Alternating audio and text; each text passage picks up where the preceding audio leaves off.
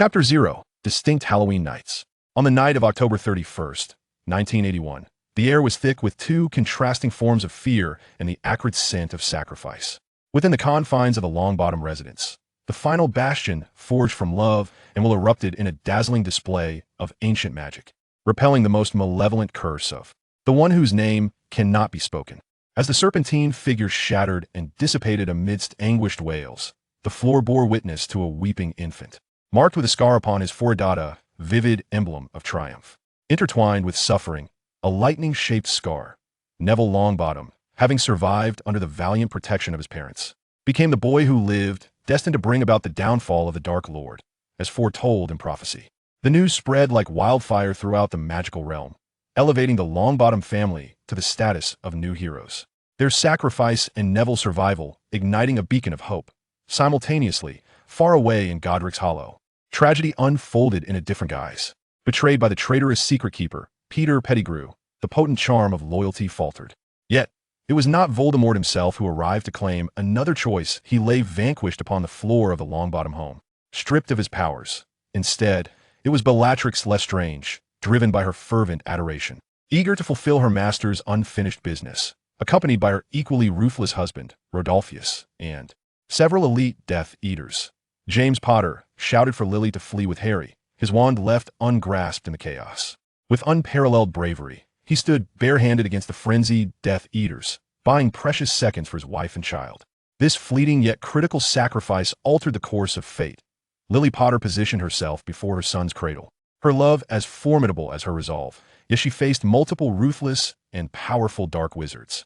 Ultimately, her resistance was crushed. However, the few seconds purchased with their lives changed everything.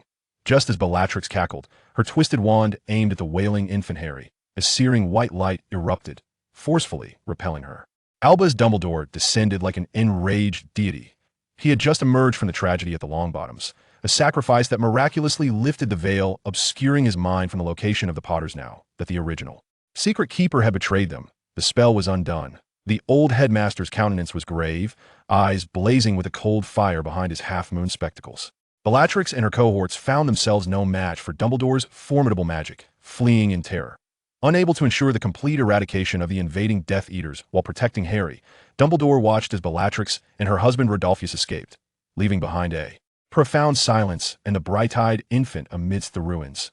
Days later, the chill of Azkaban threatened to freeze Sirius Black's very soul, yet more piercing than the kiss of the Dementor was the bone-deep regret and fury. He felt indirectly responsible for the deaths of James and Lily due to Pettigrew's treachery and his own recklessness, having been cunningly framed as the perpetrator. In this abyss of despair, a cold, unwavering thought anchored his faltering mind. Lestrange Bellatrix, his deranged cousin, and her equally malevolent husband. They had not yet been apprehended. They were fanatical purists, kin to the Black family. Should he perish here or be eternally imprisoned, the ancient and vast legacy of the Blacks would likely fall into their hands, per family law. Never. Sirius howled into the darkness of his cell, his voice hoarse yet imbued with a frenzied determination. They are stained with the blood of James, and Lily, not a single scrap shall be theirs. Drawing upon the profound yet often overlooked perception of the Black family heir, he summoned every ounce of will and remaining magic to activate the deepest blood pact. This was a unilateral, binding command conveyed through the barriers of Azkaban to the sole, unwilling servant of the Black Estetia, house elf named Creature. Creature, heed my command in the name of the last legitimate heir of the Black family. I, Sirius Black, hereby issue my final directive. All assets, vaults, properties, and all associated items of the Black family, including all abhorrent dark artifacts, shall be owned bypassing all potential heirs directly, permanently, and irrevocably to my godson, the son of James Potter and Lily Potter, Harry James Potter. This command takes immediate effect, with magic as witness, blood as the key. The command, interwoven with ancient family magic, began its relentless execution. The ownership of the Gringotts vault shifted quietly, while the magical contracts of the Black estate inscribed a new name. Concealed within the estate's confines was the locket Salazar, Slytherin's locket, one of Voldemort's Horcruxes obtained at the cost of Regulus's life, now forcibly categorized as part of the inheritance by this potent magical decree. The Horcrux, containing a fragment of Voldemort's soul, bore a certain consciousness and magical resistance. It resisted this forced transfer of ownership, but could not withstand the most fundamental magical contract of a pure blood family that had endured for centuries. It was irreversibly branded as property of Harry Potter. Bound by this contract, it was compelled to depart from the locket and gravitate towards Harry's soul. The fragment of the soul, as an incomplete, parasitic essence, faced Harry's inherently complete and sound spirit, finding itself at an insurmountable disadvantage. Voldemort's soul fragment realized it was ensnared. It could neither tear itself from Harry's soul nor dominate his consciousness. The legacy magic of the Black family forcefully designated it as property of Harry Potter, creating an eerie tether. Chapter 1. A beginning that is both different and the same. The cupboard under the stairs at number 4, Privet Drive, encompasses the entirety of Harry Potter's known world. It is suffused with the sense of dust and old shoe polish, dark and confined. Yet for Harry, this cramped space possesses an odd tranquility. Here, Dudley's wails, Aunt Petunia's piercing reprimands, and Uncle Vernon's heavy footfalls are isolated, transforming into a blurred background cacophony. Harry curls up on the thin mat, his fingertips unconsciously tracing patterns on the dust-laden floor. He has just been punished with the absence of dinner for staring oddly at Dudley. The gnawing hunger feels like a small rodent gnawing at his stomach, yet it is the cold, lingering anger within him that preoccupies his mind. This fury is not a fiery outburst like Dudley's tantrums, but rather a quiet, sharp sensation akin to a pebble smoothed and hardened by 1,000 years of river water. He knows he is somewhat peculiar. Dudley and his companion, Piers, always call him that, accompanied by shoves and jeers. However, Harry believes it is not he who is strange, but rather them. They are overtly emotional, capricious like untamed beasts, while Harry has learned to contain everything within. Joy is a fleeting spark, ephemeral. Yet anger and resentment can settle quietly in the basement like aged wine, growing richer over time. This is the survival lesson imparted by the fragments hidden deep within his soul. Sometimes in utter silence, he can feel a voice in his mind that does not belong to him, slick and cold like a serpent, whispering indistinct thoughts. They are weak and foolish. You are stronger than they are. This voice once instilled fear in him, but over time, he became accustomed to it, even beginning to rely on this strange inner strength. It enables him to endure and occasionally to retaliate. Once, Dudley deliberately destroyed a little figure he had crafted from bottle caps and thread. At that moment, Harry said nothing, merely collected the pieces silently. However, the following day, Dudley's cherished remote-controlled car inexplicably crashed on the flat living room floor, as if an unseen hand had hurled it against the wall. Uncle Vernon erupted in fury, attributing it to a defective product, while Aunt Petunia regarded Harry with a gaze infused with both fear and disgust for a long while. The clearest of Harry's peculiar experiences occurred when he turned 10. At the zoo, that day was Dudley's birthday, and as part of a family outing, Harry was reluctantly taken along. He trailed behind like an unwelcome piece of luggage, watching Dudley shout and pound on the glass enclosures in the reptile house. "Look at this lazy thing," Dudley exclaimed, pointing at a vibrant Brazilian python coiled motionless on a rock. The serpent displayed no reaction to the clamor, its eyes closed as if in slumber. "Make it move," Dudley complained, banging the glass harder. Aunt Petunia chuckled indulgently nearby. Harry leaned in closer. Through the glass, he felt an odd sense that the python was not fierce, but rather sorrowful. Trapped here for the amusement of onlookers, it was akin to his own confinement within the cupboard. A sense of shared suffering welled up within him. At that moment, a clear, icy thought, accompanied by a hissing sound, penetrated his mind. Weariness of these noisy brats. The enormous head of the python suddenly lifted, its amber-like eyes wide open, precisely locking onto Harry. It appeared equally astonished. "Can you speak?" The python's thought resonated. "I can hear you," Harry responded in his mind, feeling an unprecedented sense of connection. "Release me," the python implored. "This place is cold and hard. I long to return to the jungle." Dudley noticed the python had awakened and seemed to be staring at Harry. Feeling neglected, in a fit of rage, he shoved Harry aside, nearly pressing his whole body against the glass. "Look at me, you foolish creature. Look at me." In that fleeting moment, when Dudley's body obscured Harry's view, a surge of icy anger welled up within him. He fixed his gaze upon the thick glass, wishing fervently for it to vanish, not shatter, but simply cease to exist. Let this loud, detestable cousin tumble inside and experience the confinement he so despises. A miracle occurred. The sturdy glass pane, before the eyes of onlookers, silently and effortlessly vanished, as if it had never existed. Dudley, taken off guard, emitted a terrified scream and fell headlong into the python's enclosure, landing on the sandy ground. Gasps erupted from the surrounding visitors. The giant python seemed momentarily stunned, then swiftly glided down the artificial hill, elegantly slipping through the gap. As it passed by the bewildered Dudley, It did not spare him a glance, instead turning towards Harry, its massive head nodding slightly. "Thank you," that icy thought echoed once more. "You're welcome," Harry instinctively whispered in reply, this time in English, though the last syllable carried an almost imperceptible hiss. The python swiftly glided past the astonished crowd, disappearing towards the exit of the reptile house. The ensuing chaos was inevitable.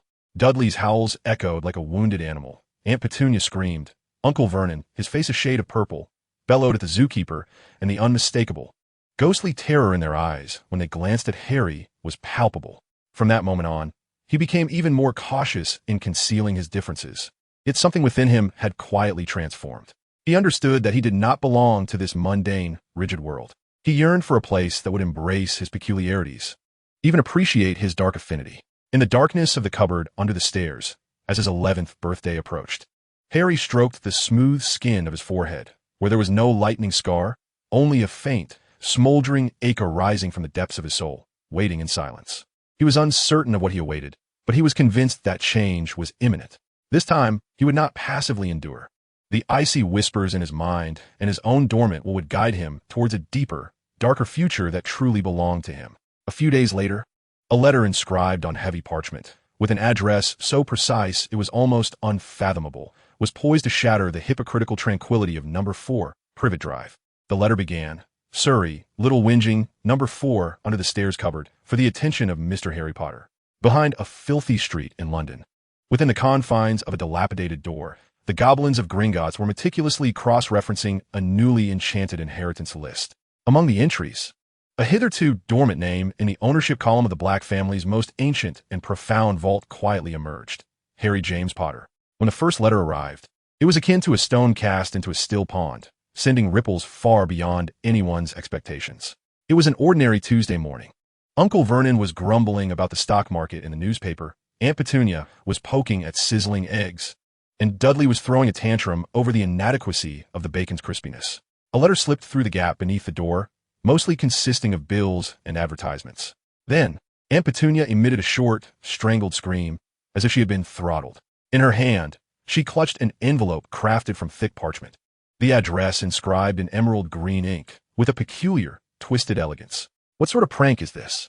Uncle Vernon snatched the letter, his plump face turning a deep shade of puce. The address was unmistakably clear: 4 Privet Drive, Little Whinging, Surrey, for the attention of Mr. Harry Potter. "The cupboard," Uncle Vernon bellowed, as though the very word were venomous. "How'd they know? Who was responsible?" He glared menacingly toward the kitchen door, where Harry stood, clutching a rag after cleaning the bathroom floor. Harry was equally stunned. A letter addressed specifically to him. For the first time, the stagnant waters of his mind began to stir, a blend of curiosity, vigilance, and a tinge of excitement rising within him. Deep in his consciousness, a cold whisper seemed to awaken, laced with intrigue.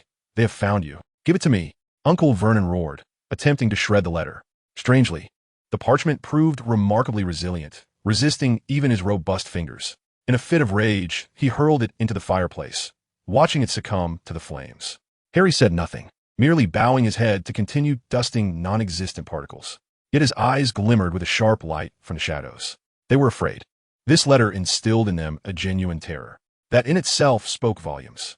Yet, this was merely the beginning. The following day, more letters arrived. Not 1, but 3. Infiltrating through the cracks of windows, the cat flap, and even the chimney. The address remained identical, precisely directing to the cupboard under the stairs. Uncle Vernon was utterly unhinged. He boarded up the cat flap, sealed the window gaps, and even reinforced the front door with planks. Yet, the letters proved as elusive as magic itself. On the 4th day, 24 letters cascaded like green snowflakes from the chandelier in the living room. On the 5th day, a Sunday, 40 letters assaulted the boarded-up windows like an enraged swarm, thumping dully against the barriers. The Dursleys' nerves were frayed to the breaking point. Aunt Petunia wept hysterically. Dudley cowered in a corner, and Uncle Vernon rampaged through the house like a trapped rhinoceros, roaring in a futile attempt to capture those deranged lunatics. Harry observed all this dispassionately, a growing sense of exhilaration swelling within him. This was no mere prank.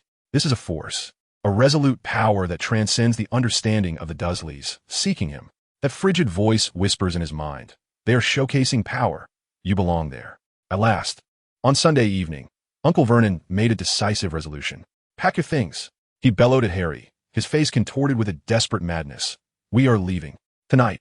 Let us see how those monsters find us now." Thus commenced their absurd midnight escape. Uncle Vernon thrust Harry into the back seat of the car, as though he were transporting a perilous contraband. The vehicle sped through the darkness, ultimately halting before a grim, seemingly dilapidated inn. Uncle Vernon requested the most squalid, damp room, believing it would ensure their safety. However, the following morning, the innkeeper, a bleary-eyed man, presented 7 letters addressed to Mr. Harry Potter, with the exact room number they had occupied the previous night. The room was suffused with the scent of seaweed and decaying wood, furnished only with a rickety table and a few stiff chairs. Outside, a tempest brewed, clouds hung low, and the waves crashed violently against the rocks. Uncle Vernon locked the door, slumping into a chair, panting, his face bearing an expression bordering on triumph.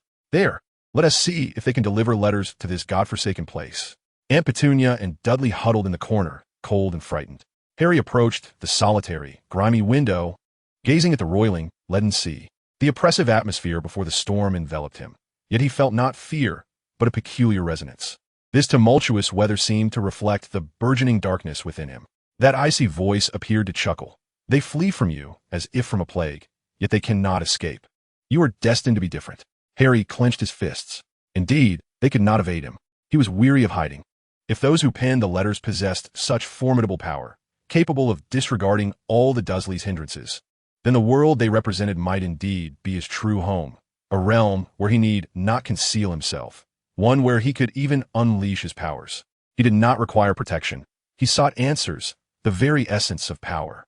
Just as Uncle Vernon believed they had found absolute security, even beginning to devise plans for how to mock those failed madmen the next day. The chime of midnight rang out, seemingly lost amidst the storm's howl. Yet, the sound of knocking resonated clearly. It was not a gentle tap, nor the rustle of letters. It was heavy, undeniable, as if it could shake the very foundations of the rickety wooden house. Bang, bang, bang. Again and again, with a primal and potent force, it pounded on the door, echoing in the hearts of the Dursleys and Harry alike. Uncle Vernon jumped up as if pricked by a needle, his face drained of color, staring in terror at the door that seemed on the verge of being shattered. Aunt Petunia covered her mouth, while Dudley began to whimper. Yet Harry slowly turned to face the door. His heart throbbed vigorously in his chest, not from fear, but from anticipation. The lightning from the tempest sliced through the night sky, illuminating his pale visage and those remarkably bright green eyes that shone like beacons in the darkness. In those eyes, there was not a trace of the panic one might expect from a child, but rather a chilling, almost exhilarating curiosity. The knocking ceased. Outside, a colossal, silent shadow loomed, steadfast amidst the raging storm, awaiting its moment. Harry understood that, from this instant onward, his world would be irrevocably transformed. He was resolute, prepared to embrace whatever may come his way. Chapter 2. The Keeper of Keys and the Partial Truth. The knocking resonated like thunder, striking fear into the heart amidst the tempest. The bolt of the wooden door groaned under the strain. Uncle Vernon, akin to a startled bull, seized an old, rusty rifle that had been propped against the wall, trembling as he aimed it at the entrance, bellowing, "Go away. I warn you, I have a gun." A deep, resonant voice, echoing like rolling thunder, easily overpowered the sounds of the storm. "Spare me the threats, Dudley. That contraption is less effective than a mere stick." No sooner had the words been uttered than a sharp, metallic screech resonated as the lock, along with a substantial section of wood, was wrenched from its place. The door swung open violently, crashing against the wall with a resounding thud. At the threshold stood a giant, nearly filling the entire frame. His unkempt black hair and tangled beard dripping with rainwater, his heavy coat thoroughly soaked. Yet, he appeared unfazed, his beetle-like eyes gleaming as they scanned the interior, ultimately landing with precision on Harry. A warm, albeit somewhat rugged smile broke across his face. "At last, I have found you, Harry." The giant's voice was imbued with genuine joy. "The last time I saw you, you were but a wee little thing." The Dursleys were rendered utterly petrified. Aunt Petunia emitted a short, shrill scream before fainting, or perhaps feigning unconsciousness. Dudley cowered beneath the table, trembling like a quivering mass of flesh. Uncle Vernon's rifle clattered to the ground, his complexion drained and his lips quivering, rendered speechless. Harry remained steadfast, neither retreating nor advancing. He gazed up at the towering figure, a blend of caution and curiosity swirling within him. This giant recognized him? Their last encounter? He had no recollection. Yet, the giant's unreserved, almost crude goodwill was something Harry had never experienced within the confines of the Dursley household. It felt foreign, yet not unwelcome. "Who are you?" Harry inquired, his voice calm, contrasting with his youthful appearance. "Ruby is Hagrid, keeper of keys and grounds at Hogwarts." The giant patted his broad chest, stepping into the room and bending low, lest his head collide with the ceiling. He retrieved from his coat pocket a slightly squashed, wax paper-wrapped item. "I brought you a little something as a greeting, though it may be a tad cool by now. Happy birthday, Harry." It was a somewhat damp yet undeniably delectable chocolate cake, with frosting clumsily inscribed, "Happy birthday, Harry." Harry accepted the cake, feeling the sweet, luscious texture upon his fingertips. Birthday?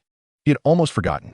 A profoundly unfamiliar warmth surged through Harry's heart, soon overshadowed by more intense curiosity. "Hogwarts?" He repeated this strange word. "Of course. Hogwarts School of Witchcraft and Wizardry," Hagrid exclaimed, plopping down onto an empty chair that creaked in protest. "You are a wizard, Harry. You are about to attend school there." Hagrid abruptly turned, his beetle-like eyes narrowing at Uncle Vernon, the kindness in his demeanor swiftly replaced by an authoritative presence. "Be quiet, Dursley," he bellowed, his voice reverberating throughout the wooden cabin. "If it weren't for your being Harry's relative, I would abhor the things you and your wife have done to this child." He shook his head in disdain, leaving his meaning unspoken but unmistakable. Turning back to Harry, his tone softened once more. "Don't listen to them, Harry. Your parents were great wizards, and so are you. Those letters," he gestured to several green envelopes scattered on the floor, evidently torn apart by Uncle Vernon, "are acceptance letters from Hogwarts. Professor Dumbledore, the headmaster, sent me personally to deliver your letter and to take you shopping for your supplies." Harry's heart raced. A wizard, a magic school, parents who were wizards. Everything suddenly clarified all his peculiarities. It was not a curse, but a gift. That cold voice in his mind seemed to quiet down, as if it were now intent on listening. "How did my parents die?" Harry inquired, voicing his most pressing concern. The Dursleys had always said they perished in a car accident, but he had never believed them. Hagrid's expression darkened immediately, his massive frame appearing to slump. He retrieved a grimy, checkered handkerchief, blowing his nose with a sound reminiscent of a trumpet. "It's a tragic tale, Harry, one filled with sorrow. They were murdered by a very evil dark wizard." "Dark wizard? Murdered?" Harry pressed, a flicker of something unnameable glinting in his emerald eyes. So there was a reason for his 11 years of being a ward of the Dursleys. The Longbottoms? Heroes? Harry keenly noted this term. Why did Hagrid mention another family while discussing his parents? Yet he refrained from questioning immediately, understanding that some answers required careful excavation. For now, there were more pressing matters at hand. "What must I do?" Harry asked, his tone regaining composure, even exhibiting an unusual level of clarity for his age. "Go buy books and a wand?" Hagrid was taken aback by Harry's swift acceptance of the reality and his focus on the task at hand, yet felt a wave of relief. "Yes, indeed. We must head to Diagon Alley, the wizarding marketplace in London. However, first," he slapped his forehead, retrieving a heavy leather purse from another pocket, from which he produced a small golden key, handing it to Harry. "You must first visit Gringotts Wizarding Bank. This is the vault key your parents left for you." He paused, seemingly weighing his words, his thick brows knitting together. "And of course there are some other arrangements, rather complex, to discuss later." As Harry accepted the cold, golden key, he felt its weight, not merely from its physical heft, but from the profound connection it represented to his long-lost parents, as well as to a whole new world brimming with possibilities. "When do we depart?" Harry inquired, his tone imbued with an undeniable resolve. Hagrid beamed broadly now. "If you are ready." The storm had lessened. "I know a splendid place, the Leaky Cauldron, where we can enjoy a warm mug of butterbeer to warm ourselves." He rose, his immense figure nearly filling the small cabin. He cast a glance at the trembling Dursleys, snorted softly, and then extended a hand towards Harry, his palm as large as a small fan. He stepped out of the wooden hut and into the gradually subsiding storm, venturing into an unknown, yet tumultuous world of magic. His stride was resolute, and the fiery embers in his green eyes no longer flickered with suppressed fury. Chapter 3. The Leaky Cauldron and Diagon Alley. Hagrid's small boat steadied itself against the calming waves. As they prepared to transfer to the enormous flying motorcycle, Harry clutched Hagrid's coat tightly. Feeling the fierce wind against his face and the diminishing silhouette of the city beneath them, a sense of unprecedented freedom engulfing him. This extraordinary power was precisely what he had yearned for deep within his soul. They descended into a secluded alley in London. Hagrid pointed to a dilapidated pub nestled between a bookstore and a record shop, the Leaky Cauldron. As Hagrid explained, the surrounding Muggle pedestrians were oblivious to its existence. Pushing open the creaking wooden door, a warm, mingled aroma enveloped them. The dim lighting revealed several robed figures engaged in lively conversation. Hagrid's towering presence attracted some attention. Friendly greetings echoed, but when eyes drifted to Harry, it was merely pure curiosity, devoid of any particular reaction. Just a stranger in tattered clothing, nothing more. This complete anonymity provided Harry with comfort, allowing him to observe this new world like a specter. Hagrid ordered 2 mugs of butterbeer, and they settled in a corner. As the sweet, warming beverage slid down, Harry sipped cautiously, his ears keenly attuned to the conversations around him. Quidditch, flew powder, and the name of Minister of Magic Cornelius Fudge were occasionally mentioned, akin to tales of distant legends, utterly disconnected from the pub's ambience. Harry silently catalogued these fragments of information. Hagrid, Harry set down his mug, feigning casualness, besides storing money. Does Gringotts keep other items? Might my parents have left behind something other than gold? Hagrid scratched his bushy beard. Well, primarily gold, I'd say. Professor Dumbledore handled the arrangements. However, the goblins safeguard many things. Ancient families even store heirlooms in the deepest vaults. But your parents' vault, I reckon, would contain their assets. He clearly lacked the full details. Harry nodded, choosing not to pursue the topic further. After finishing their butterbeer, Hagrid used his pink umbrella to tap open the wall leading to Diagon Alley. The bustling, vibrant, and lively magical street unfolded before Harry, quickening his heartbeat. He inhaled greedily the air infused with enchantment, feeling every cell awaken. Their first stop was the grand, white edifice of Gringotts. Before the sharp-eyed goblin behind the counter, Hagrid stated their purpose, to retrieve funds from Mr. Harry Potter's vault. The goblin proceeded to methodically check Harry's key, authentication confirmed. Personal vault number 687. After the exhilarating journey through the minecart, they arrived at the Potter family's vault. As Harry gazed upon the pile of gold and silver coins, he felt a profound connection to his parents. Yet more than that, a sense of tranquility enveloped him. He reached for a handful of coins. Just as Hagrid remarked on the impressive quantity, Harry turned to the guiding goblin, Griphook, and quietly inquired, "Might there be any records of non-monetary assets associated with my name at Gringotts?" Griphook's sharp eyes remained unblinking as he retrieved a crystal tablet inscribed with runes, his fingers gliding across its surface. Suddenly, his movements faltered slightly, and he raised his gaze, scrutinizing Harry for the first time with a hint of faint, goblin-like astonishment and reassessment. Mr. Potter, Griphook's voice was still flat, albeit with a slightly slower cadence. Aside from personal vault number 687, your name is indeed linked to another significant asset. Vault number 711, the primary vault of the Black family and all its associated properties, real estate, and all movable possessions listed in the contract have been transferred entirely and unconditionally to your name in accordance with the most binding ancient bloodline contract. Your access rights are complete. This time, even the goblin seemed to find the notion of complete access somewhat unusual. Hagrid, preoccupied with stuffing Harry's coin pouch into his pocket, was blissfully unaware of the hushed conversation, muttering, "Come on, Harry, we still need to buy your robes." Harry's heart raced, yet his expression remained composed. The Black family? Complete access? He lowered his voice, ensuring Hagrid could not hear him. The Black family? Why me? On the journey back, Harry remained silent, though a tempest brewed within him. A completely unfamiliar pure-blood family. He sensed from Hagrid's occasional complaints and his observations of Diagon Alley that the surname Black carried significant weight, an unexpected, vast, and mysterious inheritance. And he possessed full usage rights. What lay behind this? Was it connected to his parents' demise? Hagrid was oblivious to it all, which was for the best. Harry instinctively felt that the fewer people who knew this secret, the better. This inheritance might not merely signify galleons. It could represent clues, power, or even danger. And complete access felt like a key, handed to him, an 11-year-old child, far too soon. Emerging from Gringotts, the bustling Diagon Alley under the sun appeared unchanged. Yet, the world through Harry's eyes had transformed. He was no longer merely an orphan seeking school supplies. He was a bearer of secrets, an individual endowed with unknown resources. His yearning for a wand intensified. He needed tools. He needed power to explore, to seize control, to unravel the myriad mysteries entwined with his identity. As he made his way to Madame Malkin's robe shop, Harry's steps remained steady, but deep within his green eyes, a calm, yet resolute flame ignited. Chapter 4. The Wand. Departing Gringotts, Harry's heart surged with tumult, yet he maintained a semblance of curious calm befitting his age. The legacy of the Black family loomed like a vast treasure chest, exuding an alluring yet perilous aura, the key firmly in his grasp, though he resolved to refrain from delving into it just yet. He requires further information and must first grasp the fundamental rules of this magical realm. Acting hastily is indeed foolish. Hagrid, utterly immersed in the exhilaration of guiding Harry through shopping, remains blissfully unaware of the clandestine transaction that just transpired at the goblin counter. He rambles on, introducing each shop, his colossal figure resembling a moving lighthouse amidst the throngs of Diagon Alley. Next, they proceeded to Flourish and Blots, where towering bookshelves reached up to the ceiling, crammed with an array of books, some of which could bite or scream.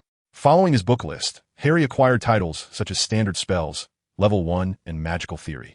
Yet he found himself captivated by some heftier volumes, their titles delving into arcane magic, the secrets of magical history, and even pure-blood genealogies. He diligently noted the titles and their locations. In the cauldron shop, he purchased a standard pewter cauldron, and, at the apothecary, he marveled at the bizarre assortment of potion ingredients. Why would anyone need beetle eyes? Harry pondered, though he felt no disgust, rather, a morbid curiosity akin to that of a dissection. Finally, they visited a pet store. Hagrid suggested he acquire an owl for delivering messages. But as Harry's gaze flitted past the hooting owls, dozing cats, and raucous toads, it eventually settled in an inconspicuous corner. There in a small cage, coiled several snakes of various hues. One, entirely black with ruby-red eyes, seemed to sense his gaze, lifting its head and flicking its forked tongue. Observer, a faint, icy voice whispered in Harry's ear. Darkness, comfort, the little snake responded. Hey, Harry, what have you got your eye on? Hagrid's booming voice interrupted their exchange. Quickly averting his gaze, Harry pointed to the most ordinary-looking, dozing brown owl. This one, he needed a conventional means of communication, not a pet that might draw unwanted attention or reveal his unique gifts. Nevertheless, the brief interaction with the snake reaffirmed the peculiar affinity he felt towards dark, cold-blooded creatures. Ultimately, the most significant stop was Ollivander's, crafting exquisite wands since 382 BC. The shop was small and dilapidated, shrouded in dust. Thousands of narrow boxes towered from the floor to the ceiling, and the air was infused with a mysterious scent, a blend of wood and some unknown substance. A soft, persistent hum seemed to emanate from all directions, as if the wands within those boxes were whispering. An elderly gentleman with silvery hair and pale eyes, resembling two full moons, appeared before them silently, startling both Hagrid and Harry. Good afternoon, he spoke in a gentle tone. Good afternoon, Mr. Ollivander, Hagrid replied. I've brought Harry Potter to purchase his first wand. Mr. Ollivander's pale eyes immediately fixated on Harry, making him feel as though he were being x-rayed. Ah, yes. I anticipated our meeting, Harry Potter. Your eyes are just like your mother S, Lily Potter. A wand of vine wood, dragon heartstring core, 14¼ inches, pliable. It performs magic exquisitely. Your father, James Potter, had a wand of mahogany, 11 inches, pliable, with considerable power, suitable for transfiguration. He leaned closer to Harry, his nose almost brushing against Harry's smooth forehead. And you, Mr. Potter, let us see what suits you. He produced a measuring tape adorned with silver markings. Which arm do you wield your wand with? The ensuing process resembled a peculiar trial. Mr. Ollivander, utilizing the data from the measuring tape, retrieved box after box from the shelves. Harry experimented with wand after wand. Oak, unicorn hair, phoenix feather, yet none seemed right. Some reacted not at all. Others merely emitted a shower of sparks, while a few even caused nearby bookshelves to tremble violently. Mr. Ollivander, however, grew increasingly exhilarated. A discerning customer? No matter. We shall inevitably find the most perfect match. At last, from a dusty corner, Mr. Ollivander extracted a dark box, his expression turning grave yet inquisitive. An extraordinary combination. You wood, phoenix feather, 13½ inches. A wand of immense power indeed. Give this a try. Harry took the wand. The moment his fingertips brushed the ebony handle, a warm sensation surged through him, as if the wand itself were gently vibrating, emitting a deep hum. Instinctively, he waved it. A brilliant red light erupted from the tip, bursting forth like fireworks within the confined shop, filling the air with a faint, incense-like, yet sharp aroma. The wand boxes on the walls resonated with a soft chime. A comforting warmth enveloped Harry. Yet beneath this warmth, he distinctly sensed a cold, sharp energy coursing through the wand's core, perfectly aligning with a part of his very soul. Mr. Ollivander gasped, his moonlit eyes widening in astonishment, whispering, "Oh, marvelous, truly marvelous." Hagrid clapped his hands in delight, exclaiming, "That's it. Well done, Harry." Yet Mr. Ollivander remained fixated on Harry, his tone turning unusually serious and laden with meaning. "You would, Mr. Potter," symbolizes death and resurrection. The wand it creates possesses the power to protect life while having an unusual affinity for dark magic, such as the soul-stealing curse. Moreover, the phoenix feather core of this wand comes from a rather unique phoenix that has undergone multiple rebirths. He paused, lowering his voice as if unveiling an ancient secret. I remember every wand I have sold, Mr. Potter. Every single one. And your wand's brother. Yes. Its brother was wielded by the individual responsible for the downfall of one whose name we dare not speak. Harry's heart sank. A brother wand? Voldemort? His wand was a sibling to Neville Longbottom's wand, the one belonging to the boy who lived. What did this signify? Was it a cruel twist of fate? Or some deeper connection? Is it Longbottom's wand? Harry inquired softly, his green eyes fixed intently on Ollivander. Ollivander nodded slowly, his gaze intricate. Indeed, Hollywood phoenix feather, 11 inches, supple, suited for a noble quest. Yours, however, the path of used power may differ, yet undoubtedly, they share a common origin. He ceased further elaboration, but within his eyes, those that had seen countless wands and wizards, lay a scrutiny of Harry's future path, accompanied by a hint of imperceptible concern. Harry paid 7 galleons, gripping the wand tightly in his hand. It felt like an extension of his arm, a conduit of warmth and cold, a duality of power coursing through it. He was no longer just an unnamed orphan. He possessed a wand of heroic lineage, albeit with a distinct nature, a vast and mysterious legacy of darkness, and a secret dwelling deep within his soul. As he exited Ollivander's wand shop, the sun in Diagon Alley remained brilliantly bright. Chapter 5. The Tenets of the Leaky Cauldron. Stepping out of Ollivander's, Harry held the wand, sensing it as a warm ice, both comforting and a reminder of his inner conflicts. Hagrid suggested celebrating with ice cream at Florian Fortescue's, but Harry's thoughts had already drifted elsewhere. The Leaky Cauldron would suffice. Harry spoke with calm, yet resolute determination. I saw Tom has rooms for rent. I have the funds. He tapped the small pouch containing galleons. I can stay until school starts. Hagrid appeared, quite troubled, his enormous hands rubbing together. But Professor Dumbledore said, you must live with your aunt and uncle. It's for your protection. Hagrid, with his inherently kind nature, felt a surge of indignation recalling the Dursley's treatment of Harry. He scratched his head, muttering, but Dumbledore. Professor Dumbledore wants me safe, doesn't he? Harry deftly interjected. At the Leaky Cauldron, with so many wizards coming and going, and you visiting often, isn't it's safer than being with muggles? At least here, no one will lock me in a cupboard. That last remark struck a chord with Hagrid, who recalled Harry's childhood environment and softened. All right, he finally conceded with a sigh. I suppose you're right. I'll go speak with Tom. But you must promise me not to wander off and behave. Harry nodded. I promise.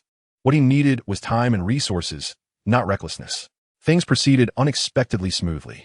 Tom, the landlord, did not overly react to the name Harry Potter. He merely regarded him as an ordinary young wizard in need of temporary lodging, introduced by Hagrid. After collecting a week's rent at a reasonable price, he offered Harry a small room upstairs. Although modest, the room was clean and tidy, furnished with a bed, a desk, and a small window overlooking the rubbish bins in the backyard. For Harry, this was a slice of paradise. Hagrid helped Harry move all his purchases into the room, offering repeated reminders before reluctantly departing, assuring him he would return soon and reminding him to remember platform 9 3/4 at King's Cross on September 1st. At the moment the door closed, Harry found himself alone in the room. Silence enveloped him. Yet this silence was starkly different from the deadening hush of the cupboard. It was a silence of freedom, a silence brimming with possibilities. He wasted no time. First, he placed the wand beside his pillow within easy reach. Then he spread out all the textbooks he had bought, his gaze initially falling on standard spells, beginner, and magical theory. However, he did not begin to read immediately. Instead, he retrieved the Gringotts key from his pouch, along with a more significant secret regarding the Black family legacy. Harry whispered to himself about the complete authority he now possessed. He was still reluctant to recklessly explore the vault numbered 711, as it was too conspicuous, especially given his lack of understanding regarding the Black family's background.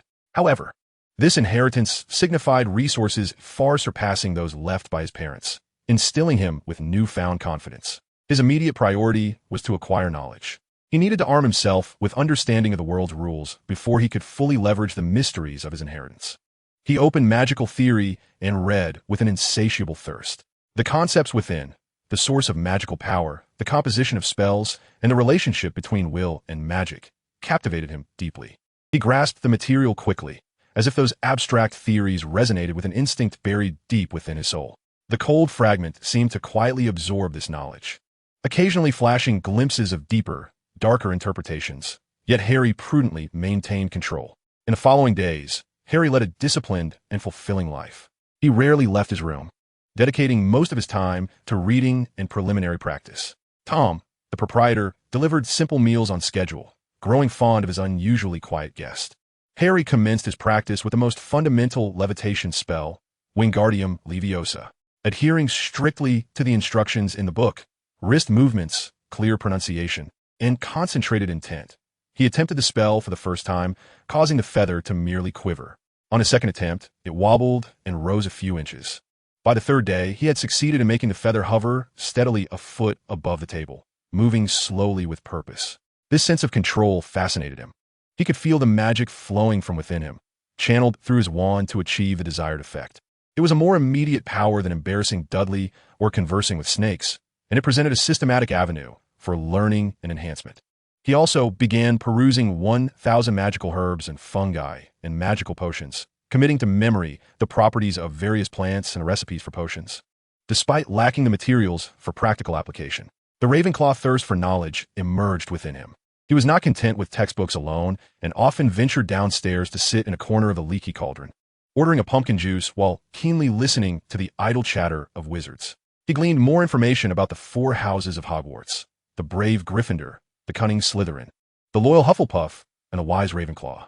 He was particularly intrigued by Gryffindor, often associated with bravery and the legendary figure of Longbottom, and Slytherin, frequently mentioned in connection with dark wizards and pureblood lineage. The pursuit of wisdom by Ravenclaw appealed to him, yet he recognized that certain shadowy corners of his own heart might align with the traits of Slytherin. He also heard more rumors about Neville Longbottom, the boy who had survived, said to be under the strict protection of his grandmother, yet already demonstrating extraordinary courage and magical talent. Harry remained indifferent. The legends of others held no relevance for him. He wished only to seize control of his own destiny. Occasionally, he would take out his wand, feeling the intertwining warmth and chill, recalling Ollivander's words. The You Would, the brother wand of death and resurrection, assured him that his path would never be ordinary. Before the commencement of the academic year, he endeavored to absorb as much knowledge as possible, preparing himself for the forthcoming life at Hogwarts. The dark legacy inherited from the Black family would serve as his most clandestine trump card. Chapter 6: The Silent Godfather. Harry's existence at the Leaky Cauldron was far from that of a typical child. Each morning, he diligently reviewed the theoretical knowledge acquired the previous day. By midday, he concentrated on the practice of spells, ranging from levitating feathers to attempting to alter the color of a needle, which formed the foundation of a more intricate transfiguration spell found in standard spells. The afternoons were devoted to immersing himself in the tomes of magical history and potion-making, meticulously jotting down notes on scraps of paper and pencil stubs procured from the pub, which drew a curious glance from Tom, the owner.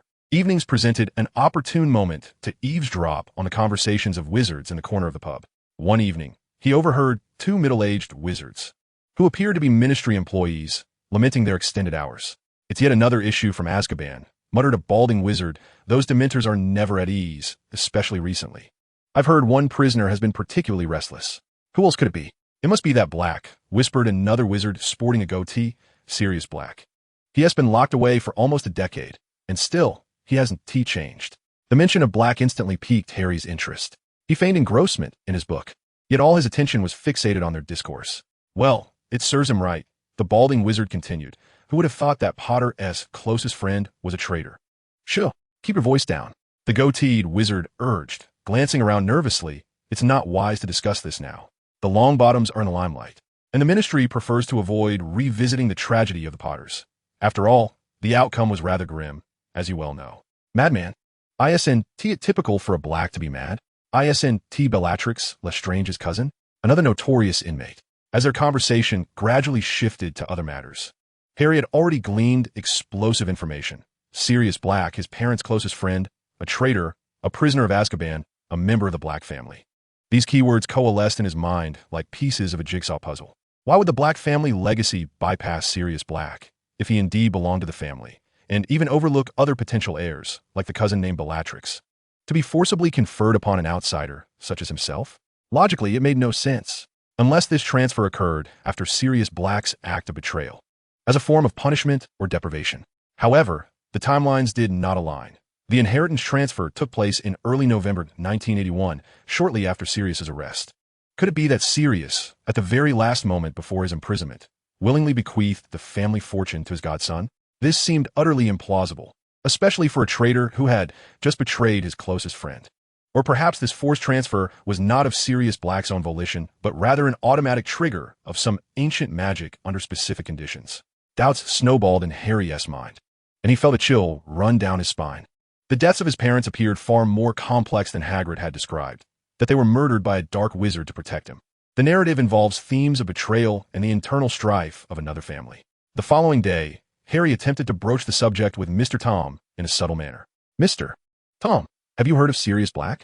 The act of polishing a glass momentarily halted as Mr. Tom cast a wary glance at Harry. "Child, why inquire about that Azkaban prisoner? It is not a pleasant topic. I merely happened upon the name and felt a twinge of curiosity." Harry endeavored to present himself as an innocently inquisitive child. Mr. Tom sighed and lowered his voice. "Ah, a tragedy indeed. He was once a remarkable young man, hailing from the esteemed Black family, and was a friend of the Potters. However, he then allied himself with the Dark Lord and betrayed them. He got what he deserved in Azkaban." Seemingly reluctant to elaborate further, he hastily concluded the conversation. Undeterred, Harry ventured once more to the leaky cauldron, this time with a clear objective, directing himself towards the sections on the history of magic and biographies. He perused various tomes regarding modern magical history and pureblood families, hoping to uncover more detailed accounts of the Black family and the war that transpired 11 years prior. However, he discovered that the texts were largely ambiguous. The deaths of the Potters were typically glossed over, with the emphasis placed on the miraculous defeat of the Dark Lord by the Dumbledore family. As for Sirius Black's treachery, the accounts merely accused him of being the secret keeper, betraying the Potters, and being apprehended after the murder of Peter Pettigrew and several Muggles, lacking any profound analysis or mention of any inheritance transfer. This scarcity of information only intensified Harry's conviction that the truth was being obscured. The official records and mainstream narratives focused on the brighter side, the triumph of Dumbledore, while the tragedy of the Potters and the conspiracies lurking in the shadows were rendered vague. There were numerous clues, yet the answers seemed to delve deeper. The consensus within a magical community was that Sirius Black was a traitor. Yet, the transfer of inheritance appeared to be a silent arrow pointing in the opposite direction. Harry closed the book and approached the window, gazing down at the dimly lit backyard below. He had a godfather named Sirius Black, imprisoned in a wizarding jail and deemed one of the culprits responsible for his parents' demise. Yet, he had inherited the entirety of the Black family's fortune. This profoundly contradictory fact concealed a pivotal secret. Perhaps Sirius Black was not merely a traitor? Perhaps the inheritance transfer was a form of atonement or a warning? Or could it be that the very magic of the Black family recognized the true threat or rightful heir? Harry understood that Hogwarts might yield further answers. It boasted a library and erudite professors. In his possession, aside from his wand, was a key capable of unlocking the Black family's secret vault, along with complete access rights. He tucked the pureblood family lineage guide into the bottom of his trunk. This enigma was duly noted. Until he acquired sufficient power and knowledge, he would refrain from rash actions. Yet, the name Sirius Black, entwined with the death of his parents and the legacy of the Blacks, had become one of the core mysteries he must unravel. The chilling rationality and unwavering pursuit of truth propelled him cautiously along this fog-laden path. Chapter 7. The Whisper of the Sorting Hat. King's Cross Station on September 1st was alive with commotion and farewells. Clad in a slightly oversized new robe, Harry pushed a cart laden with the cage of Hedwig, the name he had bestowed upon his owl, and his trunk, effortlessly locating the barrier between platforms 9 and 10.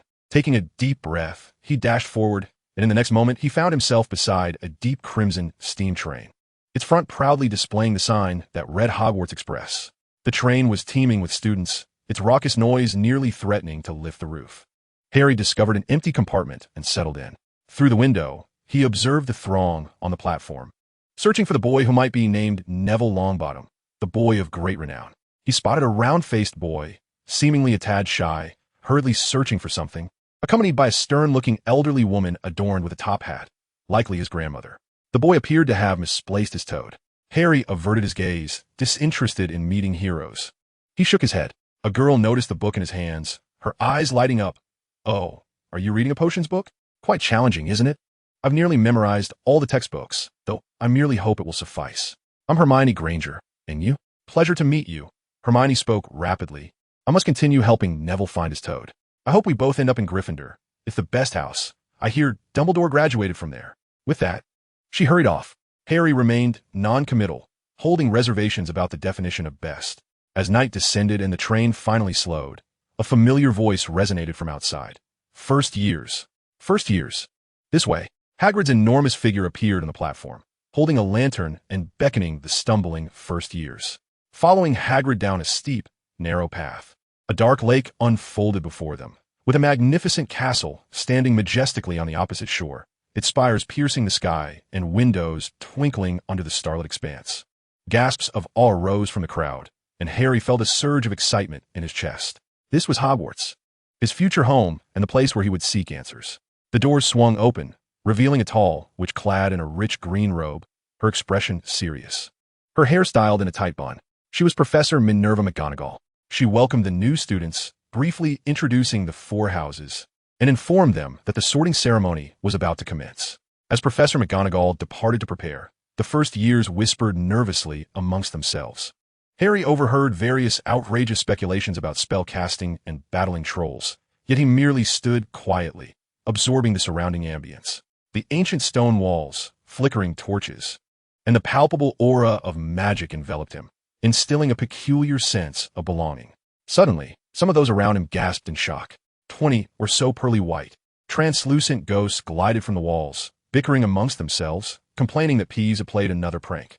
A rotund ghost resembling a monk cordially welcomed the new students, while a specter adorned with a ruffled collar drifted ominously by. Harry observed them with composure. Rather than feeling fear, he was intrigued by the magical essence of their existence. The long tables of the hall were filled with students, illuminated by thousands of floating candles, casting a warm glow over the space. While the velvet black ceiling sparkled with a constellation of stars, a magical enchantment that mirrored the night sky outside. Hermione whispered in his ear, her tone laced with scholarly pride. At the head of the hall, the faculty took their places at the long teacher's table. Professor McGonagall placed a four-legged stool before the first-year students, atop which sat a tattered and patched wizarding hat. As the crowd looked on in bemusement, the edge of the hat split wide open, resembling a mouth, and began to sing a song introducing the four houses' characteristics. The song concluded to resounding applause. McGonagall then stepped forward, holding a scroll of parchment. When I call your name, step forward, don the hat, and take a seat on the stool, awaiting your house assignment, she stated. Hannah Abbott, a rosy-cheeked girl with two golden braids, stumbled out of the line, donned the hat, which slipped over her eyes, and sat down. After a brief pause, Hufflepuff cheered the table on the right, erupting in applause for Hannah. Harry watched as new students were sorted into their respective houses. He noted that Hermione Granger was assigned to Gryffindor nearly a minute after she donned the hat. The round-faced boy, Neville Longbottom, trembled nervously as the hat touched his hair, only to be called Gryffindor. The Gryffindor table erupted with the loudest cheers, many standing to shake his hand, while the Weasley twins hollered, "We've got Longbottom." With a crimson face, Neville stumbled toward the jubilant table. Harry calmly observed the spectacle. Indeed, Longbottom's aura was striking. Finally, Harry Potter, what his name was called. A buzz of murmurs rippled through the hall, though it was far less fervent than during Neville's moment. Many gazed at him, curiosity rather than adoration evident in their expressions. Potter? Is he the child of that Potter family? The one whose parents, you know. Oh, how tragic. Harry approached the stool with an impassive demeanor and sat down. Professor McGonagall placed the sorting hat upon his head. It was large, obscuring his vision entirely. A faint voice whispered in his ear, difficult, quite difficult. Courage, I see it. Deep within, oh my yes, a strong thirst for knowledge, a desire to prove oneself. A remarkably sharp mind. This suits Ravenclaw, without a doubt. Harry listened intently. Ravenclaw, the pursuit of wisdom. This indeed aligned with his primary ambition. Yet at that moment, a chilling voice, an influence from the fragment of a Horcrux, seemed to stir slightly within him. The hat appeared to sense something as well. Slytherin? The house associated with dark wizards and the glory of pure blood? Harry's heart quickened with apprehension.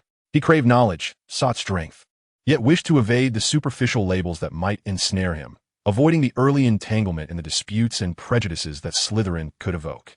His yearning was for the latent power concealed within knowledge, rather than the ostentatious ambition of others. No, Harry firmly conveyed to the sorting hat in his mind, not Slytherin. Ravenclaw, I need knowledge. Are you certain?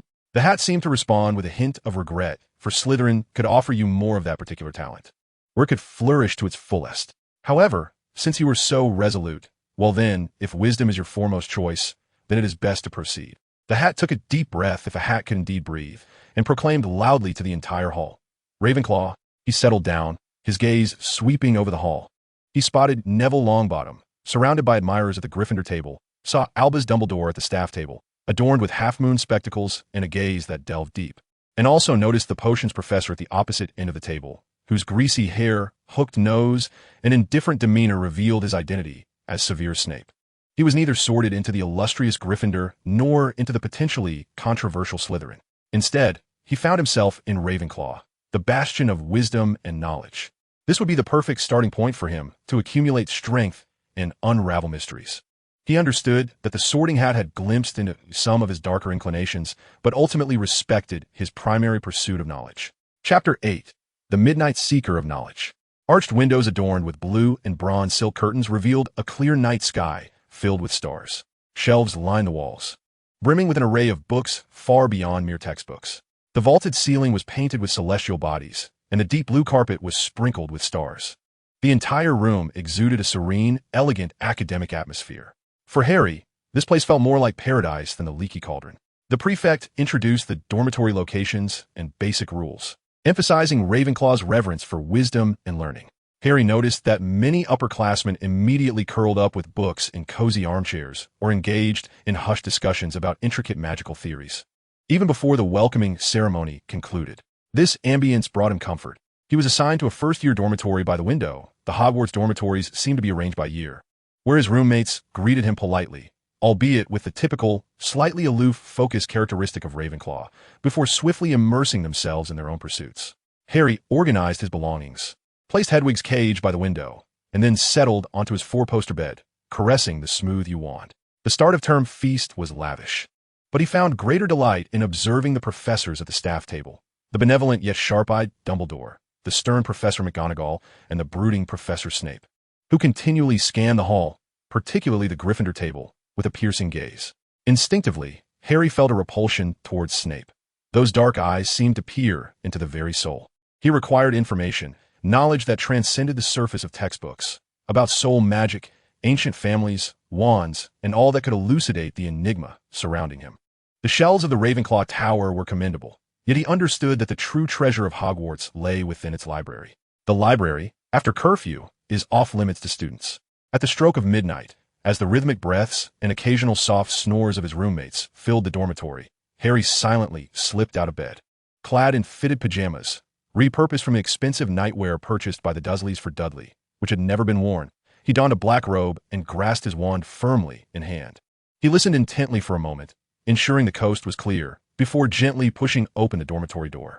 The Ravenclaw common room was deserted, illuminated only by the faint glow of embers in the fireplace. The bronze door knocker seemed to slumber in the night, offering no inquiries. Harry cautiously traversed the common room and opened the door leading to the spiral staircase. Suddenly, he heard the slow, dragging footsteps in the distance, accompanied by dim light and hushed whispers. A hoarse, complaining voice uttered, "Ah, dear, a little miscreant has ventured out." It was Argus Filch, the caretaker, along with his cat. "Mrs. Norris." Harry swiftly darted into the shadow of a niche, holding his breath. The footsteps and light gradually approached, then receded. After a brief moment, Harry continued on his way. At last, he arrived at the immense double doors of the library. They were locked. Harry attempted several simple unlocking charms and their variations, gleaned from a standard book of spells, yet his magical control proved insufficient, merely causing sparks to sputter from a keyhole. Furrowing his brow, he pondered alternative methods. At that moment, he noticed a slightly ajar window nearby, just high enough to pose a challenge for a first-year student, but Harry was agile. He climbed onto a protruding stone sculpture along the wall, pushed himself up, and carefully opened the window, nimbly slipping inside. He landed on the soft carpet nestled between two rows of bookshelves. The vast Hogwarts library appeared eerily empty and silent under the moonlight. Thousands of tomes arranged on the shelves like slumbering giants. The air was thick with the mingled scents of aged paper, leather, and potion ingredients. Harry wasted no time. He ignited the tip of his wand, casting a flickering glow, and began to peruse the labels on the shelves. He avoided the obvious academic sections, heading instead towards the deeper, darker recesses of the library. He sought the historical section, the realm of magical theory, particularly those areas marked as restricted. Even though he understood that with his current privileges, borrowing might be out of reach, nonetheless, examining the titles would suffice. In the History of Magic section, he discovered several volumes concerning the recent Wizarding Wars, though the content remained official and cursory. In a secluded corner, he unearthed a dust-laden tome titled The Decline and Secrets of Pure Blood Families, thicker and seemingly older than the one he had purchased at Flourish and Blotts. He extracted it and, guided by the light of his wand, swiftly flipped through its pages, hoping to uncover more information about the Black family. He also stumbled upon a few theoretical texts regarding soul magic and magical contracts, the content arcane and challenging, yet he diligently noted down some keywords and concepts. Time slipped away, and Harry became wholly immersed in the ocean of knowledge, oblivious to the dangers and fatigue, until in the distance, a clear crow of a rooster rang out. The Hogwarts chicken coop. He suddenly awakened, realizing that dawn was approaching. His first nocturnal excursion was devoid of danger. Although he failed to uncover a definitive answer, he affirmed the library's potential and gleaned additional clues. More significantly, he proved to himself that he was capable of acting beyond the confines of Hogwarts regulations. For Harry, who yearned for the truth, the library at night would become yet another crucial classroom. The knocker of Ravenclaw's door might soon discover that this new member's thirst for knowledge was far more unconventional than had anticipated. Chapter 9. Intuition in the Cauldron. The courses at Hogwarts commenced. Harry immersed himself in knowledge, as if he were a fish in water. In the Charms class, Professor Flitwick's high-pitched voice elucidated the essentials of the levitation charm. Harry, nearly on his first attempt, managed to make a feather gracefully hover and spin, earning a surprised "Well done, Mr. Potter. Ravenclaw gets a point." From Professor Flitwick. Transfiguration proved to be more challenging. Professor McGonagall was strict and precise. Transforming a matchstick into a needle required immense focus and a clear imagination. Harry found himself progressing well in this regard, although not as swiftly as a certain Gryffindor girl named Hermione, who seemed to achieve success the moment Professor McGonagall finished explaining the key points. Harry felt no jealousy. Rather, he appreciated having a clear benchmark. However, the most peculiar resonance he experienced was during the potions class in the dungeon. The classroom was cold and dim, with glass jars containing preserved animal specimens lining the walls, and the air was thick with an array of bizarre scents. Professor Severus Snape glided between the desks like a great bat, his black robes swirling as he began the renowned introduction. His voice low and nearly a whisper, yet clear enough to penetrate the ears of every student. Filled with warnings against reckless wand-waving and reverence for the meticulous science of potion-making. His gaze, like a chilling probe, swept over each student, lingering momentarily on Harry when his name was called. Those dark eyes harbored complex emotions that Harry could not fully comprehend. More than mere disdain, there seemed to be a deeper, more painful sentiment, but it vanished in an instant, leaving only pure indifference. The first lesson involved brewing a simple potion for treating boils. Snape detailed the steps with a tone brimming with contempt for dull minds. The procedure required adding dried nettles and ground snake fangs into the cauldron, stirring clockwise until the liquid transformed into a specific shade of blue. Harry followed the steps methodically. As the potion began to change color, his keen intuition, perhaps intertwined with an instinctive understanding of dark substances from the fragment of the Horcrux, suggested that the potion's potency seemed uneven, accompanied by a latent, restless energy that could lead to instability in its effects. While the textbook's instructions were authoritative, he felt there was room for optimization. When the potion achieved the blue hue described in the textbook, most students' concoctions appeared similar, including Hermione's, which had a very standard color that she was now inspecting with satisfaction. Yet Harry's gaze was drawn to the nearby spines of a hedgehog, which were marked for careful handling. The textbook instructs to add a porcupine quill only after the potion has been removed from the fire. However, a bold idea flashed through his mind. What if, just as the potion approaches the desired azure hue but still lacks a touch of finesse, he were to introduce a quill that had been lightly scorched to eliminate excess moisture, by leveraging its instantaneous and controlled explosive properties to invigorate the potion, followed by a final stirring and setting? Could this not render the potion's efficacy more pure and potent? This was indeed a daring deviation from the prescribed method, yet he was confident in his judgment. With swift precision, he singed one quill with the tip of his wand and, at the moment when the potion reached a critical turquoise state, decisively plunged it in. Instead of the violent splatter warned of in the textbook, a subtle hissing sound emerged, and the potion's color rapidly settled into a deeper, more stable royal blue, its surface glistening with a pearlescent sheen and emitting a richer, purer herbal aroma. Severe as Snape was in the midst of harshly reprimanding Neville Longbottom, who had ruined his cauldron and splattered potion everywhere, when suddenly his nose twitched, akin to a hound sensing an unusual scent. He turned abruptly, his black robes sweeping through the air, his gaze precisely locking onto Harry's cauldron. He approached swiftly, nearly silent in his footsteps, and peered down at the exceptional potion exuding a flawless sheen. A crack appeared in his habitual expression of derision and indifference. He refrained from immediate commentary, instead using a slender silver spoon to extract a small amount of the potion, scrutinizing its viscosity and hue, even leaning in to take a whiff. The classroom fell into a hushed silence, all eyes fixed on Snape, anticipating his customary, scathing critique. Yet, Snape lifted his gaze, his inscrutable black eyes fixed intently on Harry, his tone a blend of profound astonishment, scrutiny, and almost begrudging complexity. "Tell me, Potter, you deviated from the procedure. Why?"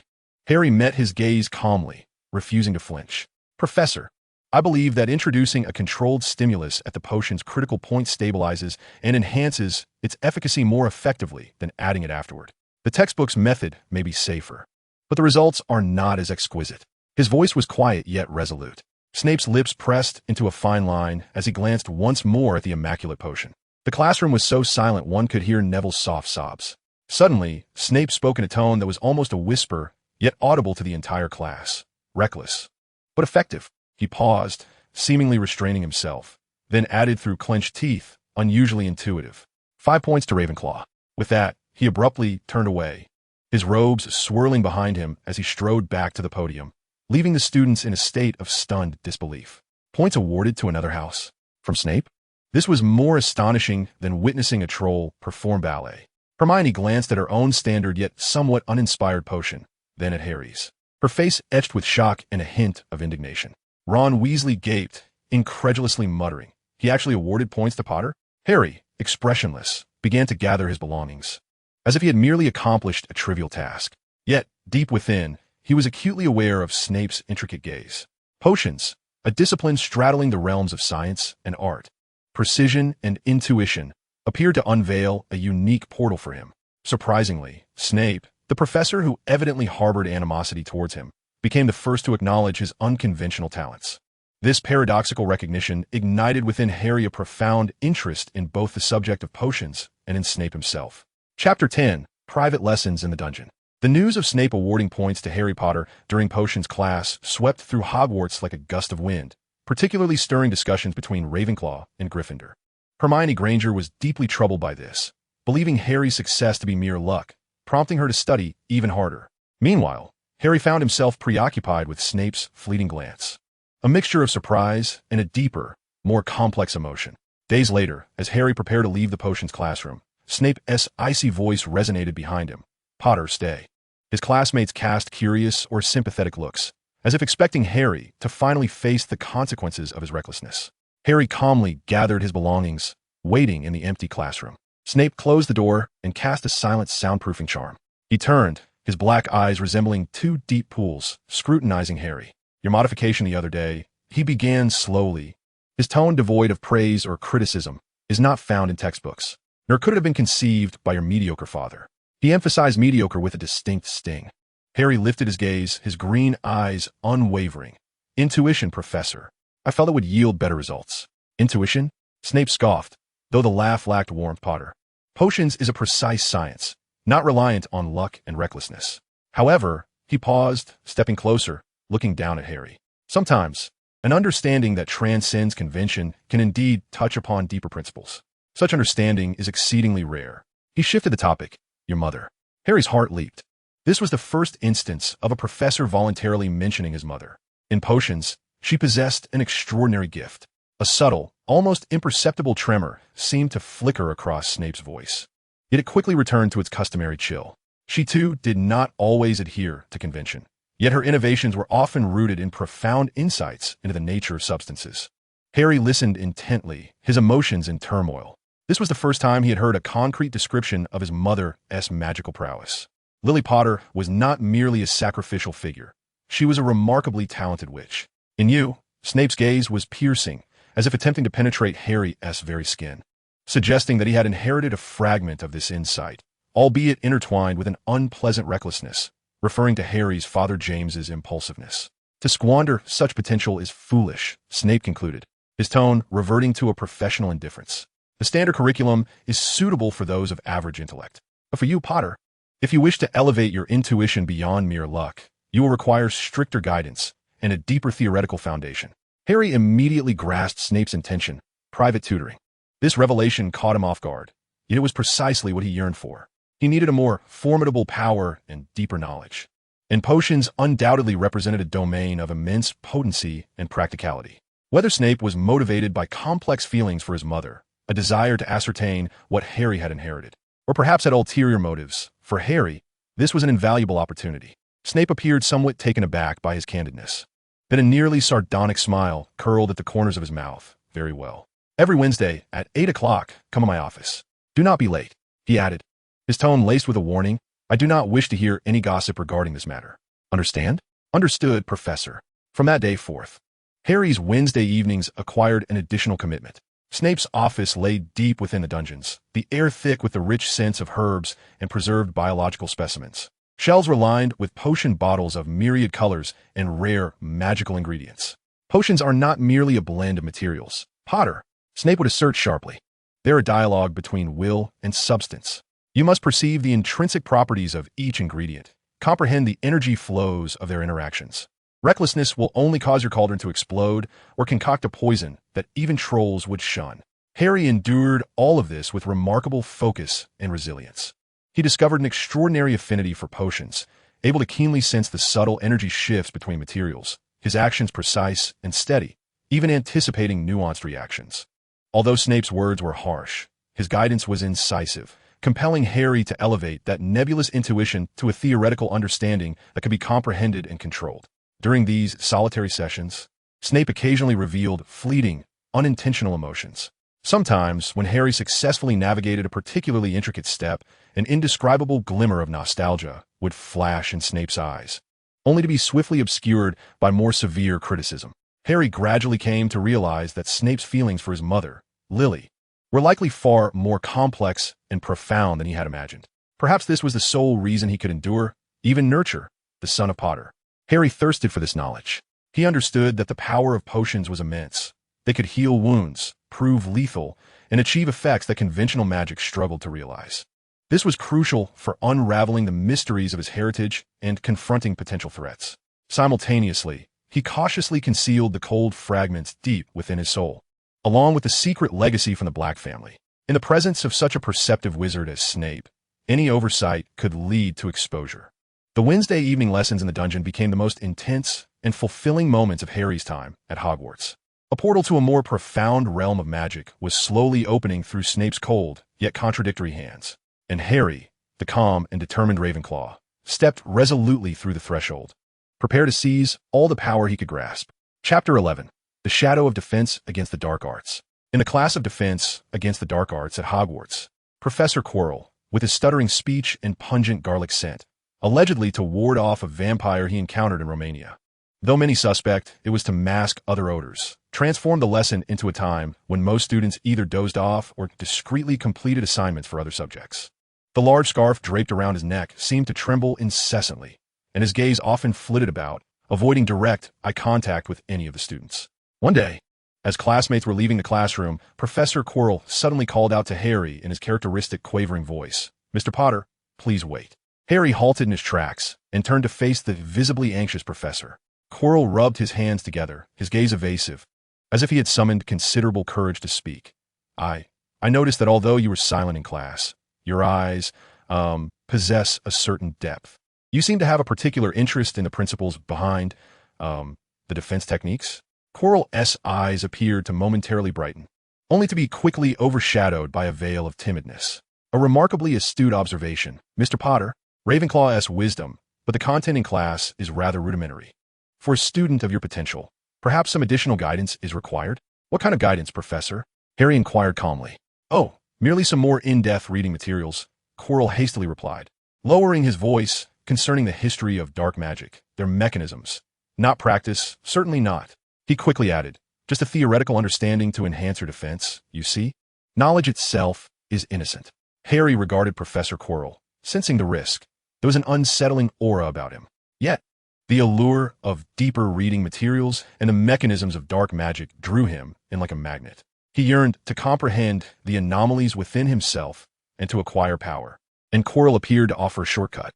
"I am quite interested, Professor," Harry eventually said. A barely perceptible, twisted smile flickered across Quirrell's face, soon replaced by apprehension. "Very well. Every Thursday evening, after dinner, you may come to my office, and we shall discuss this further.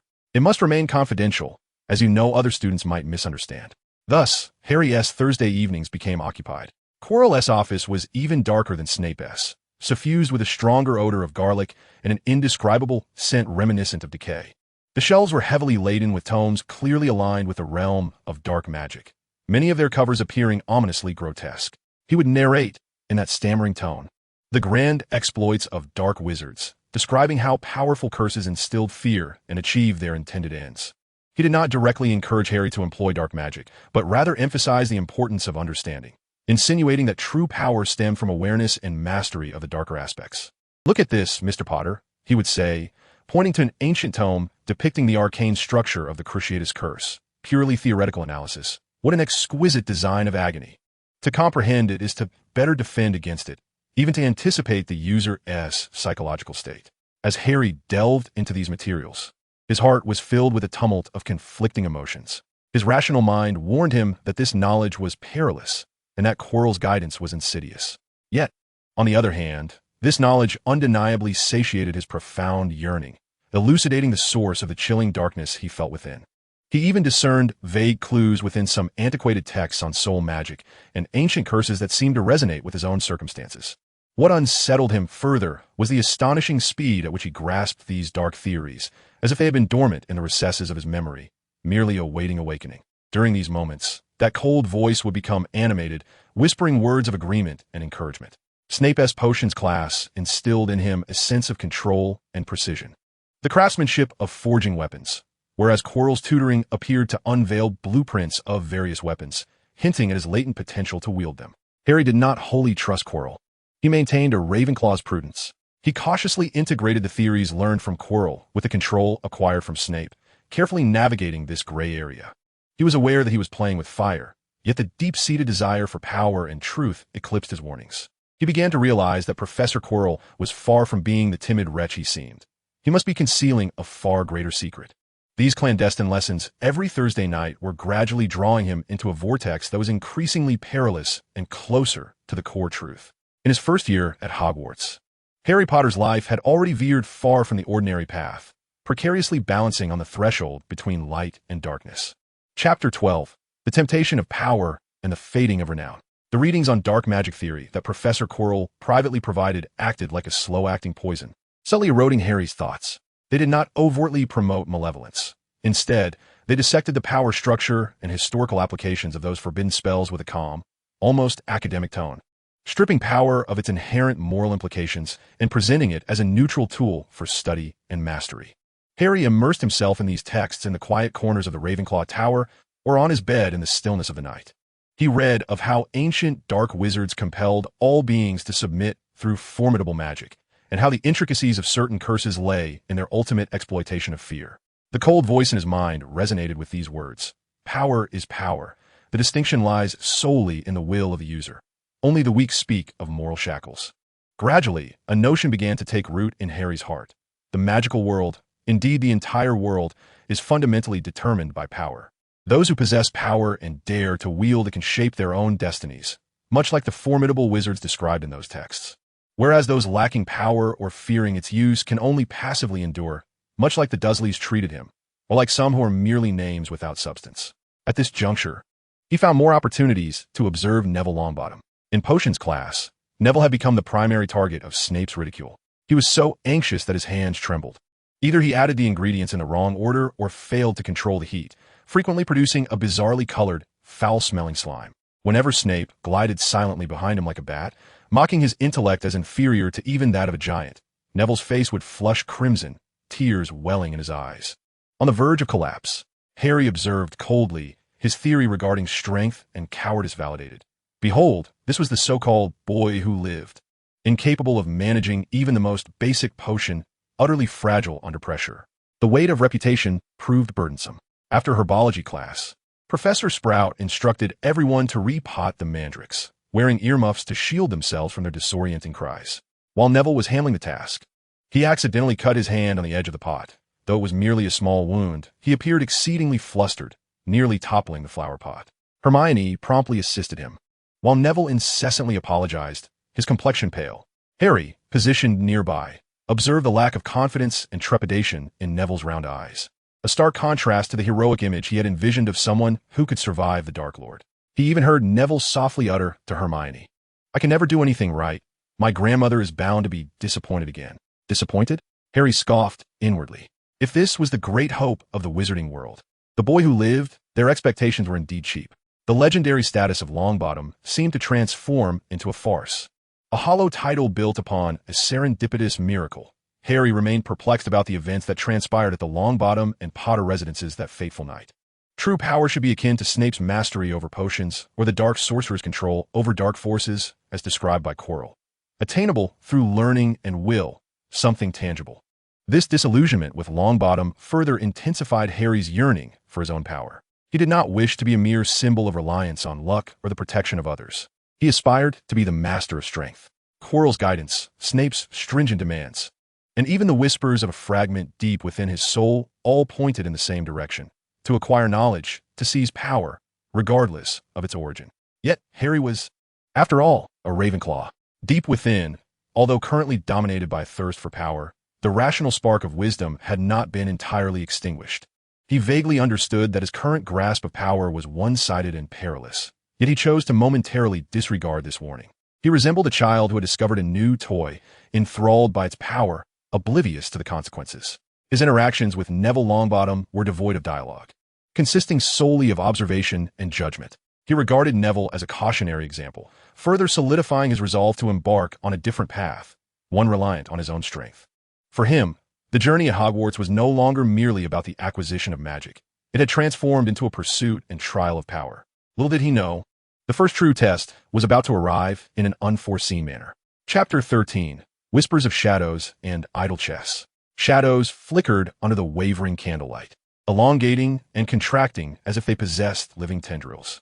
The pervasive aroma of garlic within Professor Quirrell's office seemed almost tangible, yet amidst this suffocating atmosphere lingered a more subtle, more corrupt scent, akin to the aged soil of graves and the remnants of dark magic.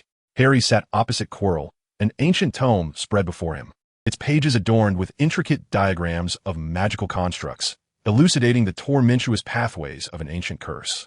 His green eyes, focused and serene in the dim light, betrayed none of the trepidation or aversion expected of a typical first-year student confronted with such knowledge.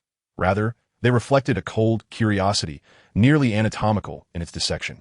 Professor Quirrell rubbed his slightly trembling hands together, stuttering somewhat less than in class, yet his gaze remained erratic, occasionally drifting into a vacant stare as if he were attuned to a command echoing from the depths of his mind.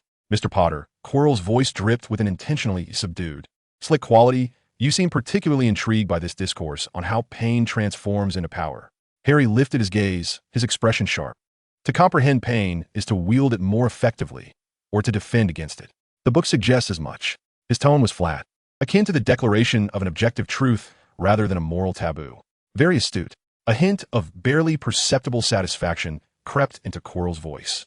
Power itself, much like this small knife, he gestured to the silver blade on the table, used for cutting parchment, can sever herbs, or slice a throat.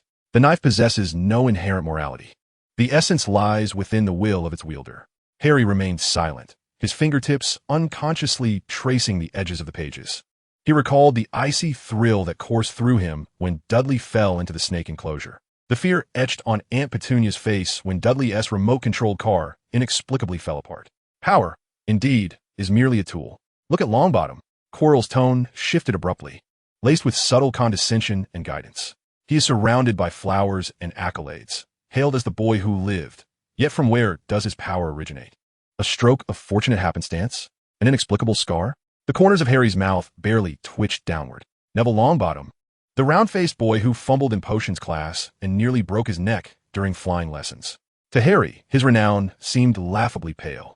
resembling a mere lucky soul whimsically chosen by fate, rather than a true embodiment of strength. True power, Mr. Potter, Quirrell's voice deepened, imbued with a hypnotic allure, is derived from knowledge, from an understanding of the underlying rules of existence, and from the audacity to shatter constraints in pursuit of essence.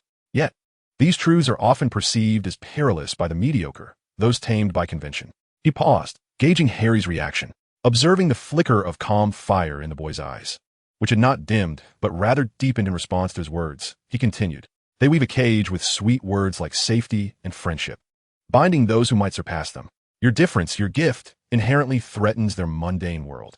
Quirrell's stutter miraculously diminished while uttering these words, flowing with a fluidity that suggested another voice was articulating through him. These words acted as a key, precisely unlocking a tightly sealed chest within Harry's heart. The disdain from the Dursleys, the occasional sense of alienation while with Hermione and Ron, and even Dumbledore's pale and ineffective admonitions about love and choice, all of it seemed to have found its answer. He was not a freak. He was a latent force, merely misunderstood by the mundane. "Solitude is the shadow of the strong, Mr. Potter." The voice continued to whisper, like a serpent tempting in the Garden of Eden. "Throughout history, which wizards who truly changed the world were not solitary. Companionship, friendship, these are but the comforts of the weak, numbing themselves with illusions." Harry did not fully nod in agreement, yet the scales within him had already tilted drastically. Snape's teachings urged him to seek control and precision, while Quirrell, or rather, Voldemort, painted a path towards a more direct and unrestrained power. The latter evidently resonated more with the dark tide within him that had long been suppressed, yearning to seize his own destiny. As Harry departed with his tumultuous emotions and several esoteric notes, Quirrell's office fell into a deeper silence. The scent of garlic seemed to fade somewhat. A fascinating soul, filled with anger and a greed for power. Quirrell's body trembled uncontrollably. "Something within him resonates with me. Not the damned protection of love, but something darker, more intimate. A fragment of Voldemort's soul, though he himself was not entirely aware of it at that moment. Sensed the remnants of darkness within Harry's soul, derived from the locket that had been digested. This shared essence evoked a distorted sense of familiarity in him towards Harry. He craves power, scorns the rules of the weak. And Dumbledore's preachings leave little mark on his heart. Excellent. Continue to guide him, Quirinus. There is no need for haste. Merely plant the seeds in his heart. Supremacy of power, solitude as the price of strength, light and hypocrisy indistinguishable." Voldemort's thoughts were calm and utilitarian, akin to a chess player standing at the edge of a board, casually moving a seemingly inconsequential piece. Let him read, ponder, and touch the forbidden. As he ventures further down this path, mastering dark magic, he will eventually discover that the bright world, laden with rules and extolling love and friendship, can no longer accommodate him. By that time, with nowhere else to turn, he will naturally gravitate towards those who comprehend him better, who can bestow upon him power. Even if he eventually amounts to nothing or spirals out of control, what loss would that be for us? Even if he somehow evades this influence. The cold voice echoed in Quirrell's mind one last time, tinged with a hint of cruel amusement. A Harry Potter, obsessed with dark magic and cold at heart, shall not be the warrior Dumbledore hopes for. Let him rot and fracture from within. For us, it would be a victory all the same. The shadows of the cellar were thick as ink, swallowing Quirrell and the presence behind his head together. A silent erosion of Harry Potter's soul commenced during what appeared to be an ordinary after-school tutoring session. This seemingly innocuous move, a mere pawn played carelessly by Voldemort, would, in the years to come, unleash unforeseen tumult. Chapter 14. Two Voices. Professor Quirrell's private tutoring gradually delved deeper and grew increasingly perilous.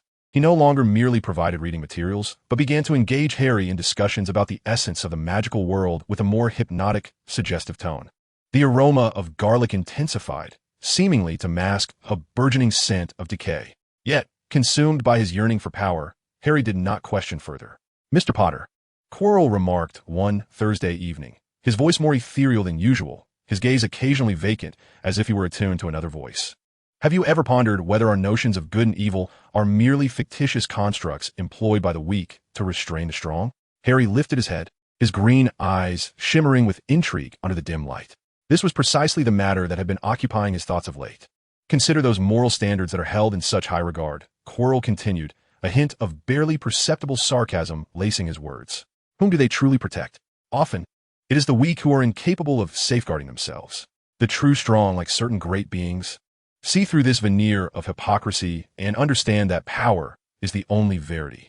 The weak cannot discern the truth and can only cower behind the labels of good and evil, pleading for mercy.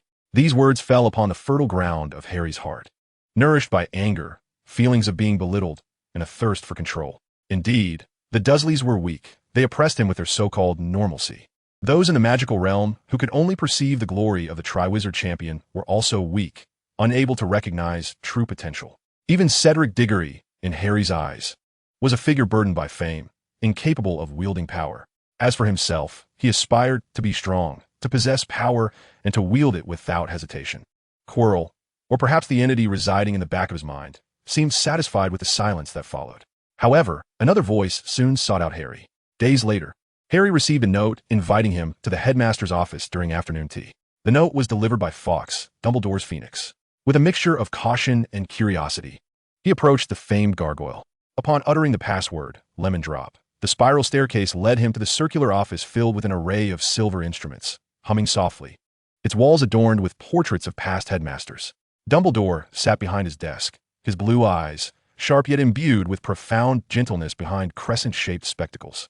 He gestured for Harry to take a seat and offered him a plate of sweets, engaging in casual conversation about classes and the state of Ravenclaw Tower. Then, Dumbledore's tone shifted to one of slight seriousness. Harry, I have observed your recent extraordinary interest in certain fields of knowledge. Harry felt a jolt of surprise within, though his expression remained composed. Did Dumbledore know about Quirrell's tutoring or Snape's guidance?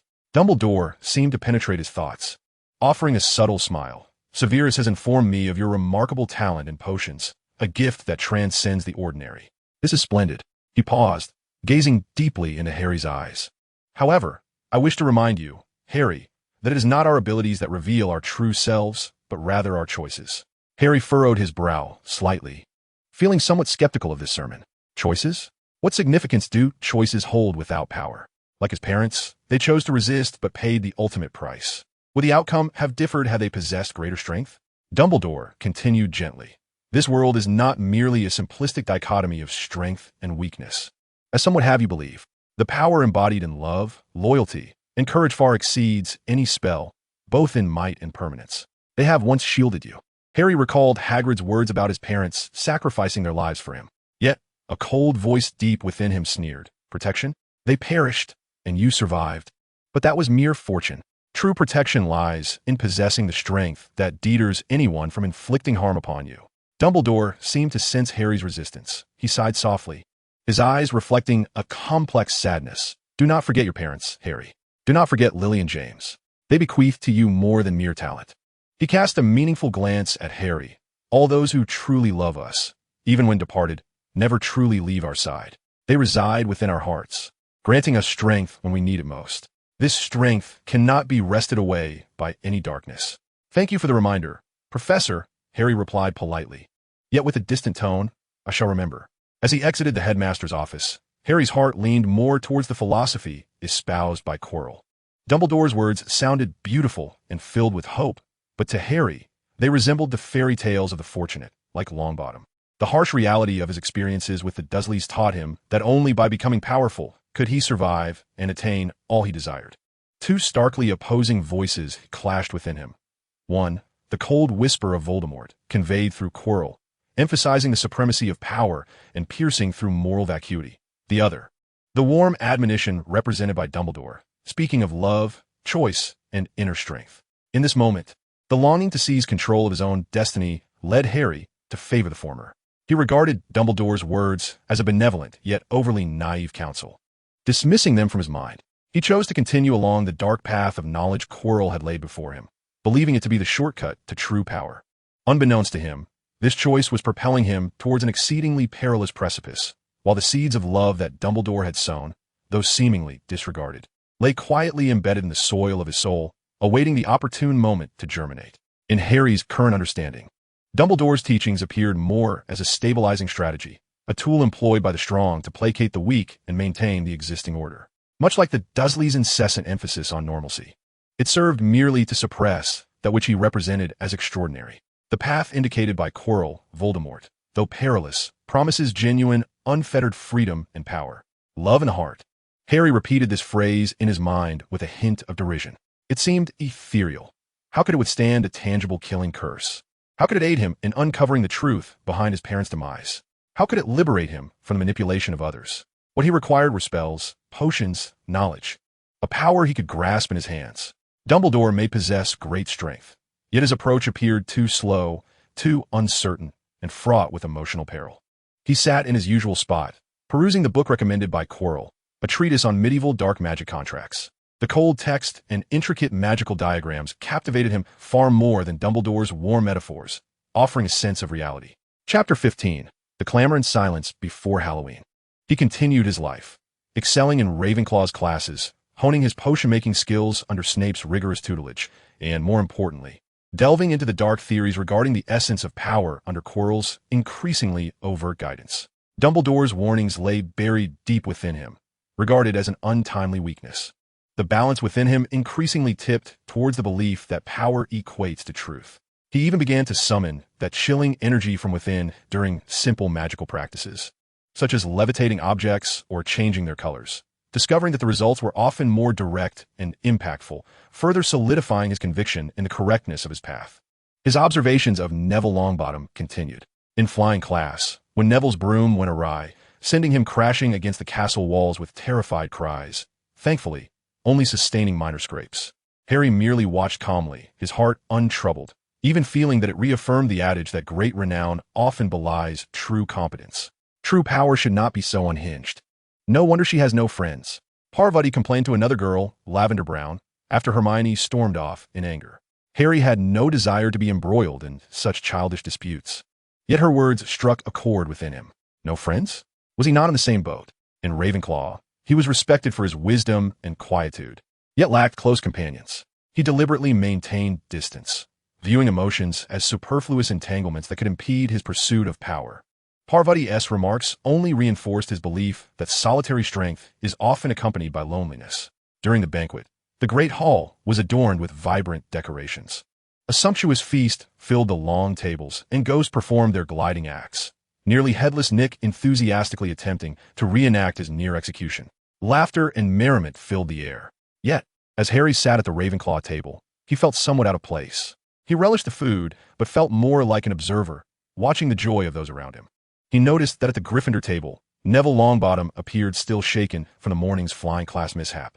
Yet he managed to display a bashful smile amid the jests of his classmates, particularly the Weasley brothers. The warmth emanating from this group instilled within Harry a faint, almost imperceptible sensation, one he was reluctant to acknowledge. Yet he swiftly suppressed it, convinced that relying on others was a sign of weakness. Just as the feast reached its zenith, Professor Quirrell burst into the hall, his large scarf askew, terror etched across his face. He stumbled to Dumbledore's chair, collapsing to the floor, breathless as he exclaimed, "A troll is in the dungeons. I thought you ought to know." With that, he fainted. The hall erupted into chaos. Panic spread like wildfire. Students screamed, utterly bewildered. Dumbledore had to set off a few purple fireworks to restore order. "Heads of houses," he commanded in a booming voice, "lead your students back to the dormitories at once." Amidst the turmoil, the line began to move slowly. The Ravenclaw prefects loudly called for their housemates to gather. However, seizing the opportunity amidst the throng, Harry quietly slipped away from the line and concealed himself behind a colossal stone statue. He held his breath, waiting for the crowd to disperse.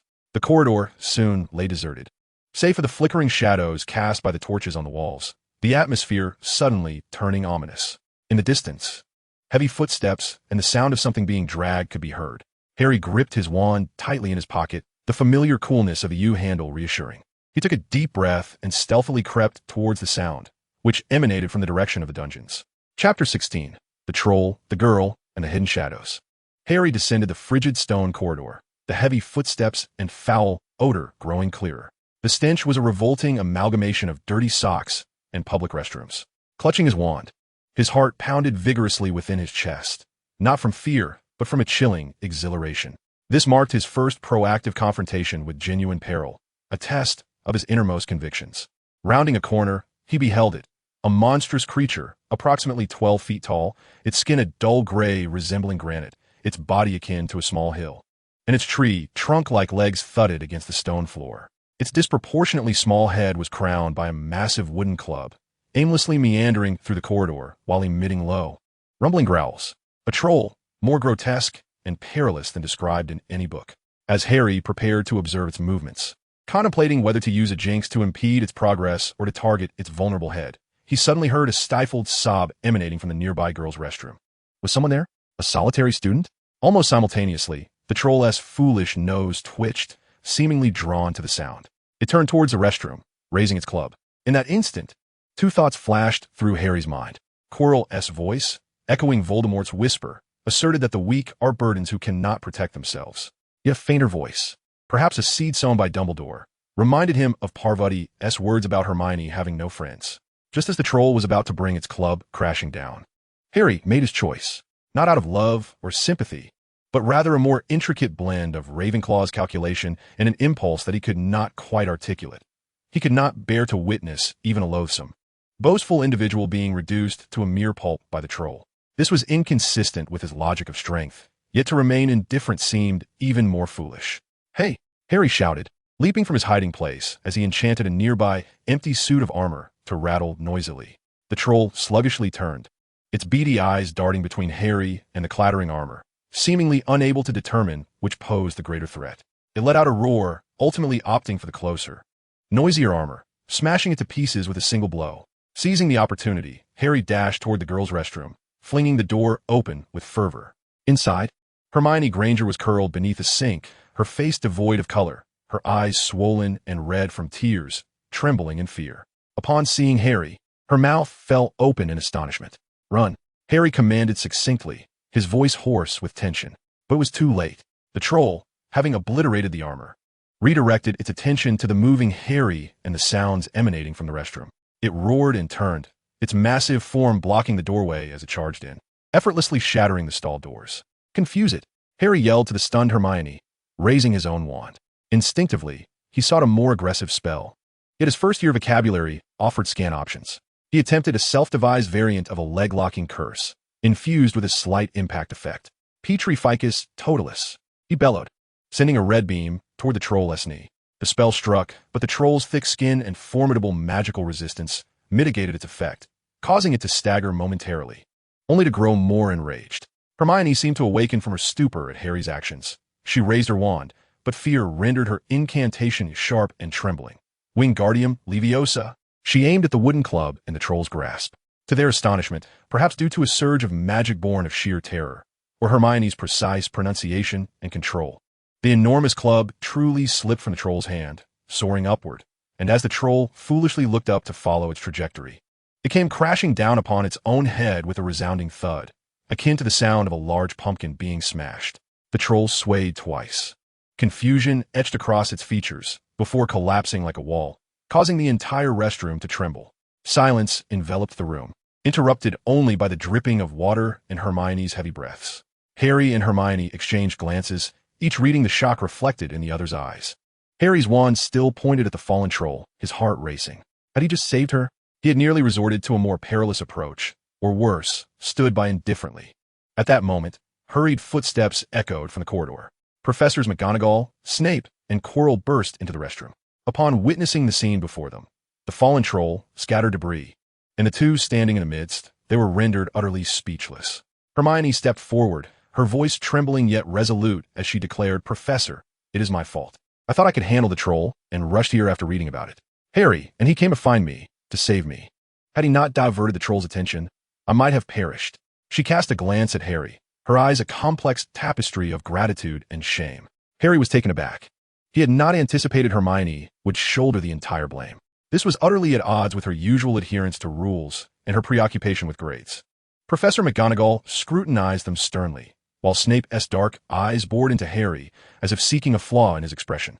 Professor Quirrell, standing behind Snape, appeared on the verge of fainting again, yet Harry keenly sensed a fleeting glimmer of profound admiration, or perhaps expectation, in Quirrell's gaze as it briefly met his above the thick scarf. As they exited the restroom, Snape lingered at the back and, passing by Harry, spoke in a chilling whisper audible only to the two of them. "Reckless bravado, Potter. You, like your father, may not be so fortunate next time." Yet, hidden deep within his eyes, there seemed to be a flicker of another emotion. Was it concern? On the journey back to the Ravenclaw Tower, Harry was plagued by unease. He had tested his strength, but the outcome was not as he had envisioned. He had saved someone, yet his motives were not entirely pure.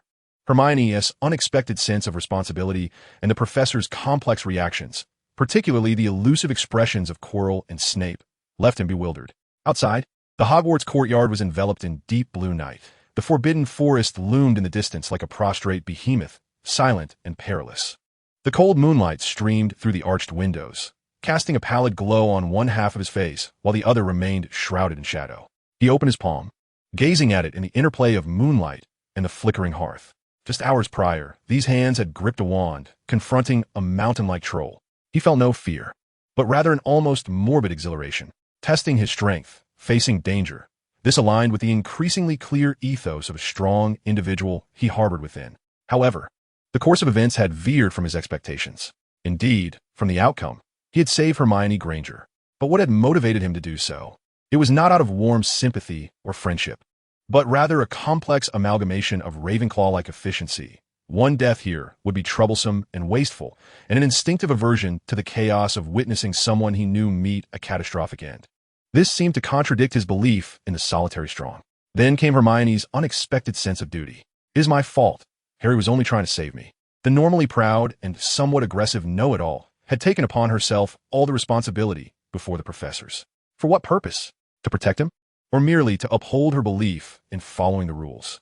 Regardless of the reason, her proactive assumption of consequences created a subtle fissure in his long-held view that only the weak huddled together and shirked responsibility. Next came the professor's reactions. Under Professor McGonagall's stern demeanor lies an imperceptible trepidation coupled with a glimmer of acknowledgement. She even awarded points to Ravenclaw for their inter-house collaboration. Collaboration? The term struck him as foreign. His thoughts were not on collaboration, but rather on seizing opportunities and exerting control. Snape's biting critique regarding reckless bravado still echoed painfully. Yet Harry could not dismiss the fleeting emotion in his eyes, one that transcended mere disdain. What was it? Concern? This perplexed him far more than outright aversion. Most troubling of all was Quirrell. Two distinctly opposing voices clashed violently within his mind. One belonged to Quirrell, or rather, Voldemort, whispering of the absolute nature of power, dismissing emotions and collaboration as weaknesses and burdens. This doctrine was succinct and powerful, aligning perfectly with the darker facets of his soul, akin to a chilling suit of armor tailored to fit. On the other hand, there was the cacophony brought forth by the events of the evening. Hermione's sense of responsibility subtly hinted at an alternative possibility, a form of strength not entirely rooted in solitude and control. This form was nebulous, intricate, and even appeared somewhat inefficient to him, yet it undeniably existed, seemingly yielding outcomes that he could not entirely refute with cold logic. What truly reveals our authentic selves is not our abilities, but our choices. He furrowed his brow in agitation, redirecting his gaze to the endless darkness beyond the window. The scales seemed to have tilted slightly this night. On one side lay the solid foundation of strength he had meticulously constructed, the cornerstone of truth. On the other, a collection of trivial yet inescapable fragments concerning emotions. This slight shift was far from sufficient to destabilize his core. Yet it had indeed cast a small stone named confusion upon the icy surface of his heart's lake, sending ripples that slowly began to spread. He understood that Quirrell's guidance would not cease, nor would his pursuit of power wane. However, perhaps, along the path of seeking strength, he needed to begin scrutinizing more closely the kind of formidable individual he truly wished to become. As night deepened, the Ravenclaw tower fell into a profound silence, broken only by the bronze doors creaking as it slumbered, and a boy with dark hair and green eyes engaged in a silent debate about self-definition beneath the stars and shadows. Chapter 17. The Logic of Potions and the Fallacy of Textbooks. This divergence became particularly evident during potions class. That day, Snape assigned the task of concocting a simplified version of the Forgetfulness Potion. This potion required precise control over the extraction temperature of the sleeping draft beans and the timing of adding moonstone powder. Otherwise, it risked reversing its effects, transforming into a chaotic stimulant. As usual, Snape recited the steps in a somber tone, emphasizing several critical temperature points and stirring counts. Hermione listened intently, her eyes darting between the textbook and her murmured repetitions, fearful of missing a single word. Yet again, this was an attempt that deviated from the textbook. However, drawing from previous experiences and Snape's tacit approval of his instincts, Harry resolved to once more put his ideas into practice. In an instant, a gentle white steam rose from his cauldron, and the potion swiftly settled into a uniform, warm pearl white, exuding a faint, refreshing scent of mint that was utterly delightful. This stood in stark contrast to the surrounding potions, which were either mottled or bubbling suspiciously. Snape glided to Harry's side like a specter.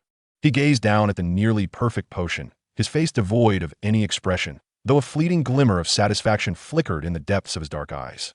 He did not comment immediately, but turned instead to Hermione, who was frantically attempting to salvage her own potion. "Miss Granger," Snape said, his voice elongated in its characteristic manner. "Do tell me, why does your potion display such unpleasant speckles?" Hermione looked up in panic, her face flushed. "Professor, I followed the steps on page 52 of the textbook to the letter.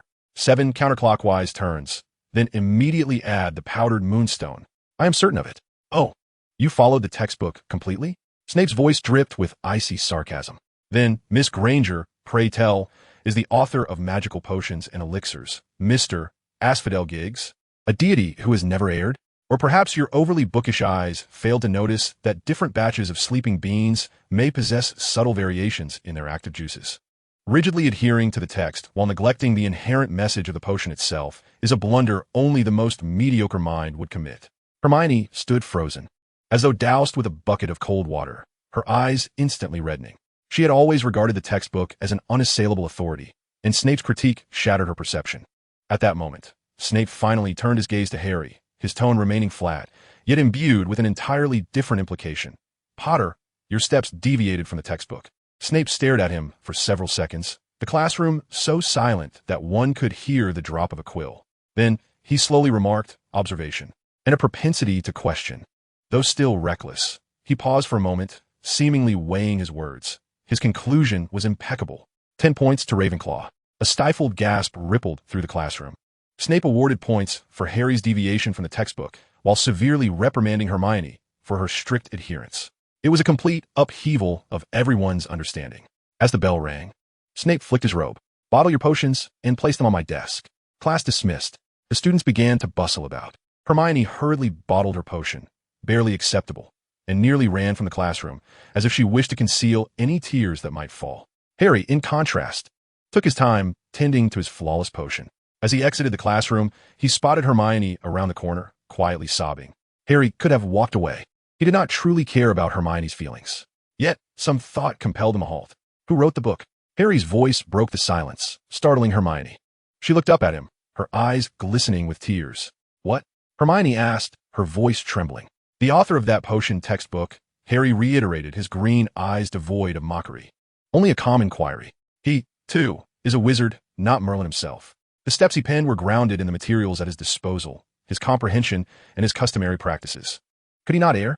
Or is his method the sole approach? Hermione was momentarily taken aback, her tears forgotten.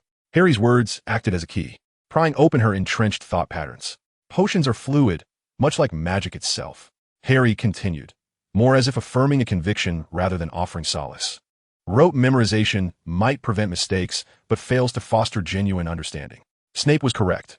One must learn to observe and feel, rather than merely read. With that, Harry did not linger, but turned towards the Ravenclaw Tower, leaving Hermione to stand alone, mulling over his words. For the first time, she began to ponder deeply. Perhaps learning magic entails not just memorization and repetition, but also contemplation and inquiry. Chapter 18, A Conversation in the Cellar.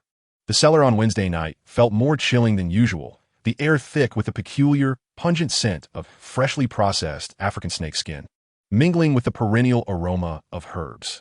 Harry stood before the cauldron, wholly absorbed in the task at hand, concocting a simplified, calming draft, typically reserved for third-year students. Snape loomed in the shadows, resembling a silent black statue, with only his eyes gleaming like those of a hawk in the dim light. Harry's technique was already quite adept, measuring, grinding, controlling the heat, each step executed with mechanical precision. Yet, the essence of the calming draft resided in the regulation of emotion and the subtle guidance of magic, necessitating the brewer to maintain profound tranquility to harmoniously blend the conflicting elements. Harry relied on a cold, detached focus that allowed him to eliminate distractions, yet it seemed devoid of warmth. "Moonstone powder," Snape's voice resonated low, shattering the silence. "Not to be cast in, Potter, but to be coaxed in, like moonlight filtering through lake water.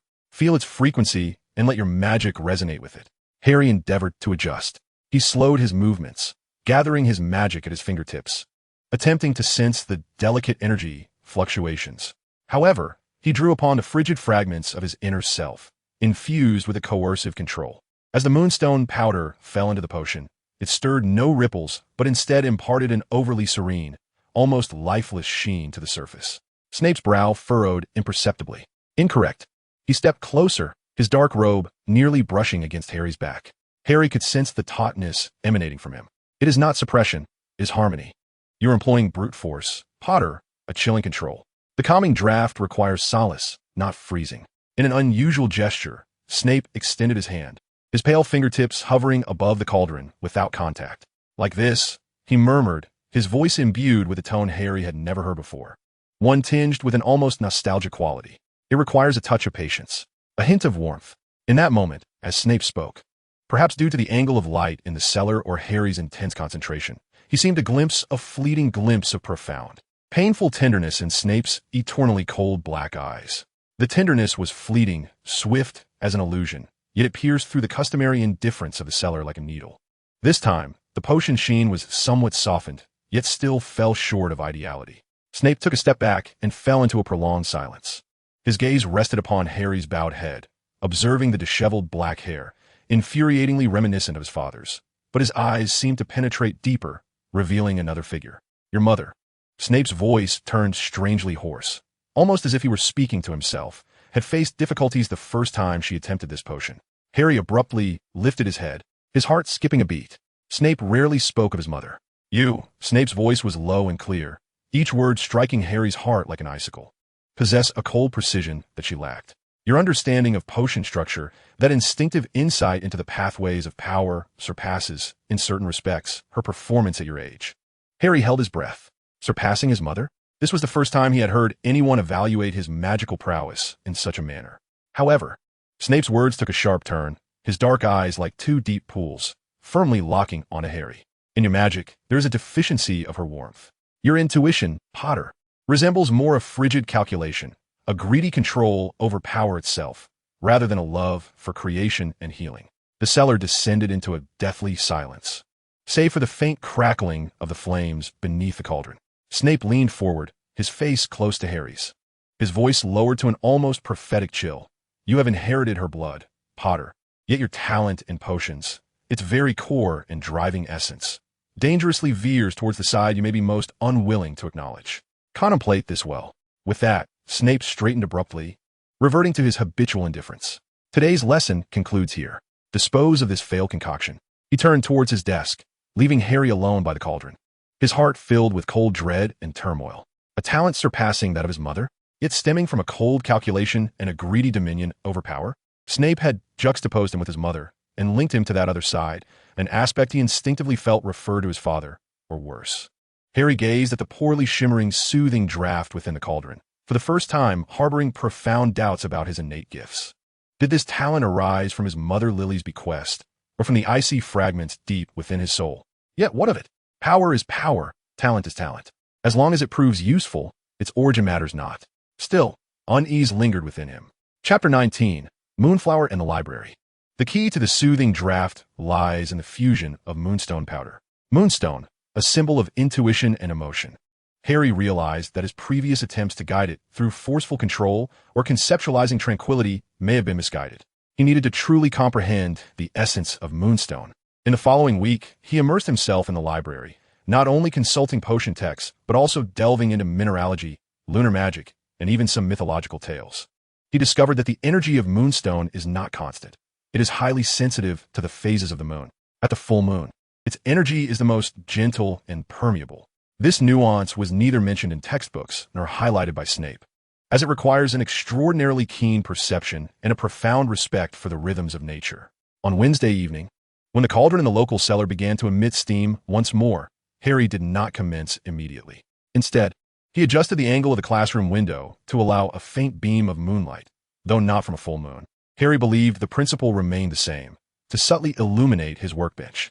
He then placed the moonstone powder onto a silver dish, allowing it to bask in the moonlight for a brief moment, not through the application of magic, but by letting it absorb naturally. From the shadows, Snape observed in silence, his gaze sharp and penetrating. As Harry approached the crucial step, he refrained from directly pouring in the powder. He gently touched the moonstone powder with the tip of his wand, closing his eyes to sense its essence, as if he were attuning himself to its whispers. Subsequently, he employed an extremely gentle, stirring method, reminiscent of a breathing cycle, allowing the potion to generate a subtle pull of its own. Finally, he guided the moonlight-infused powder towards the center of the potion, as if offering a gift rather than issuing a command. A miracle unfolded.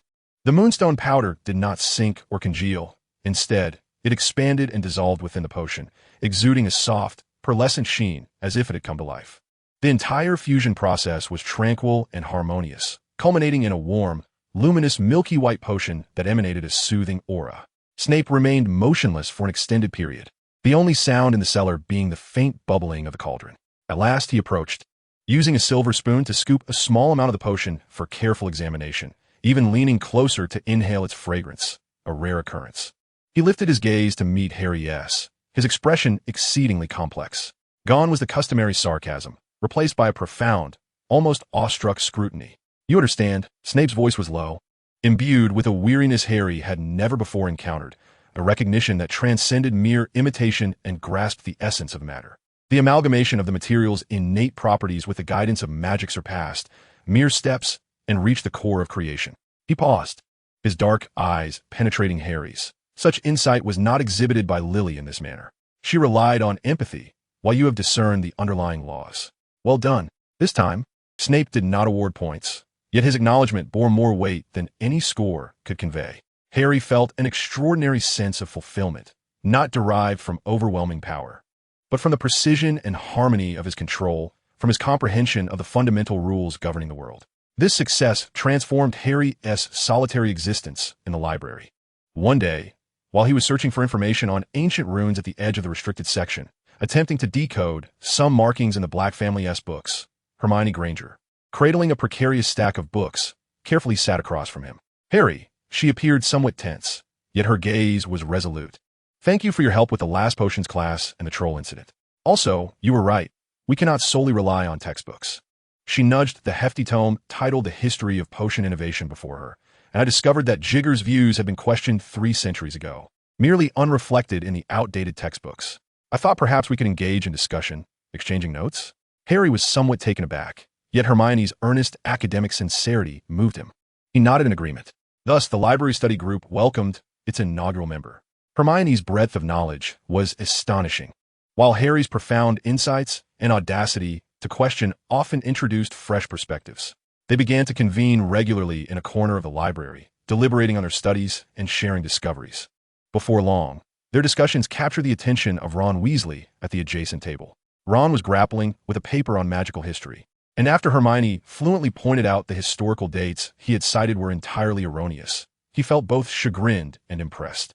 Harry observed that although Ron's theoretical grades were average, he possessed exceptional talent in wizard's chess, a game demanding strategic thinking, and was well-versed in various Hogwarts gossip and practical tips. Harry recognized that this streetwise wisdom was absent from textbooks and sometimes proved more beneficial than rote memorization. With his tacit approval, Ron also joined their study group, primarily contributing ideas and entertainment. His jokes genuinely alleviated the tense atmosphere of their studies. As for Neville Longbottom, he fortuitously joined after a herbology class. That day, they were discussing the rebound properties of mandrakes when Neville happened to pass by, timidly interjecting, "Actually, if you gently apply the juice of a sleeping draft to the rim of the pot beforehand, the mandrake will be much quieter during transplantation. My grandmother told me." This simple yet remarkably practical tip left Harry and Hermione momentarily speechless. They realized that Neville possessed an astonishing, almost instinctive knowledge of herbology, far surpassing the confines of their textbooks. Hermione promptly extended a warm invitation for him to join their studies. Initially shy, Neville gradually relaxed under the encouragement of his peers, particularly Ron's light-hearted banter. Harry observed Neville closely. He still did not consider Neville a powerful wizard. His spellcasting was clumsy, and he lacked confidence. Yet, in the specific realm of herbology, Neville exhibited a patience and meticulousness, along with a rapport with plants that reminded Harry of the warmth mentioned by Snape. He recognized that Longbottom's esteemed reputation might be a burden, but Neville himself, stripped of that aura, harbored unique, untapped value. His previous disdain for Neville diminished, replaced by a more objective perspective. Chapter 20. Interwoven Paths. The winter at Hogwarts arrived, frost adorning the castle windows, and a thin layer of ice cloaking the surface of the Black Lake. For Harry, this winter was imbued with multifaceted exploration and deepening connections. Breakthroughs in potions contrasted sharply with the shadow of Snape. On one occasion, they attempted to recreate an ancient variant of a potion known as the Clarity Draft, requiring the handling of an exceedingly unstable, rare ingredient called the Nightshade Vine. The textbook prescribed a method of forcefully suppressing its chaotic magical properties. However, in studying its characteristics, Harry discovered that this vine responded to specific sound wave frequencies. He did not impose forcefully. Rather, he tapped the crystal vial with his wand, producing a subtle, resonant sound of a specific pitch. To his astonishment, the restless Nightshade Vine gradually calmed, even willingly releasing the essence required. Snape witnessed the entire process, his face betraying no emotion, yet his dark eyes swirled with an intricate tapestry of feelings, wonder, apprehension, and an ineffable hint of anxiety. You see the undercurrents beneath the surface. Potter, he finally intoned, his voice devoid of discernible approval or warning. This gift could lead you to realms untraveled or plunge you into unfathomable depths. Tread carefully. These words became a new fulcrum in Harry's mind. Snape acknowledged his abilities while distinctly outlining the perilous boundaries. Harry grew increasingly convinced that the path he was on was indeed correct, yet he understood the necessity of extreme caution. The library corner had transformed into another vital classroom for Harry. His regular studies with Hermione, Ron, and Neville allowed him to experience the formidable strength of collaboration.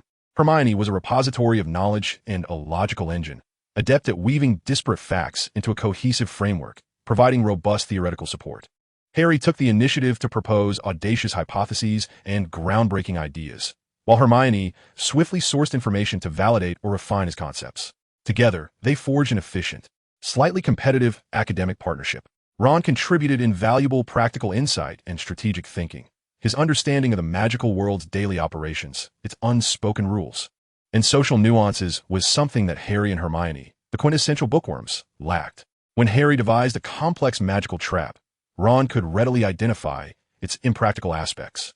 During their heated debates over historical events, Ron's anecdotes gleaned from family lore often offered unexpected perspectives. His prowess in wizard's chess also taught Harry to approach problems from a strategic vantage point. Neville brought forth unexpected surprises. His talent in herbology was undisputed, but his true worth lay in a resilient character and an astonishing attention to detail. On one occasion, Harry attempted to refine a stimulant but could not eliminate its bitter aftertaste. Timidly, Neville pointed out that the variety of sleeping beans Harry used seemed to exhibit a slight deviation in leaf veins from the standard diagram, suggesting a milder nettle as a neutralizing agent. This advice proved remarkably effective. In his own way, Neville demonstrated that strength need not manifest in a singular form. Patience and meticulousness are equally invaluable. Harry's perception of Neville evolved from viewing him as a mediocre figure overshadowed by fame to recognizing the quiet brilliance that resided within him. Nevertheless, he still felt that Neville was unfit to be a savior. Saviors ought to be resplendent and overwhelmingly powerful, not merely flickering with occasional brilliance. This small group was not always harmonious. Hermione and Ron would argue over study methods. Neville continued to struggle with self-confidence, and Harry occasionally appeared overly stubborn and aloof. Yet amid the disputes and adjustments, a unique friendship began to blossom. For Harry, it was the first time he no longer felt solitary. Meanwhile, Professor Quirrell's clandestine guidance had not ceased. He provided Harry with reading materials increasingly inclined towards the murky realms of soul magic and willpower control, frequently suggesting that true strength lies in an unshackled heart. With a stammering tone, he recounted tales of powerful loners throughout history who altered the world solely through sheer will. Emotion is a weakness, Mr. Potter, Quirrell said vacantly during one of their sessions. Companions will weigh you down, rendering you indecisive. Just look at your father. His trust in Sirius Black led to his downfall. These words slithered into Harry's heart like venomous serpents, particularly after he had forged a bond with his library companions. Such rhetoric instilled in him a sense of vigilance and inner conflict. He relished the inspiration and support his peers provided. Yet Quirrell's, or rather Voldemort's, words cast out upon whether this camaraderie might soften his resolve. Nevertheless, he could not deny that Hermione's assistance significantly alleviated his research burdens. enhancing his efficiency remarkably. Harry began to consciously weigh the influences around him. He learned control and refinement from Snape, grasped the darker facets of power through Quirrell, and experienced warmth and collaborative efficiency from his library companions, albeit he was reluctant to fully acknowledge it. He regarded all these as disparate tools and knowledge, striving to forge a path uniquely his own. He resembled a young chess player, observing the match between the masters of light and darkness, quietly maneuvering his own pieces. In the final weeks of the term, snowflakes descended upon the towers and courtyards of Hogwarts. Harry stood before the window of Ravenclaw Tower, watching the students below engage in a snowball fight. In his hand, he clutched his wand, feeling the intertwining forces of cold and warmth within him. He was no longer the orphan consumed solely by anger and desire. Snape's warnings, Quirrell's temptations, Dumbledore's maxims, and the faces of his new friends all left indelible impressions upon his heart. His trajectory paralleled the glory of Lombard, skimming past the vortex of the Philosopher's Stone, yet weaving a more intricate and unique path of growth within the realms of potions, the library, and the cellar. As his first year drew to a close, Harry Potter stood laden with questions, burgeoning power, and a nascent connection, ready to embrace his first winter at Hogwarts. The true test, perhaps, lay not within the library or the cellar, but within the increasingly profound depths of his own inner world. Chapter 21. Christmas. He first picked up a parcel, wrapped in ordinary brown paper, yet tied with a ribbon of a peculiar, faded blood-red hue. There was no signature. Cautiously, he unwrapped it to reveal a thick tome bound in leather, devoid of any title. As he flipped through the pages, the script was an ancient calligraphy, detailing obscure and even taboo case studies of magical contracts from medieval Europe, meticulously analyzing the loopholes, enforceability, and methods of involuntary rights transfer through blood ties. The edges of the book were lined with dense annotations, the handwriting sharp and infused with a desire for control, seemingly guiding the reader to contemplate how to maximize the utilization of these rules. Harry's heart sank momentarily, as he was almost certain that this anonymous gift originated from Quirrell, or more accurately, from the dark entity that lurked behind him. This gift did not convey knowledge. Rather, it seduced him with the allure of power, hinting at the ominous laws potentially entwined with his black inheritance. The second gift was exquisitely wrapped, adorned in deep green paper and tied with a silver ribbon, exuding a restrained elegance.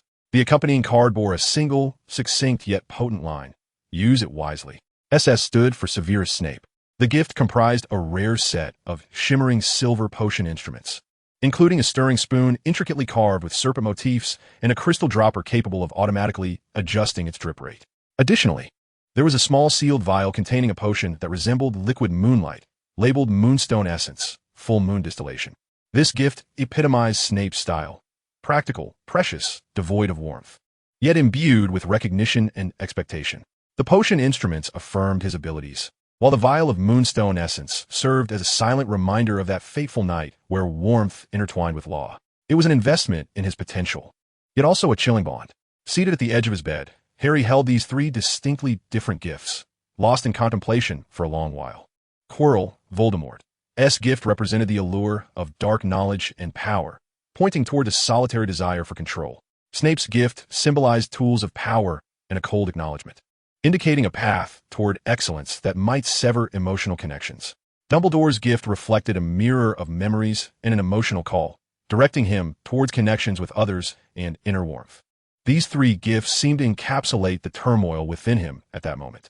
He cautiously stowed away the book on dark contracts at the bottom of his trunk, aware of the perilous knowledge it contained yet recognizing its potential utility. Placed Snape's exquisite instruments on his bedside, a testament to his validated strength, and, after a moment's hesitation, ultimately tucked the small mirror Dumbledore had given him into his pocket without a second glance, although the warm image occasionally flickered in his mind. There was also a package wrapped in the most ordinary brown paper, irregular in shape, marred by a small ink blot. Upon unwrapping, he discovered a large box of homemade fudge and a hastily scrawled card. "Harry, the candy is decent, albeit a bit sticky. Also, you need to practice your wizard chess more. Merry Christmas, Ron." Hermione Granger's parcel was impeccably neat, with corners folded as if measured with a ruler. Inside lay a roll of expensive parchment that automatically corrected errors, along with a magical quill that would never leak ink. The accompanying note was as logically coherent as she herself. "Dear Harry, I hope this gift proves helpful for your studies.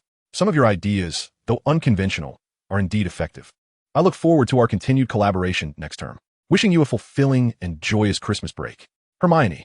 Neville Longbottom sent a small, somewhat delicately packaged box. Upon opening, one discovers a transparent, circular vial, its base adorned with a layer of moist soil, where several delicate fungi, reminiscent of miniature mushrooms, emit a soft blue glow as they quietly thrive.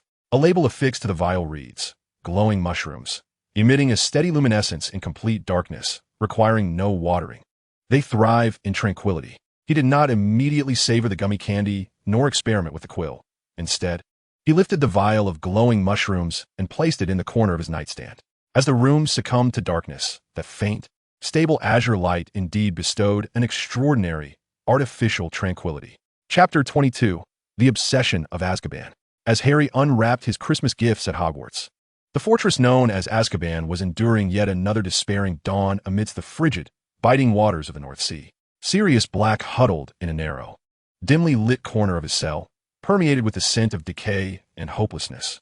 Once a strikingly handsome figure, his visage had been ravaged by profound anguish and prolonged malnutrition, rendering him gaunt and angular, akin to a skeleton. His long black hair lay greasy and matted, the stubble on his face disheveled. Yet his gray eyes, sunken in their sockets, still burned with a flame that bordered on madness. It was not the light of reason, but an aberrant brightness ignited by regret, fury, and a singular obsession. Dementors drifted incessantly in the corridors, bringing not merely an icy chill, but also the forcible extraction of all joy, hope, and warm memories. Sirius sensed that a part of his soul had long been devoured. Whenever he teetered on the brink of being engulfed by boundless darkness, only one image anchored his dissipating consciousness: the figures of James and Lily collapsing, the vile and treacherous face of Peter Pettigrew, and the maniacal laughter of his deranged cousin Bellatrix, who likely coveted all that belonged to the House of Black. Sirius whispered hoarsely between his cracked lips, his voice so faint it was nearly swallowed by the wind, "Not a single penny shall I grant them." It was this bone-deep hatred and the frenzied concern for his godson's future that sustained his remaining will. He leveraged the tenuous and secretive link of blood magic that bound him as the heir of the House of Black, issuing a final directive to Creature in the early days of his imprisonment, before his magic was entirely consumed by the Dementors. This act nearly drained his last vestige of strength, yet became his sole reason for survival.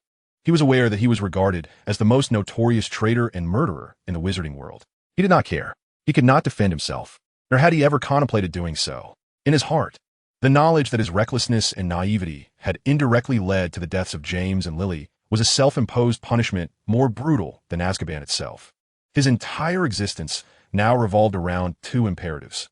One, to ensure that the legacy of the Blacks did not fall into the hands of the Lestranges, but instead belonged to Harry. This was the only act of atonement he could offer his godson, a twisted form of redemption.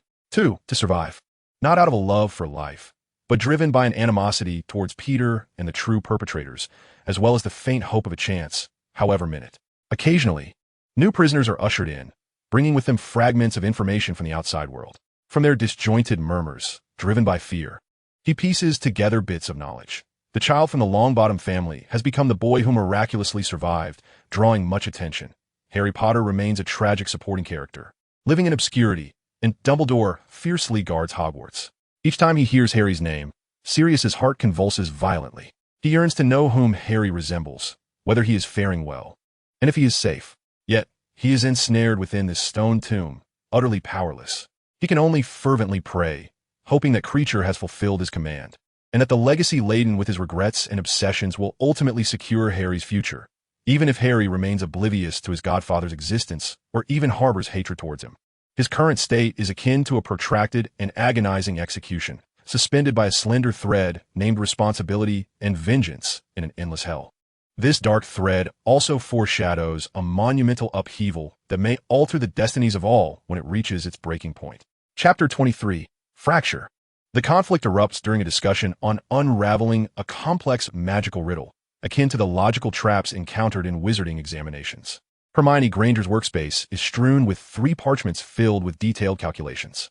She has just articulated her proposal, an exceedingly rigorous solution based on the principles of elementary countercurse and introduction to magical structures, which layers 3 classical spell models.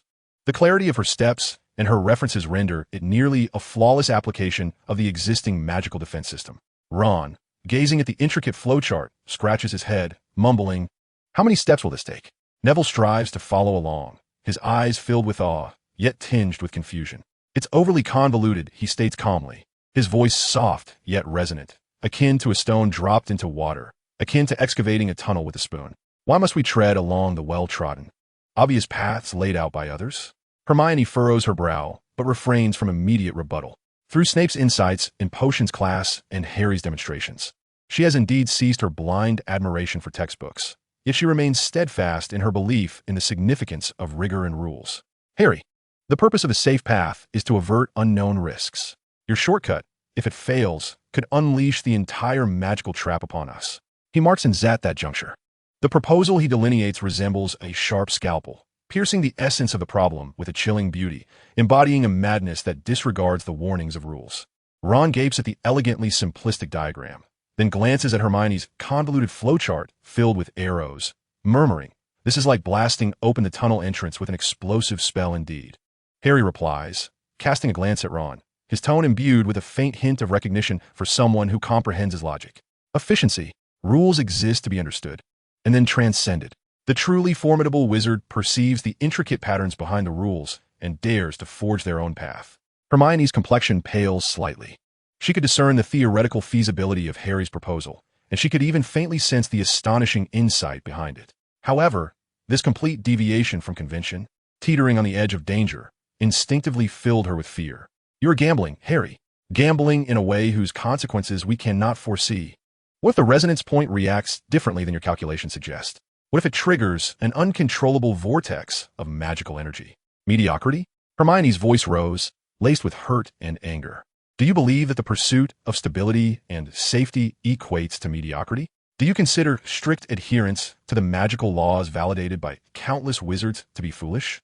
On the path to ultimate power and efficiency, yes."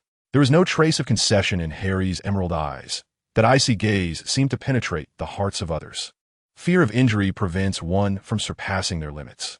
Satisfied to remain within the confines of safety, wielding tools honed by predecessors, is precisely why most individuals can never grasp the true essence of magic. "So you think you're wiser than those great magical pioneers?" Hermione's voice escalated, brimming with pain and indignation. "Do you believe our methodical learning is foolish?" Ron, unable to bear it any longer, interjected, "Hey, Harry, Hermione's approach may be slower, but at least it's reliable. Yours sounds like juggling." He attempted to lighten the mood with humor, yet his words betrayed his discontent with Harry's attitude. Harry turned to Ron, a flicker of impatience crossing his green eyes. "Reliable? Can you win a Quidditch match on reliability? It's about surprise and seizing opportunities. Rigid thinking is the greatest danger."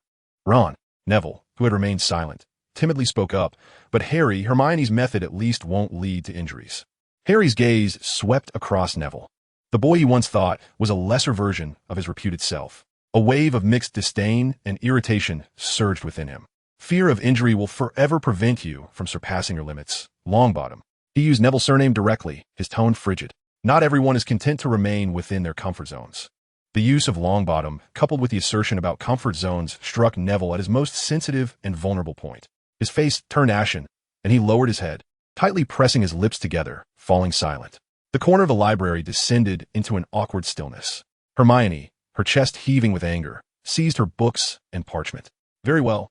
The illustrious rule-making Mr. Potter, you go ahead and solve the puzzle with your elegant yet perilous methods. We, the rigid-minded ordinary folk, are unworthy to learn alongside you." With that, she turned and strode away. Ron glanced at Harry, then at the direction Hermione had departed, releasing a heavy sigh as he patted Neville's shoulder. "Come on, Neville. Let us head to the common room." His gaze towards Harry was filled with disappointment and confusion. In the blink of an eye, the corner of the library was left with Harry alone. The space, once filled with intense debate, now lay shrouded in cold silence. He sat there alone, with a succinct yet perilous solution diagram spread before him. He did not believe he was in the wrong. His logic was impeccable, and his approach superior. Why could they not comprehend? Why must one be confined by those antiquated constraints? Yet, gazing at the vacant seats, a familiar, frigid sense of isolation enveloped him once more. He believed he was striving for a higher realm, yet it seemed he had once again pushed something away. That icy voice whispered in his mind, affirming his singularity. However, at the same time, Hermione's furious gaze, Ron's disappointment, and Neville's pallid face pricked at some hidden place beneath his cold exterior. Chapter 24. The Bitter Potion in the Cellar. Following the conflict in the library, Harry delved deeper into his solitary state. He continued to excel in his studies, performing with increased precision in potions class. Yet it was a cold precision, sharp and uninviting. He no longer occupied his usual corner in the library, opting instead for a more secluded shelf, erecting walls of silence around himself. Hermione and Ron seemed to be holding their breath, while Neville instinctively shied away upon encountering him. This stalemate persisted for several days until the potion's remedial class on Wednesday evening. The atmosphere in the cellar was heavier than usual. Snape assigned the task of brewing a potion called the Draught of Tranquility, which required an exceptionally stable mindset from the brewer. Any agitation or resistance would render the potion murky. Harry struggled to concentrate, but the aftershocks of the library conflict and the prickling sense of isolation interfered with his magical guidance like impurities. In his cauldron, the potion exhibited an unstable, ashen hue rather than the expected clear azure. Snape observed from his side like a specter for an extended period, refraining from pointing out mistakes as he usually did. It was only when Harry, distracted and stirring absent-mindedly, nearly caused the potion to boil over that Snape spoke in his cold, elongated tone. "It appears, Potter, that your exceptional insights into transcending rules seem insufficient to guarantee even the most basic emotional stability." Harry snapped his head up, lips pressed tightly together, his green eyes flickering with defiance and stubbornness. He knew Snape must have heard about the incident in the library. Unperturbed by Harry's reaction, Snape approached the cauldron, using a long-handled spoon to gently stir the failed concoction. "The Draught of Tranquility," he murmured, almost to himself. "Its core ingredients are extracts of moonlit moss and unicorn hair. The former symbolizes pure reflection, while the latter represents inner peace. Do you believe that a mind filled with arrogance and isolation can adequately guide these two materials?" Harry remained silent, yet the tension in his jawline betrayed his dissent. "You may think your methods are superior, Potter." Snape turned to him, his dark eyes like two deep pools locking onto him. "And indeed, you have demonstrated an unusual insight. However," his tone shifted, becoming more pronounced, "magic, especially potions, is not merely an accumulation of power and a transgression of rules. It is an art of harmony. Power requires direction, and insight demand a vessel. A unicorn will not approach a being filled with malice, and moonlight cannot cast a true reflection upon a murky surface." He stepped closer, his voice lowered to a near-cruel frankness. "Do you think that being unconventional equates to strength? Do you consider the understanding of peers to be a burden? Pray tell, Potter, when your intricate schemes remain unshared, and your so-called breakthroughs can only be admired in solitude, what strength does this truly nurture? Is it a deeper knowledge, or merely an ever-expanding yet profoundly hollow self?" These words cut like a cold scalpel, precisely dissecting the emotions Harry sought to conceal. He recalled the empty seats in the library, the concern that might lurk beneath Hermione's furious gaze, and Neville's pallor when wounded by his words. That sense of isolation did not yield the superiority and tranquility he anticipated.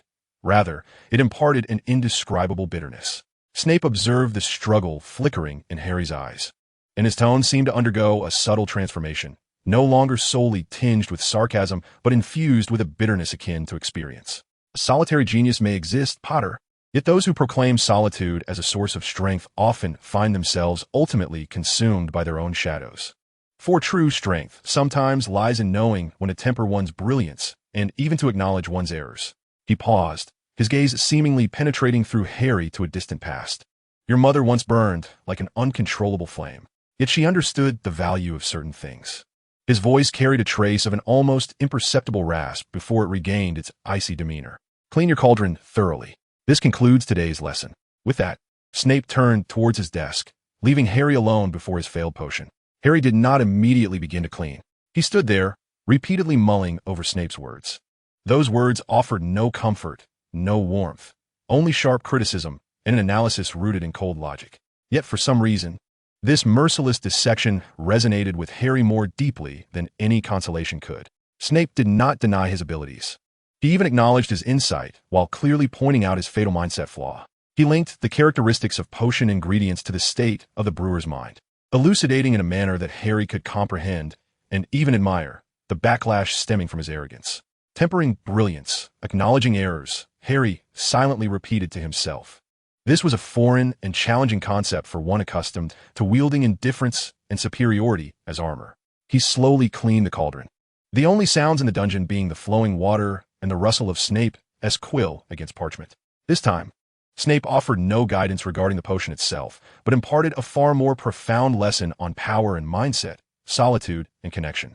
Although this elixir of tranquility had failed to materialize, its bitter essence began to quietly take effect within Harry, prompting him for the first time to genuinely reflect upon his nascent, yet already faltering philosophy of life. The door to the dungeon closed silently behind Harry, sealing off the sound of the boy's departing footsteps and the lingering air of youthful stubbornness and chaos. Severus Snape remained in place, like a statue frozen in shadow, with only the flickering flames in the fireplace casting shifting glimmers in his unfathomable dark eyes. The air was still permeated with the bitter scent of failed potions, mingling with the metallic tang of African tree snake skin and a faint, chilling resonance of the boy named Potter's latent magic, sharp and unsettling in its desire for dominance. He approached Harry's workstation with measured steps, gazing at the meticulously cleaned, empty cauldron. His fingertips glided over the cold rim, as if he could still sense the clumsy yet formidable will that had attempted to forcefully freeze the potion's essence. Why? This question clung to him like the lingering chill of stagnant air in a cellar. Why had he chosen to spare that boy? Why endure those provocative, unruly green eyes and dark hair that mirrored James Potter's? Why squander precious time that could have been devoted to deeper potion studies or monitoring that fool Quirrell? For Lily, that answer branded itself upon his soul an eternal ache. Yes, for Lily, the girl with fiery red hair and a gentle smile, yet possessing an innate, flame-like talent in potion-making. He recalled the fleeting shadow of Lily he had seen in the calm waters of the failed potion, when Harry attempted to guide the moonstone powder rather than command it. It was not mere skill, but an almost instinctual perception of the intrinsic life within magical materials. This fragile spark, poised to extinguish at any moment, was his reason for holding on. He could not allow Lily's sun to slip entirely into darkness. The path whispered to Harry by Quirrell, he was almost certain of who was behind Quirrell, was filled with pure power, cold logic, and absolute solitude. Dumbledore believed in the power of love and the importance of choice. Snape scoffed at such notions. He had witnessed too many human souls crumble under absolute power and fear. To place hope in the warm legacy of Lily that might reside in Harry's heart, it seemed too tenuous, too passive. He had to take action, more assertively, more interventionally. Guide him, Severus, he instructed himself, his voice echoing cold and clear in the empty cellar. Not towards the light, which would be hypocritical, a path even he could not believe in. Rather, guide him to comprehend the cost of power and the limits of control. He needed Harry to understand that true strength was not in the reckless release of power, but in the art of precise restraint. Just as brewing the most perilous potion requires a delicate balance, too much results in an explosion, too little renders it ineffective. He must allow Harry to experience firsthand the bitter failures that arise when the heart's coldness and darkness spiral out of control. Much like the potion tonight that failed to bring tranquility, reflecting instead the turmoil within. This was a precarious balance. He had to forge a connection between Harry's greed for power and his pursuit of control. He needed Harry to realize that the control taught by Snape was not a shackle, but the sole path to a more potent and stable power. This was not born of affection.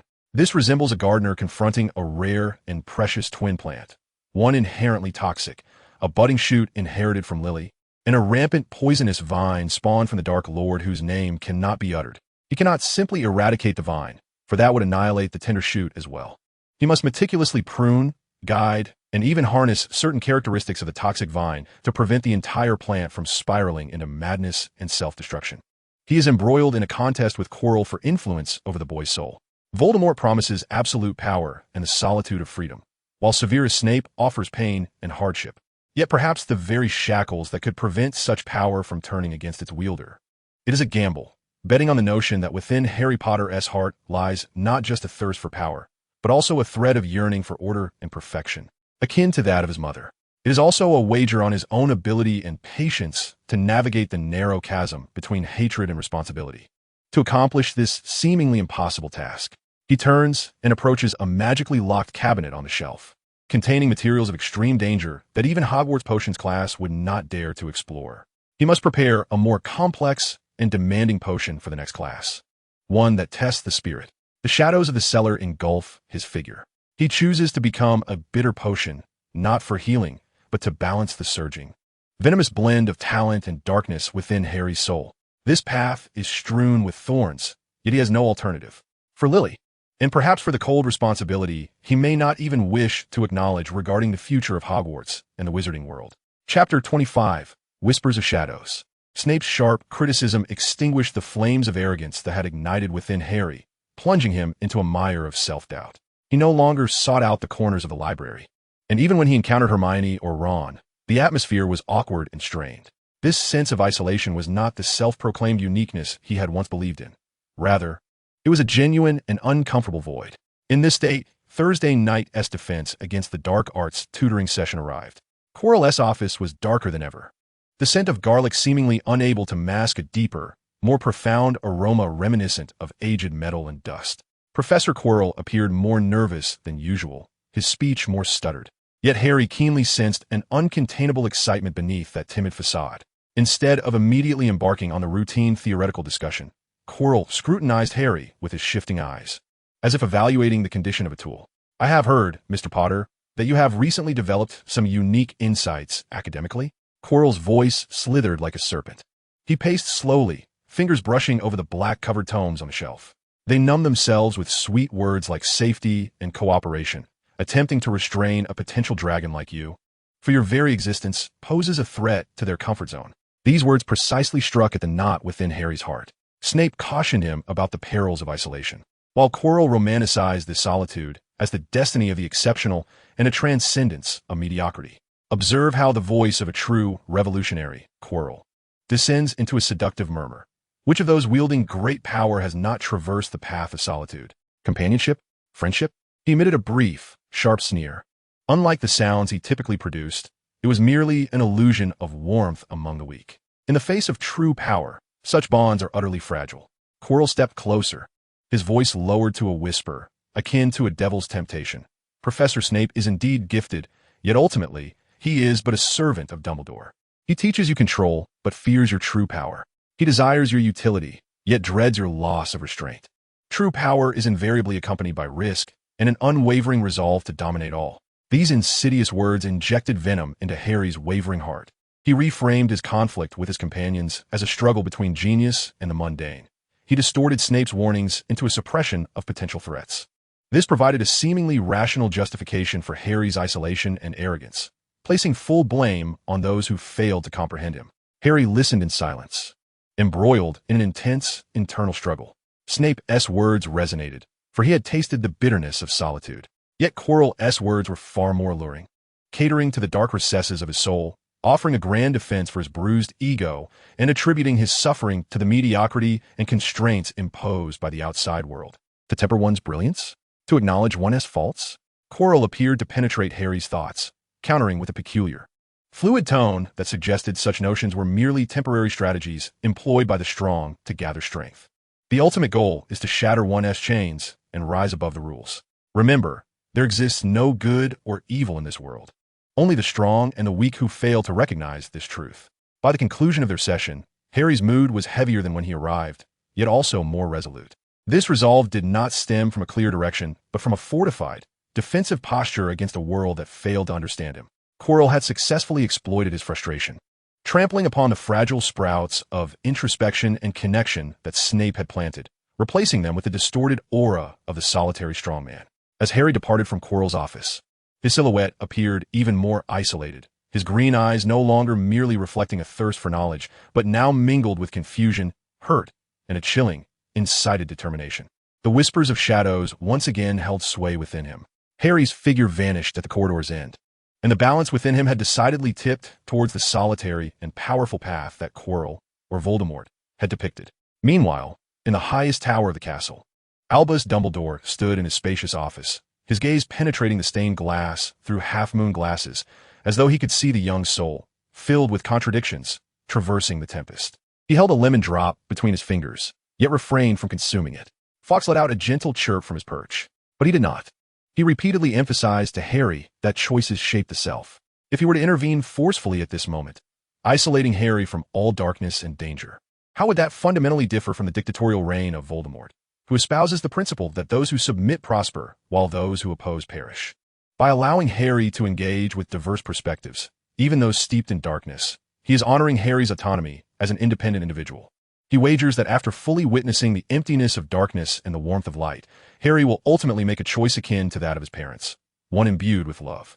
He orchestrated Snape as a pivotal piece in this intricate game. Snape's vow to Lily, coupled with his profound understanding of dark magic, renders him the most suitable guide for Harry in comprehending control and its costs, as well as serving as the most immediate barrier against Quirrell, Voldemort's whispers.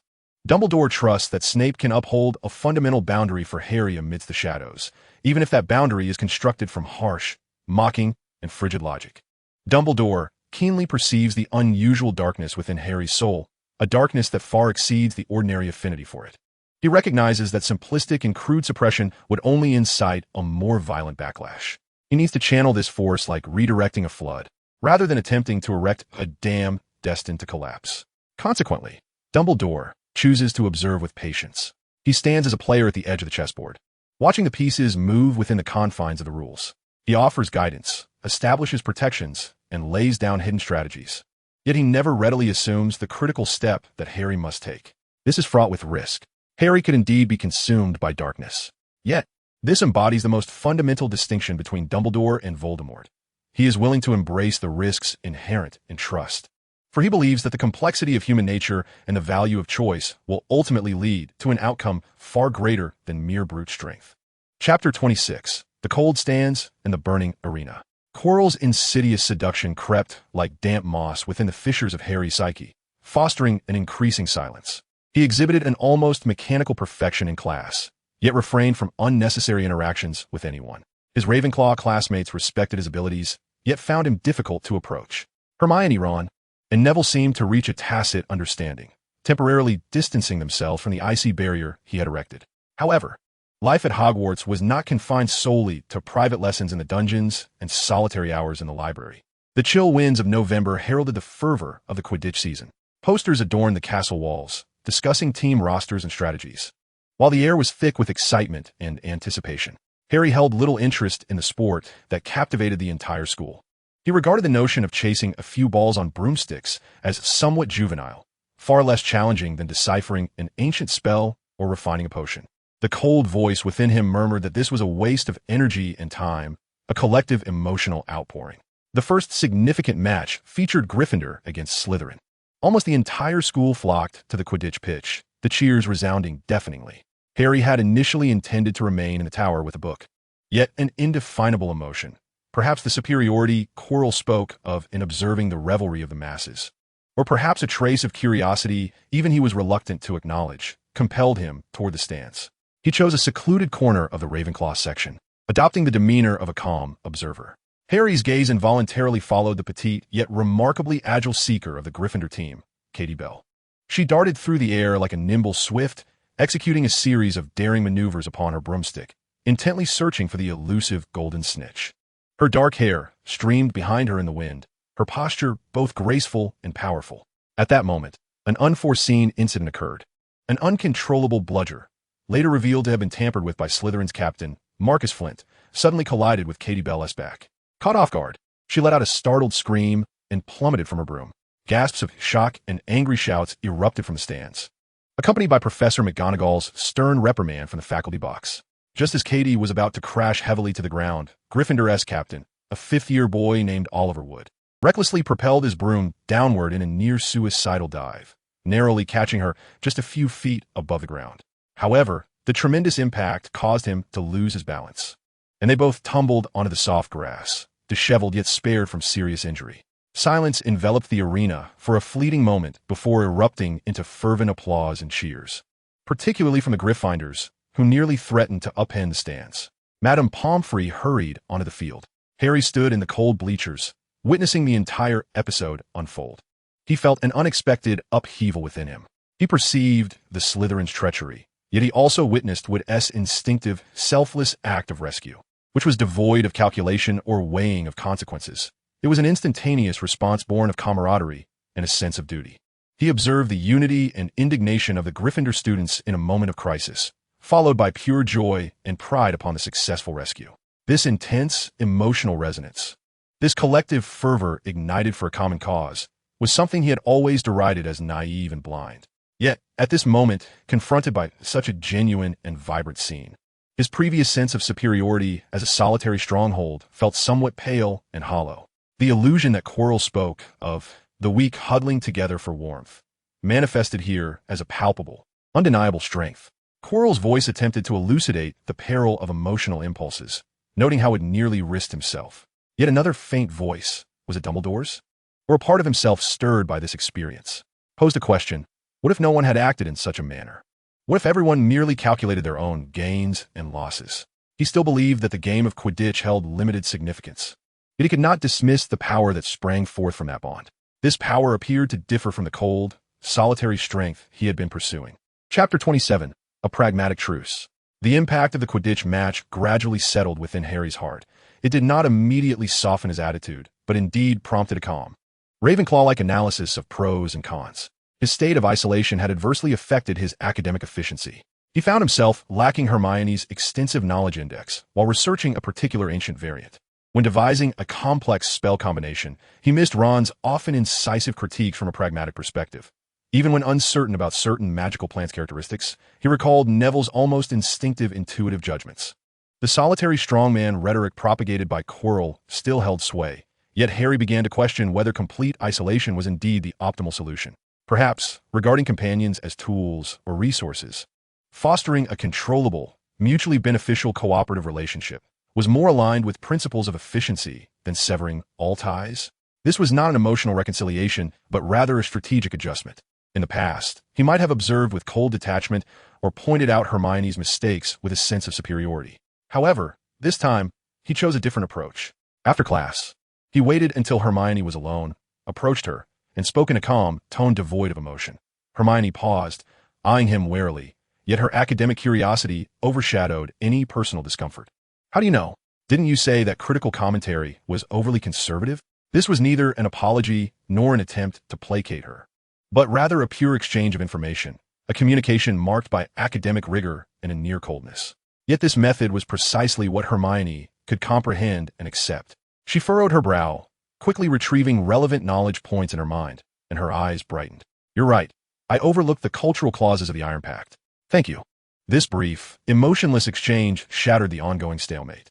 The following day in the library, as Harry once again sat in that secluded corner, Ron, dragging a reluctant Neville, ambled over. Ron slammed a book on wizard chess strategy onto Harry's desk with a gruff tone, though his gaze faltered. Hey, Potter, there's an endgame in this book that neither Neville nor I can solve. Hermione said you might have a different perspective and could see moves we haven't considered. Staring at the chessboard, Ron's eyes widened in realization, and he slapped his thigh. Merlin's beard. It can be played like this. How did I not think of that? In his glance towards Harry, a flicker of the previous admiration returned, albeit tinged with awkwardness.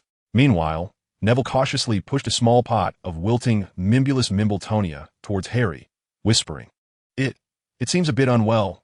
I don't know what to do. Can I try a bit of the moonlight flower essence you mentioned last time? Harry gazed at the diminutive, emotional plant and then at Neville's pleading eyes. Silently, he retrieved the precious moonstone essence gifted by Snape and, with great reluctance, dripped a tiny amount into the soil. Almost instantly, the Mimbulus Mimbletonia unfurled its leaves, emitting faint, contented gurgles. A sincere smile of relief spread across Neville's face. Thank you, Harry. He again used a polite form of address, yet this time it was infused with gratitude. Thus, devoid of any emotional apologies or profound heart-to-heart conversations. The library cohort resumed its operations in an exceedingly pragmatic and somewhat awkward manner, driven by their individual needs, Hermione's quest for knowledge refinement, Ron's desire for strategic understanding, Neville's nurturing of plants, and Harry's practical requirement for an effective learning environment. This marked a utilitarian truce, a collaboration founded upon mutual utility rather than emotional restoration. The fissures remained. Trust had not been entirely reinstated. Yet for Harry, this might represent the closest step toward reconciliation that he could achieve in his current state. He regained the convenience of learning while simultaneously practicing a chilling logic that regarded interpersonal relationships as controllable resources. He treaded carefully along the precarious wire that lay between isolation and connection, with the mist ahead still thick and impenetrable. Chapter 28. The Overlooked Talent. The library cohort's state of utilitarian truce persisted, yet underlying instability continued to loom. Harry's relentless pursuit of efficiency acted as an invisible overseer. while Ron's casual and less focused approach to studying gradually became the greatest impediment to Harry's sense of productivity. The conflict erupted one Friday afternoon as they prepared a paper assigned by Professor McGonagall concerning the principles and applications of transfiguration spells. Hermione had filled 3 rolls of parchment and cited no fewer than 10 reference books. Harry, on the other hand, had constructed a rather intricate mathematical model from the perspectives of energy conservation and material properties, having recently taken an interest in ancient mathematical symbols. Meanwhile, Ron sat before a nearly blank roll of parchment, scratching his head and attempting to pass off something as cool as turning a rat into a snuff box, his thoughts evidently drifting to the upcoming Quidditch practice. Harry set down his quill and observed Ron's distracted demeanor. The pent-up frustration of several days finally broke through his calm exterior. His voice, though not raised, resonated with an unusual clarity and chill in the quiet corner of the library. "Weasley, do you intend to continue coasting like this?" Ron looked startled, lifting his head, a lingering expression of Quidditch daydreams still on his face. "What? Coasting? I'm thinking about the paper." "Thinking?" Harry's green eyes were devoid of warmth, resembling 2 frozen lake surfaces.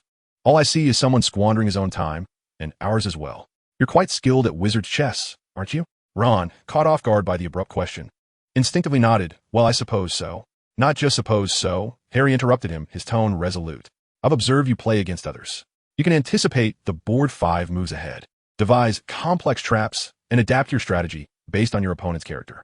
That strategic thinking, that insight into psychology, that ability to calculate swiftly under pressure, that is a talent.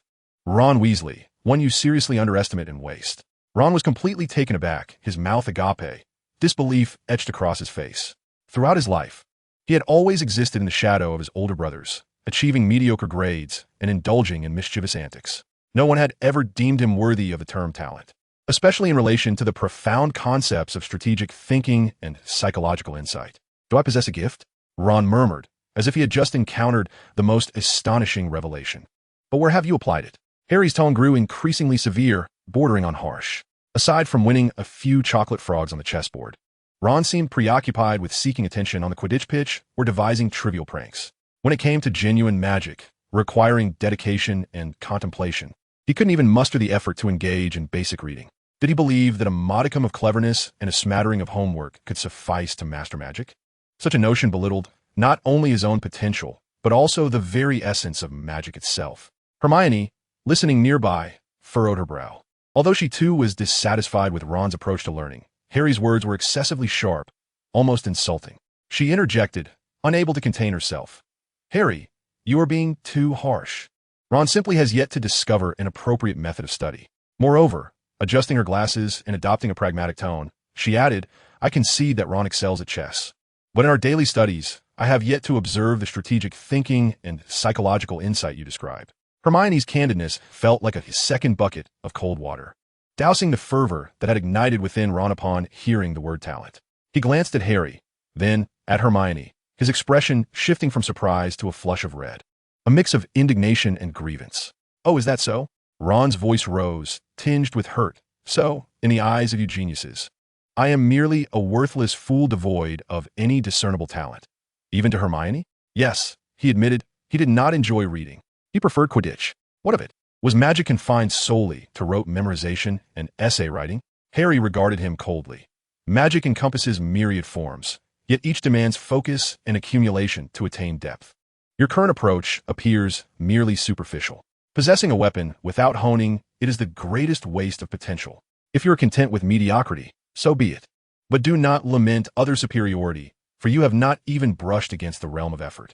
With that, Harry returned his gaze to the quill, as if he had merely dealt with an inconsequential distraction. The corner of the library succumbed to an unbearable silence. Trembling with anger, Ron abruptly stood, the legs of his chair screeching against the floor. Hermione watched Ron's retreating figure, then turned to the expressionless Harry, ultimately sighing without uttering a word, returning her focus to her paper, though her pen felt significantly heavier. This conflict did not arise from malice on Harry's part, but rather stemmed from his almost obsessive demand for efficiency and the optimal utilization of talent. He perceived potential in Ron that even Ron himself had failed to recognize, and felt an almost furious disappointment at its waste. His criticism, akin to an unrefined scalpel, precisely identified the issue yet inflicted considerable harm. He compelled Ron to confront the possibility of possessing talent for the first time, yet the manner in which he did so nearly extinguished any chance of a positive outcome. For Harry, this was yet another attempt to frame interpersonal relationships within a utilitarian context, yet the outcome was far from satisfactory. He once again experienced that isolating sensation of pushing people away, but this time, it seemed to be tinged with a confusion he himself had not fully recognized regarding how to properly guide others. His path as a strong individual appeared destined to traverse the desolate ruins of human connections and solitude. Chapter 29. The Layout Beyond the Chessboard. A few days later, Ron found Harry engrossed in a collection of ancient manuscripts in the library. He hesitated for a moment before approaching, opting not to plop down casually as usual, but instead standing awkwardly beside the table. Harry, Ron's voice was lower than usual, lacking its customary buoyancy. Harry lifted his gaze from the parchment, his green eyes reflecting the usual calmness, revealing no trace of lingering anger from their previous conflict, only inquiry. I wish to ask. Ron licked his somewhat dry lips, his expression earnest, about what you mentioned regarding talent. Do you genuinely believe I possess that strategic thinking ability? Are you not mocking me? Harry set down his quill, leaning back slightly, and scrutinized Ron with an evaluative gaze that made Ron feel somewhat anxious, as if he were an item under appraisal. I'm not skilled in sarcasm. Weasley, I state facts, Harry replied steadily. Your demonstrated aptitude in wizard chess is no mere coincidence. It requires multi-threaded thinking, pattern recognition, risk assessment, and psychological foresight. These abilities are essential in many advanced magical fields, such as the creation of complex spells, practical duel strategies, and even the meticulous design of magical contracts. As Ron absorbed these unfamiliar terms, his eyes widened slightly. So, what level does this talent represent? He could not help but inquire, a hint of incredulous eagerness in his tone. Is it akin to Hermione's? Or similar to yours? His question, though somewhat clumsy, was clear. Was he merely competent or truly exceptional? Harry's gaze sharpened, as if to penetrate the boundaries of Ron's potential. Currently, it lies in an undeveloped state, much like an unrefined gem. However, if given the right guidance and sufficient practice, he paused, delivering an assessment that quickened Ron's heartbeat.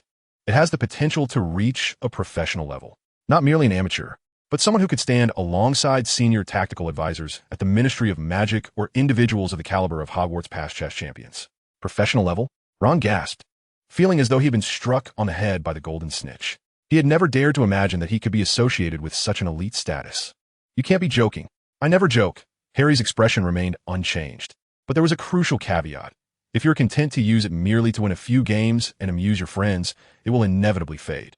However, if you're willing to approach it as a serious discipline, studying classic tactical cases in magical history, analyzing the strengths and weaknesses of different magical systems, and even deliberately applying that strategic mindset to spell practice and magical theory analysis, then, yes, Ron Weasley, you possess a unique and high-potential talent that most people do not. At that moment, Hermione approached, clutching a stack of books, and fortuitously overheard the final few words. She gazed at Ron in astonishment, then turned her eyes to Harry, adjusting her glasses and pragmatically stating, while Harry's remarks may sound somewhat direct, from an objective analytical perspective, Ron, your performance in strategic games is indeed exceptional. I simply had not connected it directly to academic magic before. Even Hermione acknowledged it. Ron felt as though his worldview was trembling. For so long, he had lived in the shadows of his brothers and the brilliance of Harry and Hermione, resigned to viewing himself as ordinary. Yet now, two individuals he deemed exceptionally intelligent had distinctly pointed out a facet he had never confronted. He looked at Harry, whose expression remained calm. Yet his gaze was devoid of insincerity, embodying only a composed assertion. He then glanced at Hermione, whose eyes sparkled with curiosity and a hint of reevaluation. I need to think, Ron murmured, his mind a whirlwind, yet a novel sensation, one he termed possibility, began to quietly take root within him.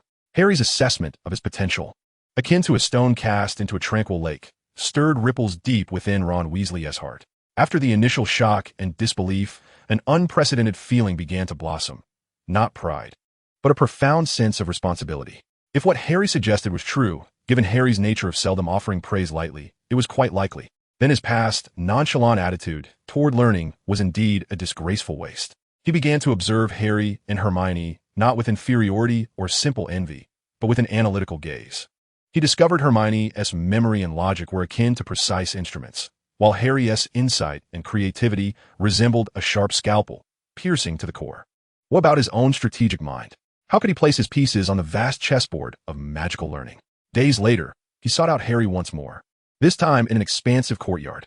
Harry was practicing the precision of a silent spell against a simple target. Upon halting his practice, the faint glow at the tip of his wand extinguished.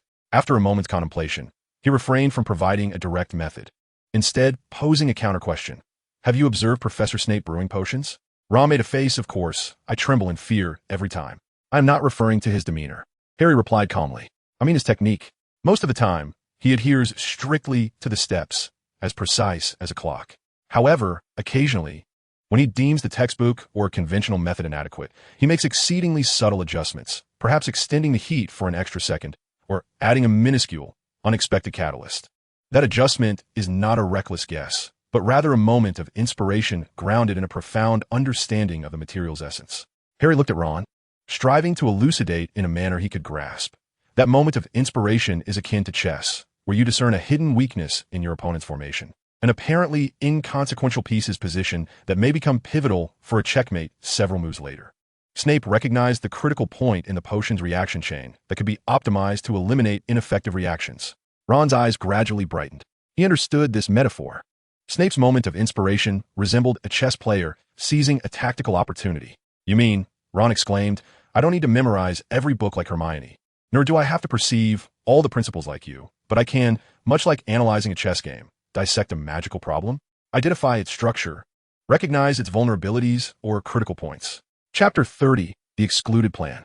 One evening, by the warm hearth in the Gryffindor common room, Hermione, Ron, and Neville huddled together on a cozy old sofa, their voices barely above a whisper. The fat lady's portrait had closed, leaving only a few scattered upperclassmen hurriedly completing their assignments. Neville nervously rubbed his fingers together, his round face etched with worry. But what can we do? How are we to confront Professor Snape and those protective enchantments guarding the Philosopher's Stone? Dumbledore has been drawn away. It must be a conspiracy.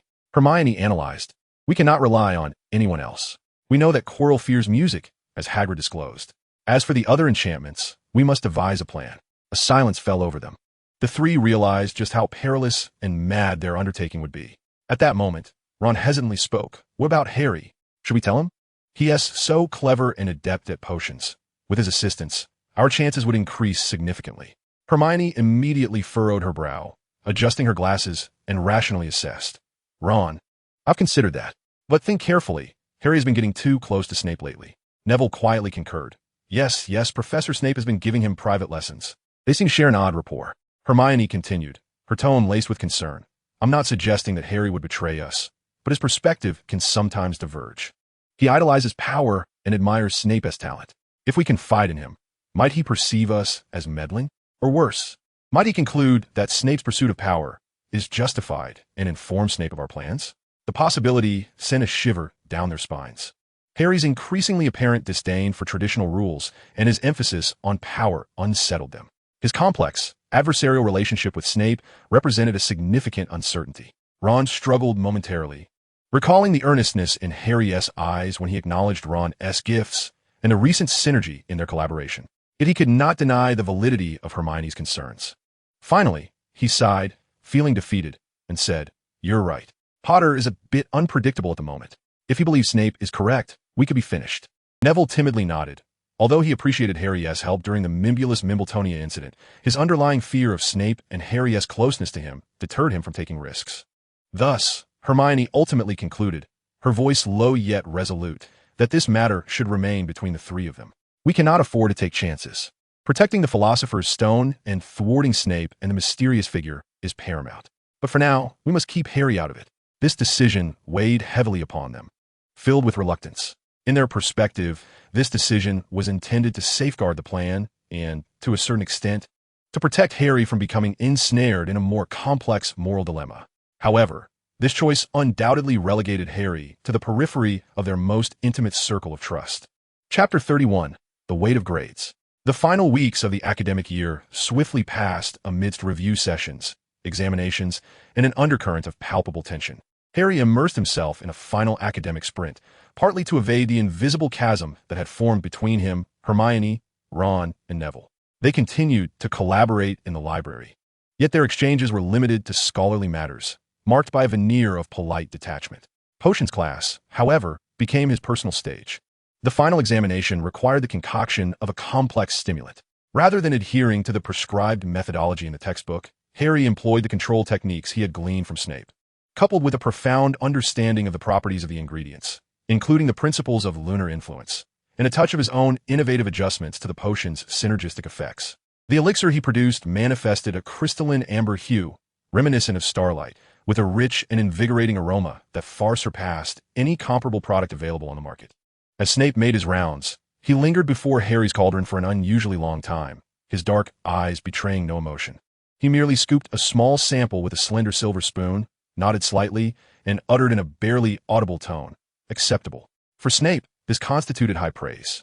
The report cards were distributed during the end-of-term feast. When Harry unfurled his parchment, even his calm demeanor faltered momentarily as his pupils dilated in astonishment.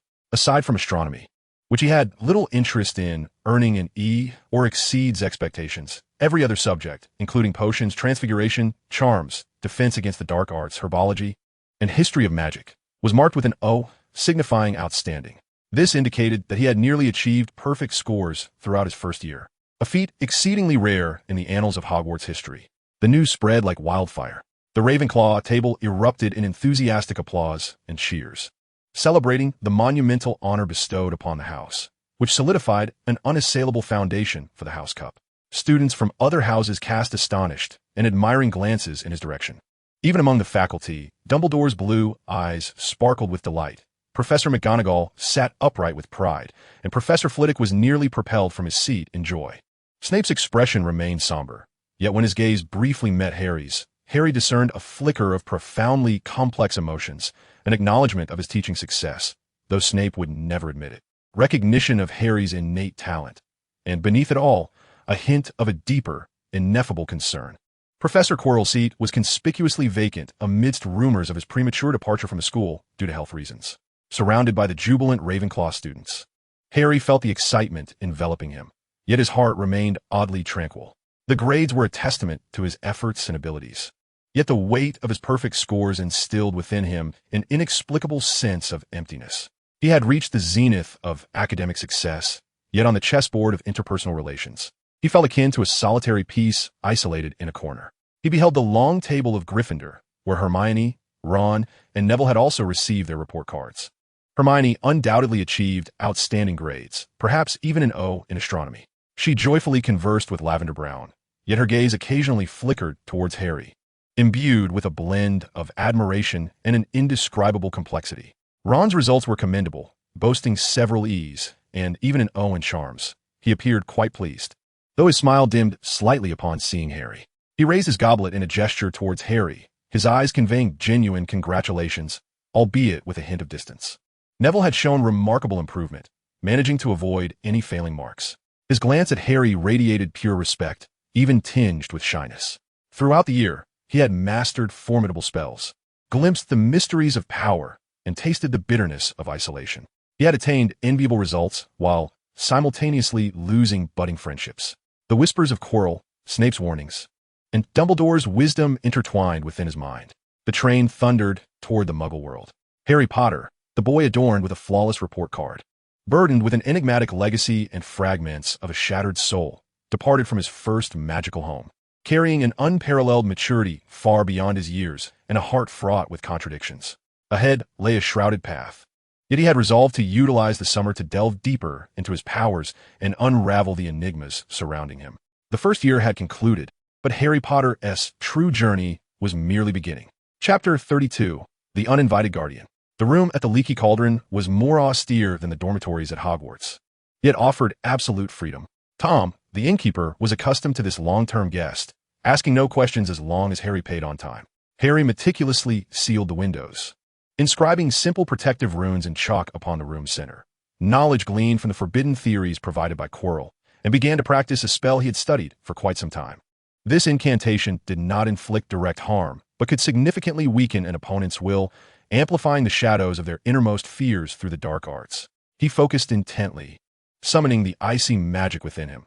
The tip of his wand exuded tendrils of black mist, causing the room's temperature to plummet. At a critical juncture of the spell, requiring the shaping and stabilization of the concentrated dark energy, Harry felt a strain, as this magic demanded exceptional mental fortitude and control. A moment's carelessness could lead to dire consequences, just as beads of sweat trickled from his brow in an effort to maintain the balance of the magical structure. An unforeseen disturbance erupted. In the corner of the room, the air shattered with a piercing blast, akin to fabric being torn asunder. An exceedingly ancient and grotesque house elf materialized from thin air, gaunt and skeletal, with bat-like ears drooping and bulbous, bloodshot eyes, clad in a tattered, filthy cloth. It fixed Harry with a gaze rife with a blend of profound loathing and compelled servitude, then shrieked in a raspy, choked voice, "Bad boy! Dirty, mud-blood Potter spawn! Daring to practice the dark arts alone, defiling the noble name of the Black family. Creature cannot allow it. Creature must stop it." Harry was taken aback by the sudden twist of events, his magical prowess momentarily faltering, nearly causing the incantation in his hand to dissipate uncontrollably. He quickly steadied his mind, his wand cautiously aimed at the diminutive creature that introduced itself as Creature. "Who are you? How did you get in here?" he demanded, his heart racing with alarm. "The Black family? Did it know his identity?" "Stop," Harry commanded, attempting to bind it with his magic, only to discover that an ancient and formidable contractual power shielded the elf, rendering his spells ineffective. Creature halted, glaring at Harry with its bulging eyes filled with resentment. Yet its body involuntarily bent in a slight bow. In a twisted, pained tone, it proclaimed, Creature must obey the ancient family covenant of the noble house of Black. When the bloodline heir first ventures beyond the protection of Hogwarts or the Black ancestral home to practice dark magic, the family elf must guard them, lest the gifted yet inexperienced young master be consumed by darkness or attract unwanted attention. Harry was momentarily speechless. The archaic regulations of the Black family? Protection? Because he was practicing dark magic? The absurdity of the rule left him momentarily at a loss for words. "Are you the elf of the Black family?" he inquired tentatively, recalling the secret regarding inheritance transfer at Gringotts. Creature emitted a sound akin to a choked sob. Creature is the elf of the House of Black, loyal servant to the noble House of Black, until that disgraceful master ruined everything, gave the noble heritage to you. It appeared to struggle against an urge to utter something far more venomous. However, the power of the contract stifled its throat, allowing only a series of croaks to escape. Understanding dawned upon Harry. This elf, Creature, was indeed a part of the Black inheritance he had inherited, one of the enforcers of that binding contract. The stipulation regarding protection during the practice of dark magic was evidently encompassed within the inheritance magic, automatically activated upon his eligibility. Thus, Harry regained his composure, retracting his wand, yet his gaze remained sharp. "So, you are now my elf? According to the contract, you are obliged to protect me while I practice dark magic?" He regarded the resentful yet compelled creature before him, a surge of complex emotions welling up within him. This was undoubtedly another living testament to the Black family's dark history, but it also implied that he had acquired a most reluctant servant and a potential source of information. Furthermore, this servant appeared to possess extensive knowledge about the Black ancestral home and its secrets. "Very well," Harry's voice regained its customary calm, tinged with a hint of opportunism. "Since the contract dictates, Creature, you shall stand guard while I practice. Without my permission, you are forbidden to interrupt or disclose any of this to anyone else. This is a command." Creature emitted a suppressed wail, yet its body again bent in a manner beyond its control. "Creature obeys, Master Potter." Thus, Harry found himself accompanied by an unsettling companion during his summer in Diagon Alley, an ancient elf harboring deep animosity towards him, yet bound to safeguard his exploration of the dark arts. This unexpected episode not only failed to impede Harry's progress, but rather drew him deeper into the clandestine web of the Black family secrets. It made him acutely aware that his inheritance encompassed far more than the galleons nestled within the vault. It included an entire suite of ancient magical contracts, alive with obligations and peril. The resentful gaze of Creature would become a shadow from the past, fixated upon him throughout the summer.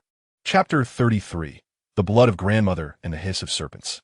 Creature's initial appearance served merely as a malicious backdrop during Harry's practice of dark magic.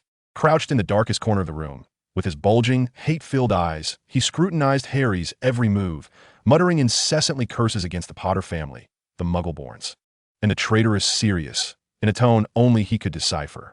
However, as Harry's practice deepened, Creature's murmurs gradually diminished, and within his hateful stare, a flicker of undeniable shock began to emerge. Harry's almost instinctive and remarkably efficient mastery of dark magic was indeed extraordinary. After encountering an obstacle in his practice, Harry turned to Creature, his tone calm, yet imbued with an undeniable air of authority. "Creature, I know you despise me, but do not forget that my blood is not solely that of the Potters." Creature turned his head aside, feigning ignorance. Harry spoke clearly and slowly. "My grandmother, Doria Potter, was originally Doria Black. She hailed from the Black family, the daughter of Phineas Nigellus Black and Ursula Flint, and the sister of Arcturus Black III. This should be well noted in your esteemed family tree." Creature's body jerked in disbelief, his bulging eyes fixated on Harry. He certainly recognized Doria Black, the one who had married Charles Potter, though her union with a traitor of pure blood had rendered her unappreciated by the mainstream of her family. Her lineage was indisputable. This revelation implied that the Potter boy before him indeed bore the blood of the Black family. Witnessing the impact of this bloodline fact on Creature, Harry seized the opportunity, yet he could no longer fabricate the lie that his mother was a descendant of Slytherin, for he understood he lacked the ancient magical protections, making such falsehoods easily dismantled. He resolved to wield another undeniable fact, one that would profoundly resonate with Creature's veneration for pure blood and power. He stepped into the center of the room and directed his gaze at the feather quill transformed into a branch, issuing a low, raspy hiss. "Arise and move." Parcel tongue. Creature recoiled as if scalded, emitting a sharp gasp, retreating violently, his bulging eyes nearly popping from their sockets, his face etched with sheer terror and a frenzied, twisted excitement. "Parcel tongue, you!" Creature's voice trembled uncontrollably. Parcel tongue was the renowned hallmark of Salazar, Slytherin, and his descendants, a near-ultimate symbol of dark power within the Black family's ideology of pure blood and dark magic. Harry neither confirmed nor denied his lineage to Slytherin. Acutely aware of the difficulty in maintaining such a deception, he adopted a more cunning articulation, redirecting the focus to the uniqueness of his Black lineage. The Black family has long pursued purity of blood and strength. Harry's emerald eyes glimmered with an eerie light in the dimness. Who could ascertain that, after generations of inheritance, the Black bloodline would not, in certain descendants, give rise to ancient and formidable traits? Perhaps the Black blood coursing through me from my grandmother, Doria, is far purer and more powerful than anyone dares to imagine, even awakening some long-dormant abilities. He interpreted Parcel tongue as an ancient trait awakened by the potency of his Black lineage rather than a direct inheritance from Slytherin. This narrative not only capitalized on the shocking effect of Parcel tongue, but also sidestepped the contentious issue of Slytherin ancestry, while greatly flattering the Black family's lineage, albeit through his own half-blood Potter identity. Creature was thoroughly bewildered. The pride in the Black bloodline, the fear and reverence for Parcel tongue, and the astonishment at Harry's talents clashed violently with its deeply ingrained hatred. It gazed at Harry, its expression a complex tapestry of loathing, dread, and a twisted sense of identification sparked by the possibility that the Black bloodline might indeed possess such strength. Creature's voice, dry and strained, struggled to utter the title of Master Potter, seemingly infused with a faint acknowledgement of the bloodline itself, despite a lingering aversion to the Potter name. The incantation required a colder emotion to seep through like a serpent in a cellar. Ultimately, it relented, revealing a crucial insight. Rather than loyalty to Harry, it was a grotesque submission to the display of the Black bloodline's power and a compelled adherence to ancient contracts. Harry assessed the progress with a calm demeanor. He understood that relying solely on his grandmother's bloodline and Parcel tongue was insufficient to fully subdue Creature, yet he had managed to breach a significant barrier. This summer, he would not only hone his skills in dark magic, but also engage in a psychological battle for the House Elf's allegiance, employing every available leverage to gradually transform this hostile legacy into his own strength. Creature, meanwhile, was caught in the tumult of bloodline, power, and ancient contracts, struggling in agony. Chapter 34. The Dark Apprentice and the Tormented Mentor. Creature's hint regarding cold emotions seeping like a serpent in a cellar served as a key, instantly unlocking Harry's bottleneck with a fearsome incantation. He ceased attempting to assault it with overwhelming negative emotions and instead emulated the patience and chill of serpents, injecting fear into the magical structure like venom, slowly and precisely. The results were immediate. The illusions conjured by the spell stabilized and endured, imbued with a bone-chilling eeriness. This success established a peculiar new dynamic. Harry no longer regarded Creature as merely an observer or an obstacle, but transformed him into a reluctant, pained consultant possessing invaluable knowledge. While practicing, Creature remained curled in the corner, yet Harry would occasionally pose questions in a calm and authoritative tone. How did the Black family manage the risks of curses rebounding? What particular taboos should be heeded regarding the layering of curses? The ancient bloodline magic. What principles underpin its contractual efficacy? It began to intermittently unveil information, often interspersed with boastful recollections of the illustrious past of the Black family. Curses directed at the traitorous Sirius, and anguished laments over Harry's tarnishing of the family legacy. Yet, at its core, the content was authentic and invaluable, representing the accumulated experiences, techniques, and taboos of generations of dark wizards from the Black lineage. Harry absorbed this dark knowledge like a voracious sponge. He did not accept it unconditionally, but rather filtered it through his formidable logic and intuition, validating it against the theories he had learned from Quirrell. He discerned that the methods of the Black family leaned more towards pragmatism and empiricism, while the theories provided by Quirrell, Voldemort, focused more on the essence and control of power. The synthesis of both perspectives greatly accelerated his understanding. On one occasion, when Harry attempted a complex incantation involving soul interference, a violent fluctuation of magic nearly led to catastrophe. As he felt the pressure mount, Creature, despite his malevolent glee, sharply reminded him, "Fool, the defenses of the soul are both the most robust and the most fragile. Do not assault the core of memory and emotion. Seek out those forgotten corners, like worms burrowing into wood." In that instant, Harry grasped the revelation, adjusted his magical approach, and successfully stabilized the spell. Afterward, he regarded the visibly shaken yet feigning calm Creature and remarked, "You have reminded me. That is a commendable guardianship." Creature trembled with rage, feeling insulted yet unable to contest the definition of their contract. Beyond dark magic, Harry began to subtly inquire about the Black ancestral home and the family legacy. Creature exhibited a morbid attachment to the old house, descending into a half-mad state at its mention, incessantly muttering about the portrait of the mistress, Walburga Black, exquisite silverware, and those noble, dark, magical artifacts.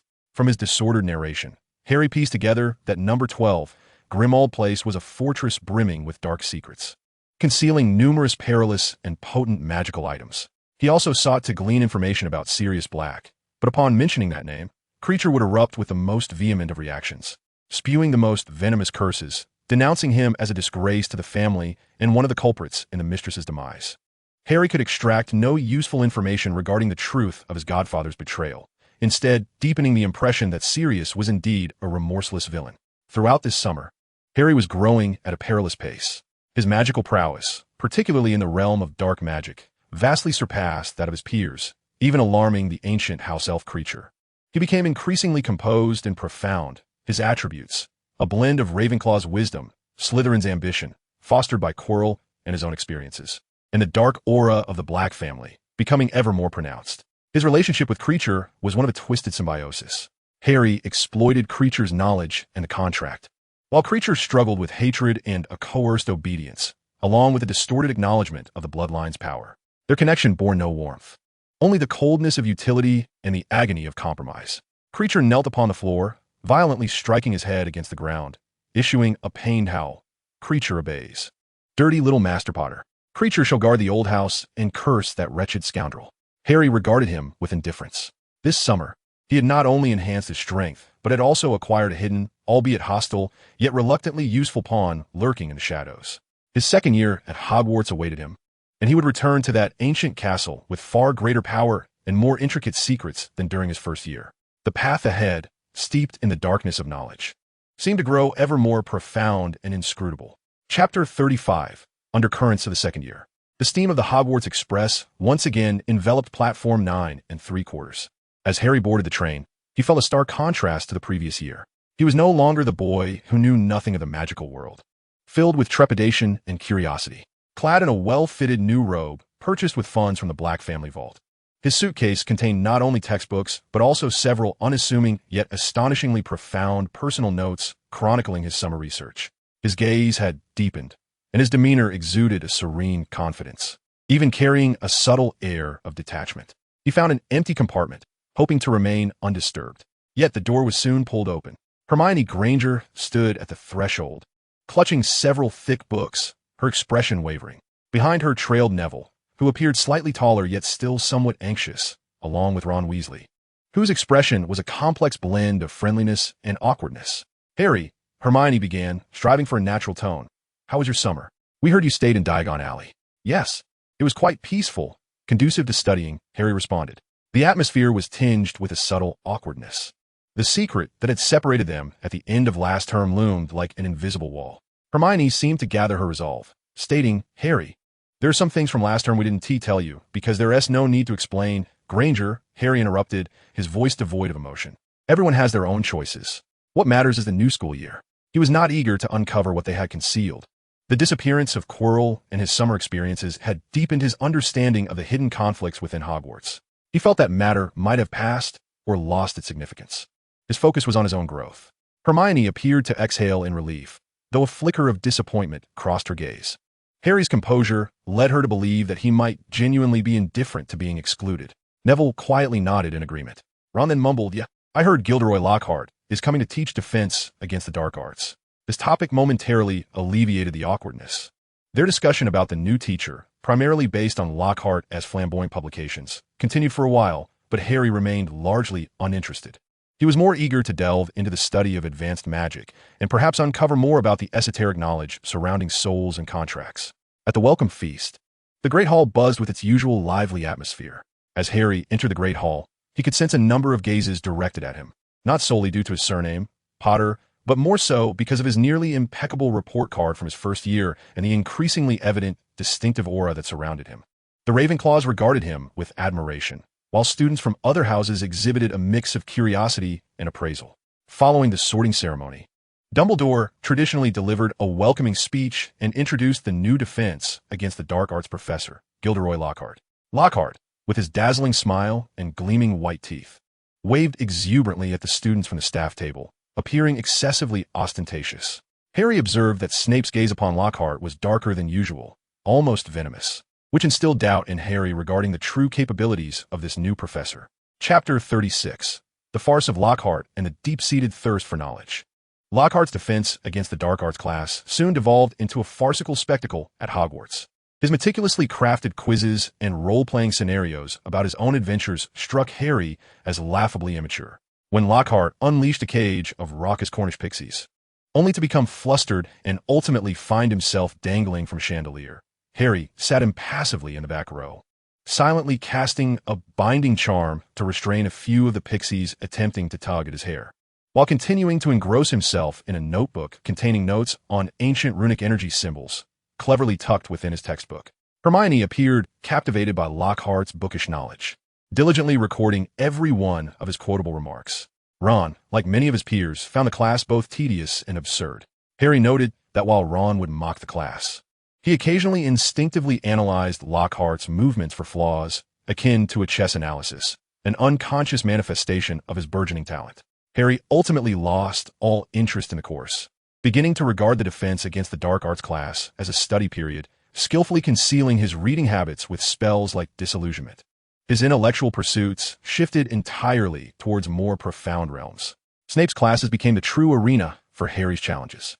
The second-year potions curriculum was markedly more intricate, and Snape's expectations grew increasingly rigorous. Nonetheless, Harry thrived in this environment. Not only did he replicate potions flawlessly, but he also began to systematically integrate the dark knowledge regarding the essence of ingredients gleaned from Creature over the summer with Snape's meticulous teachings. The potions he brewed often exhibited a purity of sheen or a more subdued energy fluctuation that was unrecorded in textbooks. Snape's attitude towards him became increasingly multifaceted. His critiques remained sharp, yet the scrutiny and curiosity within those dark eyes deepened. Harry sensed that Snape was pushing him toward a higher standard, as if testing the limits of his abilities. Harry became a frequent visitor to the restricted section of the library. He now possessed ample justification to seek access to delve into advanced studies of potions and spells. Madame Pants regarded him with a mixture of affection and apprehension. She admired his impeccable academic excuses and Ravenclaw reputation, yet feared the trepidation that accompanied each book he borrowed. Titles that sent shivers down her spine, such as Medieval Curses and their countermeasures and the Boundaries of the Soul, Theories and Taboos. As Harry delved into these tomes, he adopted a critical perspective, no longer easily swayed by dark theories as he had been in his first year. Instead, he regarded them as a knowledge system requiring analysis and comprehension. Hermione, Ron, and Neville continued to study alongside him, yet dynamics had shifted. Hermione occasionally engaged Harry in vigorous debates over intricate magical theories, her arguments contrasting with Harry's often unconventional and somewhat ruthless viewpoint, yet logically sound, compelling Hermione to expand her thinking. Ron emerged as the provider of practical strategies. When Harry conceived complex magical applications, Ron adeptly identified impractical steps or proposed more ingenious tactics. Neville's contributions in herbology proved indispensable. He even began experimenting with cultivating plants with concentrated traits based on Harry's understanding of the energetic properties of potion ingredients. However, the fissure of trust lingered. Conversations rarely veered beyond academic subjects. Harry sensed their reticence regarding the Lockhart incident and possibly other related matters, yet he refrained from probing. He defined their relationship as an efficient academic partnership, meticulously maintaining distance. Occasionally, he caught glimpses of Hermione's hesitant gaze or Ron's awkward attempts at humor to lighten the mood. Yet he chose to overlook them. The echoes of Quirrell's soliloquy on the solitary strength resonated in his mind. He believed that emotional closeness was a weakness, and the current mode of collaboration was optimal. One evening, after once again slipping into the restricted section post-curfew in search of a rare tome on magical contract loopholes, he inadvertently discovered a hidden, thin parchment scroll atop a dust-laden bookshelf. The scroll bore no title, its contents inscribed in an exceedingly archaic cipher interspersed with runes and peculiar symbols.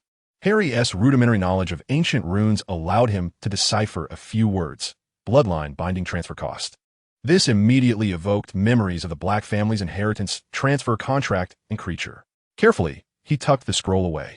Intuition suggested it might hold the secrets of an ancient family regarding magical contracts, potentially offering insights into his own predicament. This discovery added yet another clandestine objective to his deep dive during his second year. In his second year at Hogwarts, Harry appeared calm on the surface, yet within, he engaged in an intense academic exploration and self-refinement. He traversed the boundaries of knowledge between light and dark, maintaining a useful yet distant rapport with his companions, while quietly amassing fragments that might unravel the mystery of his lineage. Shadows within the castle seemed to harbor the unknown. Yet for Harry at this moment, enhancing his own power and grasping the essence of magic were paramount in confronting all that was uncertain. He resembled a patient diver, persistently plunging deeper into the ocean of knowledge, undeterred by the fluctuating light and darkness of his surroundings. Chapter 37. Echoes of the Contract. The ancient parchment scroll discovered in the depths of the restricted section became the focal point of Harry's studies in the ensuing weeks. Its cryptic script was exceedingly obscure, with the interspersed runes extending beyond the typical reference materials found within the Hogwarts library. This, in turn, ignited an immense intrigue within Harry, who perceived it as a sophisticated puzzle. He utilized every spare moment to cross-reference various ancient language dictionaries, collections of magical contract cases, and even daringly sought the counsel of Snape regarding the stability of a rare magical ink, cleverly disguising it as an extension of potion studies. Snape scrutinized him with a skeptical gaze for an extended period, yet ultimately provided a succinct and pivotal answer, enabling Harry to successfully decipher the unique symbols on the parchment that indicated dates and bloodline connections. As he delved deeper into the translation, Harry's heart gradually sank. This parchment was not a complete contract, but rather resembled a feasibility study on the involuntary transfer of bloodline rights within an ancient pureblood family, the surname portion of which was regrettably damaged. It meticulously explored how to exploit loopholes in magical law, the formidable foundation of family magic, and the coercive forces at the soul level under specific conditions, circumventing the will of the transferee to forcibly assign their properties, knowledge, and even certain abstract destinies to another bloodline holder. When the main bloodline was severed or the designated heir was deemed by magic to have betrayed the family's highest interests, the ancient powers associated with the bloodline could be redirected, facilitating emergency inheritance through the closest collateral bloodline. The binding nature of such transfers was rooted in the soul's recognition of the bloodline's source, impervious to ordinary magic. The cost was that the heir would bear the entirety of that bloodline's glory and curse, their soul irrevocably entwined with the family foundation. Harry found himself at an impasse in his study of the ancient parchment. The most crucial aspects concerning the cost and soul binding were encrypted with a layer he had yet to decipher, seemingly requiring a specific bloodline or magical key to unlock. This reinforced his conviction that he must find a way to access the Black ancestral home to consult more original materials. As he pondered late into the night in the Ravenclaw common room, a faint yet potent magical disturbance brushed against his senses. It was not a sound, but rather a ripple of emotions at the soul level: anger, paranoia, and a tinge of urgency. This sensation resonated subtly with the cold fragment within him and the contract of the Black Legacy. He immediately recognized it as emanating from Creature, or rather, related to the place Creature guarded. He directed a pulse of magic towards the ink bottle.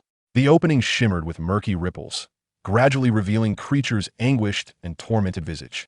Set against the dim, oppressive foyer of number 12, Grimmauld Place. Master Potter, Creature's voice contorted and twisted, laden with fear and struggle. But the mistress, my bloodline, that filthy spawn of the Potter family, yet also of the Black bloodline. Let me see. Creature, bring me to him. I must see if the future of the Blacks has truly fallen to. Her voice intertwined with extreme revulsion and a morbid curiosity. She yearned to discover whether this child, inheriting her family's legacy, yet mixed with the blood of mudbloods, was indeed a complete disaster, or if, perchance, the distant Black bloodline could still conjure miracles. Especially after Creature hesitantly revealed Harry's ability to speak Parseltongue. This twisted curiosity intensified. Creature lamented painfully. My mistress cannot leave the old house. The contract binds Creature. Useless. The portrait of Walburga screamed. You are a house elf of the Black family. I command you. Find a way. Bring at least a part of my portrait before him. I want to see with my own eyes. To see if those eyes truly resemble that mudblood, or if they bear any trace of our lineage. Harry observed this scene with calm detachment. The madness and paranoia of Walburga Black repulsed him, yet he astutely perceived an opportunity within it. This elderly lady, filled with hatred and the glory of pure blood lineage, was a living relic of the Black family's history, albeit in portrait form. Her mind might harbor critical information concerning family magic, ancient contracts, or even Horcruxes. Should there be any trace of Regulus's affairs? Creature, Harry's voice pierced through the communicator, cold and penetrating, interrupting the altercation between master and servant. Both Creature and Walburga's portrait froze in place. Tell her, Harry commanded, that she may wish to see me, but not now, and certainly not in such a noisy manner. When I am ready, I will come to Grimmauld Place. However, before that, she had best calm herself and consider what valuable family history or the cost of my inheritance is worth exchanging for a meeting. If she continues to scream like this, she shall never see me, the last legal heir of the Black family. He deliberately employed the term legal heir, underscoring his status while casting the cost as bait. A brief silence fell on the other end of the communicator. The madness of Walburga's portrait seemed temporarily subdued by a chilling calculation. She fixed her gaze on the blurred image of Harry in the communicator, as if she could penetrate the space and behold his calm green eyes. Cunning. Just as that scoundrel, she rasped, no longer screaming the cost. You know the cost? After uttering this, he severed the connection. The ink bottle returned to tranquility. Harry sat at the edge of his bed, his heartbeat slightly quickening. A direct link to the Black residence had been established in this unexpected manner. Walburga's portrait was an exceedingly unstable element, yet also a potential treasure trove of information. He required greater strength and more leverage to gain the upper hand in his interactions with this mad portrait and extract the information he needed. This unforeseen communication made his plan to visit the Black residence more urgent and intricate. He would not only confront a house steeped in dark magic, but also contend with a paranoid and dangerous specter from the past. His journey in the second year was drawing him deeper into the whirlpool of the Black family's century-old grievances. Chapter 38. The Christmas Shadows of Grimmauld Place. Utilizing the disillusionment charm and an old map borrowed from Filch's drawer, which he would return later, Harry silently departed from Hogwarts, traversing the Floon network through the fireplace of the Leaky Cauldron to London. Cloaked in an inconspicuous dark robe with his hood pulled low, he followed Creature's vague directions to arrive at Grimmauld Place. The door creaked open a crack, and a gust of air, rife with dust, mildew, and an aura of ancient magic, rushed forth. Harry stepped inside, the door thundering shut behind him, severing the faint light of day. The hall was dim and elongated, with a cobweb-laden chandelier suspended from the lofty ceiling. On the walls hung small, darkened effigies of long-dead house elves, creating an atmosphere that was suffocatingly oppressive. Most striking was the enormous portrait of Walburga Black, shrouded in heavy velvet drapery at the far end of the wall. Yet Harry could sense the searing, frenzied gaze from behind the curtain. "Get up, Creature," Harry said calmly, his eyes sweeping over the disquieting surroundings. "Take me to the study or the library." Just then, a sharp hiss emerged from behind the drapery. "Bring him here. Let me see him." Creature cast a terrified glance at the portrait before looking back at Harry. Pausing briefly, Harry approached the portrait. He extended his hand, not pulling the drapery aside directly, but rather using his wand to gently pry open a small gap. Walburga Black severe. Cray's visage was revealed, her eyes resembling two black voids, fixated intently on Harry. "So you are the Potter brat," she hissed, her voice akin to nails scraping against a chalkboard. "Dirty blood has sullied my doorstep. Doria, that fool who married a traitor of pure blood. Her blood has long been diluted." Yet her gaze greedily roamed over Harry's face, as if searching for any trace of the black lineage. "Creature says you speak Parseltongue?" Her tone was laced with incredulous skepticism and a hint of hidden yearning. The dim flame in the candelabra flickered and extinguished, as if consumed by an unseen chill. Walburga's portrait gasped, a complex light igniting in her mad eyes. Fear, awe, and a twisted exhilaration. "The power of Slytherin truly awakens in the veins of the Blacks," she murmured. Seizing upon the moment of her astonishment, Harry coldly inquired, "Now, can we discuss the price? Or would you prefer to continue squabbling with me over bloodlines?" Ignoring her further, Harry gestured for Creature to lead the way. Bending low, Creature guided Harry up the creaking staircase. The interior of the old manor appeared more vast and eerie than it did from the outside, with moving tapestries of foreboding ancestors casting dubious and malevolent glances at Harry. Various dark magical artifacts lay strewn about, exuding an ominous aura. The study was a dusty room, its bookshelves reaching up to the ceiling. The air was thick with the scent of aged parchment and leather. Harry sensed that this place harbored immense knowledge, albeit laden with protective enchantments and curses. "Creature." Harry stood in the center of the study, addressing the cautious house elf. "Now, tell me what I need to know about this house apart from the books. For instance, what secret did Regulus Black uncover that led to his disappearance?" Upon hearing Regulus' name, Creature trembled violently, tears instantly welling in his large eyes. "Young Master Regulus, my brave young Master Regulus," began to strike his head against the leg of the desk, wailing in despair. Chapter 39. The Price of Portraits and the Tears of Elves. Time in the study seemed to freeze. The dull thud of Creature's head and his stifled cries were the only sounds until Harry shattered the silence with his cold, unyielding voice. "Your sorrow cannot alter the truth, Creature. Regulus is dead, and I am now the sole arbiter of the knowledge and secrets of the Black family. Tell me what he discovered. This is a command. Creature cannot betray." Creature promised young Master Regulus he would not reveal anything. The house elf's voice was a hoarse lament, tears streaming down his wrinkled face. "No one, not even me." Harry stepped forward, shadows enveloping the trembling Creature. "According to Sirius Black's final directives and the Blood Pact, I am a master of all that belongs to the Black family, including you and the unspoken secrets of Regulus. Concealment is a breach of contract."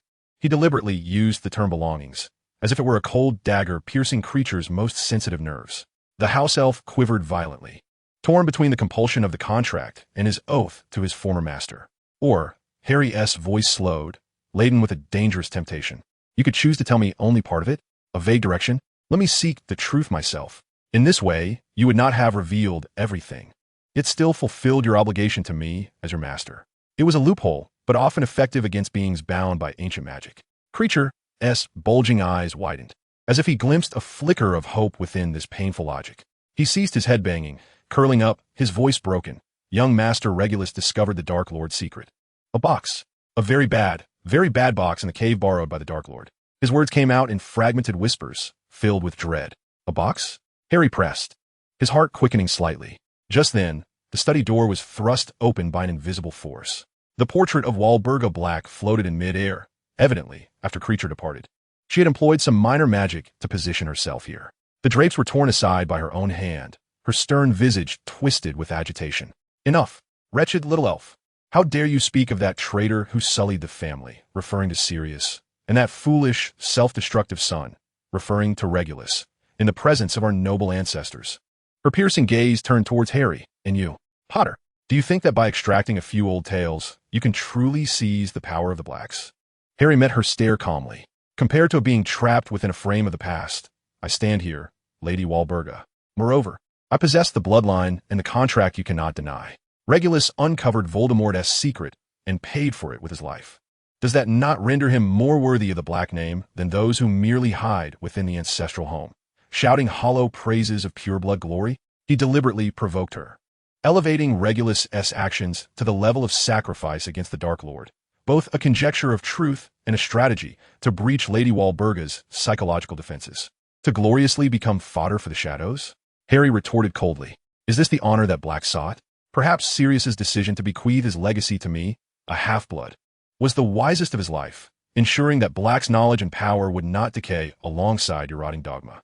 Her words pierced Harry's innermost doubts like a poisoned needle. He felt the fervent desire for power growing ever more intense, while emotional detachment became increasingly natural. Was this the influence of the Horcrux fragment, or the catalyst of his Black lineage and environment? Or perhaps the two were inherently entwined. He displayed no signs of faltering, instead seizing upon the crux of her statement. So, you can see that this inheritance bears its negative ramifications. Is there any record of it? Any methods to dispel or control it? Hidden within which tome? His gaze sharpened as it swept across the study, searching every corner of the house. The portrait of Walburga gasped, a flicker of cunning and vengeful delight flashing in her mad eyes. Seek it yourself, O great heir. Utilize your Slytherin talent to unearth it, perhaps within some cursed box, or within the foolish mind of a house elf. She cast a pointed glare at Creature, and the portrait abruptly drifted backward, crashing against the wall, the drapery falling with a whoosh, once again shrouding her. Silence enveloped the study, leaving only Creature's faint sobs. Harry stood rooted, processing the information he had just received. Walburga's words were part curse, part clue. The cost was tangible, and it was related to control. The leads might point towards the locket, or to Creature himself. He turned his gaze to the trembling house elf. Regulus's secret, the cave, the locket, the potions, Creature was an eyewitness. Creature, Harry's voice no longer bore the weight of oppression. It remained unwavering. Master Regulus sacrificed himself for you because he deemed you worthy, believing that the responsibilities of the Black family outweighed the terror of the Dark Lord. Now, that burden falls upon my shoulders. I am not Regulus, but I can promise that if you assist me, I will uncover the truth behind Regulus's death and ensure that his sacrifice is not forgotten. He made no promises of vengeance or emotional solace, for that would be too hypocritical for both Creature and himself. Instead, he offered responsibility and truth, concepts that Creature could comprehend and perhaps accept. Creature lifted his head, tears glistening in his eyes as he gazed at Harry. The new master's essence, distinctly different yet steadfast in its own right compared to Master Regulus, combined with an undeniable serpentine power, allowed the house elf to grasp a faint sense of direction amidst the chaos. In this moment of anguish, the loyalty to Master Regulus and the obligation to the Black family, albeit in a distorted form, found an exceedingly fragile intersection. Harry understood that he must not press too hard. He turned away, beginning to scrutinize the shelves in the study that exuded an aura of darkness. Walburga had mentioned the cursed box and records. He needed to first sift through these ancient papers for clues regarding soul magic, ancient curses, and bloodline contracts. Chapter 40. The Weight of Forgotten Curses and Contracts. In the ensuing days, Harry found himself completely immersed in the dusty archives of the Black family study. The air was thick with dust and a musty odor. Yet he remained unfazed. The scrolls and tomes, inscribed with ancient ink and imbued with a blend of paranoia and dark wisdom, held an irresistible allure for him. His research yielded preliminary discoveries. Within a substantial tome titled The Binding of Bloodlines, the magical foundations of pure blood families, he encountered discussions that resonated with the cryptic parchment he had unearthed. The text revealed that certain exceedingly ancient pure blood families often bore magical contracts whose costs were intrinsically linked to the assimilation of souls. Heirs not only inherited material wealth, but also unconsciously absorbed the collective emotions, entrenched thought patterns, and even the preferences and talents for specific types of magic, particularly dark magic, imbued within the family's magical legacy. Creature appeared silently, cradling a dust-laden, seemingly ancient wooden box. The box itself bore no ornate embellishments, yet within the wood's grain, a dim magical luminescence seemed to ebb and flow. Master Potter, Creature's voice was dry, tinged with a resigned weariness. I discovered this while cleaning Master Regulus's former room. The mistress forbade any house elf from touching Master Regulus's belongings. But perhaps Master Potter should take a look. Harry accepted the box. It was weighty, with no lock, merely a simple clasp. Yet he sensed a cold resistance upon handling it, as though the box possessed a faint consciousness of its own. He attempted to prod it with his wand, but it remained unresponsive. Infusing it with a slight surge of magic, the luminescence on the surface quickened, yet the clasp remained steadfast. After a moment of contemplation, he recalled the words of the portrait of Walburga, "Use your Slytherin gifts." Focusing his intent, he spoke in parcel tongue, his voice low, open. A faint click resonated from within the box, the chilling resistance dissipating. The clasp sprang open. Inside, There were no treasures of gold or silver. Only a few seemingly ordinary items. A slender notebook bound in leather, devoid of any inscriptions on its cover. Harry picked up the notebook first. Flipping to the first page, he beheld the neat yet somewhat restrained handwriting of Regulus Black. If I do not record these thoughts, then my death will bear no meaning, and my sacrifice will be utterly forgotten. The Dark Lord is not immortal. He has committed the gravest sin of soul desecration. I have uncovered one of his secrets, an evil creation hidden within the depths of the lake's cave. I am about to attempt its destruction. I know this may be in vain, and could even yield more dreadful consequences. Yet, there are some boundaries that must not be crossed, even at the cost of life. May those who follow find their way through this faint glimmer. Harry's heart raced. This was Regulus's last testament, direct evidence of his defiance against Voldemort. He quickly leafed through the subsequent pages, which meticulously chronicled Regulus's speculations regarding the Horcrux, which he referred to as the evil creation, the process of discovering the locket, and his determination to substitute it through a clever ruse. The notes abruptly concluded as he described commanding Creature to take him to the cave and the moment he prepared to ingest the potion. On the final page of the notebook lay a withered leaf of peculiar shape, nestled between its pages. Scribbled in smaller letters beside it were the words, "The family records mention that the side effects of ancient contracts can be anchored by pure will and profound connections. Yet, the blood of Black has long diverged from purity.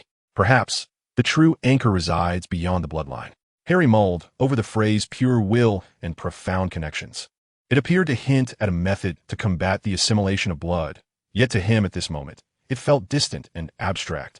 His will craved power, while his connections were frail and laden with calculation. He carefully tucked the notebook away. It was invaluable evidence and a crucial lead towards Voldemort's weaknesses. He then picked up the silver tie clip. As his fingertips brushed against the cold metal, a faint but distinct magical pulse resonated with the entire magical essence of the Black ancestral home. The tie clip bore an exceptionally small sequence of runes, which he recognized as a composite of protection and concealment. This object once belonged to the most loyal of the Blacks. Suddenly, the voice of Walburga Black echoed at the door of the study, having moved to stand there, half shrouded by the drawn curtains. Her expression, a complex mixture of pride and disdain. It can faintly disrupt dark curses and to some extent, obfuscate tracking magic. It may not be a powerful artifact, but could prove useful to you. After all, you now carry the name of Black, and you will undoubtedly make enemies outside. This was nearly a form of tacit acknowledgement, or, one might say, an investment. She recognized the value in Harry, Parseltongue, his gifts, and the potential to redeem Regulus, despite her lingering contempt for his lineage. At last, Harry's gaze fell upon the empty wooden box, its interior lined with black velvet, the bottom seemingly engraved with a line of tiny script. He leaned closer to discern it, revealing an ancient runic inscription. A gift bears the will of the giver, reflecting the essence of the receiver. This phrase seemed to elucidate the Christmas gifts he held. Regulus's sacrifice and bravery, Walburga's twisted acknowledgement and exploitation, Creature's painful compromises and hopes, and himself, calculating the worth of it all, pondering how to transform these into his own strength. There were no warm blessings, no familial reunions, only heavy secrets, cold magical artifacts, and contradictory gifts from the past. He approached the window and gazed at the swirling snowflakes outside. Number 12, Grimmauld Place, was silent like a vast, living tomb, and he, the new solitary guardian of this tomb, was also its heir and excavator of secrets. Chapter 41. The Christmas Echoes of Hogwarts. Creature stood not far away, repeatedly polishing a gleaming silver piece with a dirty cloth, his bulging eyes occasionally darting toward the wrapped gifts, his gaze mingling with disdain for the foreign objects and a subtle curiosity. Harry sat up, refraining from immediately unwrapping the gifts, instead savoring the unique silence of the old house in the morning, a silence that seemed to permeate to the marrow of his bones. Then, he turned his gaze to the token from the ordinary world. The package, modest in size, was wrapped with Hermione's characteristic precision, the edges of the paper meticulously folded. Upon unwrapping it, he discovered the latest edition of Common Magical Theoretical Fallacies and Corrections, its pages adorned with numerous colorful index tabs. Tucked within was a note, Hermione's clear and neat handwriting coming to life on the page. "Harry, I hope you had a fulfilling holiday in Diagon Alley." Some of the viewpoints mentioned in this book, particularly those concerning the efficiency of magical energy guidance, I believe may inspire or challenge your unconventional thoughts. Perhaps we might discuss this further. Additionally, there have been some peculiar rumors concerning the Weeping Myrtle's washroom in the castle. I wonder if you have heard anything? Wishing you all the best. Merry Christmas, Hermione. Neville's gift was a small, somewhat flattened box, the wrapping imbued with a faint earthy and herbal scent. Upon opening, he found a transparent glass jar, enchanted with a preservation charm, containing a few plump silver seeds that emitted a soft glow. The accompanying note bore a somewhat trembling script. It was penned with effortful clarity. Dear Harry, these are seeds of the moonlight flower. They bloom only on full moon nights, and the fragrance is said to have a calming effect on anxiety. I find them quite beautiful and rather rare. I hope you'll like them. Thank you for your previous assistance on Mibbles and Mabbles. Wishing you a Merry Christmas, Neville Longbottom. Harry lifted the glass jar, and the silver seeds seemed to faintly shimmer as they touched the glass at his fingertips. Neville's gift was unexpectedly thoughtful and precise. The moonlight flower, associated with moonstone, resonated perfectly with his recent studies on lunar energy in potions. The calming effect, whether a subconscious gesture or a keen observation of Harry's increasingly cold tension, was a testament to Neville's growing knowledge and confidence in herbology, as well as his understated care. It was simple, yet more sincere than many extravagant gifts. Nightshade extract. Used with caution. An overdose may lead to permanent sensory detachment. Harry grasped the bottle, feeling the potent and perilous magic contained within. This was an exceedingly rare and difficult to extract potion ingredient, commonly used in the highest grade invisibility potions, perception-altering brews, and even some taboo formulas involving memory and the subconscious. Snape's gift was, as always, practical and laden with warnings.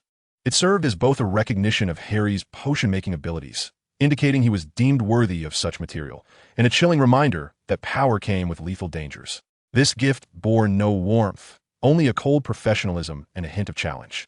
It seemed to say, I know what realms you are exploring. This is a tool, and also a precipice. Albus Dumbledore's gift was a small box, wrapped in shimmering paper that glimmered with a pearlescent sheen. Upon opening the package, Harry discovered a small bag of lemon sherbet and an object resembling an antiquated bronze compass. However, this compass lacked any needle to indicate direction. Instead, it featured a floating, ever-changing silver light. This was no ordinary compass meant to point towards geographical locations. Harry pondered thoughtfully. Could it perhaps be an instrument guiding one towards their innermost direction, indicating the holder's deepest desires or their current focal objectives? Or might it signify someone or something to which the holder shares a profound connection? At that moment, the light pointed towards himself, suggesting that his journey of self-exploration was at the forefront, or perhaps hinting that he was ensnared by his own shadows. The bag of lemon sherbets, a typical gesture of Dumbledore's, laced with a hint of playful concern, attempted to infuse a touch of sweetness into a heavy gift. Despite its incongruity against the backdrop of the Black family home, Dumbledore's gifts were always laden with metaphor, guiding rather than merely providing. This compass posed a silent inquiry. Where lies your direction, Harry Potter? Is it an inward exploration of one's own darkness, or an outward quest for connection with others? Harry carefully stowed away each gift. Hermione's knowledge index, Neville's comforting seeds, Snape's perilous potion, and Dumbledore's metaphorical compass. Each gift served as a mirror, reflecting his image in the eyes of others while reminding him of the complexities of his position, a Ravenclaw scholar, a companion in need of reassurance, a recognized yet cautionary potential practitioner of dark magic, and a wayward soul under the persistent scrutiny and guidance of the headmaster. At that moment, Creature appeared at the door, bearing a simple breakfast tray. Observing Harry as he tucked away the foreign gifts, he wrinkled his nose but remained silent. At your service, Master Potter, the house elf intoned. Bowing deeply, his voice muffled, Harry grasped the final item, Dumbledore's compass, gazing at the silver light pointing towards himself, his expression contemplative. Chapter 42. The Chilling Logic and the Whispered Answers. Upon returning to Hogwarts, an almost palpable tension enveloped the castle. A second attack had occurred, this time involving nearly headless Nick and first-year Gryffindor Colin Creevey, both petrified. Panic loomed over the school like a dark cloud, with rumors of the heir of Slytherin and the Chamber of Secrets swirling. Harry maintained a stance of detachment. He attended classes punctually, delving into his studies in the Ravenclaw Tower and the library, primarily enhancing his understanding of soul magic and blood contracts gleaned from the Black family home. Simultaneously, under the vigilant gaze of Madame Pants, he sought further knowledge regarding the history of Hogwarts and rare magical creatures. He operated like a finely tuned instrument, inputting information, processing data, and drawing conclusions with his emotions kept at bay. Yet, His calm demeanor and extensive reading made him the most likely resource for unraveling the current mysteries in the eyes of the library's small cohort. One weekend afternoon, Hermione, Ron, and Neville finally located Harry in their familiar corner of the library, engrossed in a book titled Medieval Castle Defense Magic and Hidden Structures. "Harry," Hermione began, her voice low and tinged with unmistakable anxiety. "We need to talk." "About the attacks." Harry lifted his gaze from the weighty tome, his emerald eyes devoid of surprise, only imbued with a serene inquiry. "I have heard the rumors." Neville nervously wrung his hands, softly adding, "Everyone is saying that a monster from Slytherin has emerged." Harry closed the book, leaning back slightly, adopting a posture of attentive listening. "Evidence. Do you possess any concrete leads?" Hermione promptly produced her notebook, densely inscribed with the information she had gathered. Firstly, in both attacks, the victims were not killed, merely petrified. This is quite unusual. Secondly, Colin saw the creature through his camera lens, while nearly headless Nick, being a ghost, lacks a physical form. Myrtle's lavatory, Ron interjected, the first victim was that cat, Mrs. Norris, and there was a puddle on the floor. Filch claimed it leaked from Myrtle. Myrtle has been weeping in that lavatory for decades. And the spiders, Neville suddenly recalled, his voice tinged with dread. "I noticed they were all scurrying in one direction, as if fleeing from something. Yesterday, one of the pet spiders I kept in the dormitory desperately tried to escape its box and then died. Petrification non letal. Indirect sight through a camera. Ghosts are affected. Related to water, the lavatory. Spiders fleeing death." He finished writing and pushed the parchment to the center of the table. Using the process of elimination, Harry's tone remained calm. Akin to explaining a potion's recipe, there are not many known magical creatures capable of causing petrification. The basilisk's gaze is lethal, which does not fit. The basilisk's deadly stare is also fatal, but he paused, his gaze sweeping over the trio, noticing Hermione's eyes suddenly brightening, as if she had grasped a revelation. However, Harry continued, "What if the gaze does not require direct contact? Through reflection, or as Colin did, by the lens? The potency would be significantly diminished, possibly resulting only in petrification." Ron gasped. "The basilisk? The monster that Salazar, Slytherin, supposedly placed in the Chamber of Secrets?" "Spiders," Hermione excitedly interjected, pointing to the line Harry had noted, "they would flee from a basilisk, because the basilisk is their mortal enemy. This is common knowledge." Neville's face paled further. Could the basilisk move through the pipes in that lavatory? Harry nodded, adding the most crucial point, one he had already confirmed through his unique insights, the remnants of knowledge from the Horcrux and the dark tomes of the Black family moreover. A basilisk is a colossal serpent. Its control, or rather, summoning, typically requires. He looked at them, refraining from uttering the word, yet his eyes revealed the answer. Parseltongue. Hermione's voice was nearly a whisper, her complexion drained of color. "That means someone who possesses this ability." "Tom Riddle." Harry calmly uttered the name, as if stating an objective fact. 50 years ago, the year of Myrtle's death, he was likely the last individual to have opened the chamber. The chain of reasoning was suddenly complete.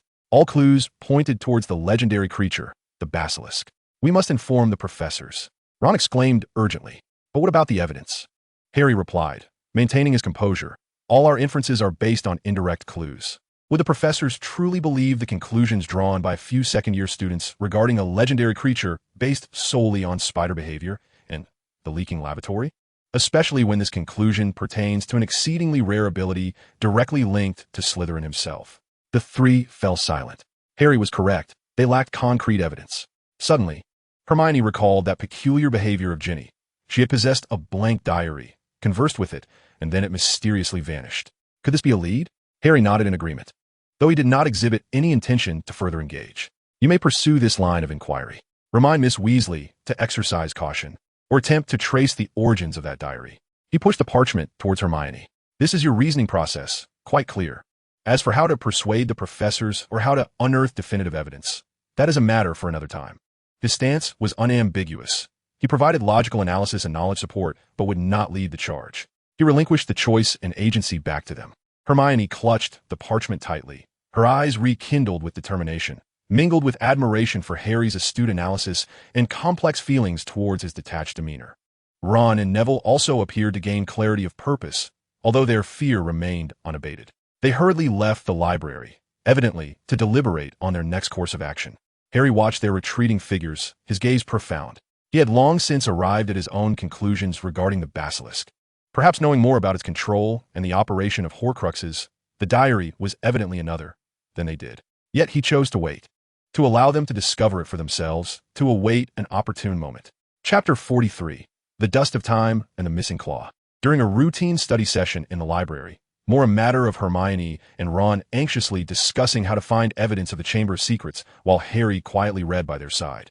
Ron's pet rat, Scabbers, as usual, curled up beside Ron's old homework, emitting faint snores. The rat appeared perpetually unwell, missing a toe and sporting patchy fur. Harry's gaze inadvertently lingered on Scabbers longer than usual. A thought, like a cold serpent, silently slithered into his mind. This rat was far too old. He set down the book, the subtle bloodline pact, and casually inquired, his tone as tranquil as if discussing the weather. "Weasley, how long has your rat been with you?" Ron, preoccupied with his history of magic essay, mumbled without looking up, "Scabbers? God knows, feels like he's always been around. I think he was Percy S.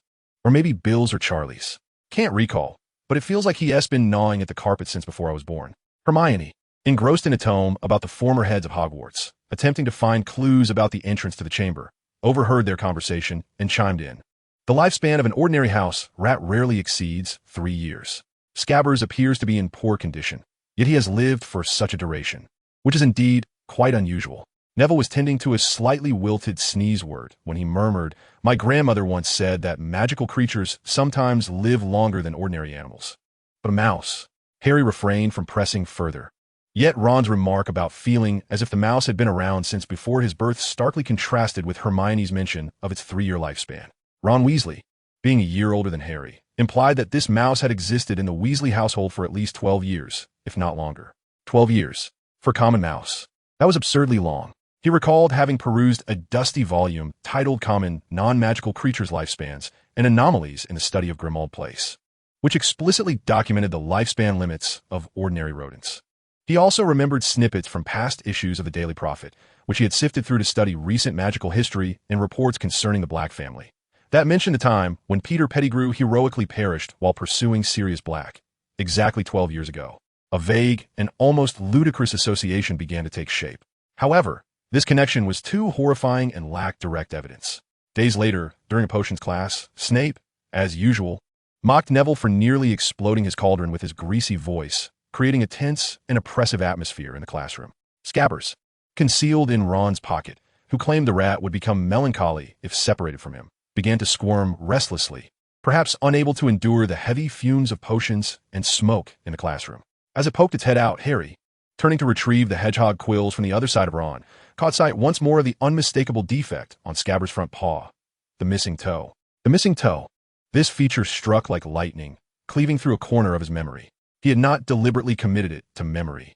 Yet while perusing old clippings and Ministry of Magic wanted posters related to the Black family's disgrace and the Prisoner of Azkaban, he had glimpsed descriptions of Peter Pettigrew. The wanted poster noted that Peter had lost a finger in his struggle against Sirius Black before his valiant sacrifice. A finger, a toe. Time, 12 years. Species transformation, Wizard Animagus. Matching features, the missing digit. All the fragments began to coalesce under the cool logic of his reasoning, pointing towards an incredible yet entirely plausible conclusion. Ron Weasley's old and seemingly innocuous pet rat, Scabbers, was highly likely to be the traitor Peter Pettigrew, believed to have died 12 years prior after betraying his parents. And perhaps Sirius Black was not as villainous as the world had come to believe.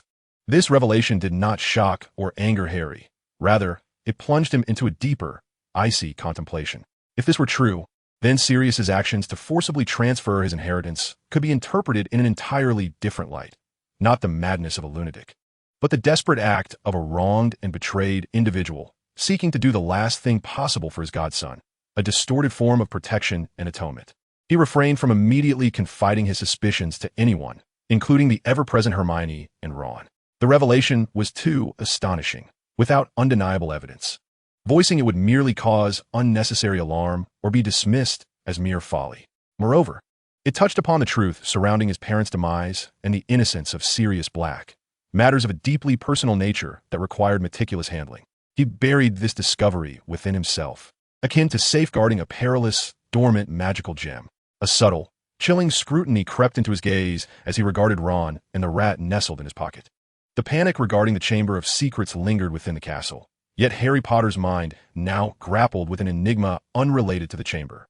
yet equally dark and unsettlingly closer to his personal fate. He resembled a leopard lurking in the shadows, observing two prey, one being the serpent roaming the castle, and the other a traitor concealed for 12 years in the most unexpected of places. Upon realizing that Scabbers could very well be Peter Pettigrew, Harry did not act immediately. He dissected this revelation in his mind like a treacherous incantation, validating and weighing each possibility. Should he confide in Ron? No. Ron might deem him insane, or worse still, alert the very danger he sought to avoid. Would Hermione be a better confidant? She might embrace his logic, but, lacking direct evidence, could insist on reporting to a professor. A risk in itself. As he lay in bed, visions of his parents lying amidst the ruins, though he had never witnessed it himself, the cold darkness of the Dursley's cupboard, and the torment of Sirius Black at the hands of Dementors flashed before him. Reason urged him to await the opportune moment, yet a fervor, born from the depths of his soul, mingled with the madness of the Black bloodline and the remnants of the Horcrux's chilling cruelty, scorched his patience. He could no longer wait. Even a mere taste of retribution would suffice. He understood that the Cruciatus Curse was an unforgivable spell, its use signifying a crossing of a significant moral threshold. Yet a whisper within him urged, they employed the killing curse against your parents. Inflicting the Cruciatus upon this traitor, merely to make him suffer, would be a mercy. He had to survive, for Sirius, but retribution came at a price. This logic, cold and twisted, rang starkly clear in his heart at that moment. An unexpected opportunity arose one Friday evening. Ron had been commandeered by Hermione for additional potion work, while Neville assisted in the greenhouse. The Gryffindor common room was sparsely populated, and Ron's rat cage sat on the table. Scabbers appearing somewhat agitated in the absence of his owner, rustling within the cage. Harry had obtained the password through Neville. With a frigid gaze fixed upon the rat, Harry rose and approached, addressing a nearby Gryffindor girl engrossed in her reading with an undeniable tone. Ron asked me to take Scabbers to Hagrid for a checkup. He hasn't been himself lately. The girl glanced up, her impression of Harry Potter shaped more by his academic prowess and aloof demeanor than suspicion, and nodded in acquiescence. Harry picked up the small cage, within which Scabbers squeaked uneasily. He did not head towards Hagrid's hut, but instead turned towards an abandoned corridor leading to the castle's dungeons. A place seldom trod upon. This corridor was littered with dilapidated tables and discarded armor, the air thick with dust and the scent of dampness. With only the flickering shadows cast by torches on the walls for company, he found a relatively concealed corner, set down the cage, and cast a simple soundproofing charm. Nothing particularly sophisticated, yet sufficient to muffle any unusual sounds. He opened the cage door, and Scabbers seemed to sense danger, shrinking back. Its tiny black eyes filled with a primal fear. Harry raised his wand, aiming at the trembling rat. His heart thudded heavily within his chest, not from anxiety or fear, but from a chilling, almost stagnant resolve. Crucio. His voice was low yet clear and cold. A blinding red light shot forth from the tip of his wand, striking Scabbers with precision. The rat's body stiffened instantaneously, then began to convulse violently, uncontrollably, emitting a piercing, harrowing shriek that no rat could possibly produce. Its small eyes bulged as if they might pop out, filled with an indescribable agony. Harry watched expressionlessly. Once, for James Potter, the father he had never met, yet who had given him life. He did not hesitate. Crucio. A second red beam. Scabbers' convulsions intensified, its tiny claws flailing in the air as if attempting to escape the invisible torment that penetrated deep into its bones and soul. Veins seemed to throb beneath its fur. For Lily Potter, the mother with the same green eyes as his, who had given her life for him. Crucio. A third time. For the dark, cold cupboard beneath the stairs of the Dursleys. For every day he had been bullied by Dudley, roared at by Uncle Vernon, and despised by Aunt Petunia. Crucio. A fourth time. For Sirius Black, wrongfully accused and imprisoned in Azkaban for 12 years, yet still thinking of protecting him in his final moments. 5 times, 6 times, 7 times. Harry recited the incantation mechanically, each red beam piercing the violently trembling little body. He meticulously controlled the intensity of his magic, ensuring the pain reached its zenith without snuffing out its life immediately. It was as though he were conducting a cruel experiment, testing the spell's efficacy as well as the limits of his own inner fortitude. Scabbers' shrieks gradually diminished, yet the spasms of its body never ceased. As if every nerve were being seared by an invisible iron, it lost control of its bodily functions, and a foul stench filled the cage.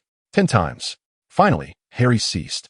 The tip of his wand still glimmered with remnants of red energy. He breathed heavily, not from the exertion of magic, but from a long-suppressed emotion that had finally found a twisted outlet. Inside the cage, Scabbers lay crumpled, only the occasional involuntary twitch betraying that it was still alive. Its eyes had lost focus, leaving behind a hollow, pure emptiness, crushed by suffering. He meticulously cleansed the filth from the cage, employing a simple cleaning charm to eradicate the lingering odors. Subsequently, he lifted the soundproofing charm and grasped the cage, unaware that the girl remained engrossed in her book. Within the confines of the cage, Scabbers curled tightly in the furthest corner, utterly motionless, as if genuinely asleep. Only Harry was privy to the harrowing torment that had recently transpired within that seemingly innocuous little body. That night, Harry lay in bed, gazing at the canopy of his four-poster. He felt no regret, yet he was acutely aware that some things had irrevocably changed the moment he uttered the unforgivable curse against a sentient being, even one as peculiar as an animagus. He had crossed a threshold. The dark knowledge had transformed from mere theory into the tangible agony coursing through his fingertips. Chapter 45. The Nightmare of Wormtail and the Blank Conclusion. Darkness. Warmth. Nestled in the familiar scent of Ron's old wool sock, this was Scabbers, or rather, Wormtail, Peter Pettigrew, ensconced in my sanctuary for 12 years. Hunger, fatigue, and an eternal dread of cats and more formidable beings served as the backdrop of my existence. Yet at least I was alive, hidden in the least conspicuous of places, shrouded beneath the hero's halo, concealed within the suffocating affection of the Weasley family. To live was far more significant than anything else. Today felt amiss. The scent of Ron had dissipated, replaced by a cold, scrutinizing presence. It was that Potter boy. He had always unsettled me, his eyes, those of Lily, possessing a penetrating indifference that James had never exhibited. He lifted my cage. A deceit. He had lied to that Ravenclaw girl. Not to Hagrid's. Fear, like a chilling spider, swiftly crawled over every nerve of my rodent form. The cellar. An abandoned space, reeking of mildew and shadows. He had cast a soundproofing charm, crude yet effective. It was over. He had discovered the truth. How'd he come to know? It no longer mattered. The cage door swung open, and I recoiled, my pitiful squeaks being my sole weapon, both tragic and ludicrous. He raised his wand. That you wand. I recognized the wood, emblematic of death and resurrection. How ironic. Then, that word, the very term I endeavored to avoid even in the depths of nightmare, slipped from his cold lips. Crucio. Pain. Not ordinary pain. Not the scratches from a cat or the pangs of hunger. This was disintegration. Every muscle, every bone, every nerve was forcibly torn apart, crushed by invisible pincers, pierced by heated needles. My body convulsed uncontrollably, as if my bones were screaming. My vision turned crimson, my ears filled with my own inhuman wails. Thoughts ceased, leaving only pure, boundless agony. For James? That arrogant, ever-forefront James? He deserved it. He chose Lily, chose to confront the Dark Lord, chose death. Crucio. The second wave. Pain compounded. It felt as though my skin was being flayed, my insides twisted into chaos. I rolled on the narrow cage floor, crashing against the bars. Stop. Please make it stop. I would do anything. I am a hero. I am Wormtail. Crucio. The third strike. For Lily? That mudblood. She needn't have died. She brought it upon herself. Her absurd, futile love. Fragments of memory churn in the agonizing flames. James's laughing face. Lily's gentle green eyes, so dissimilar to the cold green eyes before me.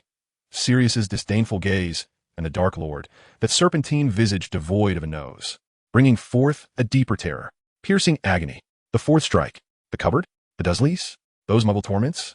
What relevance do they hold for me? I merely wish to survive. The fifth, sixth strikes render pain beyond counting. It morphs into an eternal hell.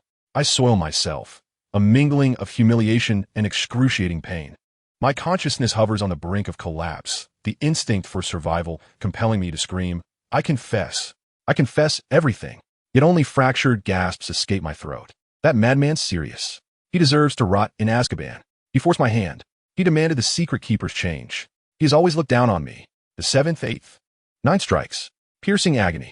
The 10th strike. The pain abruptly ceases.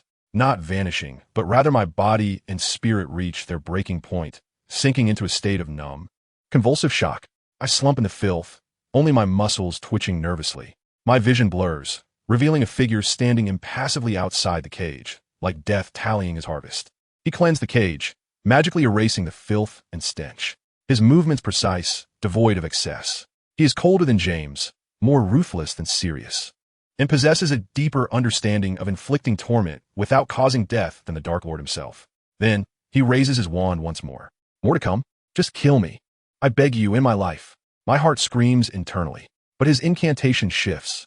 Oblivion. A gentle white light strikes me. Not pain, but a sensation of being stripped bare. Those hellish 10 minutes, the piercing agony, the memories and resentments writhing in torment, are erased slowly, like being rubbed out by a colossal eraser from my mind. I recall being led out of the common room by Potter. I remember the dimness of the cellar.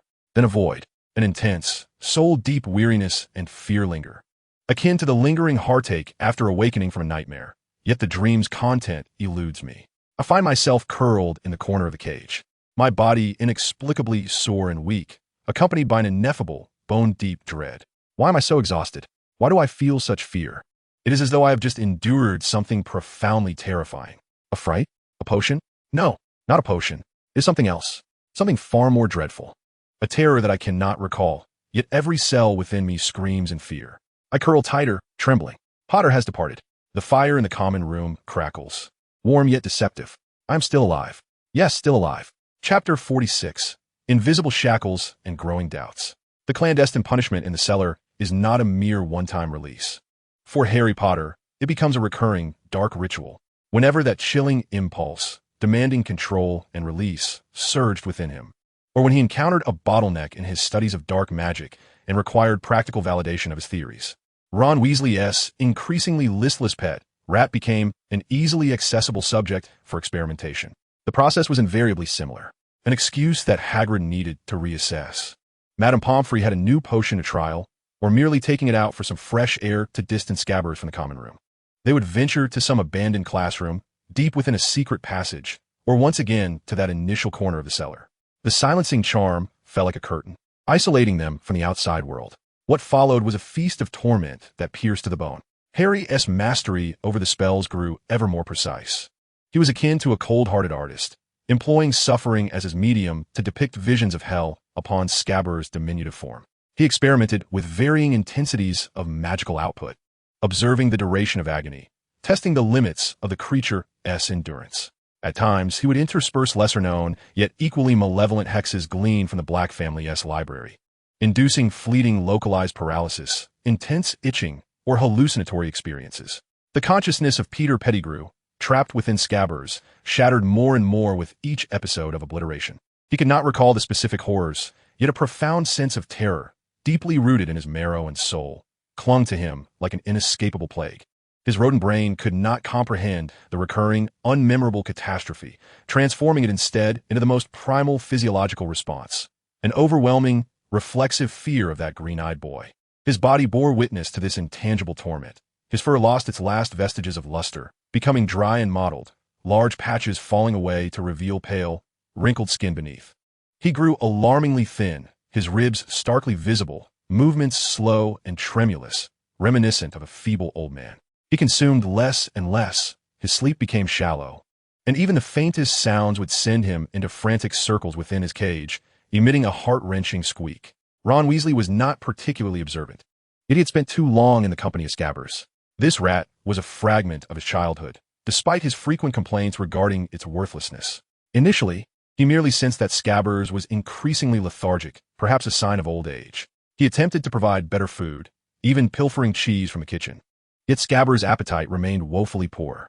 What truly unsettled Ron was Scabbers' demeanor toward Harry. Previously, Scabbers had exhibited a lethargic indifference towards everyone. However, now, whenever Harry approached, even merely passing by, Scabbers would instantly stiffen, desperately attempting to conceal himself in the deepest recesses of the cage or gripping the bottom with his claws, his frail body trembling like a leaf in the wind. It was not mere fear, it was an almost frenzied, desperate terror. "Hey, Harry," Ron remarked one day, his brow furrowing as Scabbers nearly toppled the cage again due to Harry's presence. "Have you done something to Scabbers lately? He seems especially frightened of you." As Harry was stuffing a tome titled Advanced Spell Translation into his bag, he paused not in the slightest at the sound of the remark. He lifted his head, his emerald eyes resembling a tranquil, unfathomable lake. "Me?" he replied in a neutral tone. "I rarely handle it. Perhaps it merely senses an unsettling aura emanating from me." He cast a pointed glance at the ominous book resting at his feet, recently borrowed from the restricted section. This explanation seemed plausible. Indeed, texts on dark magic could exude magical fluctuations that discomfort sensitive beings. Ron, though skeptical, found himself swayed by Harry's unflappable demeanor, realizing he might be overthinking. Harry was undeniably peculiar, yet he was still Harry, the one who had confidently recognized Ron's talent during their chess matches. However, once the seed of doubt is sown, it takes root in the fertile soil of uncertainty. Hermione, he could not resist addressing the studious young lady buried in parchments. Don't you think Scabbers has been rather unfortunate lately? Moreover, he seems exceptionally afraid of Harry. Hermione lifted her gaze from her pile of parchment, adjusting her glasses, her expression contemplative. Scabbersage was indeed a concern. His deteriorating health was not entirely unexpected. As for his fear of Harry, she hesitated, seemingly weighing her words. Harry has been delving into some rather dark magical theories recently. Animals often possess instincts that surpass our own, sensing nuances that elude human perception. Perhaps Scabbers is merely attuned to Harry's somewhat austere demeanor. Her rational explanation did little to quell Ron's unease. He observed the trembling creature in the cage, its vitality waning, and then glanced at Harry, who was engaged in discussion with the Ravenclaw head about a matter as intricate as a Niven. His profile illuminated by the flickering firelight, exuding an unusual calmness and sharpness. A vague, disquieting sensation lingered within Ron. He recognized that Harry had changed, growing more powerful yet increasingly elusive. He appreciated that Harry acknowledged his talents and cherished their rekindled friendship. Yet, the inexplicable terror that gripped Scabbers and his declining condition pricked at his trust like a tiny thorn. He was unaware of what transpired. He possessed no evidence. All he could do was observe Scabbers more closely, harboring a subtle vigilance, one he was not fully conscious of, toward the friend who had once pulled him from the depths of self-doubt on the chessboard. Beneath it all, Peter Pettigrew languished in an endless, forgotten cycle of horror, inching closer to a complete mental and physical collapse. He resembled a prisoner fettered by invisible chains, awaiting final judgment. Or perhaps, before that judgment arrived, he would be utterly consumed by silent torment. The crisis of the Chamber of Secrets at Hogwarts remained unresolved. While in a small corner of Gryffindor Tower, another silent, more clandestine tragedy unfolded day by day. Chapter 47. Blood for Blood and the Silent Judgment. Harry assessed the condition of the mouse in the cage with calm detachment. Scabbers, or rather, Peter Pettigrew, had weakened to the brink of collapse. The fur had largely shed, revealing a wrinkled, pale pink skin beneath. Its breath was shallow and rapid, and within those small, dark eyes lingered only pure, animalistic terror and the numbness of impending death. Any further magical torment might very well claim its life, and that life must now be preserved for Sirius Black. The time had come. It was time to bring this clandestine punishment to an end, to expose the truth alongside this traitor to the light of day, or rather, to the illumination of the headmaster's office. Yet, he did not intend to relinquish this rat gently. No, he aimed to make this traitor pay the most immediate and undeniable price for all he had done. He wanted Dumbledore, and all those who might question him, to instantly comprehend what they were facing. One evening, after confirming that Ron, Hermione, and Neville were sound asleep, Harry once again lifted the small cage. This time, he did not venture to the abandoned classroom or the cellar. He made his way directly to the headmaster's office on the 8th floor. "Lemon, Snowdrop," he uttered to the gargoyle. The creature leapt aside, revealing the spiral staircase. Upon entering the circular office, he found Dumbledore standing beside the perch of the phoenix, Fawkes, as if he had just concluded a silent exchange with a magnificent creature. Upon seeing Harry, especially the feeble rodent in his grasp, a complex expression flickered in his blue eyes behind the crescent-shaped spectacles. Not surprise, but rather a profound, anticipated sigh. "Harry," Dumbledore's voice remained gentle, yet tinged with an almost imperceptible tension. "I presume you have brought the answer." "Yes, Professor." Harry placed the cage upon Dumbledore's desk, which was cluttered with silverware. The creature within seemed to sense a more formidable presence and an inescapable fate, emitting faint, desperate squeaks. Harry offered no explanations, nor did he lay any groundwork. He raised his wand directly at the cage. "Harry," Dumbledore's voice held a note of warning. But Harry was quicker. He neither uttered the killing curse nor invoked the Cruciatus. Instead, he employed several exquisitely precise, cutting spells, drawn from the grimoires of the Black family, designed for dealing with perilous magical creatures. The light of the incantations shimmered like the sharpest of scalpels, swift and merciless. "Splinters, aimed at the left forelimb. Splinters, aimed at the right forelimb. Splinters, aimed at the left hind limb. Splinters, Aim at the right hind limb. For beams of precise, cutting light flashed. No blood gushed forth, as the spells instantaneously cauterized the wounds. Yet the creature's limbs were severed from its torso, where they had been joined, falling to the bottom of the cage, twitching slightly. Simultaneously, a powerful and chaotic surge of magical energy erupted from the rodent's mangled body. The animagus transformation could no longer be sustained. After a disturbing contortion and expansion, the cage vanished, replaced by a small, bald, grotesque man sprawled upon the carpet.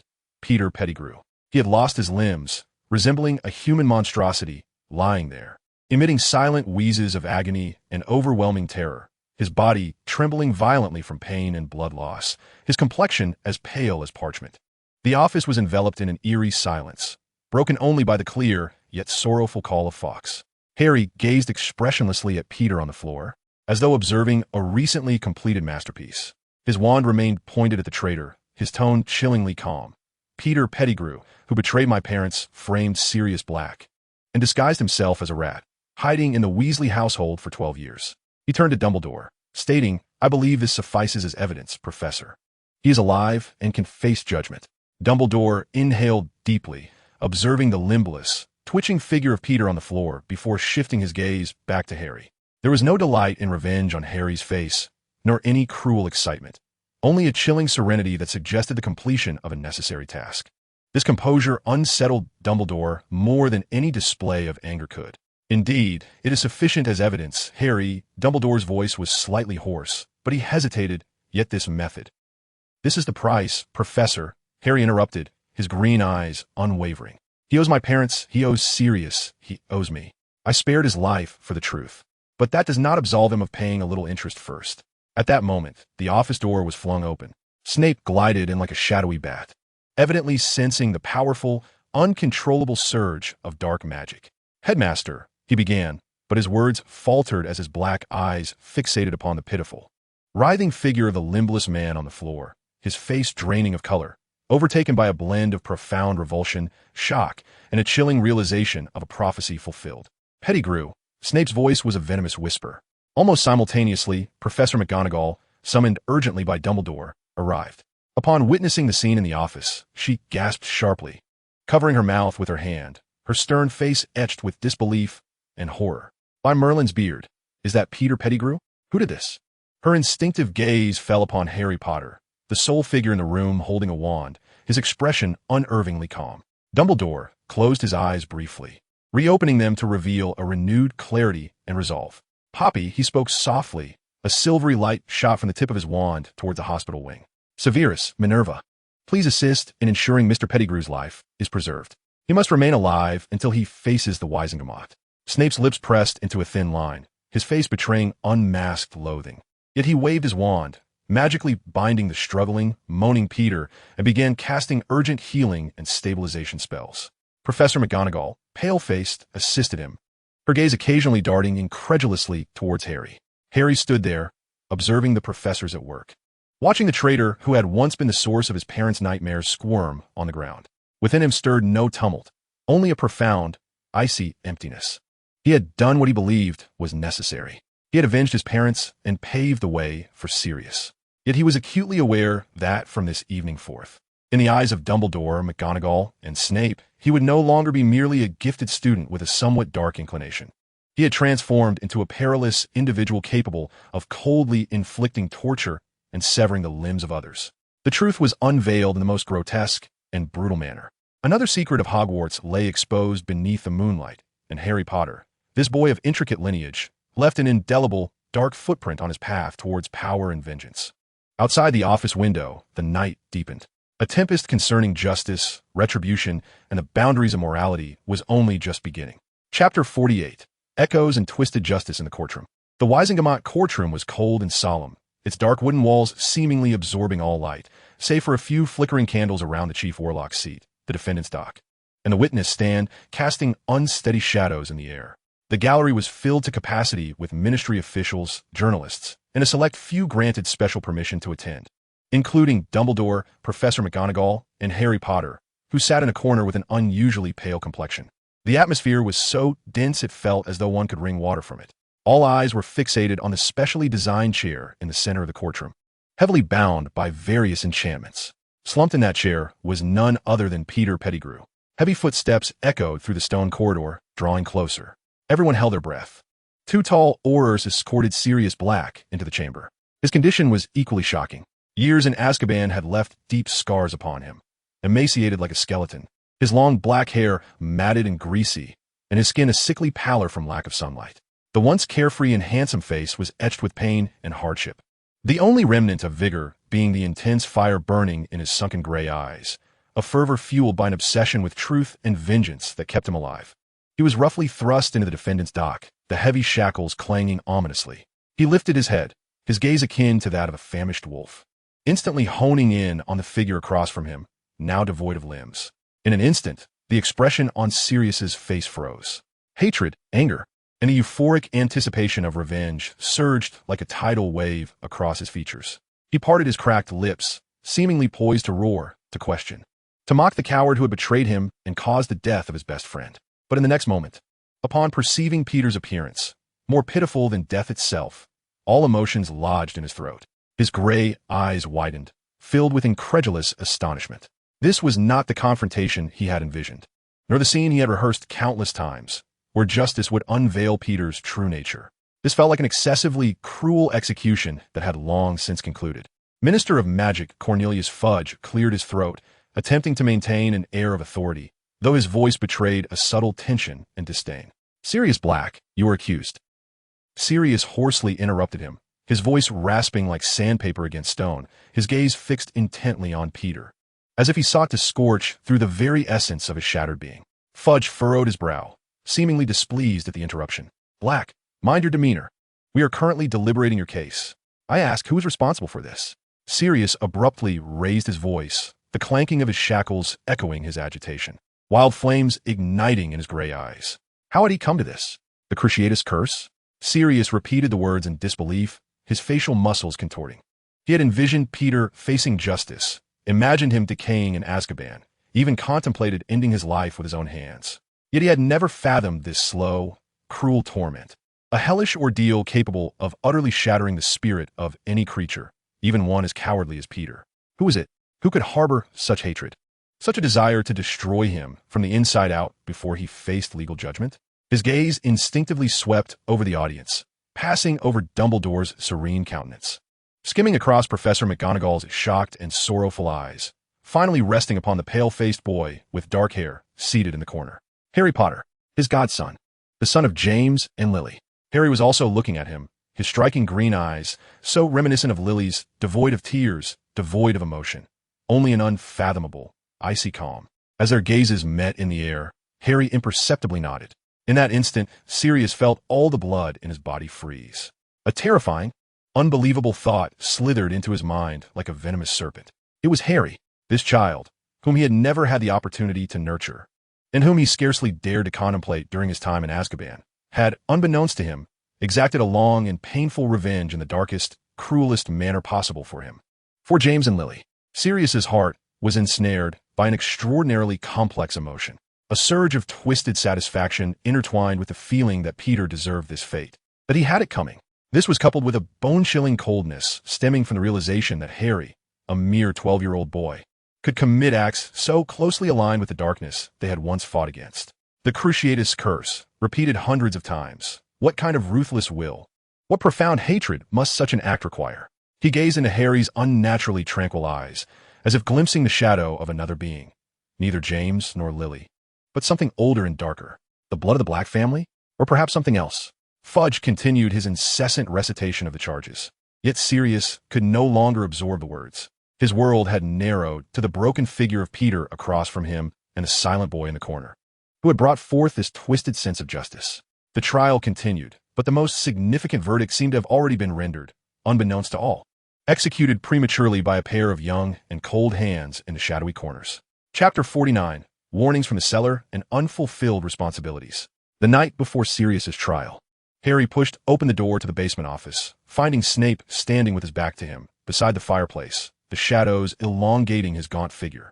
A palpable tension hung in the air, distinct from the usual scent of herbs and dust. It bore a weighty, oppressive quality. He closed the door. The creak of the hinges resonated sharply in the silence. Snape did not turn immediately. His voice, low and strained, carried an unsettling calmness that was more suffocating than any roar. I have seen the preliminary report from the Silent One. Hundreds of excruciatingly precise incisions. Tell me, Potter, what were you thinking while you committed these acts? Harry stood in the center of the room, his expression composed. He survived for 12 years in my parents' graves, Professor. He enjoyed 12 years of false peace outside my cupboard. So you cast yourself as both judge and executioner? Snape abruptly turned, his face devoid of anger, replaced instead by a profound, almost painful weariness and severity. Do you believe this displays power?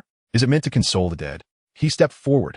His dark eyes ignited not with their usual mockery and indifference, but with a fierce flame that Harry had never witnessed before. Do you realize what you have done? You have sullied it. Harry furrowed his brow, bewildered. You have sullied her sacrifice. Snape's voice rose sharply, laced with a torment that tore through the air. Lily Potter, she took that curse for you, to ensure your survival, to grant you a future she could no longer possess, not to transform you into a vengeful soul wielding the Cruciatus curse in the shadows. He closed the distance between them, forcing Harry to see every trace of bloodshot in his eyes, to feel the tremor in his breath from agitation. Do you think revenge is the path to power? I tell you, it is a shortcut to self-destruction. I have witnessed too many tread that path. They ultimately became the very embodiment of what they once despised. Dark magic will corrode you, Potter. It will slowly consume all the light within you, until at last, you are unworthy even of her eyes. His voice softened, filled with a near-desperate urgency. You do not understand. You truly do not comprehend. Protecting you, keeping you from that path, he paused, as though the words burned his throat, yet he compelled himself to continue, his voice hoarse but clear. It is my responsibility. If anyone in this world ought to seek retribution for Lily Evans, it should be me, not you. The words struck Harry like thunder, echoing in his ears. For the first time, he grasped the depth of Snape's harshness, his scrutiny, and the perplexing private lessons, at their core entwined with a heavy and twisted sense of obligation and commitment to Lily Potter. Snape was not envious of his vengeance. Rather, he was terrified that the child who had been saved by Lily's sacrifice would ultimately succumb to the darkness she had fought against. You ought to be someone in need of protection, Potter. Snape's voice bore the weight of an almost shattered restraint, a living testament to the significance of her choices and her love, rather than that of a skillful wielder of the unforgivable curse, a vessel of hatred. He abruptly straightened, as if expending every ounce of his strength, pointing toward the door. His tone regained its icy hardness, yet beneath that chill lay an unmistakable tremor. Get out. Reflect upon whose son you truly are. Contemplate the kind of person your mother would wish for you to become. Do not return to me until you have found clarity. Harry stood rooted to the spot, watching Snape turn away, his black silhouette quivering slightly with agitation. This time, Snape's warning transcended mere control of power. It directly confronted the meaning of Harry's existence, indicating the weight his life, earned through sacrifice, was meant to bear. Silently, he turned and left the cellar. Snape's words pierced him like a dagger tempered in ice, precisely penetrating the seemingly unassailable cold shell he had built around himself. The thrill of vengeance suddenly paled and became contemptible in the face of the accusations that sullied sacrifice. The chill of the corridor seeped into his robes. Yet what he felt was a deeper, more chilling tremor emanating from the depths of his soul. Chapter 50. The Headmaster's Sanctuary and Fractured Trust. The morning of Sirius Black's trial. Harry was awakened by Fawkes' gentle pecking, a summons from Professor Dumbledore. He adjusted his robes and walked calmly towards the 8th floor, aware that what was inevitable would, indeed, come to pass. Upon entering the headmaster's office, he discovered that he was not alone. Ron Weasley was also present, standing at the center of the room, his face pale, hands tightly clenching the hem of his clothing, his eyes filled with confusion, anger, and a lingering trace of terror. He had evidently been informed of some truths regarding Scabbers, or rather, the true identity of Peter Pettigrew. Harry, Dumbledore's voice remained gentle, though his piercing blue eyes held no trace of mirth. Please take a seat. I believe it is time for us to speak candidly. Turning to Ron, Dumbledore's tone was soothing. You're already aware that your pet Scabbers is, in fact, the disguised Peter Pettigrew, who betrayed Harry's parents and framed Sirius Black. Ron nodded vigorously, his voice choked with emotion and indignation. Yes, Professor. I can't believe it. His words tumbled out in a rush, fueled by overwhelming rage and a sense of betrayal. His body trembling slightly. The pet that had accompanied him throughout his childhood, seemingly useless, was revealed to be one of the culprits responsible for the deaths of his best friend's parents. This revelation nearly shattered him. Dumbledore's gaze was palpable, pressing heavily upon Harry. After careful consideration, I have decided that the official report to the Ministry of Magic will not disclose the specific sources of this torment. We shall attribute it to the influence of unknown dark magic or possibly other dark forces at play. This is not because I deem such action commendable, Harry. Quite the opposite. He paused, allowing the gravity of his words to settle heavily upon Harry's heart. However, Dumbledore emphasized, this sanctuary is granted but once. I wish for you to comprehend that the application of power possesses its boundaries, and the execution of justice adheres to its procedures. Transgressing this line will result in you facing the consequences alone next time. The office was enveloped in a profound silence. Ron abruptly turned to Harry, his face a tumultuous blend of betrayed anger, the fear of a potentially estranged friendship, and remnants of a pitiful affection for Scabbers. Harry's voice trembled as he inquired about Professor Dumbledore's words. What do they mean? Did you always know how Peter looked when subjected to the Cruciatus Curse? Did you do something? Harry regarded Ron with his overly calm green eyes, observing the friend with whom he had once studied in the library, experienced the troll incident, and pointed out his talent for chess. He understood that the burden of explanation had been placed upon him by Dumbledore. It was a test, a means for him to confront the repercussions of his actions. How could he elucidate to Ron? How could he articulate the countless torments forgotten? How could he explain the cold, calculated cruelty? How could he convey the chilling darkness within him that deemed all of this necessary? Chapter 51. The Cost of Confession and the Final Opportunity. In the headmaster's office, Dumbledore seemed to transform into a silent statue, allowing the space to be wholly occupied by the two young boys. The weighty silence pressed down upon Ron's shoulders, and he could almost hear the rush of his blood surging to his head. Harry's silence, the implications in Dumbledore's words, shattered his understanding of all the anomalies over the past few months like shards of ice. Harry, Ron's voice was dry, tinged with a plea he was unaware of. I wish to hear a denial. Any denial will suffice. Tell me that those matters are unrelated to you. Correct? Was it someone else? Was it Snape? Or was it me, Harry? The revelation struck like thunder, obliterating Ron's last vestige of hope. He stumbled back, colliding with a chair behind him, producing a jarring screech. You used the Cruciatus Curse on him. Hundreds of times. You even severed his hands and feet. After I entrusted him to you, when I believed he was merely frightened. His voice escalated, suffused with a cry, fists clenched tightly, his body trembling with agitation. He was but a rat. He resided in my home for 12 years. He slept beside my pillow. I knew he was the traitor. He deserved to die 1,000 deaths. But Ron's words became incoherent, the overwhelming flood of information and betrayal nearly shattering him. How could you torment him so calmly? Are you still the Harry I once knew? Harry gazed at Ron's contorted face, twisted with rage and anguish, listening to his tearful interrogation. For the first time, the icy surface of his heart stirred with clear ripples due to external emotions. He realized that his actions were not merely a punishment for Peter, but had also inflicted deep wounds upon the one who regarded him as a friend. He made no attempt to justify himself for his parents or for Sirius. Those reasons appeared pale and self-serving in that moment. He gazed deeply into Ron's eyes, articulating words he had scarcely uttered to anyone before, in a manner both deliberate and clear. Yes, I did. I tortured him with the Cruciatus Curse numerous times, erasing his memory each time with the Obliviate spell. I severed his limbs to ensure he could neither escape nor disguise himself. I recognized the cruelty of my actions. He paused momentarily, seemingly in search of the right words, ultimately settling on the most straightforward one.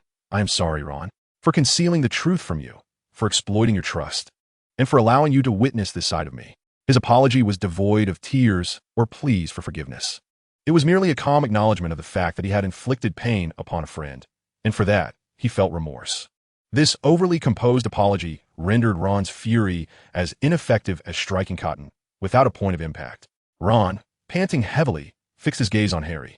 He yearned to strike him, to scream, to push away this unfamiliar and cold figure before him. He recalled Hermione's words about how Harry's thoughts could sometimes diverge, remembered the inexplicable, profound fear that Quirrell had towards Harry, and thought of Harry's extraordinary, almost perilous, talents displayed in potions and defense against the dark arts. All of this, it seemed, had been foretold. Sorry? Ron's voice dropped, laden with profound weariness and disappointment. Can an I'm sorry erase everything, Harry? Do you comprehend how horrifying that sounds? You used an unforgivable curse on my pet, even if it was a damn traitor, and kept it from me. I was foolishly worried about its health. He forcefully wiped his eyes and inhaled deeply, seemingly striving to quell the tumult of emotions within. He looked at Harry, whose calm green eyes, while steady, seemed to conceal an almost imperceptible tremor. He recalled the moments of collaboration in the library, albeit awkward, that undeniably existed.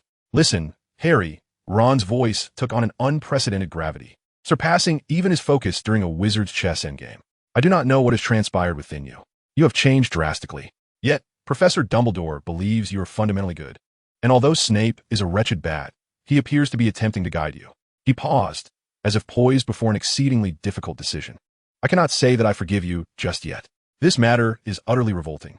However," he let out a heavy sigh, "but I believe your apology was sincere. I also remember you as the one who recognized my worth on the chessboard." He stepped forward, locking eyes with Harry, enunciating each word with utmost clarity. "Thus, this is your final chance, Harry. Just this once. Do not venture into those dark realms again. Do not pursue vengeance alone. If you ever commit an act akin to what you did to Peter against anyone for any reason." Ron left his sentence unfinished, but the resolve in his gaze spoke volumes. It signified the potential end of their friendship. Harry regarded Ron, observing this typically carefree friend now displaying remarkable resilience and boundaries. He comprehended that this final opportunity was the utmost expression of tolerance and trust that Ron could bestow upon him. This trust weighed heavier than any vault he had inherited from the Black family. He paused in silence for a moment, then nodded ever so slightly, yet with unmistakable clarity. "I understand." Harry stood alone, the office now solely occupied by him and Dumbledore, who appeared lost in contemplation. Outside, the sun shone brilliantly, yet Harry felt as though he had just endured a harsh winter. He had preserved Dumbledore's protection and received Ron's exceedingly fragile last chance. The journey ahead remained long, and Harry Potter recognized that he must tread carefully along the precipice of light and darkness, not merely for power, but also for those who still chose to offer him opportunities. Chapter 52. The Only Family and Unfinished Revenge. When Sirius finally cast off those heavy shackles and stepped unsteadily yet resolutely out of the courtroom, the reporters and crowd outside bestowed upon him a myriad of complex gazes, sympathetic, curious, scrutinizing, and even tinged with lingering fear. Yet he paid them no heed. His gray eyes swept through the throng like a searchlight, ultimately locking onto the dark-haired boy attempting to conceal himself in the shadows of a corner. Without uttering a word, Sirius strode purposefully through the crowd, disregarding all the reporters eager to approach him, and walked directly to Harry. He appeared far more gaunt and haggard than Harry remembered, or had glimpsed in photographs, but the vitality burning in his eyes surpassed any portrait's depiction. He extended his hand, foregoing an embrace, perhaps feeling that he was not yet clean enough for such intimacy or uncertain whether Harry would welcome it. Instead, he firmly clasped Harry's shoulders with a grip that conveyed an almost trembling affirmation of the other's existence. "Harry." Sirius's voice was hoarse, as if he had not spoken normally in years, yet the emotions contained within surged powerfully. Harry lifted his gaze to meet that of the godfather he had never met, but whose existence had irrevocably altered his life. He perceived the excitement, reassurance, and an unfathomable pain in Sirius's eyes, one that seemed capable of searing through the very fabric of his soul. Yet, he did not encounter the anticipated inquiries or judgments regarding Peter's fate. "They informed me," Sirius began, his voice low, his gaze fixed intently upon Harry as though fearing his disappearance, "about Peter's current state." Harry's heart raced, bracing for any form of judgment, be it a warning akin to Snape's or the anger and disappointment of Ron. However, Sirius's subsequent words took him completely by surprise. "I do not care what they say." Sirius's voice was resolute, imbued with a nearly savage protectiveness. "I do not care what he has suffered. He deserves to rot in hell. Even if you killed him then and there, I would only feel it was too merciful." His fingers tightened further, nearly embedding themselves into Harry's bones. "Listen, Harry, you must remember this. Hold it close. You are my godson. James and Lily have entrusted you to me. Though I, a fool, have marred everything, you now stand here as my sole family in this world, Sirius Black, the rightful heir of the Black lineage. From this day forth, we have only each other in this vast expanse. The past, regardless of its rightness or wrongness, is behind us.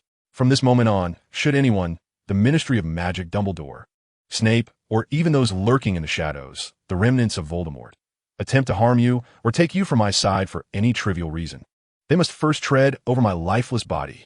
This declaration bears no deliberation on moral boundaries, nor any concern regarding the use of dark magic.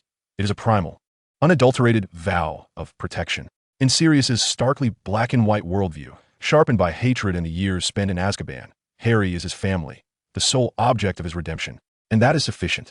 Harry's actions, in his eyes, are merely a retribution against his enemies, nothing more. Then his voice turned colder, infused with unmasked malevolence. As for Bellatrix and Rodolphus, and those remnants stained with the blood of James and Lily, they are my prey, my vengeance. You need not sully your hands with such matters, Harry.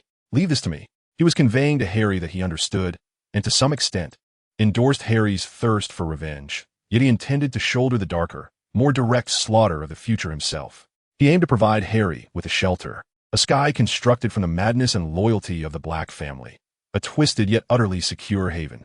Harry gazed at Sirius, witnessing the unwavering resolve and nearly obsessive protectiveness in his eyes. The chilling sense of solitude that had always sustained him seemed, at that moment, to be infused with a searing warmth named belonging. This was neither the wise guidance of Dumbledore nor the conditional forgiveness of Ron. It was an unreserved connection and protection derived from blood, even between godfather and godson. Sunlight streamed through the towering windows of the Ministry of Magic, casting its glow upon this pair, recently reunited, burdened with a heavy past and dark secrets. They stood at the confluence of light and shadow. Behind them the clamor of the courtroom and the conclusion of an era, ahead an unknown future, fraught with thorns. Yet at this moment, they were no longer alone. Sirius looked at Harry, and for the first time, something emerged in his gray eyes beyond pain and hatred, a fragile glimmer of hope for rebirth. And deep within Harry's cold heart, it seemed that a small shard of ice was quietly melting in the fervent warmth of Sirius's vow of protection. Chapter 53. Twisted Legacy and Bloodstained Covenant. Number 12, Grimmauld Place. Sirius Black once again stepped into this ancestral home he despised. Yet the feeling was vastly different from his youth. Back then, it was rebellion and escape. Now, he returned with a clear purpose: to protect another life in need of his guardianship. He disregarded the whispers emanating from the ancestral portraits lining the walls. Their gazes, some filled with disdain, others with curiosity, focused upon him as he made his way directly to the foyer where his mother Walburga Black's portrait resided. The immense painting remained shrouded by drapery, yet he could sense the searing, frenzied gaze from behind it. Suddenly, an invisible hand yanked the curtain aside, revealing Walburga's stern and acerbic visage. Her eyes ablaze like two flames in the darkness, fixated intently on Sirius. She did not immediately scream or berate him. Instead, she scrutinized her wayward son with a look infused with profound disgust, a twisted satisfaction, and a chilling appraisal. "That Potterwretch!" Walburga shrieked, strangely invigorated by her fury. "He bears the tainted blood of Doria and that filthy Muggle woman. But he is different, is he not? Creature claims he possesses power. True, ancient power." She referred to Parseltongue. "He is my godson, the son of James and Lily," Sirius declared with unwavering conviction. "Now he is also my heir. I shall inherit all that the Black family encompasses, not for its nobility, but as a sanctuary to protect him." Her voice suddenly sharpened to an ear-piercing pitch. "On conditions." "Speak," Sirius replied succinctly. First, Walburga's fingertips traced the canvas as if delineating the stipulations. That boy, Harry Potter, must change his surname, not to replace Potter, but to become Potterblack. He must inscribe the Black name into his blood and destiny. He must publicly acknowledge his connection to the Black family. Sirius furrowed his brow, but refrained from immediate dissent. He understood the significance of names in the wizarding world. Second, Walburga's gaze intensified with a fervor that bordered on madness. Merely adopting him legally and changing his name is insufficient. I demand a bloodline-binding ritual, a genuine, ancient ceremony of the Black family. This will entwine his fate more profoundly with ours, and, to some extent, awaken the portion of Black blood from Doria that resides within him, enabling him to endure and wield the magical prowess of the Black family more effectively, whilst also rendering him less susceptible to curses or tracking spells aimed at the Potter bloodline. Sirius's heart plummeted. He recognized the perilous nature of such an ancient rite. What ritual? What is the cost? The cost? Walburga's portrait sneered. The cost is that, during the ritual, a portion of his blood, symbolizing the very essence of his Potter identity, will be extracted and partially replaced and fused with your blood and the pure essence of Black blood sealed within our ancestral magical contract. This will empower him, forging a tighter connection with the Black family's magical network. It will also ensure he can never entirely escape the Black brand. And as the principal ritualist, you, Sirius, my son, her gaze coiled around him like a venomous serpent, you shall bear the primary backlash of the ritual. Your life force will become intricately linked to his safety.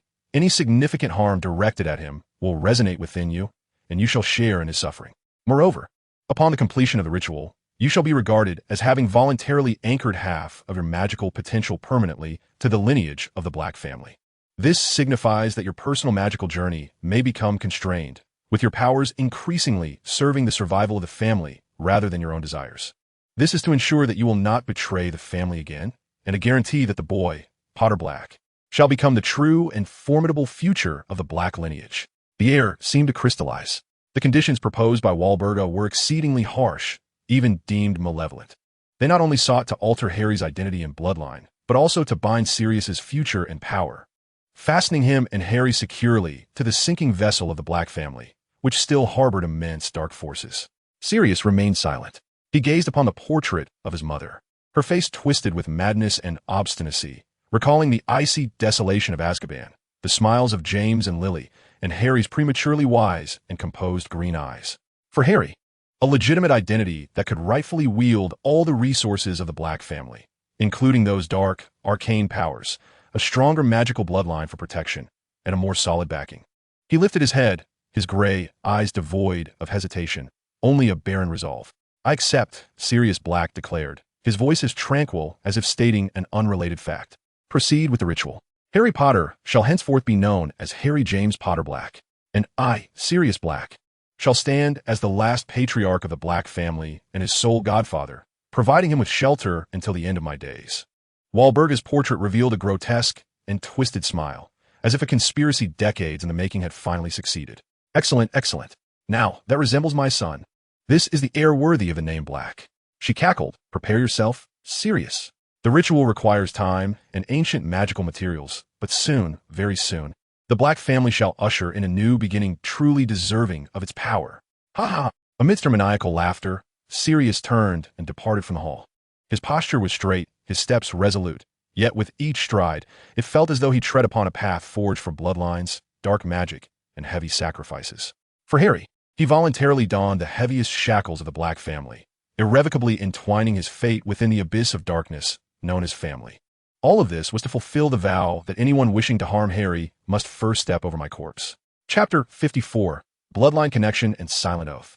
In the innermost chamber of number 12, Grimmauld Place, a place seldom trodden even by creature. It bore no windows, only walls etched with ancient runes that flickered ominously under the eerie blue glow of magical flames. The air was frigid and biting, suffused with the scent of dried herbs, ancient parchment, and a faint, rust-like aroma.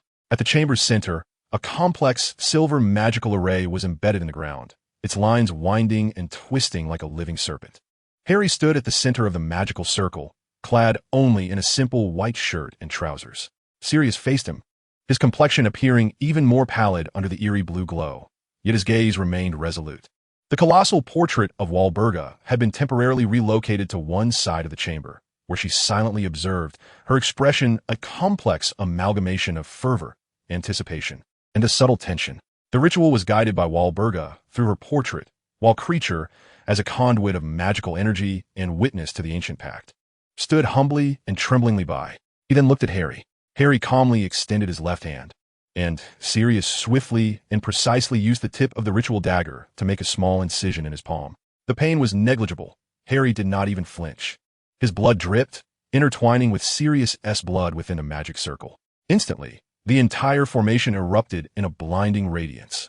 Silver threads and crimson streams intertwined, resembling a burning web of electricity. Harry felt an immense pulling force emanating from beneath his feet, as if it sought to consume him. Almost immediately, an extraordinary, peeling pain radiated from his heart. Not merely physical anguish, but rather a sensation akin to something essential being forcibly extracted. He beheld several strands of glimmering, gold-red luminescence, resembling liquid light, slowly seeping from his chest, drawn and absorbed by the power of the magic circle. This represented the very essence of his core Potter lineage. Simultaneously, Sirius let out a muffled grunt, his complexion turning ghostly pale, beads of sweat rolling down his forehead.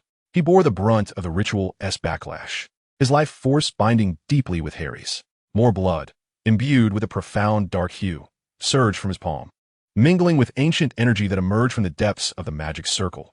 Fragments of black crystal, the essence of the black ancestors, rushing towards Harry. That amalgamation of Sirius's life force and the ancient dark magic of the Black family surged into Harry like molten lava. The agony was excruciating. It was a deeper, more intrinsic pain than the Cruciatus curse. It felt as if every vein were being reshaped, every cell forcibly branded. He sensed his body transforming into a battlefield. The Potter bloodline retreating in anguish while the Black bloodline, cold and domineering, surged forth, merging and taking root. He gritted his teeth, suppressing any sound. His green eyes, maintaining a terrifying clarity amidst the intense pain, fixed steadfastly on Sirius's anguished yet determined face. The brilliance endured as if for an eternity.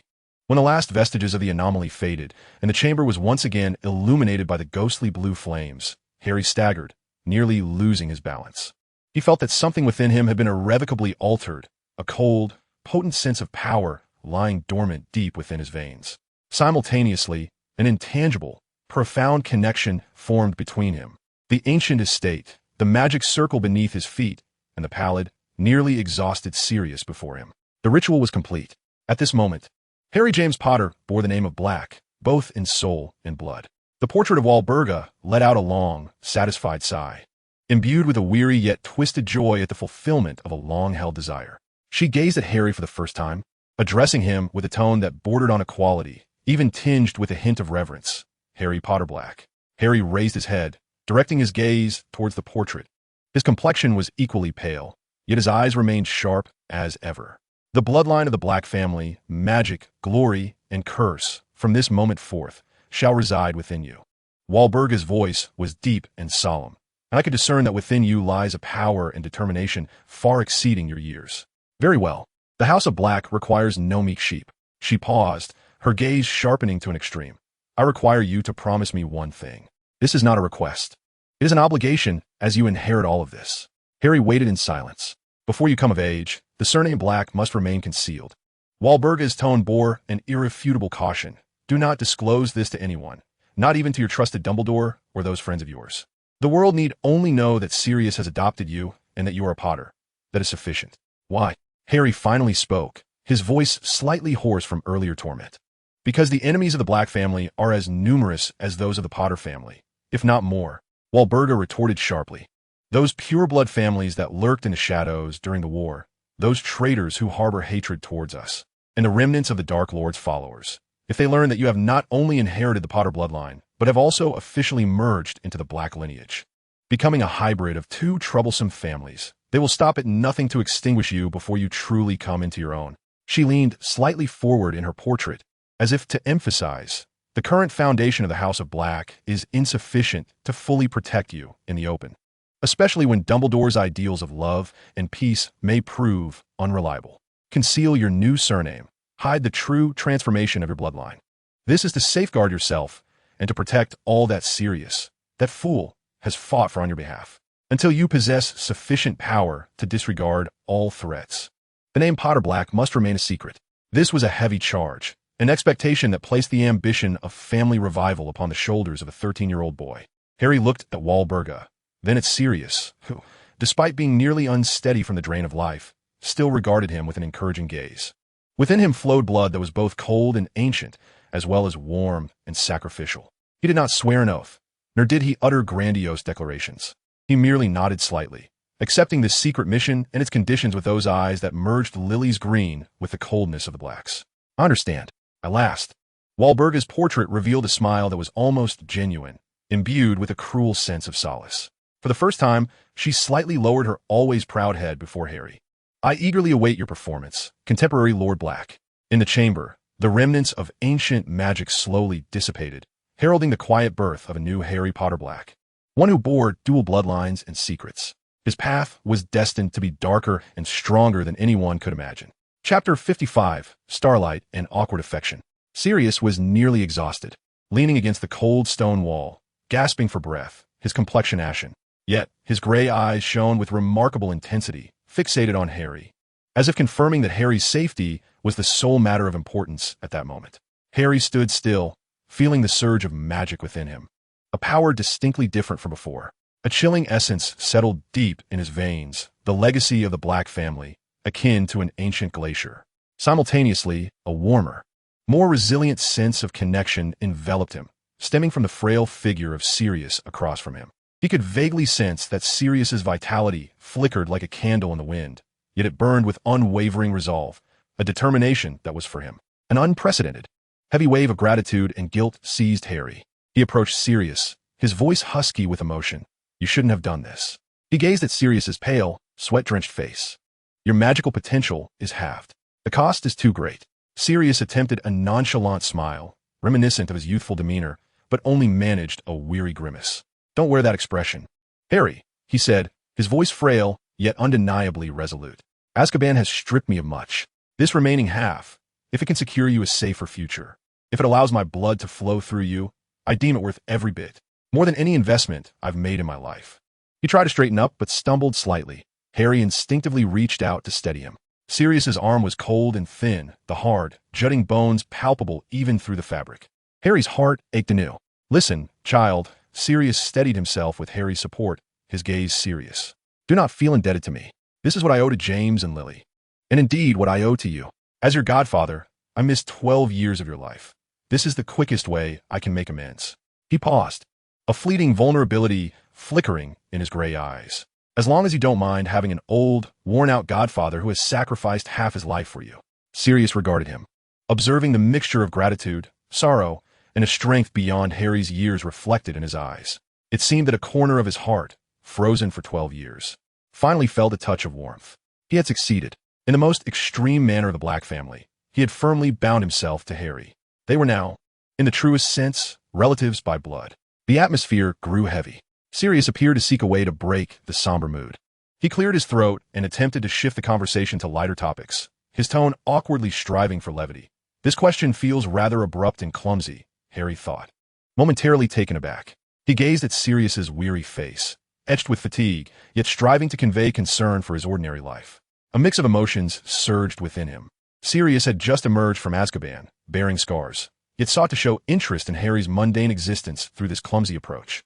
Harry paused for a few seconds, the image of Autumn Agile on the Quidditch pitch and those dark eyes flashing through his mind, but that was all there was. His understanding of emotions was largely overshadowed by hatred, an insatiable thirst for knowledge, and a chilling calculation. That faint semblance of affection was akin to a stone cast into a deep abyss, creating ripples so minuscule they were nearly imperceptible. All right, there's no rush," Sirius mumbled, both to reassure Harry and perhaps himself. "You are still young. There will be plenty of time in the future. Once all of this is over, I shall take you for a ride on my flying motorcycle. We can." His voice trailed off, his gaze becoming somewhat distant, as if he envisioned a far-off and liberated future, one that he had dared to dream of countless times during his 12 years of confinement. Harry supported Sirius as they slowly exited the chamber, ascending the staircase that led back to the surface. Number 12, Grimmauld Place remained as foreboding and decayed as ever, steeped in dark secrets. Yet, within the weighty shadows, a newly reunited godfather and godson, bound by blood and sacrifice, leaned on each other as they ventured towards an uncertain future, one that felt less solitary now that they had each other. While starlight could not penetrate the heavy curtains of the old house, in Harry's heart, Sirius's clumsy care and unwavering sacrifice shone brighter and weighed heavier than any celestial light. Chapter 56. Silent Consensus and Shadows in the Mirror. Ron Weasley upheld his promise of discretion, refraining from disclosing Harry's retribution against Peter to anyone, including Hermione. However, an inevitable veneer of cautious distance enveloped their interactions. They continued to attend classes together, study in the library, mainly driven by Hermione, and discuss assignments. Yet Ron no longer expressed his grievances or jokes with the same unreserved abandon as before. Occasionally, his gaze would inadvertently skim over Harry's hand, as if searching for invisible traces of blood, only to swiftly avert. He granted Harry space, yet the fissure of trust required time. Perhaps it could never be wholly mended. Hermione, perceptive to the tension between them, attributed it to the shock of Peter's betrayal and the aftermath of the Sirius incident, diligently attempting to fill the silence with learning and research. Albus Dumbledore, upon Harry's return to school, conducted only a brief meeting in the headmaster's circular office. He made no mention of Peter's torment, nor inquired into any subtle changes that may have transpired within Harry. Perhaps he had noticed, Or perhaps he had not. He simply gazed deeply into Harry with his piercing blue eyes and said, "Hogwarts will always be your home, Harry. Remember the weight of the choices you make. And know that you are not alone." This was a silent sanctuary, a continuous watchfulness. He left Harry at the school, tacitly accepting the status quo. Yet the calculations behind those eyes remained inscrutable. Severus Snape's demeanor was even more contradictory. In potions class, his severity towards Harry intensified, becoming increasingly harsh. Any minor misstep would evoke caustic sarcasm more biting than before. However, during the private tutoring sessions on Wednesday evenings, he no longer confined their discussions solely to potions. He began to guide Harry, whether intentionally or inadvertently, towards ancient magical knowledge regarding the cultivation of willpower, mental defenses, and the identification and resistance of the temptations of dark magic. He did not articulate it explicitly, yet his actions seemed to fortify a potentially precarious cornerstone. His disdain for Harry remained, perhaps even intensified, but his commitment to Lily prevented him from allowing Harry to plunge entirely into darkness. His protection was veiled beneath layers of deeper animosity and sternness. Thus, a peculiar and silent consensus emerged among those in the know. The tragic fate of Peter Pettigrew was attributed to some unknown dark magic or a backlash from his treachery, while Harry Potter continued to exist as an exceptionally unique and scrutinized student at Hogwarts. Harry adapted well to this situation. He was already accustomed to solitude and secrecy. Now, he possessed a window connecting him to the outside world, a weathered yet functional two-way mirror. This mirror was a gift from Sirius. Before Harry departed from Grimmauld Place, Sirius pulled him aside and handed him one half of it. "Take this," he whispered, a glimmer of shared secrets sparkling in his gray eyes. "I'll keep the other half. If you need to find me or encounter any trouble, just call out to it. I can hear you." Thus, in the stillness of the night, after the other residents of the Ravenclaw Tower had succumbed to slumber, Harry would occasionally retrieve the two-way mirror. The reflection was not always clear. It often flickered with static, revealing the somber backdrop of 12, Grimmauld Place on Sirius's side. Their conversations were typically brief. Sometimes, Sirius's hoarse voice would inquire, "Is everything all right, Harry?" At times, Harry would ask, "How is your health?" He could vaguely sense through their blood bond that Sirius's condition was unstable. Sirius always responded nonchalantly, "Quite well. Don't worry about it."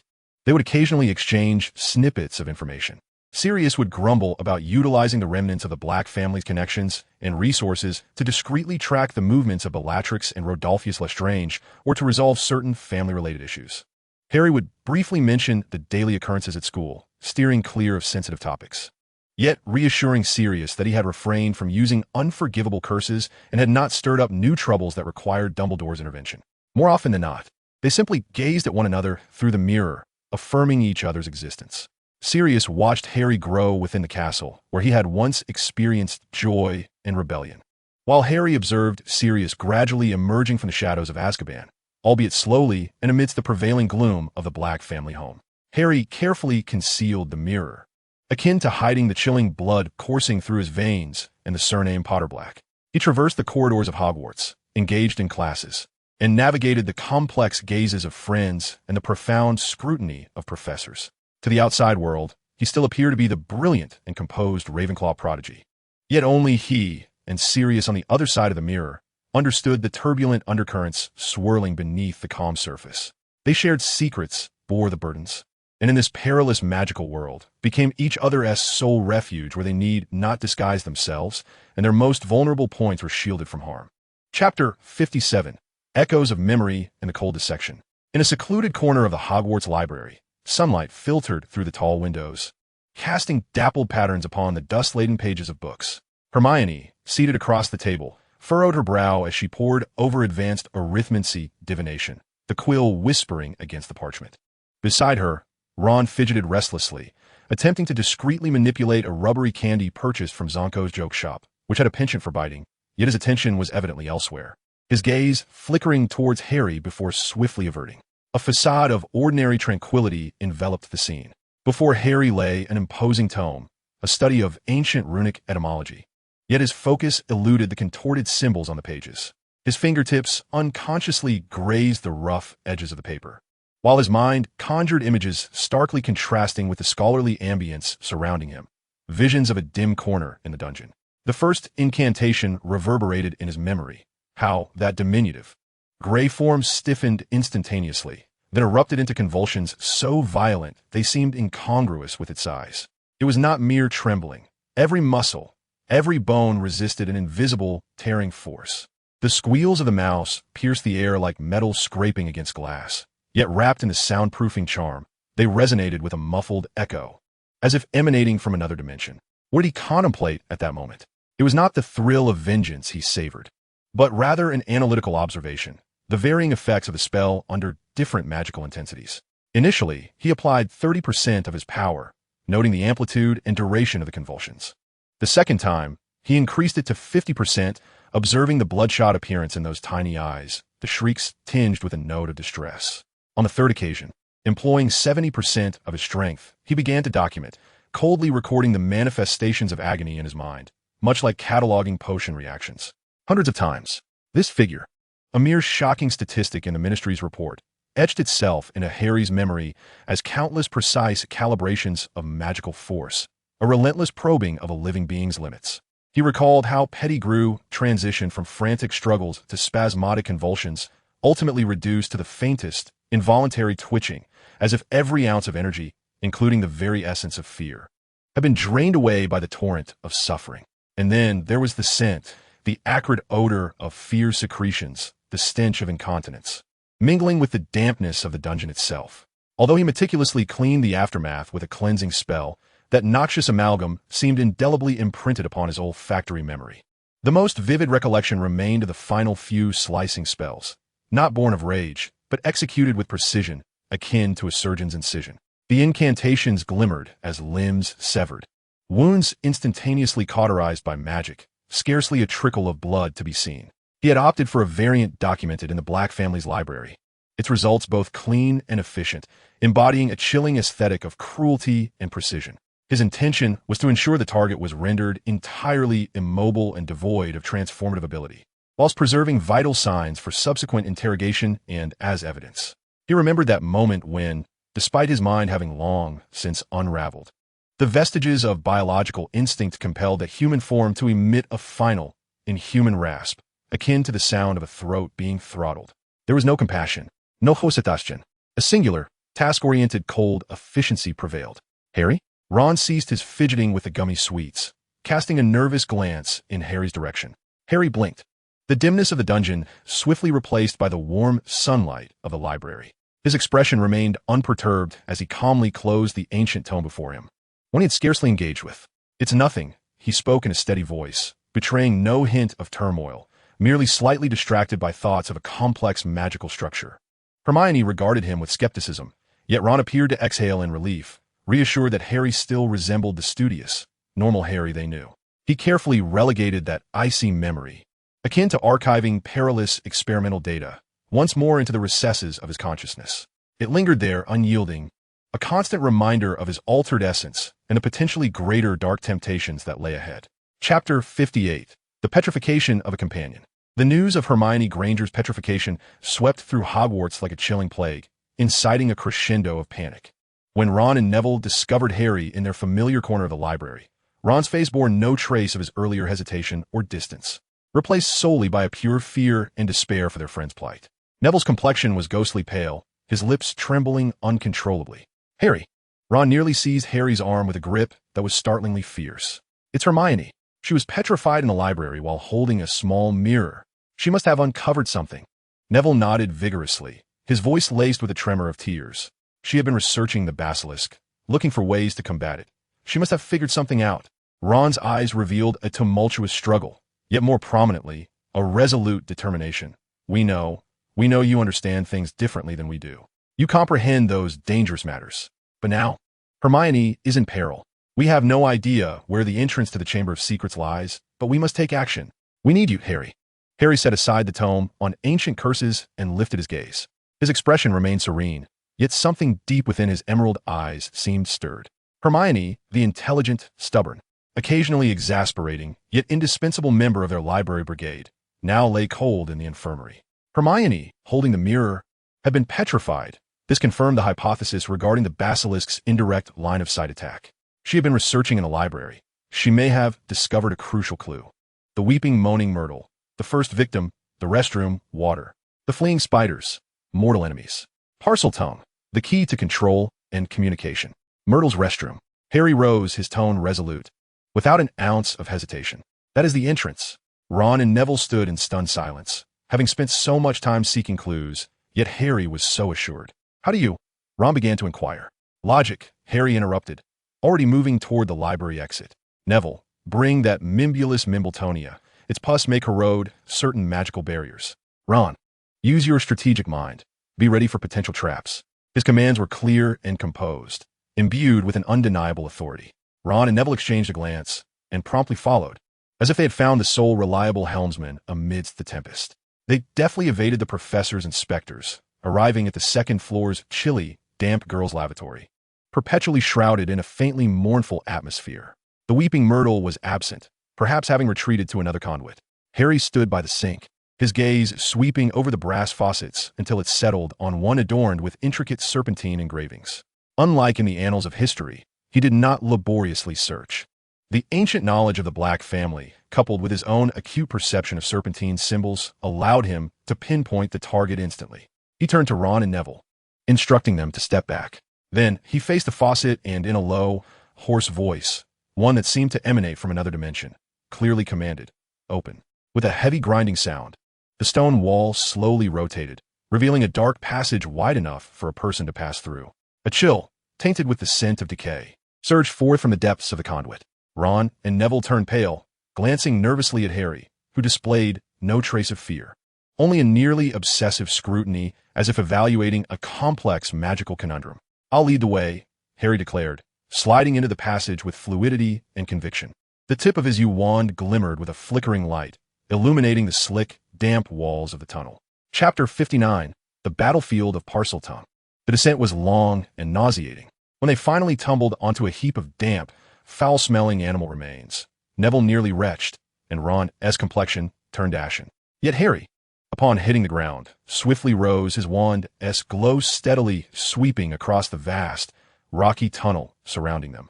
They began to navigate the labyrinthine passages, with Harry leading the way, his steps unwavering as if he possessed an instinctual familiarity with the environment. He could hear the rustling of some colossal creature gliding over the rocks deep within the tunnel, and sensed the increasingly potent aura of danger that belonged to a top predator. Suddenly, a bone-chilling scraping sound echoed from the darkness ahead, followed by the emergence of a massive shadow resembling a moving column at the edge of the wand's illumination. A pair of enormous, lantern-like eyes flickered open in the gloom. "Basilisk, close your eyes," Harry barked, simultaneously shutting his own eyes tightly, relying solely on his hearing and magical intuition to ascertain their position. Ron and Neville promptly squeezed their eyes shut, their hearts racing. Harry could feel the frigid gaze, laden with the essence of death, sweeping over their location. He concentrated all his willpower to resist the encroaching magic that sought to erode their very lives. Even through his closed eyelids, he could not open his eyes, but he possessed other weapons. He spoke once more, his Parseltongue resonating with chilling clarity in the subterranean space. Imbued with an authoritative tone, "Stop. Look at me." This represents a perilous endeavor, an attempt to forcibly establish a connection with the basilisk through the unique talent of Parseltongue, striving to disrupt or even control its movements. From the depths of the tunnel emanated the confused and enraged hissing of the creature. It appeared bewildered by the sudden command from one of its kind, its colossal form halting in its advance, producing unsettling rustling sounds. Yet the basilisk, being a formidable magical predator, possessed a will far beyond that of ordinary serpents. After a fleeting moment of confusion, it erupted into a more ferocious rage. It recognized that the creature before it was not a true serpent, but was deceiving it with their sacred tongue. A deep, non-serpentine roar, reminiscent of a terrifying fusion of a dragon's roar and a serpent's hiss, echoed through the tunnel, surging toward them with a force capable of obliterating everything in its path. "Dodge!" Harry, utilizing his instincts, suddenly dove to the side, simultaneously pushing Ron and Neville away. The enormous tail of the serpent swept through the space they had just occupied, shattering the rock into fragments. It disregarded commands. Ron screamed amidst the dust and debris, his voice filled with despair. Harry quickly regained his footing, still keeping his eyes tightly shut. He sensed the basilisk had once again locked onto them, that deadly gaze drawing nearer. Conventional magic was nearly futile against the basilisk. particularly when one could not meet its gaze directly.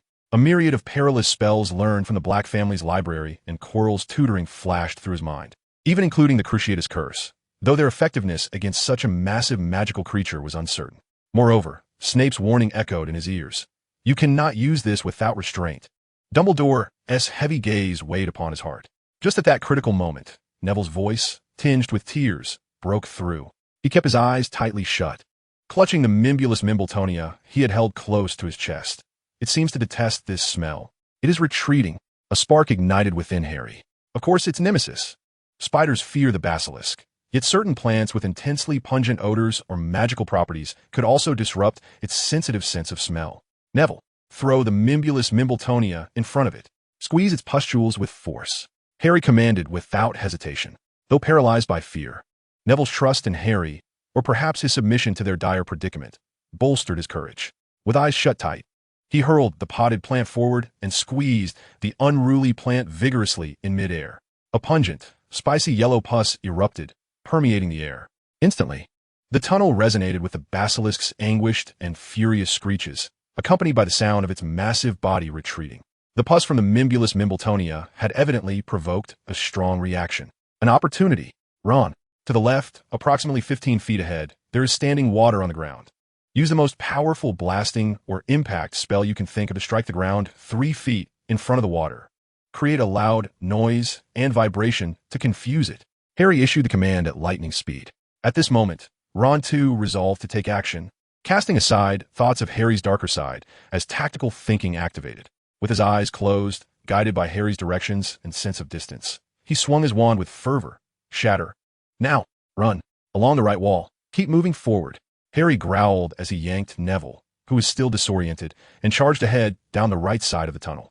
Ron followed closely behind.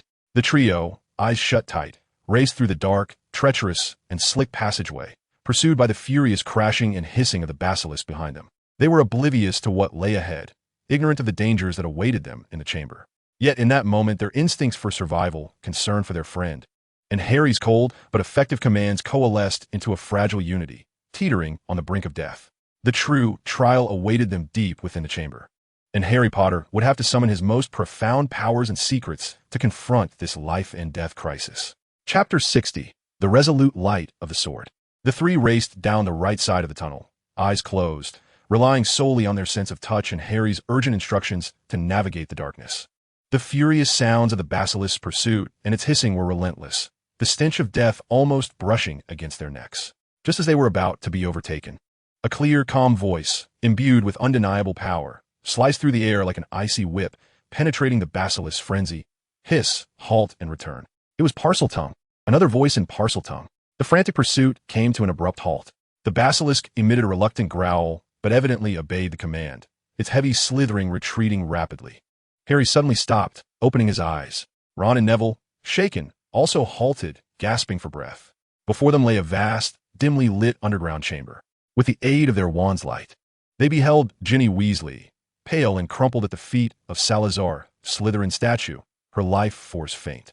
Meanwhile, a handsome, dark-haired specter, Tom Riddle, stood there, a sly smile playing on his lips as he regarded them. The massive basilisk coiled obediently behind him, like a pet. Ah, it seems we have uninvited guests. Riddle's voice was elegant yet laced with a chilling aura, and one of them is particularly intriguing. His gaze swept past the terrified Ron and the struggling Neville, locking on to Harry with precision. You possess a certain familiarity, Harry Potter, not merely that pitiful, borrowed talent of Parseltongue. He inhaled deeply, as if savoring something. Ah, it is something more elemental. A kinship. Harry's pupils narrowed slightly, yet his expression remained composed. He understood that Riddle had sensed the aura of the Horcrux fragment that had once belonged to the locket and was now fused with part of his soul. Riddle's gaze shifted to Neville, laced with unabashed contempt. And you, Longbottom, the boy who lived against all odds. A pathetic, fortunate substitute. You are hollow within, save for that imposed, unearned notoriety. Neville's complexion paled further with rage and fear as he gripped his wand tightly, refusing to back down. Let Ginny go. Ron summoned his courage to shout. After you murder my parents? Riddle's smile remained unchanged, as if declaring an undeniable truth. Necessary sacrifice, Harry. They stand opposed to me, obstructing the greater good. It is akin to squashing a few insects that hinder the path. The road to power must always be paved with foundational stones. This statement acted like a key, swiftly unlocking the door within Harry that suppressed his icy fury. The lives of his parents, to him, were merely necessary sacrifices? Just insects? It dawned on him. Harry's voice remained steady, yet his wand was raised, aimed at Riddle. Then this too was necessary. In an instant, the battle erupted. Riddle's shadow waved, despite his lack of a physical wand, and a ghastly green light of the killing curse shot towards Harry. He did not confront it head-on, but rather executed an uncanny sidestep while his wand swiftly pointed. Bone-breaking curse. The red light did not target Riddle. The effect of a Horcrux shadow was uncertain, but instead struck the basilisk behind him. Harry understood clearly that he must first eliminate this most pressing physical threat. The basilisk was hit by the curse, emitting a pained hiss as its massive form writhed violently. Bone-breaking curse. A second incantation. Harry pressed on relentlessly, the spells falling like cold raindrops upon the basilisk, plunging it into a tumult of rage and agony, rendering it temporarily incapable of executing Riddle's commands effectively. Bone-breaking curse. A third incantation. The basilisk's struggles intensified, nearly breaking free from Riddle's control. For the first time, a blend of astonishment and fury flickered across Riddle's face. He had not anticipated that Harry Potter not only understood the unforgivable curses, but wielded them with such skill, coldness, and precision. He attempted to regain control of the basilisk using Parseltongue, but in its extreme suffering, the creature reacted sluggishly and violently. Neville! Harry shouted sharply during the brief pauses between his spells, drawing his attention. Neville, stunned by the dark magical duel before him, instinctively raised his wand at Riddle, exclaiming, Petrificus Totalis. The incantation was weak, yet it successfully distracted Riddle for a fleeting moment. In that instant, a clear phoenix's cry suddenly resonated within the chamber. A golden red flame, like dawn's light, tore through the darkness. Fawkes, Dumbledore's phoenix, appeared in response to the purest call from Neville's heart. A call to the headmaster and Hogwarts itself, traversing countless obstacles to manifest within the chamber. Clutched in its talons was a tattered sorting hat, which it accurately tossed before Neville. Simultaneously, a fierce glint flashed in Harry's eyes. He must create an opportunity for Neville. No longer using the bone-breaking curse, he concentrated all his will and magical power, his wand emanating an unprecedented dark glow aimed at the basilisk, which had momentarily lost its defenses due to pain. Soul-draining curse. He sought to forcibly control this ancient creature, even if only for a fleeting few seconds. The basilisk's immense body froze momentarily, and in its eyes, filled with anguish and fury, there appeared a fleeting moment of emptiness and struggle. Harry's will wrapped around its chaotic consciousness like the coldest of chains. 3 seconds. Harry felt as though he were pulling a mountain, his mind racked with tearing pain. Yet he steadfastly maintained this hard control for those 3 seconds. Neville, now is the time. The hat. Harry squeezed out a sound from between his teeth. Neville Longbottom, filled with determination, lunged toward the sorting hat on the ground. As he reached inside, a gleaming silver sword, adorned with rubies, materialized in his grasp. The sword of Gryffindor. Without hesitation or fear, he beheld the basilisk, immobilized by Harry's spell, its massive jaws agape, revealing deadly fangs. In that moment, the underestimated boy, Neville, let out a roar that encapsulated all his courage and resolve. Gripping the sword tightly, he charged forward with all his strength and plunged the blade deep into the creature's upper jaw. Thud! The sword sank to the hilt, and searing black venom erupted forth. The basilisk emitted a final, earth-shattering wail, and the grip of the killing curse shattered instantaneously. Yet it succumbed to its demise, its colossal head crashing to the ground, reduced to a mere twitching of its nerve endings. Fawkes soared gracefully toward Neville, tears falling upon his venom-soaked, corroding wounds, halting the spread of the poison. Harry gasped, his face pale from the overwhelming exertion of magic and will. Yet he stood resolutely, his wand aimed at the now more ethereal and pallid figure of Riddle. It seemed that Harry's voice, laced with the cold fatigue of battle, was even more perilous. Your necessary sacrifice ends here. In the Chamber of Secrets, the tides had turned. The true confrontation had just begun between the two kindred spirits. Chapter 61. An Awakened Bystander and the Rescue Operation. Ron Weasley stood by, feeling as though he had stumbled into a premier dueling club as a novice. The scene before him rendered his mind nearly inoperative. Harry Potter, his usually composed roommate, was casting spells with a chilling intensity he had only heard of in the most terrifying legends, targeting the legendary basilisk of Salazar Slytherin. That icy profile and the precise, ruthless incantations sent a shiver down Ron's spine. And the figure that had emerged from the diary, Tom Riddle, appeared handsome and poised. Yet his words were more dreadful than Snape's most venomous sarcasm, referring to Harry's parents as necessary sacrifices and pests. Neville, who usually trembled at the mere sight of Snape, had been bestowed the sword of Gryffindor by Fawkes and had slain the basilisk. Merlin's beard. Who am I? What am I doing here? What should I do? His gaze instinctively scanned the battlefield, flitting over the standoff between Harry and Riddle, glancing at Neville, receiving Fawkes' healing tears, and finally settling upon the familiar figure slumped at the foot of the Slytherin statue, unconscious and possibly lifeless. Ginny, like a bolt of lightning piercing through the fog. Ron instantly regained his clarity. Yes, Ginny. I must rescue Ginny first. He realized that Harry and Neville were engaged with the most perilous adversaries, whether it be Riddle or the basilisk, and he, Ron Weasley, understood that the most vital and singular task at that moment was to ensure his sister's safety, to bring her away from this accursed, dangerous place. He no longer hesitated, nor did he attempt to comprehend the dark confrontation in which he was utterly unable to intervene. Crouching low, he utilized the scattered debris and the colossal carcass of the basilisk as a shield, cautiously and swiftly making his way towards Ginny.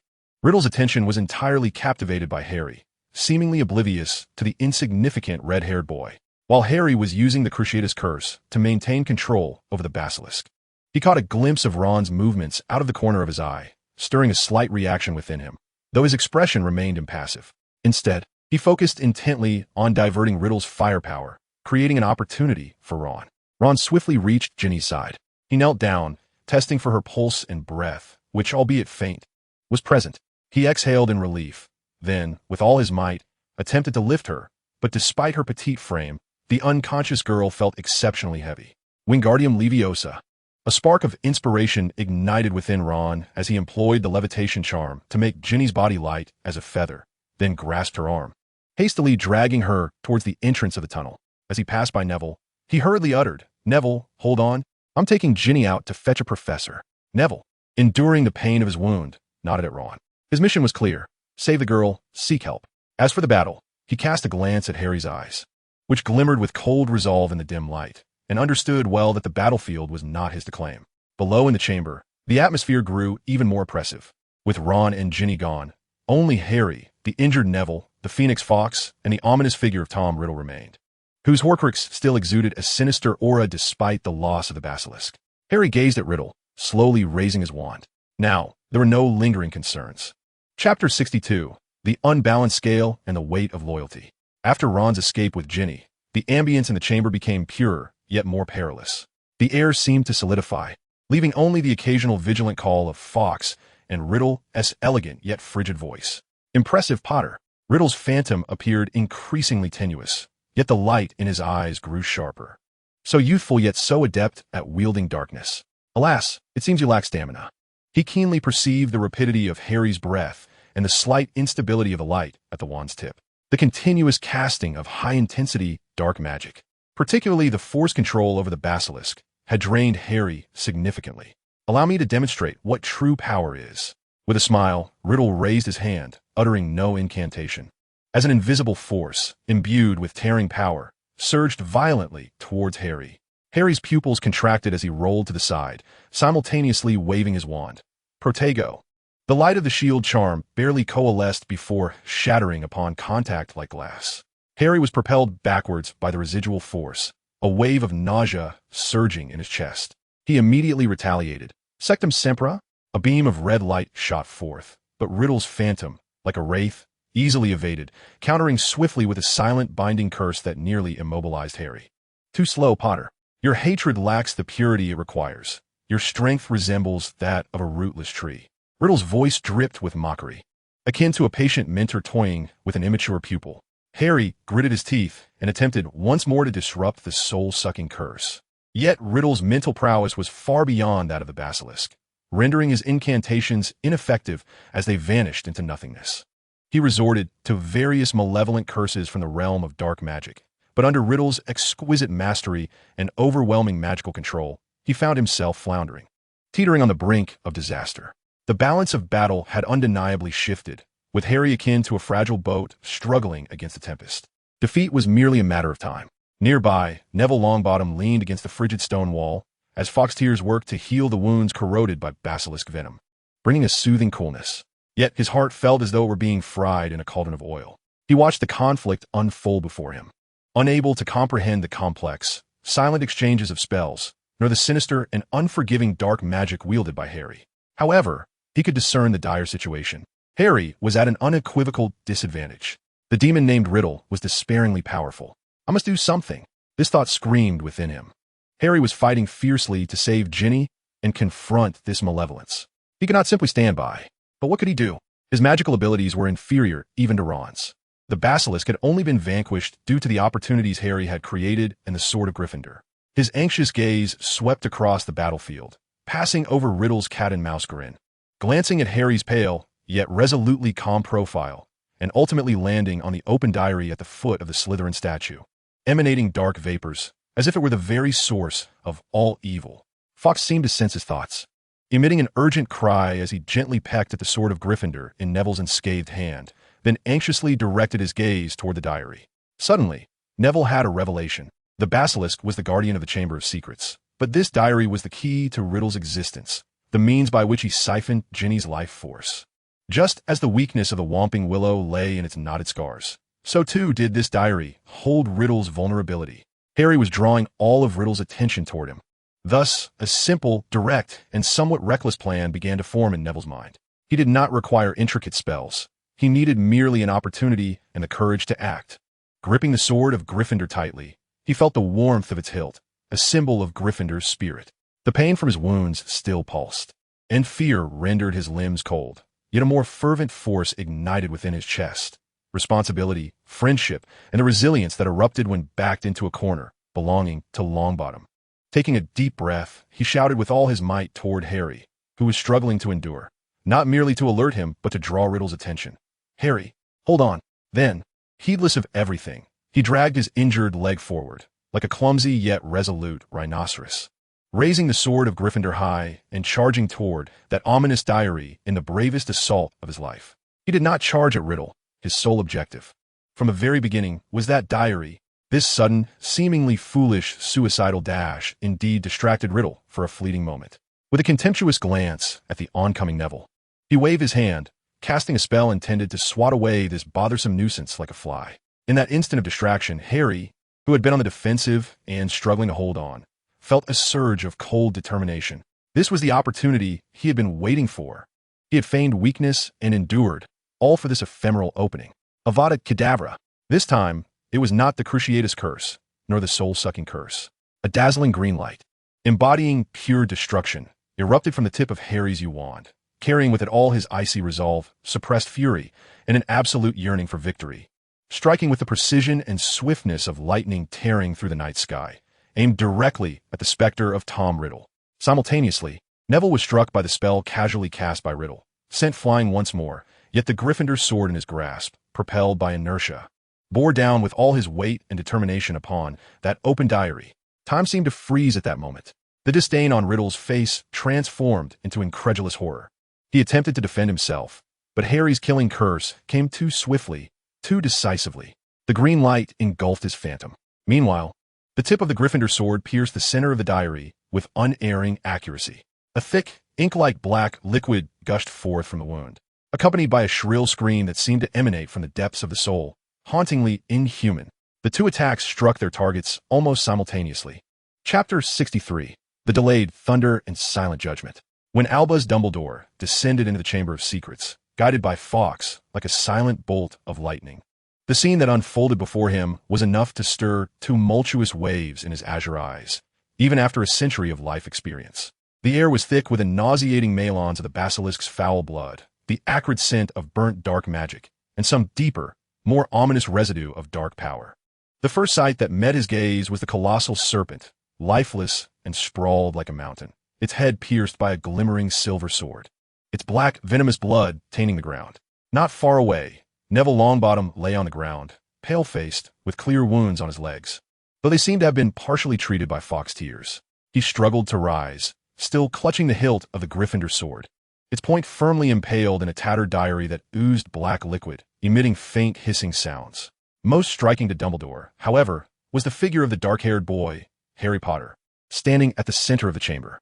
With his back to the entrance, Harry swayed slightly from exhaustion and the ferocity of the previous battle, yet he stood resolute. His yew wand hung low, but its tip seemed to shimmer with a faint, unsettling green energy residue. Before him, the handsome specter of Tom Riddle emitted a silent, piercing wail filled with profound malice and resentment, dissolving as swiftly as snow under the sun, ultimately vanishing into the ether, leaving only traces of the killing curse. Dumbledore acutely sensed the residual, pure essence of lethal magic pulsating in the air. Not a mere conjecture, but an undeniable impression. The caster was Harry. Even Dumbledore at this moment could not help but murmur softly, the wrinkles upon his face deepening as if carved by the weight of the revelation. He had anticipated the perils of the chamber, envisioned the confrontation with Riddle's apparition, yet he could never have foreseen that the battle would conclude in such a fierce and dark manner, executed by Harry, the very boy he had endeavored to guide and protect. Harry seemed to perceive the movement behind him, slowly turning, somewhat rigid. His face was ashen, devoid of blood, while his green eyes reflected an emptiness born from exhaustion and a chilling calm that severed all emotional ties. He gazed at Dumbledore, offering no explanations nor expressions of triumph, merely standing there as if the one who had unleashed the unforgivable curse, wrestling with Voldemort in his youth, was not himself. Dumbledore approached swiftly, first assessing Neville's condition, gently yet promptly saying, "Well done, Neville. You have demonstrated true Gryffindor courage." His voice bore a stabilizing strength, though the tremors within his gaze remained unquiet. He then advanced towards Harry, his steps unusually heavy. He halted before Harry, his azure eyes resembling the deepest lakes, attempting to peer into the frozen depths of Harry's soul. Harry Dumbledore's voice was low and complex, laden with an array of indescribable emotions, shock, trepidation, inquiry, and an undercurrent of profound, nearly imperceptible sorrow. His words trailed off as he beheld the chilling void within Harry's eyes, sensing the magical energy surging within him, markedly different from before. Imbued with a darker affinity, the effects of the blood ritual and the remnants of repeated dark magic. This was not mere forced self-defense. It was a calculated, prepared, and brutally executed act of hunting, harnessing the most sinister of powers. Dumbledore's gaze swept once more over the corpse of the basilisk, feeling the lingering imprints of the Cruciatus curse and the soul-sucking curse in the air, ultimately resting upon the remnants of the killing curse. He fell silent. The headmaster of Hogwarts, the greatest white wizard of the century, stood before his young pupil, confronting a battlefield wrought by dark magic, momentarily at a loss for words. He understood the burdens Harry bore, the adversities he faced, yet the path towards vengeance and power appeared to plunge deeper and farther than he had anticipated. Fawkes emitted a low and mournful cry, shattering the suffocating silence. Dumbledore inhaled deeply, as if to draw in the dark essence of the chamber, before exhaling slowly. He neither reproached nor questioned. Instead, he spoke in a tone laden with an almost unbearable weight, as if he bore the entire burden of the magical realm. "It is time for us to depart. This place requires cleansing." His gaze finally swept across the ruined diary. A flicker of realization crossing his eyes. Tom Riddle's first Horcrux had been destroyed. Yet, the cost of its destruction weighed heavily upon Dumbledore. As he looked into Harry's hollow, icy eyes, a flicker of apprehension concerning the trajectory of the future emerged within him for the first time. This victory had been achieved through dark means. What fate awaited a Harry Potter who had embraced darkness? Dumbledore regarded the boy before him, simultaneously familiar yet foreign, with a profound sense of gravity. Chapter 64. The judgment and boundaries of the headmaster's office. A more somber atmosphere enveloped the headmaster's office than usual. The whirring of silver instruments seemed to be muffled. Fawkes perched upon a branch, his golden eyes betraying a rare worry as he observed below. Neville, with bandaged legs, sat in a plush armchair, his pallor evident, yet his gaze steadfast. Ron sat closely beside the recently awakened and still frail Ginny, his expression a tumult of fear and protectiveness. Meanwhile, Harry stood at the center of the office, a calm eye amidst the storm, unsettling in his tranquility. Dumbledore did not take his seat behind the desk. Instead, he stood before Harry, his imposing figure exuding an invisible pressure. His blue eyes, typically radiant with wisdom and warmth, now resembled glacial ice, sharp and cold as they bore into Harry. "I believe," Dumbledore's voice shattered the silence, devoid of its customary warmth, replaced by a weighty gravity, "that each of you has exhibited extraordinary courage in your quest to save lives.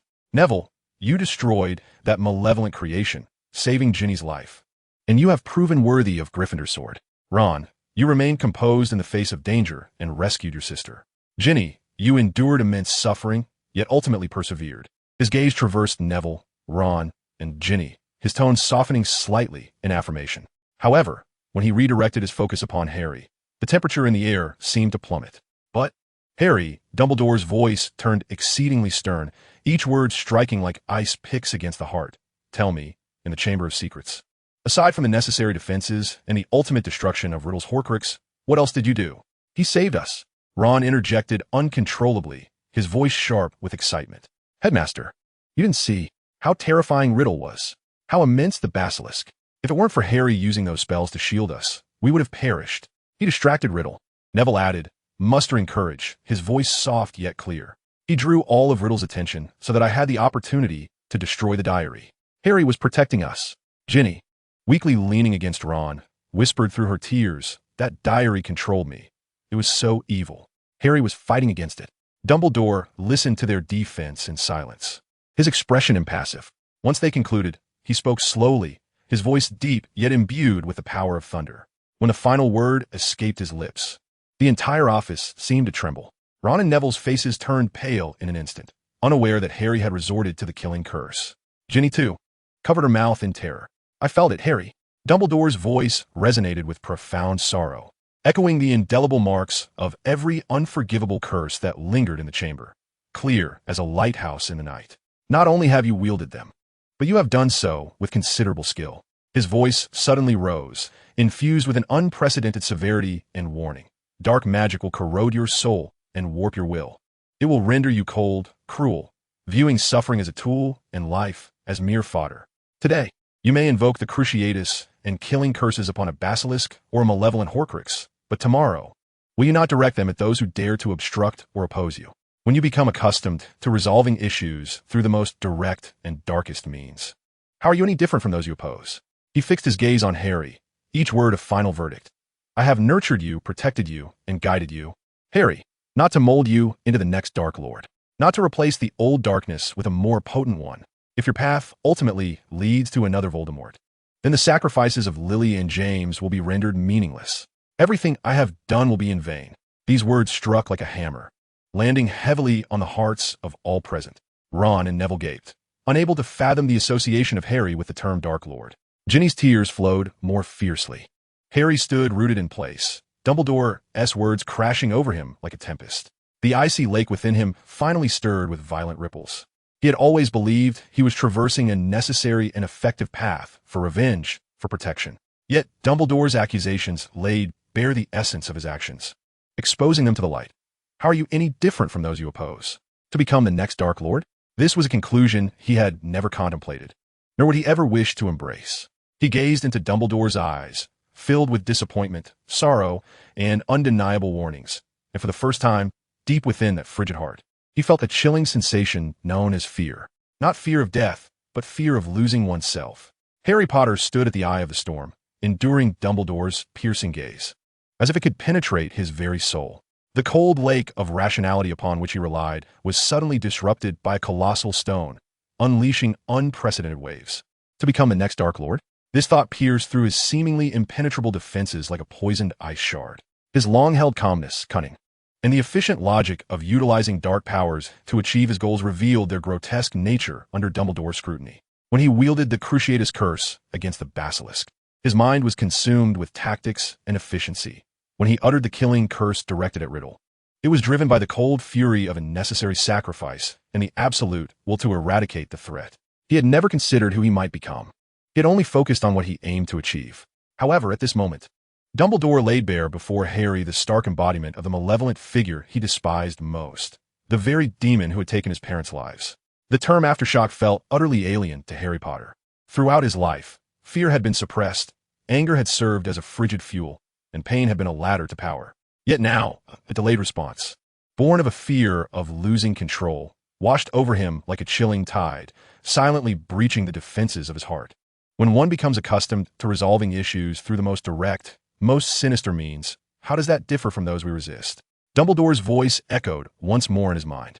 Harry clenched his fists tightly, his nails digging deep into his palms, attempting to dispel the suffocating introspection with a mere flicker of pain. He felt the faint yet remarkably clear connection of blood left by Sirius within him, a sense of concern and restlessness emanating from his godfather. As if the wolf in Grimmauld Place sensed the tempest brewing here. Harry opened his mouth, his voice as parched as sandpaper. He sought to justify himself, to proclaim that he acted to save others, to assert that he had the situation under control, to argue that Riddle, the Horcrux, must be destroyed. Yet, in the face of the Dark Lord, this ultimate shadow, the embodiment of his deepest loathing, every rationale appeared so pale and hypocritical. Dumbledore did not rush him. He remained a silent iceberg, yet the disappointment and heartbreak reflected in his blue eyes weighed heavier on Harry's heart than any rebuke. The only sounds in the office were the crackling of the fireplace and Ginny's suppressed sobs. After a long pause, Dumbledore took a deep breath, that heavy sigh seeming to draw away the last vestiges of warmth from the room. He slowly walked to the window, turning his back to them, gazing out at the tranquil night enveloping Hogwarts. The castle appeared ancient and serene under the moonlight, as if the dark confrontation that had just transpired in its depths had never existed. There are many forms of courage, Dumbledore's voice resumed, now much more subdued, imbued with profound weariness and the weight of difficult decisions. Neville Longbottom today demonstrated the courage to face fear, to recklessly defend his friends, undoubtedly one of the noblest qualities. Neville's face flushed slightly, and he shifted uncomfortably with his bandaged leg. Hogwarts has always endeavored to teach students to comprehend the essence of magic, not merely its application as a force. It is a mirror reflecting the innermost self. It amplifies kindness, yet equally magnifies those aspects we strive to suppress or ignore. Dumbledore's words flowed like a cold stream, asserting that within this familiar environment, among the friends you rely upon, even if relationships have grown complex, and within the atmosphere you subconsciously regard as a safe haven, the scales of your heart have tipped dangerously.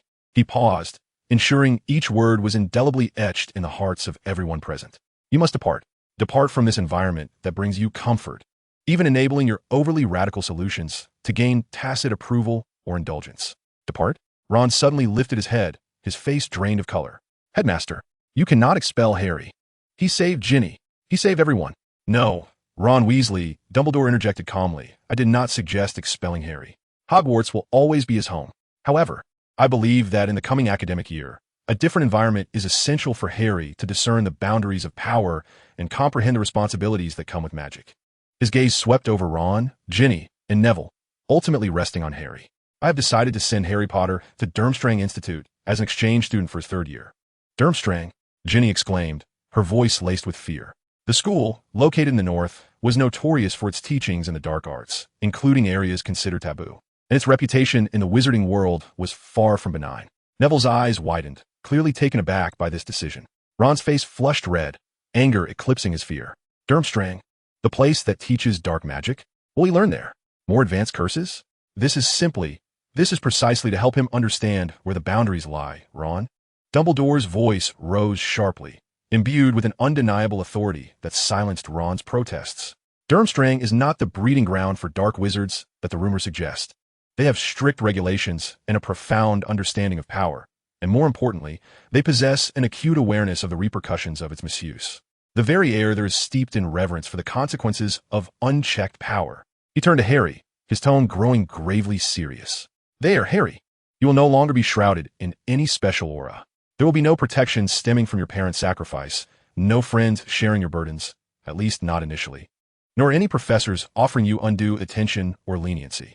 You will be a pure student, required to adhere to all of Durmstrang's rules. You will witness how power is fervently pursued, but you will also bear witness to the devastating consequences that arise when power is allowed to run amok and trample upon boundaries. That will be the most brutally effective lesson that reality imparts to you. Dumbledore stepped closer to Harry, so near that Harry could discern every flicker of concern and unwavering resolve in his eyes behind his crescent-shaped glasses. This is not a punishment, Harry, or rather, it is not merely a punishment. It is an opportunity for you to find an anchor before the storm completely engulfs you. At Durmstrang, you will be compelled to confront the darkness within you, to understand it, and most importantly, to learn how to coexist with it rather than be driven by it. You must understand that true strength lies not in the ability to wield the most malevolent spells, but in knowing where to draw the line that must never be crossed when holding power. He took a small step back, his tone softening slightly, yet still carrying a cold weight. As for the headmaster of Durmstrang, Mr. Igor Karkaroff, you need not worry. I have had some past interactions with him and share some mutual concerns. Ensure your successful entry into Durmstrang as an exchange student, and receive the attention you deserve. This is a certainty I possess. Harry listened in silence, his inner turmoil raging like a tempest. The echoes of his lingering dread had yet to dissipate when new shocks assailed him in quick succession. Departing from Hogwarts? Leaving the only place he knew, even if shrouded in shadows, that he regarded as home? To go to Durmstrang? That cold, unfamiliar castle that revered power and was said to be permeated with a palpable aura of iron and blood, even among its ghosts? He instinctively recoiled from this decision. Yet, deep within, Dumbledore's words pierced him like a cold needle, striking at his most secret fears concerning the uncontrollable boundaries and the abyss beckoning him. Known as Tom Riddle, he found it impossible to refute Dumbledore's judgment on the imbalance of fate. When? Harry's voice was unnaturally calm, almost devoid of emotion. After the summer holidays, Dumbledore replied, "You have 2 months. During this time, I hope you will stay at number 12 Grimmauld Place. Sirius will look after you. There, you will find the environment you need to reflect, as well as the knowledge accumulated by the Black family that may allow you to understand power from a different perspective." He added, his tone carrying a note of warning, "Of course, it is understanding, not indulgence." The 3 children nodded solemnly, their faces a mixture of fear and seriousness. Although Ron still harbored doubts and dissatisfaction regarding the decision about Durmstrang, he understood the gravity of the situation. He turned to Harry. "Harry, you stay."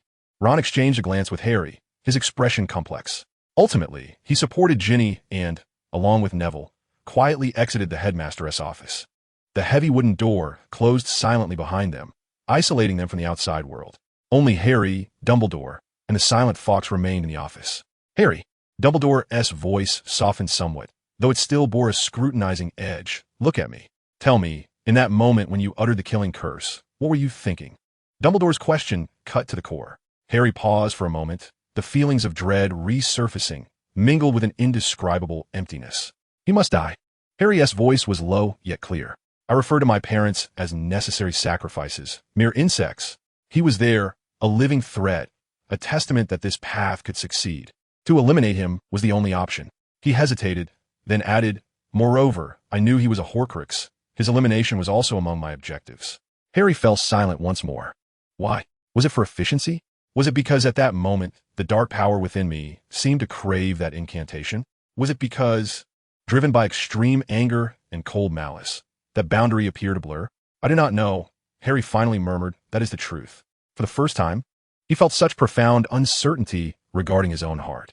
Dumbledore gazed at him, as if seeking fragments of answers within his eyes. After a long pause, he gently sighed. "This is the crux of the matter, Harry. At the precipice of life and death, when one instinctively selects the darkest of weapons, unable to articulate the rationale behind such a choice, it signifies that the scales have tilted to a perilous degree." He approached the hearth, grasped the fire tongs, and stirred the flames, sending sparks flying. With a wave of his hand, the office door glided open silently, revealing the bright corridor beyond. "Go now, Harry. The Hogwarts Express awaits you tomorrow. We shall meet again next year." Dumbledore's voice bore a subtle weight, tinged with an unspoken farewell. Harry cast a final glance at the headmaster, whose aged visage appeared particularly weary and profound in the firelight. He uttered no words, merely nodded slightly before turning to exit the headmaster's office. Thus commenced the summer, a summer spent in contemplative solitude within a dark ancestral home, wrestling with the secrets of his lineage and preparing for an unknown journey on the eve of storm. Awaiting him ahead were the frigid winds and snow of the north and the cold stone walls of Durmstrang, destined to be the next battlefield for the fractures of his soul. Chapter 65. The Redemption of Parchment and the Jests of a Godfather. Number 12. Grimmauld Place. Under the summer sun, stubbornly exuded an eerie atmosphere. Heavy curtains obscured most of the light, while dust danced silently in the occasional beams that penetrated. Creature's presence was more frenetic than ever, yet this busyness stemmed not from zeal, but from a reverent, almost neurotic devotion. Since the blood ritual, his address for Harry had quietly shifted from young Master Potter to young Master Potter Black, despite Harry's firm insistence that he maintain the Potter title in the presence of outsiders. Sirius's condition fluctuated between good and ill. The backlash from the blood ritual and the binding of life force rendered him far weaker than he appeared. Frequently, He would sit pale and slumped in the solitary armchair in the sitting room, staring vacantly at the portraits of his ancestors that glared down at him, his gray eyes reflecting the hollowness left by Azkaban and an inescapable sense of alienation from reality. Yet, the gaze he directed at Harry was imbued with an almost obsessive warmth and a resolute protective instinct. He never broached Dumbledore's decisions, nor inquired about Harry's specific actions in the Chamber of Secrets. Regarding Harry's journey to Durmstrang, he had only once remarked in his hoarse voice, "That place is dreadfully cold, and the food is reportedly atrocious. However, if you need, I could have Karkaroff summoned to discuss who your godfather is." His tone held a wolf-like ferocity, yet it also conveyed a hint of powerlessness.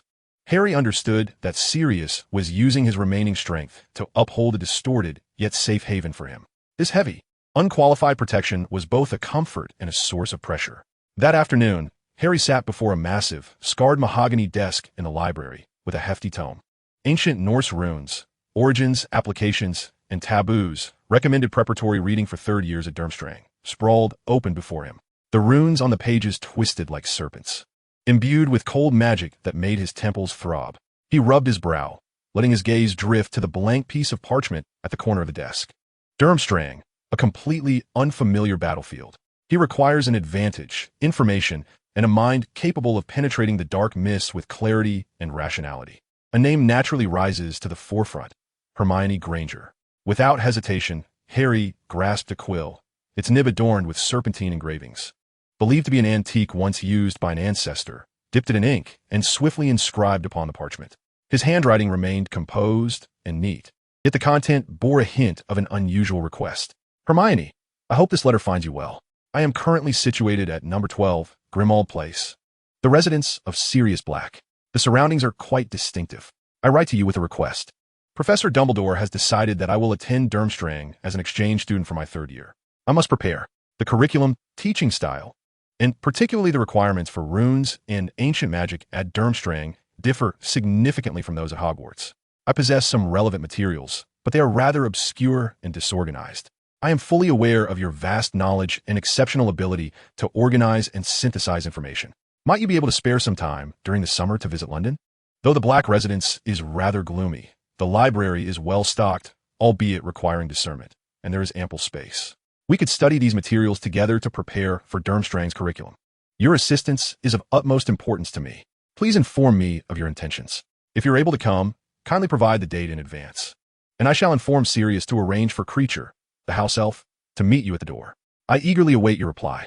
Harry's letter was composed with restraint, omitting any mention of the Chamber of Secrets, trials, fears, or inner struggles, purely an academic request. Yet, Harry understood that with Hermione's keen insight, she would surely detect an unusual aura from this sudden and oddly situated invitation. He sealed the letter and summoned Sirius's irritable yet remarkably swift owl, watching it vanish into the gray London sky with the small scroll of parchment. "Harry, goodness, Durmstrang, this is astonishing. How could Professor Dumbledore?" A smudge of ink suggests she crossed out some fervent words. "Nevertheless, this is indeed an extraordinarily unique learning opportunity. I have always been deeply interested in the Nordic magical system.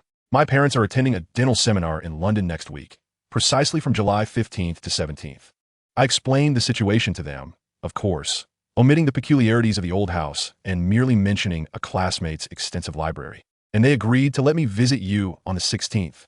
Please be sure to provide me with the exact address and the arrangements for your reception. I have brought ample parchment, ink, and index cards. Goodness, I can hardly wait to see the Durmstrang syllabus. I look forward to seeing you on the 16th. Hermione P. S. Does Ron know about this? It seems he hasn't written to me much this entire summer." July 16th soon arrived. The weather in London was surprisingly clear, but the sun seemed to intentionally shy away from number 12, Grimmauld Place. Early in the day, Harry informed Sirius and Creature. Sirius merely raised an eyebrow, still thick yet streaked with gray, mumbling, "Oh, that know-it-all girl? Indeed, it is just the opportunity to infuse some youthful energy into this dreary abode." Creature bowed deeply, assuring in his broken, wheezy voice that he would welcome the esteemed guests of Master Potter Black, vowing to prevent the filthy muggle scum from sullying the threshold of the Black family. Harry coldly corrected Creature's reference to Hermione, who promptly altered her address with a hint of fear, though the disdain in his eyes remained unabated. At 2 in the afternoon, the doorbell rang with a jarring sound. reminiscent of rusted gears grinding together. Harry gestured for Creature to open the door. Outside stood Hermione Granger, clad in a crisp Muggle summer outfit, a light blue dress complemented by a thin cardigan, and carrying a bulging satchel clearly stuffed with books and notebooks. Her petite face flushed slightly from the exertion of climbing the stairs. It seemed there were more steps at number 12 Grimmauld Place than she remembered. Her brown eyes sparkling with curiosity, excitement, and a trace of barely perceptible apprehension. Upon realizing that the figure opening the door was not Harry, but the house elf before her, dressed in a filthy pillowcase. With bat-like ears and a gloomy expression, she was visibly taken aback. "Good afternoon, Miss Granger," Creature intoned in his most insincere, respectful tone, bowing deeply, his nose almost touching the tattered carpet.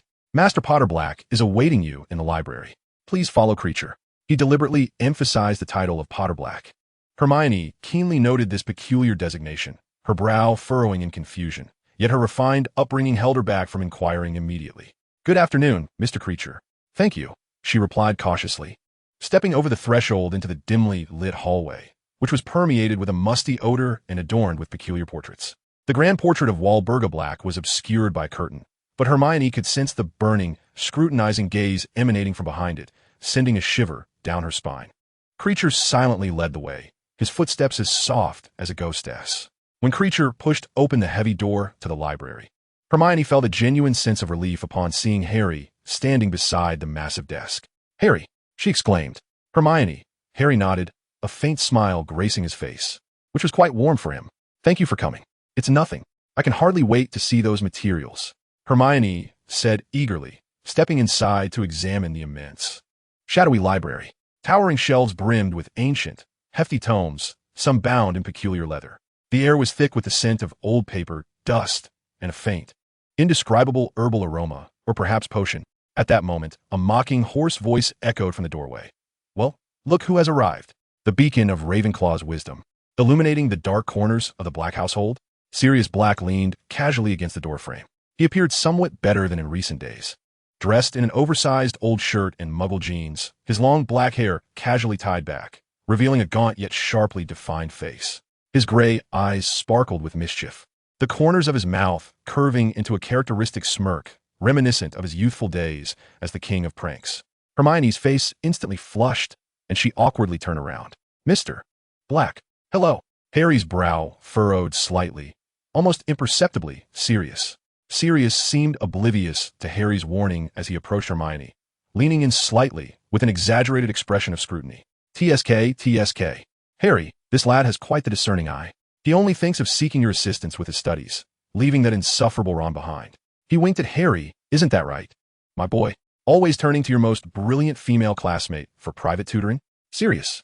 Harry's voice dropped, laced with a hint of admonition. He could sense Hermione's face reddening further, embarrassed to the point of nearly burying her head in her oversized bag.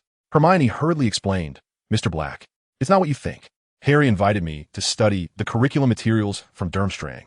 There are numerous ancient runes, and..." At this point, Hermione's neck turned crimson, leaving her utterly flustered. She looked to Harry for help. Harry sighed and took a step forward, discreetly positioning himself a bit in front of Hermione, his tone carrying an irrefutable finality. "Sirius, Hermione's time is precious. We have many books to read. Unless you have profound insights to offer regarding Norse runes or variants of dark arts defense, might I suggest you relocate to the sitting room, or perhaps bother Creature instead?" All right, I'm leaving. I wouldn't want to interrupt your studies." He raised his hands in mock surrender, laughing as he retreated toward the door. "Study well, children. Creature, fetch me some food, and turn on the radio. Let us listen to that dreadful Muggle music." Upon reaching the door, he turned back to wink at Harry and Hermione.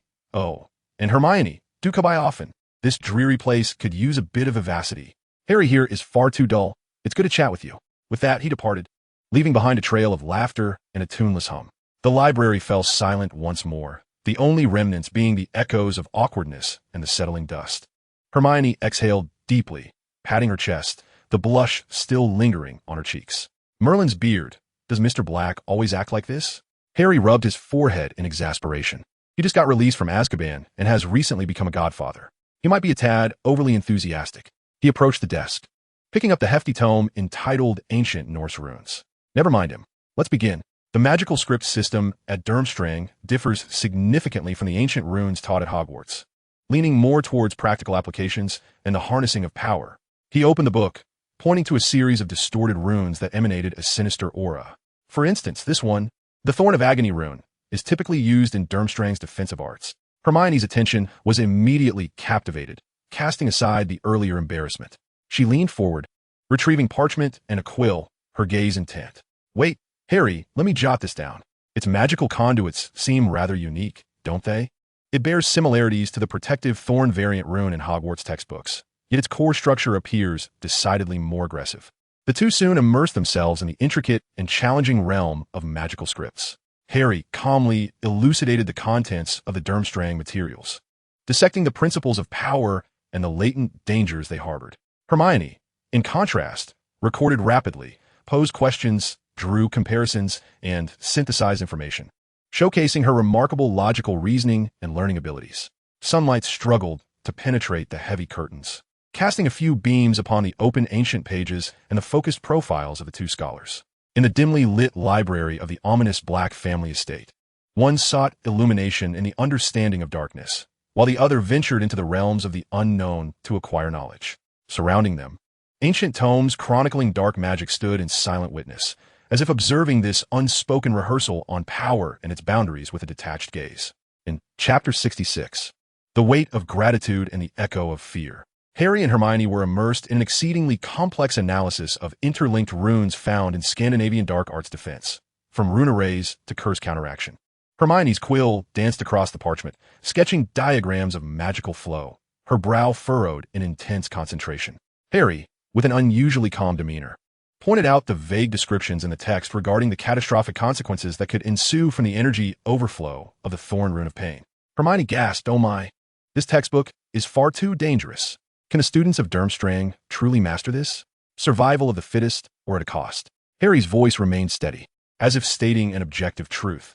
Their philosophy was that only by truly comprehending where the abyss's edge lay could one better steer clear of it. At that moment, a cacophony echoed from downstairs, louder than Creature's entrance, filled with the footsteps of several individuals, accompanied by the penetrating, tearful call of Molly Weasley. "Harry, my dear Harry, where are you?" Harry and Hermione exchanged startled glances. Hermione's eyes sparkled with pure surprise and joy. "It's Mrs. Weasley and the others." Meanwhile, Harry's brow slightly furrowed, as he had yet to devise a way to confront Ron, especially with Hermione present. The library door was thrust open with unexpected force, certainly not the silent manner of Creature, and Sirius Black leaned in, wearing a languid smile as if savoring the spectacle. "Hey, kid, the family you save has come to express their gratitude, and it's quite a gathering. It seems our academic pursuits this afternoon will have to be put on hold." No sooner had he spoken than Molly Weasley's ample figure squeezed through, her eyes red and her face a canvas of relief and lingering fear. Ignoring everyone else in the room, she surged toward Harry like a locomotive brimming with affection. "Oh, Harry, my dear child." Molly enveloped Harry, who was still seated, in a fierce embrace. The force was astonishing, imbued with the sense of laundry detergent, toasted bread, and a maternal warmth that was almost suffocating, as if she might meld him into her generous bosom. Thank you for saving Ginny. Merlin above, I can hardly bear to think what would have happened without you." Her voice trembled, and tears cascaded onto Harry's hair and shoulders. Arthur Weasley followed closely behind, his face reflecting genuine gratitude tinged with a hint of fatigue. He gently patted his wife's shoulder, saying, "All right, Molly, don't spoil the child." He turned towards Harry, extending his hand to grasp Harry's with considerable strength. Harry had just managed to extricate himself from Molly's embrace. "Harry, Uncle Arthur is at a loss for words. You are the benefactor of our family." Fred and George squeezed into the doorway, their faces unusually devoid of their typical mischievous grins, replaced instead by an expression of solemnity mixed with awe and curiosity. Fred spoke up, "Hey, Harry, well done." Though the process sounded a bit, exhilarating, George chimed in, "Indeed, Mum nearly brought down the roof of the burrow with her tears, but seeing Ginny lively and scolding us made it all worthwhile." They both exchanged knowing glances and gave Harry a thumbs up. Ginny stood behind her parents, her complexion still somewhat pale, yet her spirit had visibly brightened. She gazed at Harry, her large brown eyes filled with pure gratitude and reliance, softly murmuring, "Thank you, Harry." Her gaze drifted past him to Hermione, and she nodded slightly in acknowledgement. The last to enter was Ron Weasley. He lingered at the doorway, his tousled red hair seeming even more disheveled than usual. his expression devoid of the excitement and joy exhibited by his family, replaced instead by a profoundly complex turmoil. He observed Harry, tightly embraced by his mother and firmly grasped by his father, noted his sister's grateful gaze, and acknowledged the affirming looks from his twin brothers. His eyes finally settled on Harry's face, where a stark interplay of deep gratitude and unmistakable fear resided within his blue irises. Harry mit ranch gage komli. Capable of deciphering that fear, it stemmed from the chilling control over painful powers he had exhibited in the Chamber of Secrets. The horror of his unhesitating use of the killing curse, and an instinctive awareness of the unsettling darkness that lay within him. The room's fervent atmosphere of gratitude momentarily stilled, disrupted by Ron's silence and the expression on his face. Molly finally released Harry, though she still clutched his arm tightly, and noticed her youngest son's unusual demeanor. Ron, what's the matter? Come over and thank Harry. Ron seemed to awaken from stupor, inhaling deeply as he stepped forward to stand before Harry. He did not glance at his parents or Ginny, but fixed his gaze solely on Harry, his voice dry yet remarkably clear. His words bore sincerity, imbued with the characteristic earnest gratitude of the red-haired Weasley clan. Yet, he quickly shifted his tone, a subtle tremor and struggle evident in his voice. These words fell like ice into a furnace, abruptly freezing the previously warm atmosphere of gratitude in the room. Molly gasped in shock. Ronald Weasley, what are you saying? Arthur furrowed his brow in concern. Fred and George exchanged astonished glances, while Ginny looked at her brother in confusion.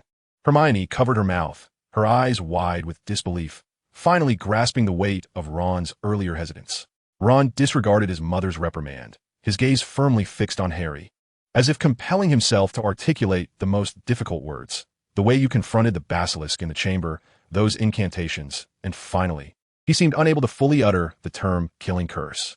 Harry, do you understand? That is not the manner of combat we are familiar with. It is neither Hermione's stunning spell nor my disarming charm. It is. His voice trembled slightly, infused with a profound unease and fear stemming from moral instinct. It is dark magic. It is something malevolent. He inhaled deeply, as if summoning all his strength to voice the most crucial statement. So, Harry, I'm truly grateful. I really am. The fact that Ginny is alive is of utmost importance. But I implore you, do not resort to such means. Dark magic will corrode you. It will transform you into the very kind of person we are fighting against. Hermione's heart raced as she finally comprehended Ron's silence and hesitance throughout the summer. She observed the near painful honesty etched on Ron's face, then turned her gaze to Harry, who stood there in serene composure, devoid of any offended anger or shame. Instead, there was a profound, disquieting detachment, as if the terrifying figure of dark magic that Ron spoke of was severed from his very being. At that moment, a chilling, bone-deep scoff, laden with repressed fury, shattered the silence. It was Sirius Black. He had somehow positioned himself at Harry's side, like a wolf guarding its cubs. The previous laziness and jest in his gray eyes had evaporated, replaced by icy anger and a near-savage mockery. What a heartfelt moral declaration. Ronald Weasley, Sirius's voice, though not raised, sliced through the air like an icicle against glass. Are you afraid? Of course, you ought to be terrified, for you are confronted with forces that you cannot comprehend, let alone control. You stand on the safe shore, watching others struggle in the abyss, and then you dare to criticize them for soiling their shoes? Your meager, well-protected notion of goodness cannot encompass the true, brutal laws of survival.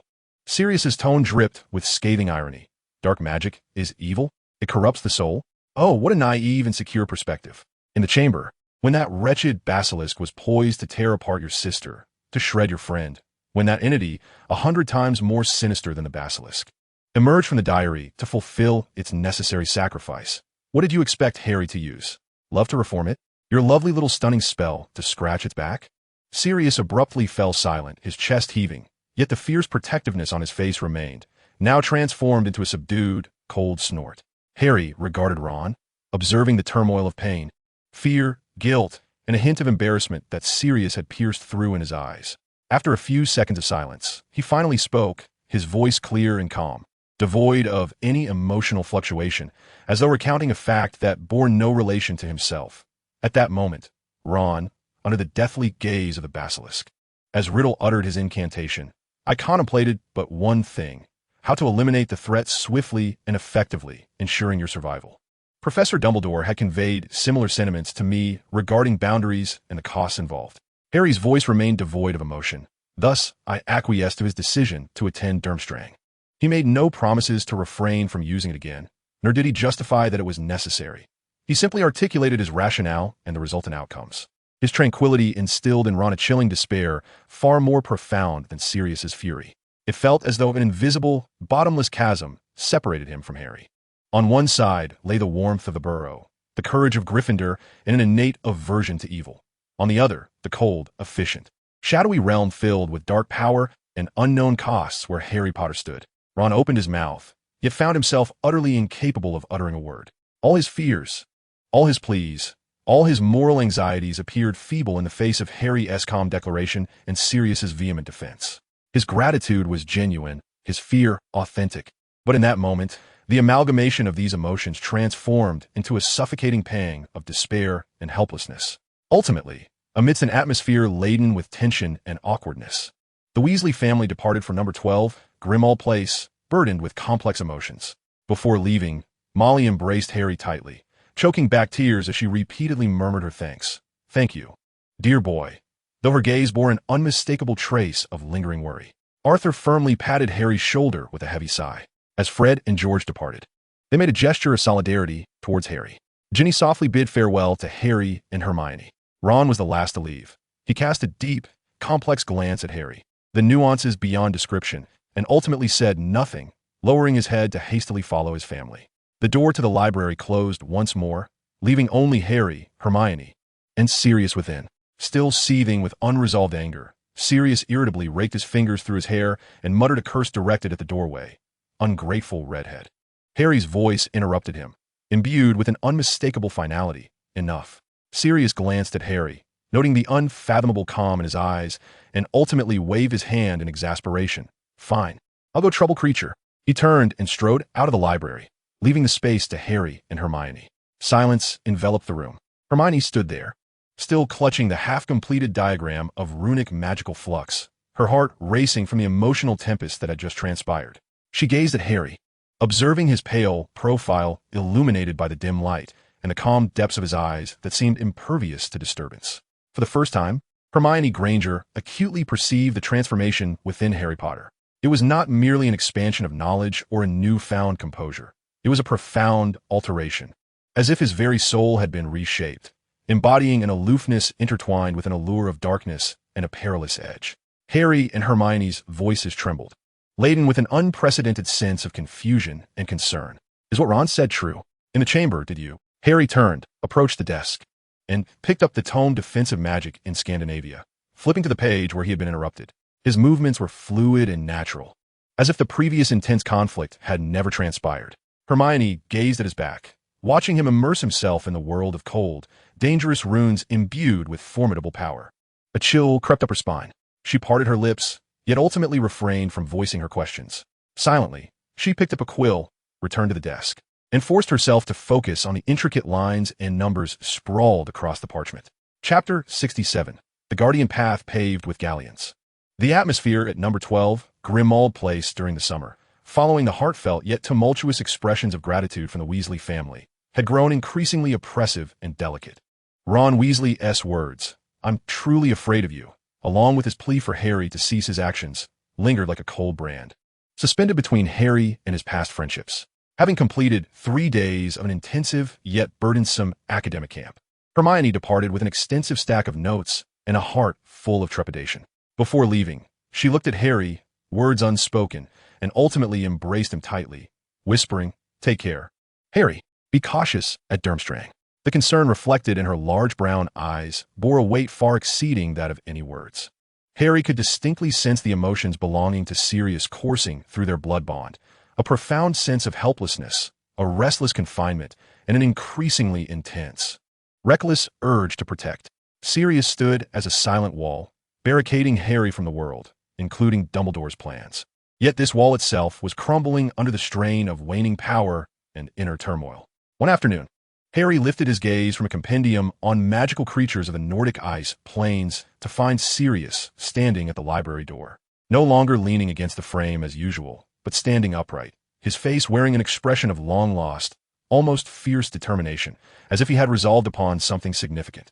"Harry," Sirius's voice was hoarse yet remarkably clear. "Gather your things.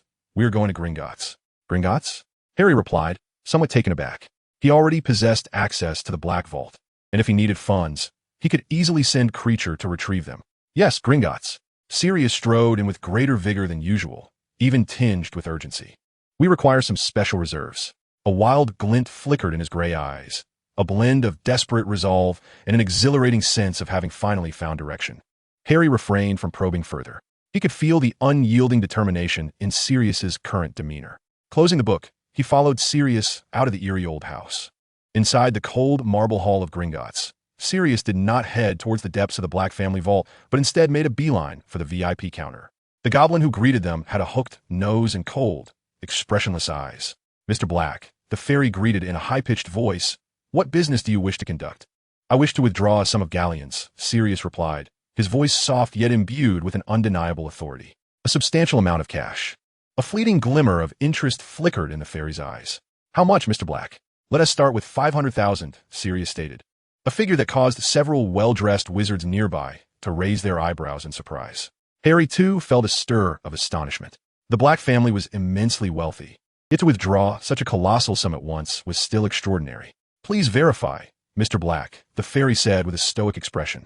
Without so much as glancing at the bags of money, Sirius casually picked one up, weighing it in his hand, relishing the reassuring heft. "That 1T be necessary. Deliver it to my temporary vault." He recited a number for a secure, temporary safe that only the highest-tier clients of Gringotts could access. The entire withdrawal process was efficient and devoid of superfluous chatter. The air of ancient, blood-stained wealth and decisiveness that radiated from Sirius eliminated the fairy's customary probes and salesmanship.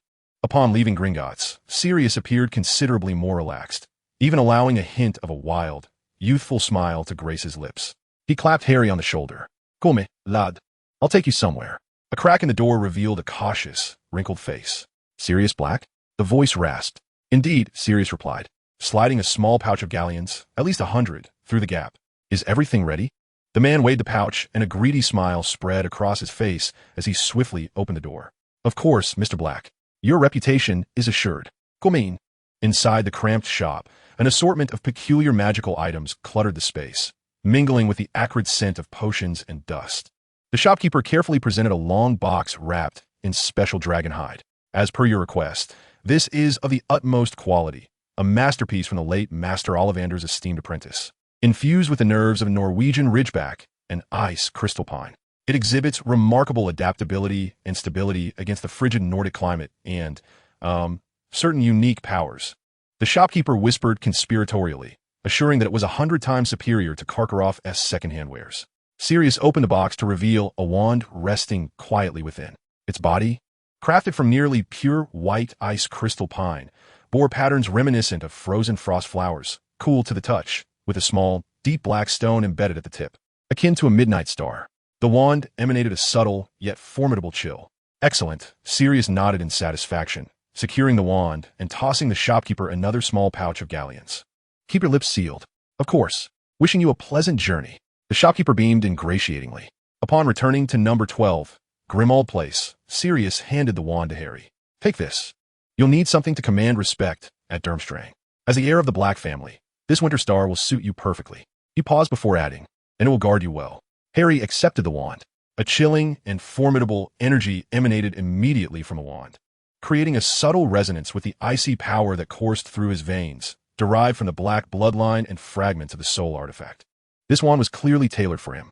Harry did not inquire directly, yet through Creature's murmurs, laden with both reverence for the extravagance of Sirius and discontent for the funds expended to assist young Potterblack's departure, alongside occasional glimpses of fragmented documents, inscribed with terms such as security consultant, special talent acquisition, and Nordic division logistics. He managed to piece together a rough outline of Sirius's plans. Sirius Black, utilizing the Black family vault to forge a path, was establishing a foothold for himself within the confines of Durmstrang Institute. At last, 3 days before Harry was to embark for Durmstrang, Sirius summoned him to his study. He appeared utterly exhausted, the shadows under his eyes deepening, yet a fervent light blazed in his gray eyes. He placed a letter embossed with the official Durmstrang wax seal before Harry. "Behold this," he proclaimed, his tone imbued with a sense of triumph and relief. as though he had emerged from a harrowing ordeal. Harry picked up the letter. The parchment was of exquisite quality, adorned with ornate calligraphy. Durmstrang Institute official appointment. It read, "We hereby appoint Mr. Sirius Black as our consultant for castle security and special incident management, effective immediately until further notice. Mr. Black shall be responsible for assisting in maintaining the safety and order of the Durmstrang Castle and its surrounding areas, assessing potential risks, and providing professional advice in the event of extraordinary magical occurrences." Signed, Headmaster Igor Karkaroff, chairman of the board signature. Harry lifted his gaze to Sirius, comprehension dawning. Sirius had leveraged an irresistible sum of galleons, likely a donation substantial enough to render Karkaroff breathless, along with the remaining influence of the Black family. Still formidable within pure blood circles despite their tarnished reputation, to pry open an officially recognized, legitimate identity that allowed him to remain within the hallowed confines of the fortress, known for its strength and isolation. Consultant for castle security and special incident management? Harry mused, the lengthy title tinged with a hint of playful mockery, sounding quite professional. Huh! Sirius erupted in laughter, a sound tempered by the roughness of Azkaban and the exhilaration of having his desires fulfilled. What does it matter what they call it? Karkaroff is quite agreeable when it comes to accepting money. With this, he gestured to the letter. I can remain in that icy fortress with complete legitimacy. Should anyone dare to lay a finger on you, they'll soon understand what the Black family special incident management entails. He stepped closer to Harry, gripping his shoulders firmly, his gray eyes locking onto Harry's, the previous fatigue vanishing, replaced by a wolf-like determination to protect. Listen, Harry, Dumbledore sending you to that wretched place is sheer folly. I will not allow you to face this alone. Durmstrang? Oomph. In the eyes of Sirius Black, it was now merely a dilapidated house in dire need of vigilant oversight. With the Godfather present, who would dare to lay a finger on you? His words were resolute, imbued with an undeniable, tyrannical guardianship woven from gold galleons. The gloom surrounding Number 12, Grimmauld Place, seemed somewhat alleviated by the fierce and fervent aura that enveloped him at that moment. Harry gazed into the unwavering light of determination flickering in Sirius's eyes, feeling the lean yet remarkably strong hand of his godfather upon his shoulder. The icy lake within him appeared to be disturbed by a scalding stone. Apprehension, confusion, and the uncertainties regarding Durmstrang still lingered. Yet, at this instant, a heavier warmth, the essence of being protected, began to diffuse amid the coldness, tinged with the distinctive sanguine scent and obstinacy of the Black family. He nodded, refraining from uttering words of gratitude. Some forms of guardianship render speech trivial. Then, Mr. Advisor, Harry's voice remained calm, though a faint, nearly imperceptible warmth flickered in the depths of his gaze. When shall we depart? Sirius flashed a grin, revealing teeth that remained pristine white even in Azkaban, perhaps a magical effect, or possibly a natural trait, radiating an excitement akin to stepping onto a new battlefield. The day after tomorrow. Pack your bags, lad. Let us go experience the icy caverns of those Nordic fellows and show them the genius of our family. Chapter 68. The Pact Beneath the Ice Wall. The silhouette of Durmstrang Institute gradually sharpened beneath the overcast sky. Unlike Hogwarts, which nestled against mountains and lakes, exuding a fairy tale charm, it resembled a military fortress hewn directly from the frigid cliffs and permafrost, built from massive blocks of black basalt.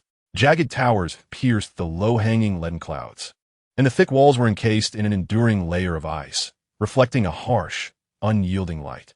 There were no elaborate carvings, no vibrant stained glass windows, only raw lines and narrow apertures akin to the deep, feral eye sockets of a beast.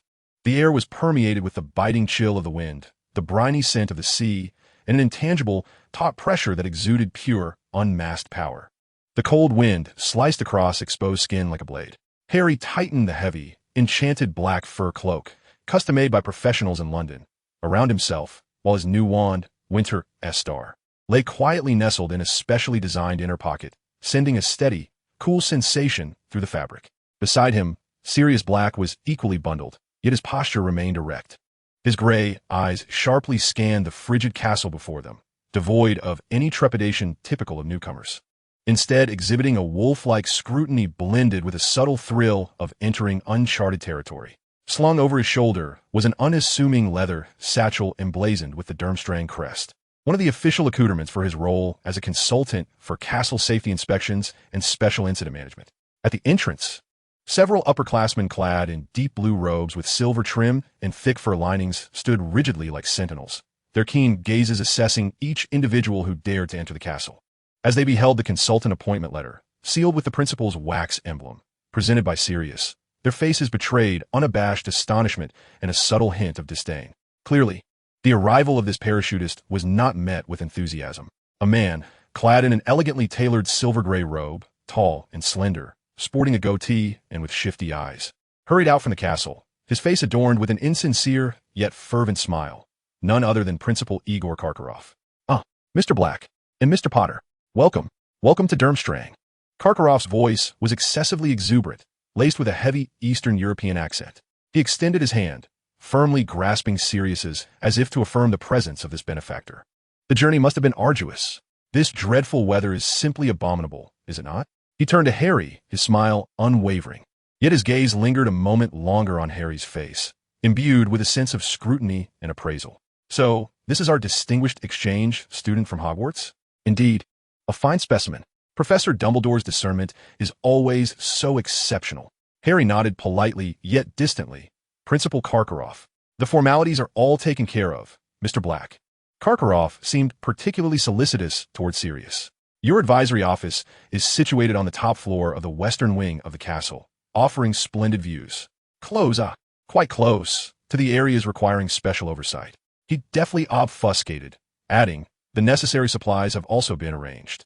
As for Mr. Potter, his dormitory is located in the third-year international student section, which boasts the finest accommodations." He rubbed his hands together, his eyes darting to Sirius's face, seemingly confirming the adequacy of his services. "You see, is there anything else you require?" "That will suffice, Karkaroff." Sirius interrupted impatiently, his tone imbued with an innate haughtiness. "Delivering him here is all that is necessary. I shall handle the other matters myself." He patted Harry on the shoulder. "Harry, you shall accompany this gentleman." He casually gestured towards the most composed-looking student to your dormitory. "I will confer with the principal for a few more moments." For a brief instant, the smile on Karkaroff's face faltered before swiftly returning. Of course. Vidal, please escort Mr. Potter to the international student dormitory." Vidal remained silent throughout the journey, offering only the briefest of directions at each turn. Harry followed quietly, acutely aware of the oppressive atmosphere of the castle, starkly contrasting with Hogwarts. Here, there was no warm hearth, no jovial ghosts, nor animated portraits adorning the walls. Only cold stone, eerie blue flames, silent students, and an aura of magical pressure that seemed capable of freezing thought itself. At last, Vidal halted before a heavy oak door, marked with a plaque inscribed for Scandinavian foreign students, third year. "Your room," he stated succinctly, unlocking the door with a massive key. "The communal restroom is at the end of the corridor to the left. Dinner bell rings at 7. With that, he thrust the key into Harry's hand and turned to leave, uttering not a single superfluous word. The room was spacious yet starkly austere. The cold stone floor, a hard bed adorned with a gray wool blanket, a sturdy wooden table and chair, and a large black metal trunk for storing clothes and books. The solitary window, high and narrow like a shooting aperture, allowed only a sliver of murky daylight to seep in. The sole luxury within the room was a black metal hearth in the corner, emanating a feeble warmth and inscribed with a spell for maintaining temperature. Harry set down his modest luggage, predominantly comprised of books and potion materials, and approached the cramped window, gazing out at the desolate frozen earth, swept by the biting wind. In the distant, tumultuous depths of the Indigo Sea, a wave of loneliness washed over him, accompanied by an exhilarating chill. Here, there was no watchful gaze of Dumbledore, no fear from Ron, no worries from Hermione. This was a new battleground, a crucible for him to prove himself and explore his limits. "How about this icebox? Quite the challenge, isn't it?" Sirius remarked as he strode in unceremoniously, surveying the room with a disdainful smirk. "A bit better than the solitary confinement in Azkaban, I suppose.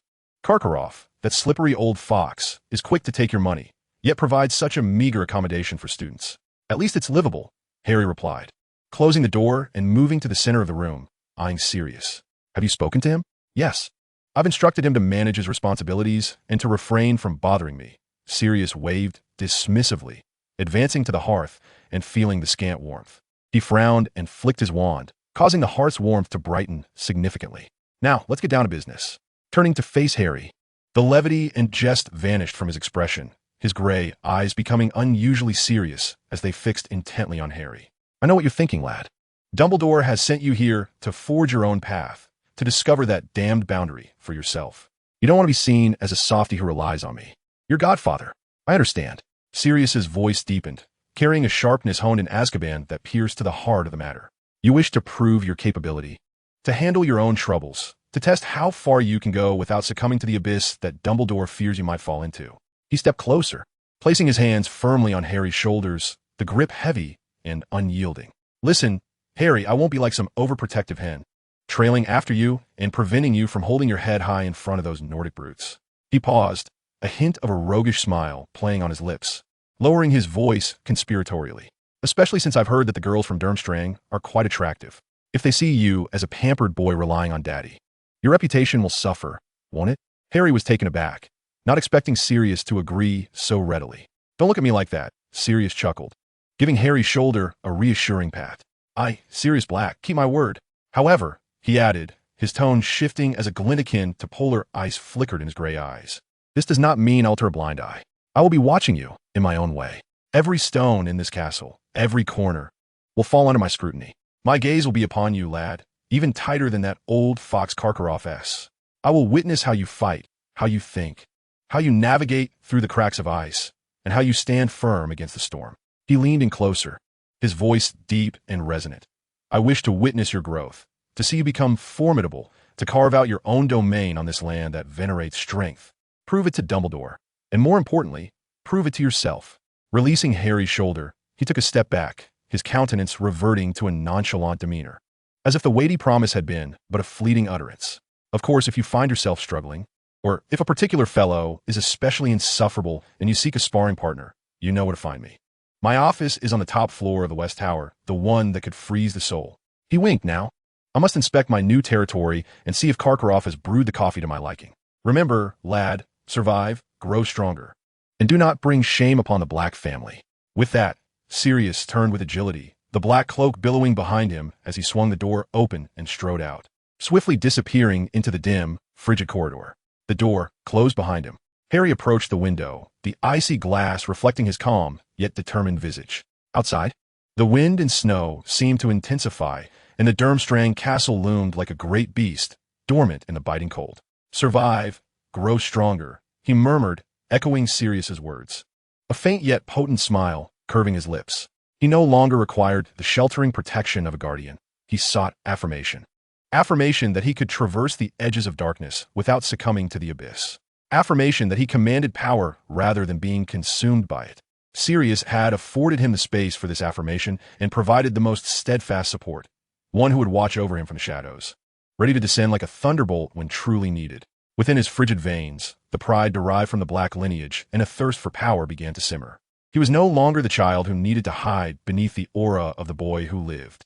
Nor was he merely a vengeful figure wielding dark magic driven by hatred. He was Harry James Potterblack, a challenger poised to carve a path beneath the icy walls of Durmstrang with his own fists and wand. The howling wind and snow battered against the narrow window frame. The trials of Durmstrang were about to commence. Chapter 69, The Stage of Ice. The opening ceremony of Durmstrang stood in stark contrast to the warm, celebratory atmosphere filled with songs and cheers at Hogwarts. It resembled more of a military review or a rally for those about to enter a brutal battlefield. The ceremony took place in the Grand Valhalla Hall at the heart of the castle. Here, there were no long dining tables or floating candles, only a vast, cold arena constructed of black stone, reminiscent of an amphitheater. Surrounding it were hard stone seats rising like tiered stands, now filled with students clad in deep blue robes edged in silver, from first year to seventh, arranged by grade, orderly and silent. The air was cold and austere, punctuated only by the crackling of immense braziers mounted on the walls, flames dancing in an eerie blue glow, casting flickering light upon every tense face, whether youthful or resolute. The air was suffused with the scent of pine resin, the chill of metal, and an intangible pressure. Harry sat in the international student area, a small enclave at the edge of the stands, populated by a mere handful of faces reflecting various hair colors. He wore a brand new Durmstrang robe, thick and crisp, its warming enchantment shielding him from most of the cold.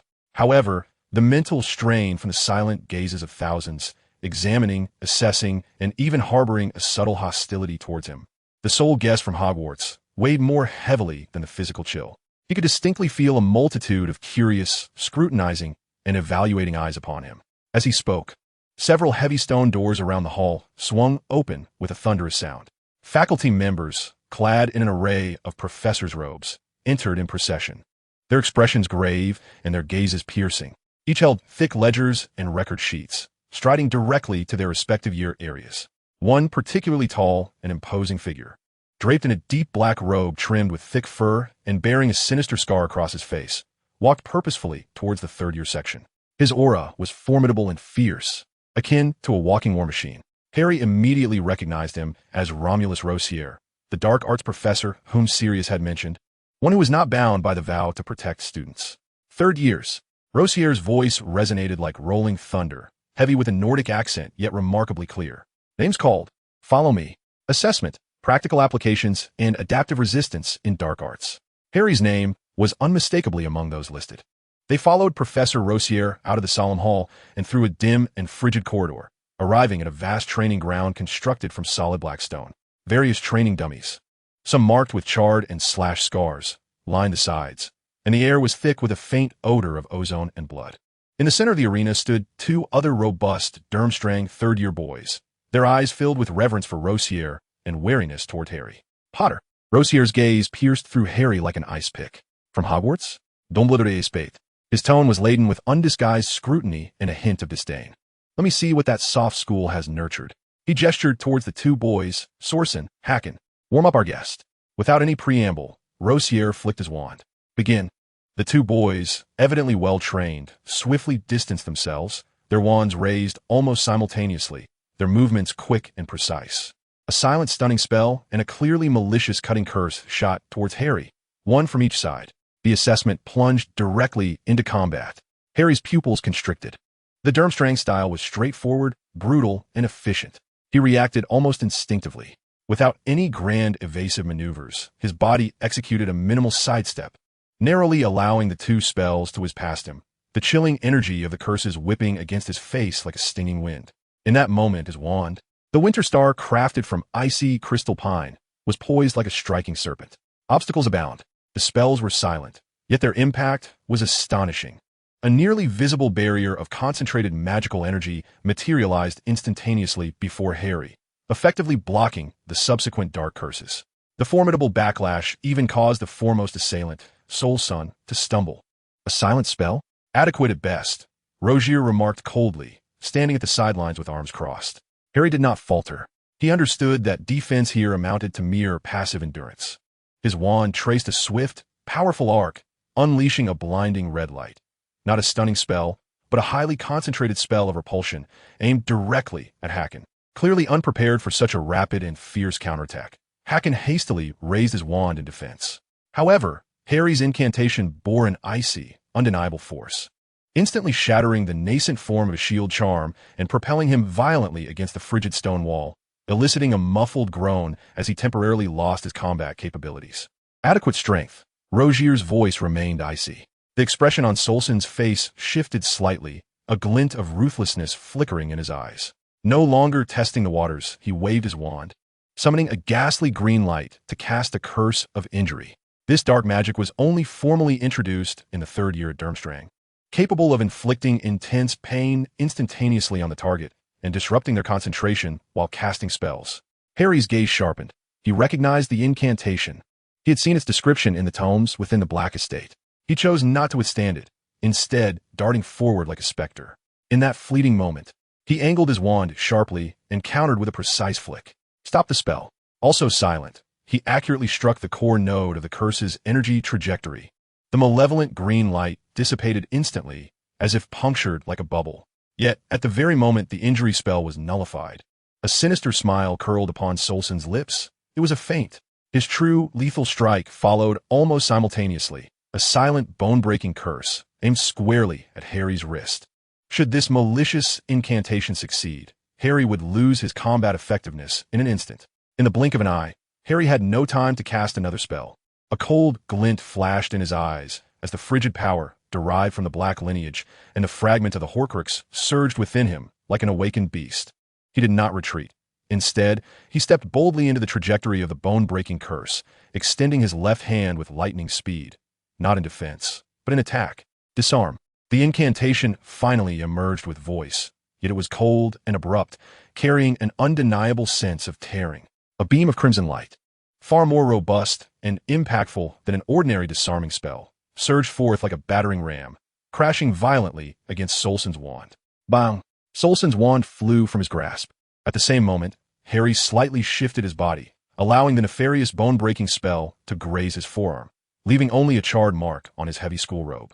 The disarming spell, having sent the wand flying, retained its momentum and propelled Solson himself several steps backward, resulting in a heavy fall to the ground.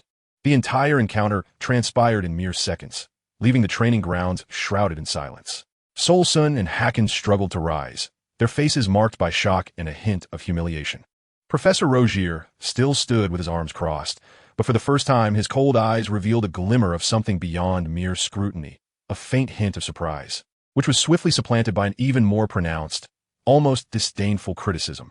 He slowly paced to the center of the arena, looking down at Harry, who was slightly panting but retained his icy demeanor. Mastery of silent spells. Rogier's voice shattered the silence, coldly announcing the intensity and precision of your magic, J. Your adaptability in practical combat and ability to withstand pressure, barely J.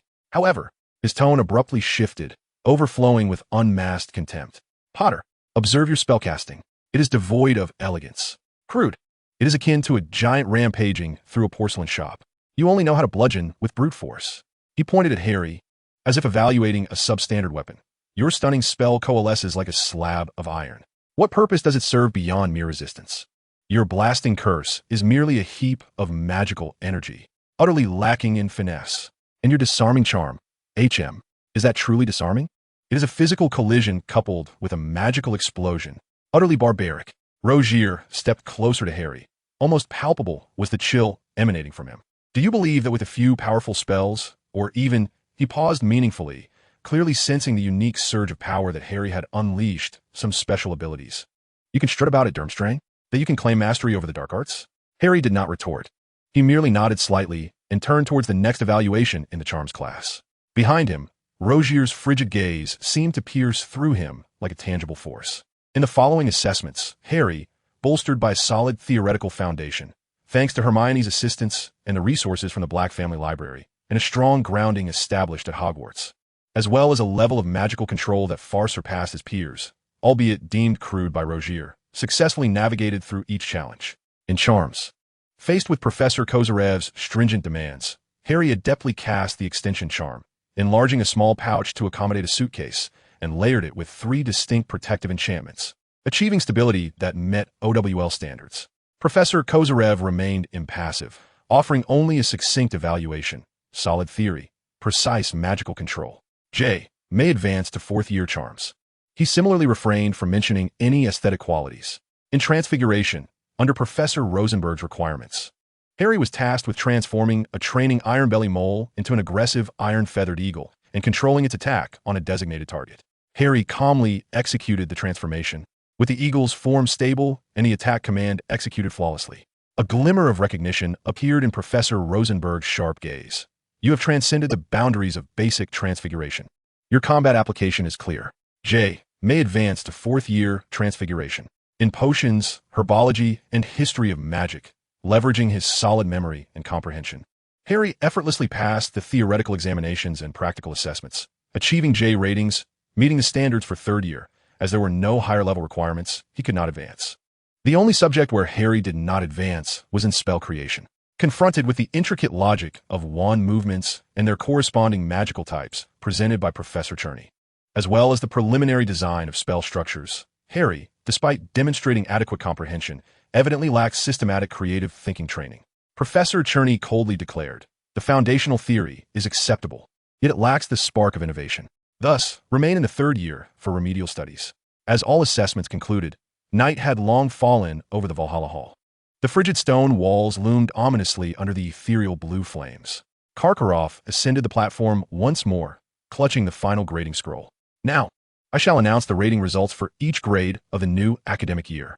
His voice, in the silence, resonated like a hammer of ice. Names were called one by one, accompanied by chilling rating letters. The names of students receiving an M were proclaimed loudly, eliciting scattered, restrained applause, and envious glances.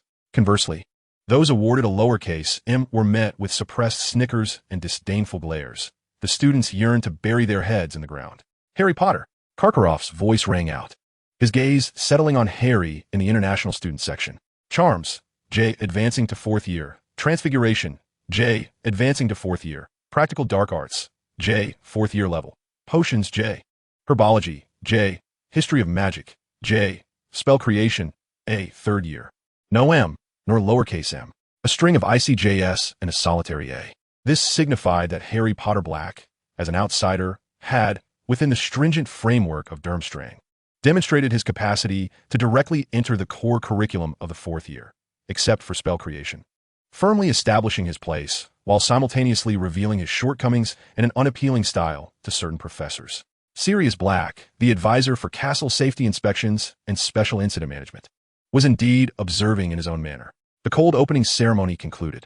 Harry departed Valhalla Hall amidst the silent throng, heading towards his cramped dormitory. On his first day at Durmstrang, he had secured his footing through merit, yet garnered a harsh evaluation and a distinctly thorny path leading to the pinnacle of power. Meanwhile, the Godfather, observing from the shadows, was likely at that moment silently gesturing an obscene sign towards Rogier, perhaps with a cigarette between his fingers, if available. Chapter 70. The Frigid Classroom and the Art of Power. The Durmstrang timetable, much like its castle, was austere, efficient, and devoid of superfluities. Harry Potter Black's name stood out prominently among the 4th year list for charms, transfiguration, and practical dark arts, glaringly conspicuous amid the names of local Durmstrang students. His rating in spell creation was relegated to the remedial section of the 3rd year, akin to an unsightly patch. Charms class, 4th year spatial folding and magical weaving. The classroom for charms was situated in the eastern wing of the castle, more spacious than that of the lower years, yet equally cold. The walls were smooth black rock, entirely unadorned, illuminated solely by several magical orbs suspended from the ceiling, emitting a steady white light. The air was so dry that it stung the nostrils. Professor Kozarev is a slender, balding middle-aged wizard whose gaze is as keen as a scalpel. Clad in a deep gray Durmstrang professor's robe, meticulously devoid of any extraneous folds, he embodies precision and discipline. Without any preamble, he directs attention to a small, drab stone box at the center of the classroom, the fundamental application of the space expansion charm. The objective is to extend the internal space of this box to accommodate a standard Quidditch chest, while simultaneously layering 3 defensive enchantments: physical cushioning, elemental resistance, and a theft alarm. The time limit is 30 minutes. Gumos. The Winter Star wand emits a faint hum at his fingertips. Harry's wrist steadies as he draws the first initiating rune, his magic weaving like cold silk, penetrating the intricate gaps of the box's internal structure. A chill runs through Harry. He instinctively adjusts the angle of his wand and the output of his magic, a bead of cold sweat forming at his brow. This exacting, immediate correction exceeds the pressure of gentle post-class critiques at Hogwarts by tenfold. He centers his thoughts, focusing intently.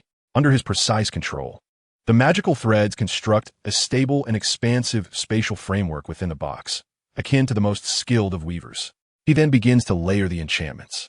The gentle glow of physical cushioning, the colorful sheen of elemental resistance, and the subtle runes of the theft alarm each demand exquisite precision in magical calibration to avoid disrupting the spatial structure and the other enchantments.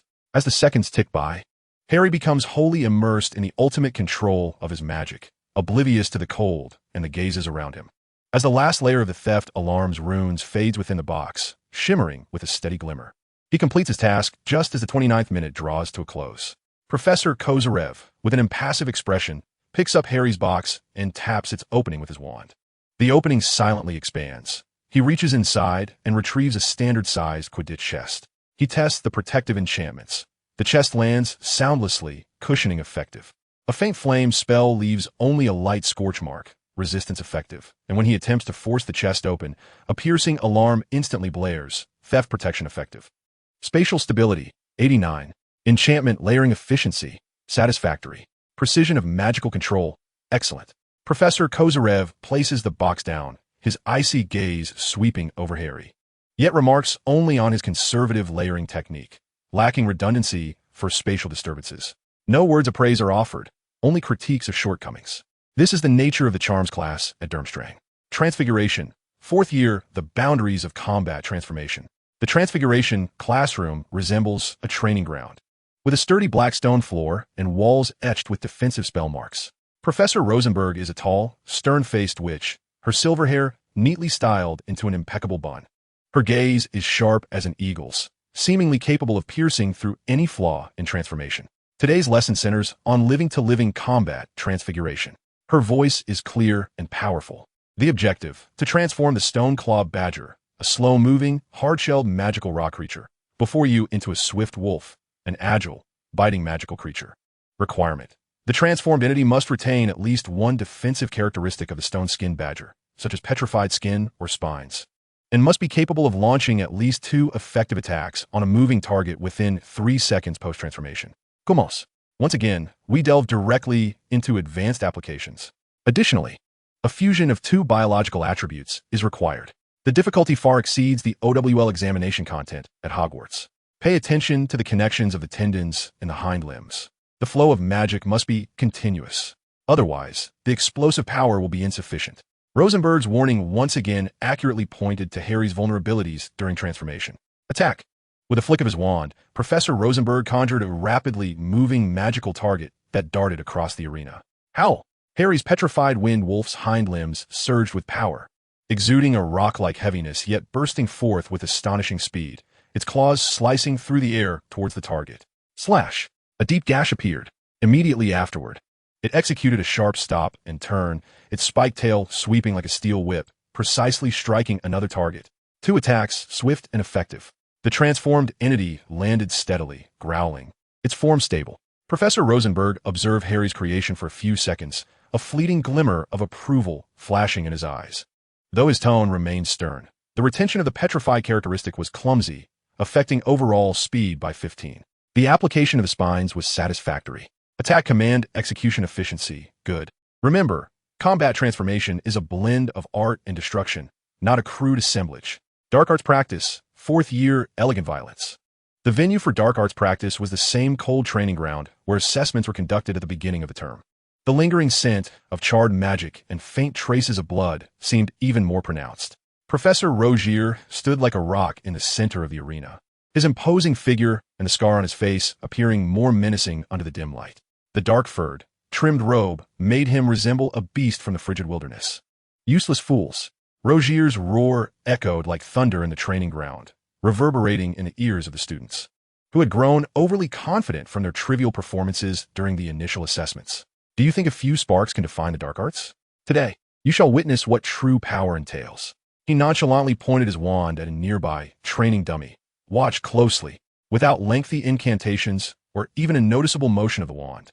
The tip merely trembled slightly, and a concentrated, deep purple beam shot forth in an instant, silently striking the dummy's chest. No explosión, no tearing. The dummy seemed to be instantly drained of all vitality, its sturdy torso visibly withering, shriveling, and cracking, ultimately transforming into a mound of lifeless, ash-gray dust cascading down. The entire process was astonishingly swift, exuding a chilling elegance that stripped away life. Withering in decay. Rogier's voice was cold and flat, as if merely crushing a bug. One of the core spells for the 4th year.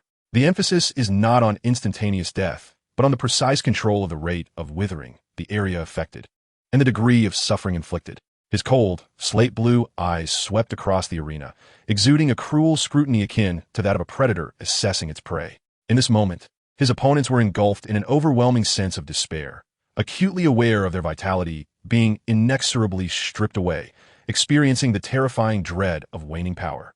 This was true intimidation, infinitely more refined than your brutish antics of mere explosions and severing limbs.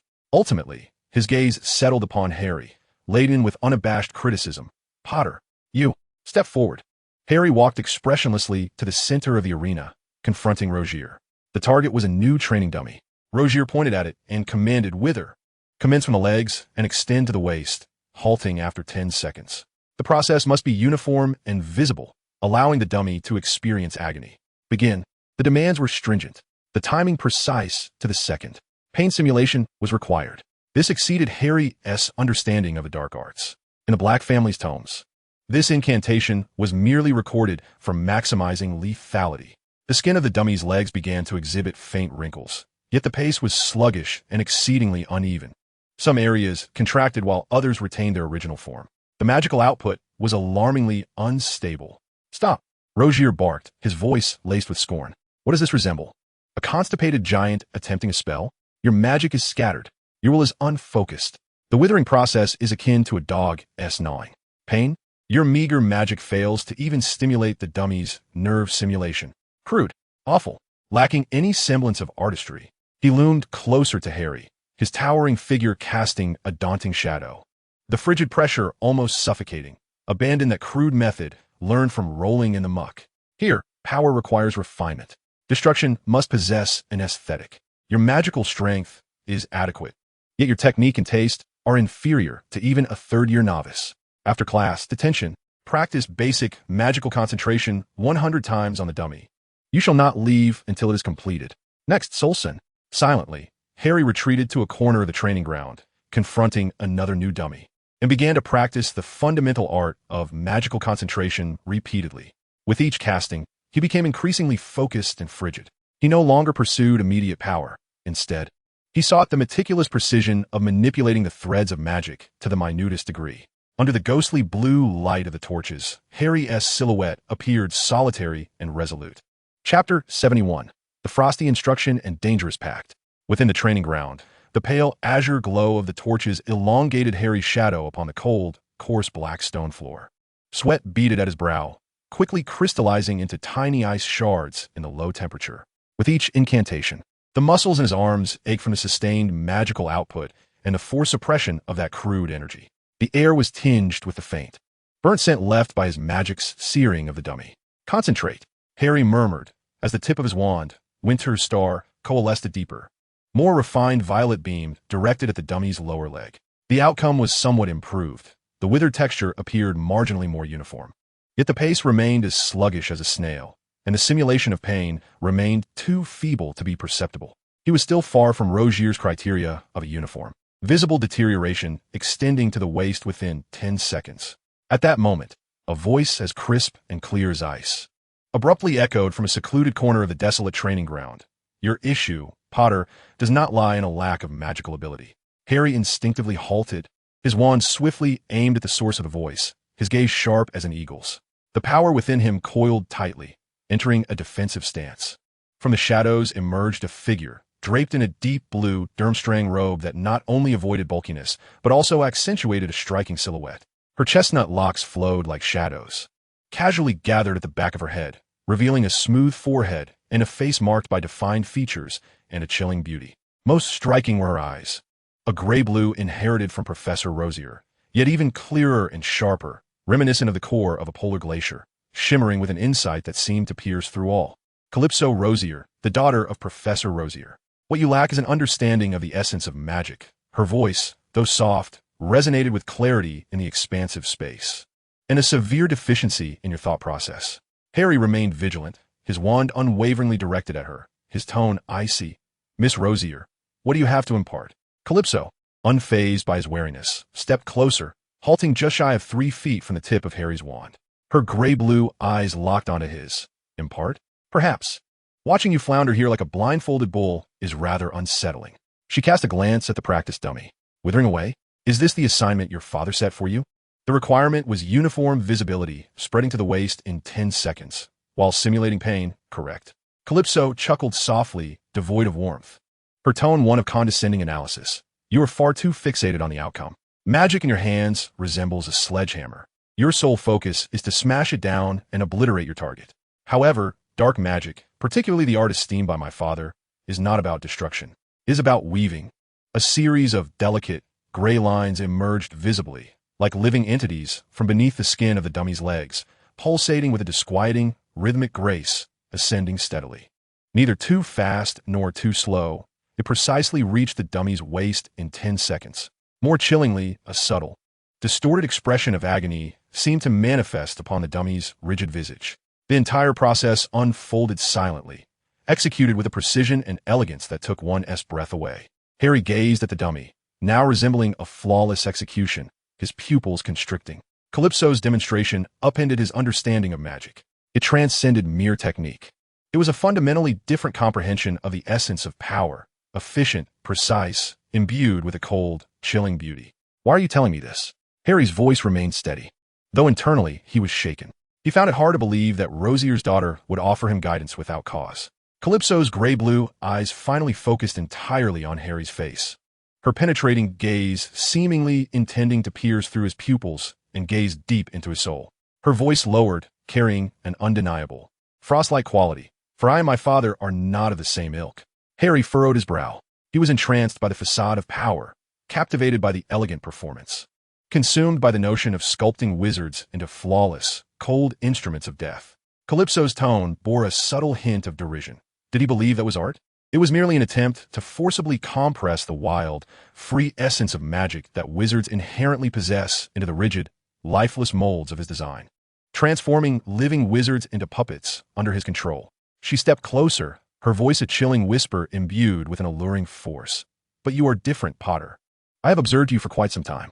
The power within you is untamed, primal, replete with the impulse to obliterate everything.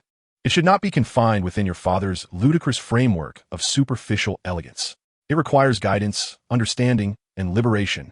Allow it to become a force that truly belongs to you, driven solely by your will, rather than being shaped into someone else's desired form.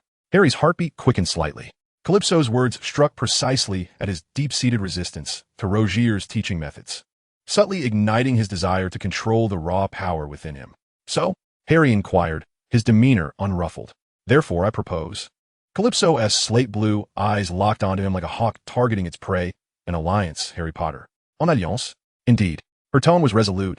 I can assist you, aid you in comprehending the true essence of magic, help you discover how to harness the power within you, guide you away from your father's rigid training traps, and even enable you to grasp the genuine essence behind the arts he prides himself on, not for mere performance, but to make it your most lethal weapon.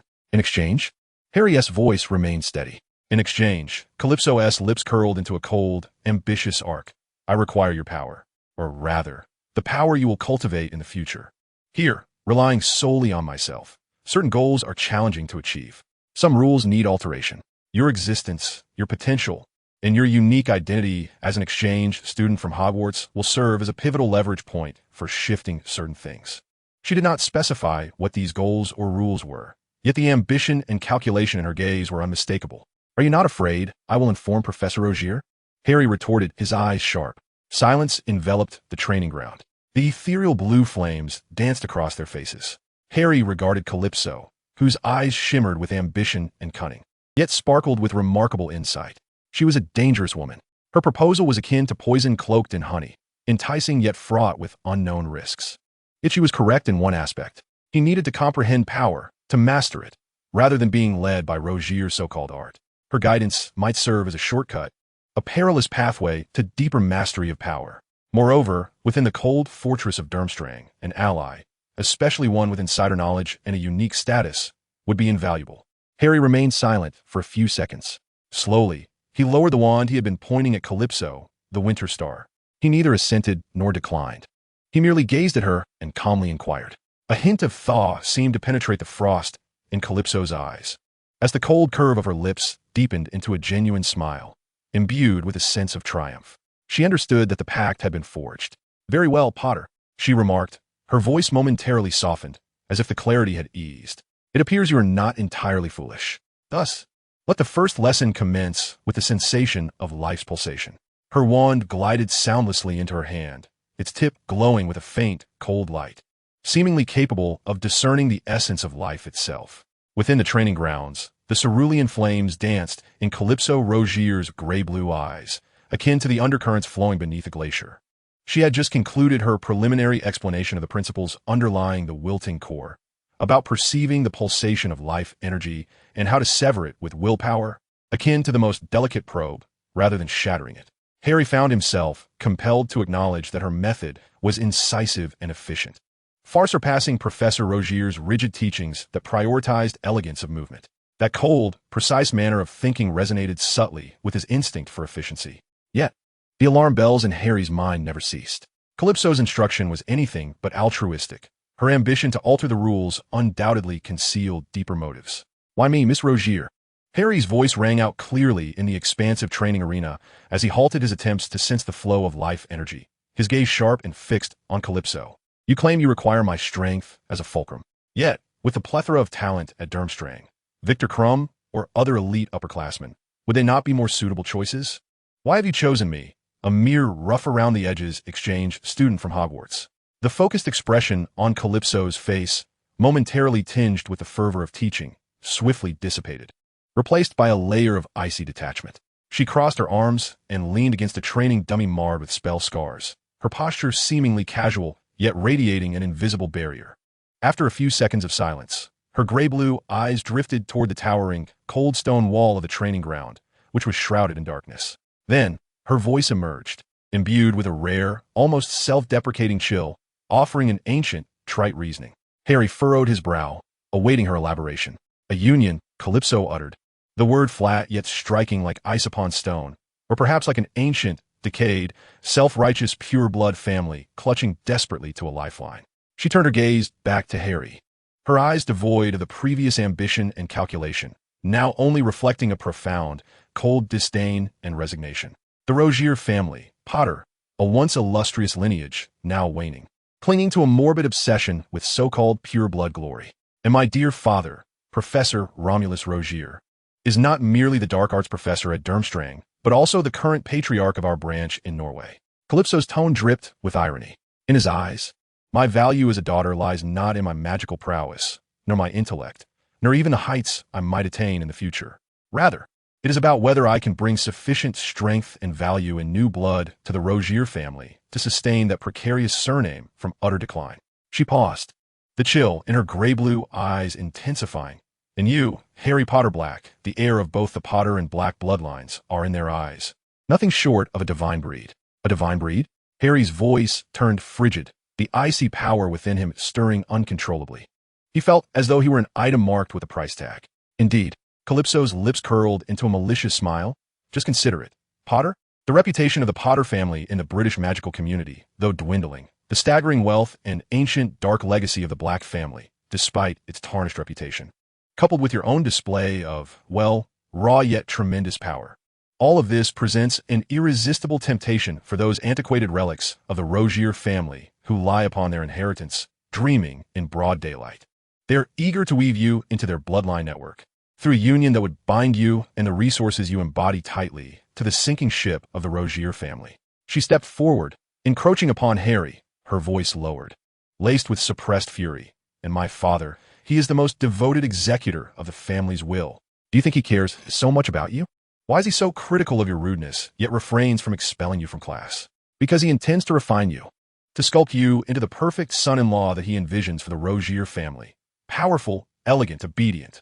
Then, at the opportune moment, he will present me, his most suitable tool for marriage, before you, completing this nauseating transaction steeped in the stench of copper and decaying bloodlines. Calypso's chest rose and fell slightly. Clearly this discourse touched upon the deepest humiliation and rebellion within her. She inhaled deeply, forcing herself to regain composure, her gaze sharpening and turning icy once more. So, Potter, do you understand now? My approach to you, proposing an alliance, is not merely due to my admiration for your raw potential, nor solely to counter my father's rigid educational philosophy. It is also to— her voice was resolute, imbued with undeniable determination— dismantle this filthy marriage arrangement imposed upon me by my family. The training ground fell into a profound silence, punctuated only by Calypso's slightly hurried breaths and the distant crackle of burning torches. Harry regarded her, observing this girl who concealed a tempest beneath her frigid exterior. The union, an ancient, mundane, yet deeply entrenched shackle within the pure blood circles, had become her deepest motivation for approaching him. How cliched, isn't it? Calypso chuckled sardonically, her smile fleeting and cold. Yet this is my predicament. My father, my family, they do not care for my thoughts. They only value profit, that elusive glory of blood. In their eyes, my will, my future, even my very being, pale in comparison to a marriage that could yield tangible benefits. She gazed intently at Harry, her resolve strengthening once more.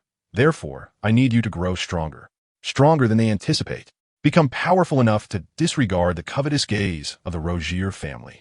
Render them incapable of perceiving you as mere livestock to be manipulated at will. Her voice, tinged with a barely perceptible plea, urged, I also require your refusal.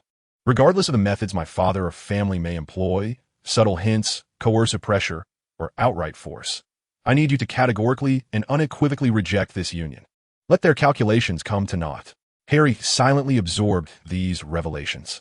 The ambition of the Rogier family, Calypso's predicament, and his own role in this ancient game were far more intricate and frigid than he had anticipated. He loathed being treated as a mere object, detesting this transaction rooted in bloodlines.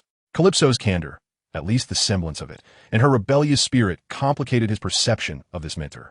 Thus, our covenant, Harry began slowly, his voice calm and unruffled.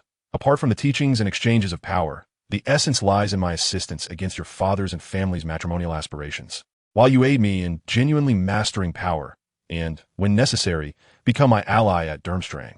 Indeed, Calypso nodded, her gaze sharp. Furthermore, the more thoroughly you reject them, the more you strip them of dignity, which would be advantageous for me.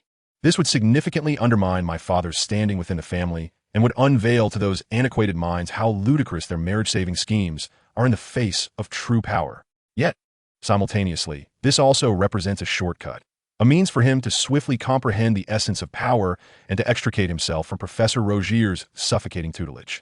Moreover, sabotaging a union that regards him as mere breeding stock aligns with both his interests and his sense of pride. Agreed.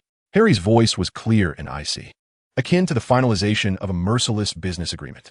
He refrained from extending his hand, merely gazing at Calypso with his deep green eyes. But remember, Miss Rogier, should you attempt to exploit me for ulterior motives or entangle me in dangers beyond our agreement. He left his statement unfinished. Yet the Winter Star wand in his fingers subtly twirled, its tip glimmering with a restrained chill. She lifted her wand anew, directing it towards the training dummy. Continue. Feel the pulse of life energy. Envision it as a flowing glacial river. Your will is not to freeze it, but to guide it, allowing it to naturally cease at specific points. Chapter 72. The Frigid Formula and the Scorching Inspiration. The classroom for spell creation at Durmstrang lay nestled in a relatively quiet corner deep within the castle. It lacked the sanguinary scent of the dark magic practice area and the humming intricacies of the spell classroom. Instead, it exuded an almost library-like stillness, infused with the sense of parchment, aged ink, and an ineffable essence, as if the remnants of countless failed spells lingered in a charred energy. The air remained cold, yet a heavy, almost suffocating sensation pervaded it. Harry entered the third-year classroom, his shameful A rating still affixed to his name, feeling the starkly different atmosphere from that of the fourth-year classes. The space was smaller, the furniture more antiquated, yet the students' expressions were far from relaxed. Rather, they bore an intensity of focus and an undercurrent of anxiety as they faced profound enigmas. He recognized several faces from the opening ceremony in the communal area, including that of Soul's son, whose complex gaze lingered on him, someone he had bested during the entrance assessments. Seated at the front of the classroom, closest to the podium, was a boy resembling Calypso, with deep chestnut hair, a stern countenance, and a gaze imbued with a sharpness that belied his youth. This boy, rumored to be a rare prodigy who had advanced from first to third grade in a single year, was seemingly named Casper Roser. He felt Casper's scanning gaze briefly settle upon him, imbued with a sense of appraisal and a barely perceptible hostility. At the podium stood Professor Cherney, a diminutive figure with sparse, graying hair and thick glasses, clad in a faded dark gray robe speckled with dubious ink and unidentifiable powders. He appeared unremarkable, even somewhat disheveled. Yet, the eyes concealed behind his thick lenses sparkled with an almost fervent insight. He was swiftly inscribing intricate formulas and rune structures on the blackboard with chalk, a rare non-magical item at Durmstrang. His movements dizzyingly rapid, while muttering incessantly at a near dreamlike pace. With no preamble or greetings, the lesson plunged directly into the most profound theoretical core. This was Professor Cherney's hallmark. He presumed all students entering his classroom had already mastered the fundamentals. If one struggled or failed to comprehend, that was their own dilemma. He would not squander a moment on remedial instruction. Harry quickly found a seat toward the back, retrieving his thick notebook and the foundational theory summaries that Hermione had meticulously organized for him, which barely enabled him to keep pace with the beginning. He compelled himself to concentrate, striving to decipher the arcane formulas on the board and Professor Cherney's rapid-fire analysis, laden with specialized terminology. Today, as practical topic, finally saw Professor Cherney pause his writing, turning to survey the classroom with an undeniable authority. The focus was on optimizing and enhancing the efficacy of the warming charm. The requirements stipulated, while maintaining the core function of the spell, to raise the temperature of the designated area. One must achieve one of the following objectives through modifications to the wand movements and fundamental rune structures. First, reduce magical energy consumption by over 15. Second, achieve precise control over temperature increases within 0.5 degrees Celsius. Or third, eliminate the faint ozone byproduct produced during casting. The time allotted was 2 hours, with materials including a standard practice wand, temperature-sensing crystals, and a magical energy dissipation recorder. With the command issued, the classroom erupted into the rustling of notes and parchment, accompanied by the low hum of student discussions. Everyone immediately immersed themselves in calculations and drawings, seeking breakthroughs amidst the intricate tapestry of magical formulas and rune logic. Harry took a deep breath. The creation of spells was an entirely different endeavor from the practical applications in which he excelled. It demanded boundless imagination, a profound understanding of the underlying logic of magic, and precise calculations of energy flow and rune interference, areas where he felt notably deficient. At Hogwarts, they had merely learned how to correctly perform established spells, rather than to conjure them anew. Precise temperature control? This necessitates an exceptionally precise adjustment of energy output. He endeavored to incorporate runes symbolizing precision or scale into the runic structure. However, they immediately provoked a violent magical conflict with the core heat runes, resulting in a catastrophic explosion of simulated outcomes. The elimination of ozone? This seemed to pertain to a certain side reaction occurring when the spell's energy was released in conjunction with air molecules, yet he could find no entry point. Time slipped away relentlessly. Sweat, starkly incongruous in the cold of Durmstrang, trickled from Harry's brow. He experienced a familiar sense of frustration akin to facing Rogier's artistic demands in dark arts practical lessons. Yet this time, the issue lay not in controlling power, but rather in a complete mental blockade. His mind felt as though it had frozen, those frigid formulas and runes tangled into an indecipherable mess. At a loss, Mr. Potter? A chilling voice echoed beside him. Harry jolted up to discover Professor Cherney standing at his desk, having approached unnoticed, his eyes scrutinizing the nearly blank draft paper and the chaotic sketches of runic structures through thick lenses like a microscope. Your thought process? Professor Cherney's voice bore no emotion, as if stating an objective fact, exhibiting typical characteristics of a rigid, practice-dependent mindset. There was an over-reliance on muscle memory and familiar spell models, coupled with a lack of foundational deconstruction of magical energy flow and runic syntax. He pointed to an erroneous connection line of a rune on Harry's draft paper. Here, you attempted to forcibly graft in precision runes while neglecting the fundamental conservation of energy flow. The inevitable result was conflict and collapse. Your spell creation thought process, he paused, delivering a frigid critique, too linear, lacking the necessary branching divergence and web-like interconnectedness. Harry felt a flush creeping to his cheeks. Professor Cherney's assessment struck at the heart of his predicament with surgical precision. It was not that he was incapable of thought. Rather, within this entirely new domain of spell creation, his cognitive patterns were utterly constrained by past training. Professor, Harry attempted to explain or inquire. The issue lies in the flow and syntax, Mr. Potter. Professor Cherney interrupted him, his tone devoid of impatience or any pedagogical undertone. Purely diagnostic. You must reconceptualize how magical energy is born, flows, and dissipates within the runic structure, as well as the underlying logical rules governing rune combinations, which, akin to language grammar, determine the efficacy of magical expression. This cannot be remedied in a makeshift manner in class. He adjusted his thick glasses, casting his gaze to the other students, continuing. With that, he glided away like a specter to the next student, leaving Harry to confront the cold formulas and nearly blank draft paper. Frustration surged like a chilling tide. Harry clenched his fists, his nails nearly embedding into his palms. He abhorred this feeling of helplessness. In dark arts practical lessons, he could at least rely on will and strength to strive and practice. But here, he faced a purely cold logical barrier. At that moment, he caught a glimpse of Rogier seated in the front row out of the corner of his eye. Before the boy lay an intricately detailed and revised diagram of runic structures inscribed on parchment, as he swiftly validated something using a calculating ruler, an ancient magical tool. His gaze was focused, radiating a chilling confidence reminiscent of Calypso. Harry recalled Calypso's critique of his profound cognitive shortcomings. In the realm of spell creation, this flaw had been magnified to its utmost extent. Drawing a deep breath, he forcefully suppressed his agitation. If linear thinking proved futile, then he would shatter its confines. Rather than attempting to modify the established warm spell structure, he closed his eyes, clearing his mind of all preconceived notions regarding this incantation. He remembered a point mentioned in Hermione's notes. The essence of many spells is, in fact, a magical simulation of certain phenomena or rules of nature. What is the essence of warmth? Is it the intensified movement of molecules? Is it the transfer of energy? A bold, even audacious thought pierced through Harry's mind. Frozen by formulas. Why must he adhere strictly to the incantation? Why not directly manipulate the heat in the environment? He abruptly opened his eyes, disregarding the formulas on the blackboard and the standard runic structures. Grasping his wand, Winter Star, he refrained from sketching any runic diagrams, instead pointing directly at the temperature-sensing crystal on the desk. Then, with sheer willpower, he did not strive to create heat, but to forcibly draw and concentrate it. Like a magnet attracting iron filings. Gather heat. A hastily concocted, rudimentary phrase escaped his lips. Buzz. The temperature-sensing crystal on the desk suddenly lit up. A red beam of light shot upwards instantaneously. It was not the gentle rise of the standard warmth spell, but an exceedingly intense, almost frenzied escalation of temperature. The air surrounding the crystal visibly warped due to the rapid increase in heat.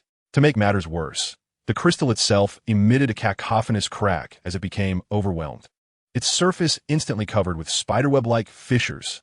The magical energy dissipation recorder blared an alarming sound, indicating an astonishingly high and unstable consumption of magic. Bang! With a muffled thud, the temperature-sensing crystal could no longer endure the chaotic, uncontrolled accumulation of energy and shattered explosively. Tiny shards of crystal scattered everywhere. The classroom fell into a stunned silence, all eyes turning incredulously towards Harry. Professor Cherney appeared at Harry's desk, as if by teleportation, gazing down at the shattered crystal fragments, then glancing at the recorder displaying an outrageously high, wildly fluctuating reading. Finally, the depths of his thick-lensed eyes, reminiscent of an ancient well, glimmered with a complex interplay of astonishment, curiosity, and an indescribable intrigue.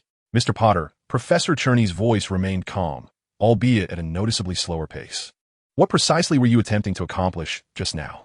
Harry gazed at the chaotic desk before him, acutely aware of the myriad of scrutinizing glances directed his way, including the penetrating, inquisitive gaze of Casper from the front row. He set down his wand, his expression neutral, though a fleeting glimmer of vexation from his failure mingled with a faint spark of validation from his audacious idea flickered within his eyes. Attempting to articulate his thoughts, Harry's voice emerged somewhat hoarse, yet imbued with a raw, unrefined honesty that drew the ambient warmth directly from the surroundings rather than conjuring it through incantations. A failure? Professor Cherney repeated, bending down to carefully pick up a larger shard of crystal, scrutinizing the remnants of chaotic magical energy lingering upon it. No, Mr. Potter. This is not merely a failure. He raised his head, his gaze behind thick lenses piercing Harry's countenance like a searchlight. This represents a profoundly crude, inefficient yet fundamentally sound approach to energy manipulation. Standing upright, his voice resonated with a tone reminiscent of a great discovery. You have circumvented the constraints of all runic structures, employing an almost instinctual, primal will to directly manipulate the energy particles of heat. This approach is remarkably akin to the essence-seeking style of Rogier. Professor Cherney paused, deliberating over his words before delivering an unexpectedly surprising assessment. Your thought process, Mr. Potter, is neither linear nor hierarchical. It resembles a violent, intuitive surge, crashing directly into the very core of magical phenomena. Although your methods are shockingly crude, your efficiency appallingly low, and your control disastrous. This raw intuition and audacity to utterly dismantle the framework. He adjusted his glasses, the lenses reflecting a cold light. Is precisely one of the most fundamental and precious sparks that give birth to spells. While it currently resembles an uncontrollable inferno, at least you have ignited it. This holds far more value than those who merely tinker within established frameworks, forever failing to kindle even a spark. The classroom fell into a profound silence, all present stunned by Professor Cherney's revolutionary appraisal. A violent intuitive surge, igniting a spark? These notions starkly contrasted with their understanding of the meticulous art of spell creation. Harry himself was taken aback. He had not anticipated that his clumsy attempt at failure would garner such an evaluation. He looked at the shattered crystal fragments strewn across the desk, and then at Professor Cherney's eyes, which glimmered with an unusual interest. The icy barrier in his heart, forged from his earlier frustrations, seemed to have been cracked open by this unexpected affirmation. Perhaps his flawed way of thinking could serve as an alternative weapon in the realm of spell creation, a savage method of igniting the spark. The cold classroom of Durmstrang appeared to have unexpectedly opened a door for Harry Potter Black, leading him towards the abyss of creation. Chapter 73. Fury. The heavy black stone doors of the training ground closed behind him with a resounding thud, akin to the sound of a coffin lid being sealed. The eerie blue torches on the walls provided the sole illumination, their flickering cold flames casting dancing shadows upon Harry's face, etching the line of his tightly pressed lips like the edge of a blade. The air was thick with a mingled sense of old blood and charred magic, an icy chill permeating the atmosphere. He had just concluded an intense confrontation with training dummies, his back drenched in sweat beneath the deep blue robe, muscles quivering from the excessive exertion of magical energy. Within him, a crude force lay dormant, resonating with the echoes of its roar, leaving behind a hollow fatigue and a deeper sense of agitation. Footsteps approached from behind, laced with deliberate sluggishness and a sticky malice. 3 upperclassmen blocked the narrow passageway to the dormitory. At the forefront was Finn Eriksson, scion of a pure-blood Scandinavian family, his imposing figure reminiscent of an uncouth mountain troll. A fresh scar marring his face, a supposed trophy from a daring challenge to Professor Rogier's authority during a dark arts practical. He grinned, revealing a set of teeth stained yellow by tobacco, his eyes glinting with cruel mockery. Finn circled to stand before Harry, his massive frame casting a shadow that enveloped him entirely. Leaning down, he unleashed a fetid breath upon Harry's face, taunting. "I heard your filthy mudblood mother met a rather gruesome end, tortured to the point of excrement before she finally succumbed. And your useless father? It seems he didn't even have time to raise his wand before being reduced to ashes." He clicked his tongue in disdain, shaking his head, his gaze dripping with contempt, as if appraising decayed flesh. What a pair of worthless wretches. No wonder they couldn't even secure a proper gravestone, left to rot among the muggles' pitiful graves. The atmosphere froze abruptly. Harry slowly turned, his face betraying no emotion, neither anger nor humiliation, only a profound, unfathomable abyss akin to a frozen lake. Yet at the heart of that icy expanse, a single crimson spark erupted like molten lava surging beneath a frigid crust, intense, frenzied, imbued with the capacity to annihilate. That scarlet light burst forth from the depths of his pupils, more blinding than a blue flame, more heart-stopping. The Horcrux within resonated with a piercing wail deep within his soul. Finn's smile instantaneously faltered. The wand of the Winter Star pointed with an elusive trajectory. No roar was uttered, only a command as frigid as death itself. The concentrated radiance, akin to liquid rubies, tore through the dimness, striking Finn's chest with unyielding force. A guttural scream erupted from his lips, a sound that transcended human capability, a mournful cry wrenched from vocal cords torn by excruciating pain, his trachea crushed by sheer terror. Finn's eyes bulged, bloodshot, and almost bursting from their sockets.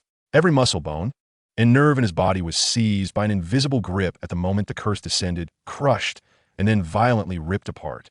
Each inch of his skin writhed in madness, veins surging like dying earthworms beneath the surface. He resembled a bundle of brittle twigs, his spine bending backwards into a near-breaking arc that surpassed human limits, bones emitting a disconcerting creak. Saliva, mucus, and tears mingled with blood, uncontrollably spewing forth, drenching a face twisted into a nightmare by unbearable agony. He collapsed onto the ground, resembling a fish thrown into a boiling cauldron, writhing and thrashing on the cold, rough black stone surface. Each convulsion was accompanied by heart-wrenching, unintelligible howls and bouts of vomiting. The excruciating torment was no longer akin to a steel needle, but rather a multitude of searing, dull blades, relentlessly gnawing and tearing at every inch of his flesh and every nerve. Blood froth spilled from his shattered gums, while his nails clawed at the stone, leaving a trail of crimson. The two companions stood frozen, their faces shattered with mockery, now pale as parchment, overtaken by sheer terror. They wished to flee, yet their legs felt leaden, and invisible dread constricted their throats. Harry, like a frigid statue, loomed over the writhing mass of flesh and filth below, screaming in agony amidst the blood and refuse. The crimson light in his eyes had not waned. Instead, it surged like smoldering embers, more fervent beneath the frozen lake's surface. Not enough. Far from sufficient. Dumbledore's reprimands, Ron's fear, Sirius's heavy concern, and the frigid shackles of his cursed lineage, all found an outlet in the anguished cries of that wretched form. What he sought was not punishment, but utter annihilation. He stepped forward, the weighty soles of his dragon-hide boots landing with precision and the force to crush bones, forcefully stomping down on the back of Finn's hand, which clawed desperately at the ground in agony. Crack! The clear sound of breaking bones was drowned out by Finn's even more piercing wail. Now, Harry's voice slipped into Finn's blood-soaked ear, cold as the eternal ice of the polar regions. Look at me. Look closely. Finn's eyes, bloodshot and dilated from excruciating pain, were seized by an invisible force, trembling and struggling to meet Harry's green gaze, ablaze with smoldering embers. Within that icy flame, he did not merely see. It was Harry who compelled him to witness. Countless fragments of chaotic, shattered images, imbued with profound anguish and love, seared into his consciousness like a branding iron. A shriek so piercing it scarcely resembled human sound. Lily's eyes, those identical green orbs to Harry's, filled with endless suffering, despair, and an all-encompassing love and protection for the cradle behind her, just before the green light of Avada Kedavra consumed her. The sharp wail of an infant. That was Harry's heart-rending cry as a baby. Wormtail Peter's cringing, obsequious face, cowering in the corner, witnessing everything while trembling in fear. His spirit was on the verge of being torn asunder, as Finn's consciousness teetered on the brink of total collapse amid this hellish torrent of fragmented memories. Harry's second incantation descended, no longer a furious crimson, but an eerie, cold silvery hue, akin to spider silk congealed in moonlight, precisely pierced Finn's wide, blood and tear-streaked pupils. The agonizing pain that had been ravaging his soul was abruptly overlaid by an even colder, more formidable will. He could no longer scream, nor could he struggle. He lay as a marionette, stripped of all spirit, on the cold ground smeared with his own blood and filth. The body writhed violently under the relentless torment of the soul-binding curse, every muscle convulsing uncontrollably in spasms, yet no sound escaped his throat, only the desperate and rapid gasps for breath. He was irrevocably imprisoned within the body that was being mercilessly tortured. He felt the excruciating agony as his nerves were systematically crushed and flesh repeatedly scraped, each moment an exquisite torment. His eyes, forced open by the curse's power, could not close, fixated on the cold, oppressive black stone vault above him. His pupils dilated to the extreme from the unbearable pain and terror, reflecting the figure of Harry, who loomed above like a dark deity. They stood before the cradle. Harry's voice resonated like a chilling judgment hammer, each word laced with the curse's compulsion, akin to a searing iron, branding deep into Finn's utterly dominated and fracturing consciousness. His spine straightened, his wand shattered. He did not retreat an inch. With a gentle flick of his wand, Finn's arm, broken and racked with pain, was manipulated by the curse, lifting slowly and laboriously, trembling as it pointed towards the cold arch above, mimicking the pose of James raising his broken wand in memory. Meanwhile, Harry's lips were almost pressed against Finn's gaping mouth, dripping with saliva from suffocation, his voice low yet imbued with a venomous chill, like a serpent's tongue caressing the eardrum, declaring that he was fit only to writhe like the maggots he was. As he spoke, Finn's body, under the curse's control, began to move agonizingly slow, undulating like a true maggot upon the cold, rough, blood-stained stone floor, struggling. The broken hand dragged across the stone, producing a grating sound and new streaks of blood. Each movement of his tortured body incited further violent internal spasms, yet he could not cease, writhing like the most wretched of creatures. In shadowy corners, Harry's voice was like a chilling wind from a grave, gnawing at the valor of the brave, while Finn's mouth, under the curse's influence, mechanically opened and closed in a silent mimicry of chewing, saliva mingling with blood oozing from the corners of his mouth. Then, in the filth unnoticed by all, Harry's icy gaze swept over the two sycophants, now utterly limp, defiled, trembling like leaves in the wind, rotting and stinking. Remember this feeling. Harry's final words struck deep, like a cold wedge, embedding themselves into the depths of Finn's soul, which had been ravaged by the dual curses, nearly shattered. Remember every second. Suddenly, the constraints on his body were lifted, and the intense pain surged forth like a tsunami, engulfing Finn in an overwhelming deluge. He emitted one last, anguished scream that scarcely resembled a human sound, his body convulsing like a fish out of water before collapsing into a lifeless heap. Reduced to involuntary twitches at the nerve endings, with only ragged breaths escaping his mouth and nose. His wide-open eyes remained fixed on the vault, pupils unfocused, entirely devoid of clarity, leaving only an indelible imprint of boundless fear and despair deep within. Harry straightened, his cold gaze piercing like actual ice spikes, sweeping over the two ashen-faced sycophants, trembling like leaves, sprawled in their own urine. They appeared as if under the gaze of death itself, unable to scream, their throats producing only choking, dying gasps. Finn lay sprawled upon the cold, dark stone floor, resembling a sack of decayed flesh, devoid of all bones. Reduced to mere nerve endings convulsing in a state of unconsciousness, teetering on the brink of death. Each subtle twitch tug at the fractured bones of his hands and the multitude of wounds, repeatedly ravaged by a tormenting curse, eliciting a new wave of indescribable agony. His breath came in ragged gasps, a mix of exhalation and inhalation, accompanied by blood-tinged froth, reminiscent of a broken bellows. The eyes, forcibly widened by a soul-binding curse, were now devoid of focus, their pupils utterly dilated, replaced by an abyss of terror and despair, deeply etched like a brand in the very depths of his gaze. Solidified into a silent pallor of grayish white, Harry stood before him, an icy effigy of death. Those once blazing, crimson-hued green eyes had now sunk into an unfathomable abyss of ice, yet beneath the surface, turmoil brewed, a more tumultuous and viscous darkness roiling silently. The dying rasp of Finn pierced through Harry's taut nerves like a frigid needle, igniting not a flicker of calm after the storm of rage, but rather fanning the flames of suppressed fury to an even greater intensity. Disappointment flickered in Dumbledore's blue eyes, while Ron recoiled in horror, and Sirius bore the weight of shackles in his heavy gaze. The distorted longing in the portrait of Walburga and Lily's final, piercing scream echoed in Harry's mind. Not enough. Far from sufficient. How could the lament of this wretched flesh ever counterbalance the profound insult carved into his very marrow? How could it absolve the sacrifices wantonly trampled upon? The suffering of this despicable worm paled in comparison to the love and protection shattered before the cradle. An icy inferno burned silently, igniting the last remnants of Harry's rationality, consuming it whole. The dark power within him, stemming from the black lineage and fragments of soul, awakened like a beast roused by blood, roaring with greedy excitement in response to his surging intent to kill. He slowly crouched down, the soles of his dragon-hide boots squelching through a pool of mingled blood and vomit beside Finn's severed hand, producing a nauseating squelch. He drew nearer to Finn's utterly disintegrated, filth-streaked face, his icy breath wafting upon the skin rendered numb by excruciating pain. Finn's unfocused pupils struggled to coalesce, yet instinctual fear propelled his body to emit more frantic rasps, akin to the lamentations of a dying beast. Harry tilted his head slightly. The cold tip of his wand, Winter's star, akin to the forked tongue of a serpent, slowly and oppressively pressed against Finn's heaving chest, precisely at the location of his heart. "How didn't he catch that?" Repeated. These four words clamped down on Finn's crumbling consciousness like a frigid iron vice. Bone-deep torment. This time, the spell's radiance was no longer a wild torrent of crimson.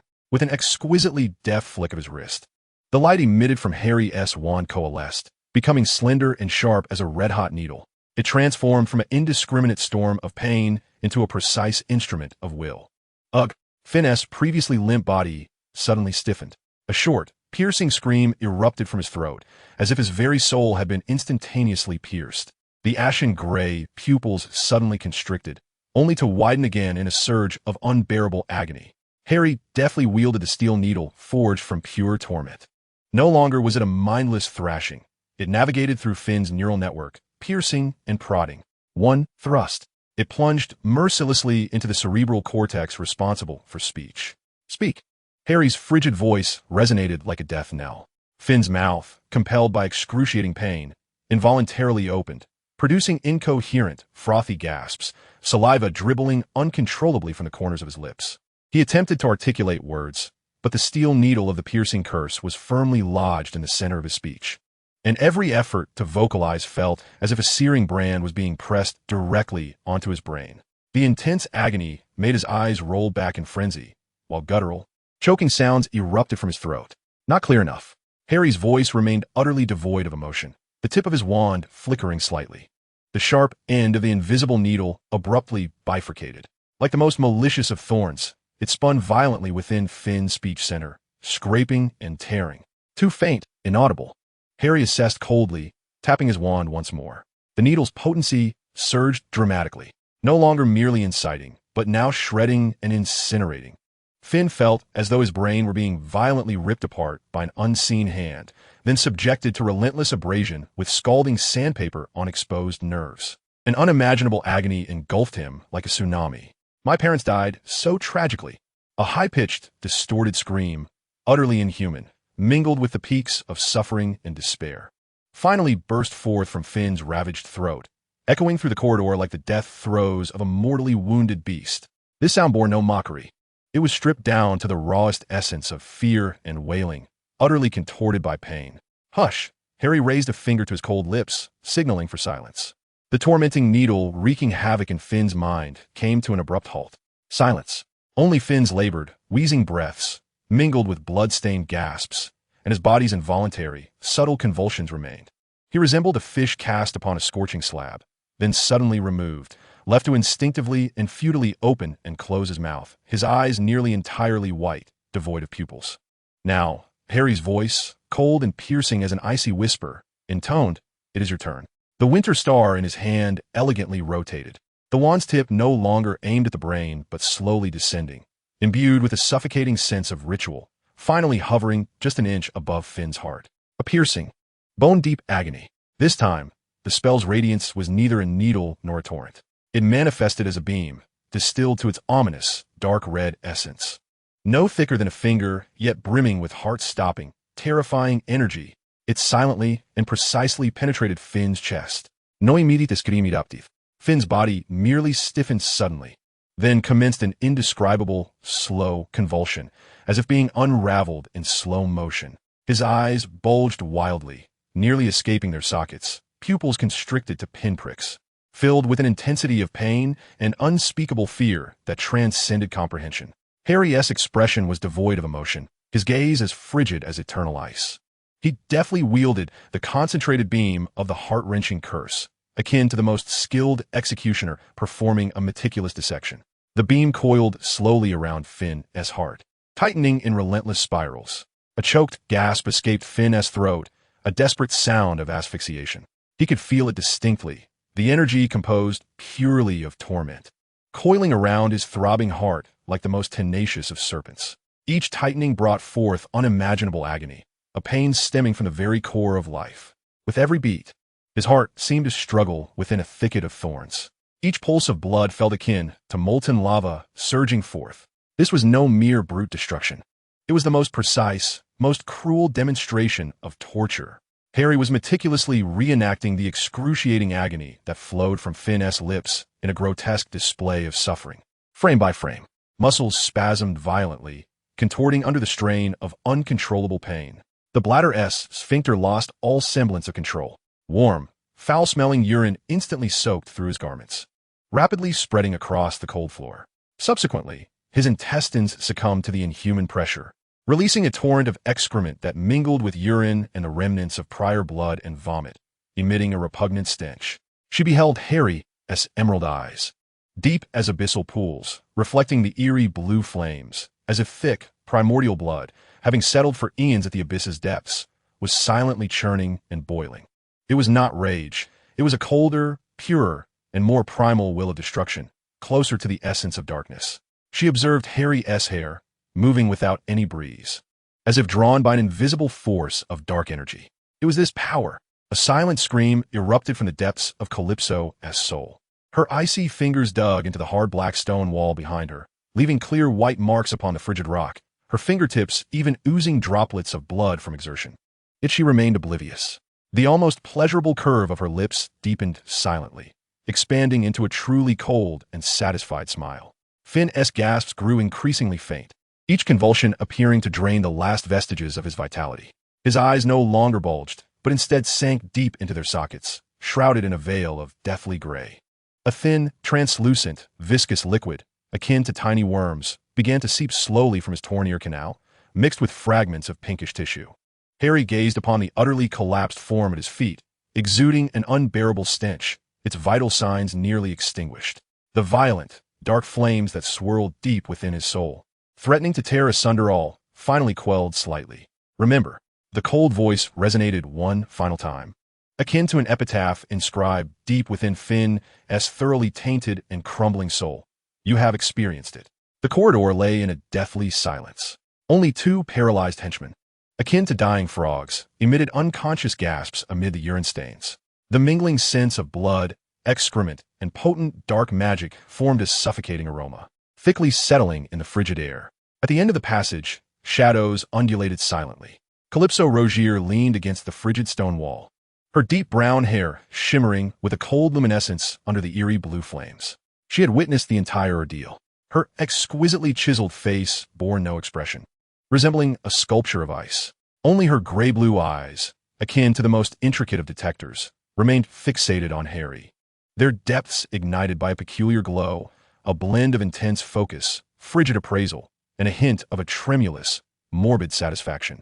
Her gaze swept over the pitiful form of Finn, utterly collapsed and resembling a ragged heap, over the profound terror etched into his features, over the severed hand and the bloody detritus that littered the ground.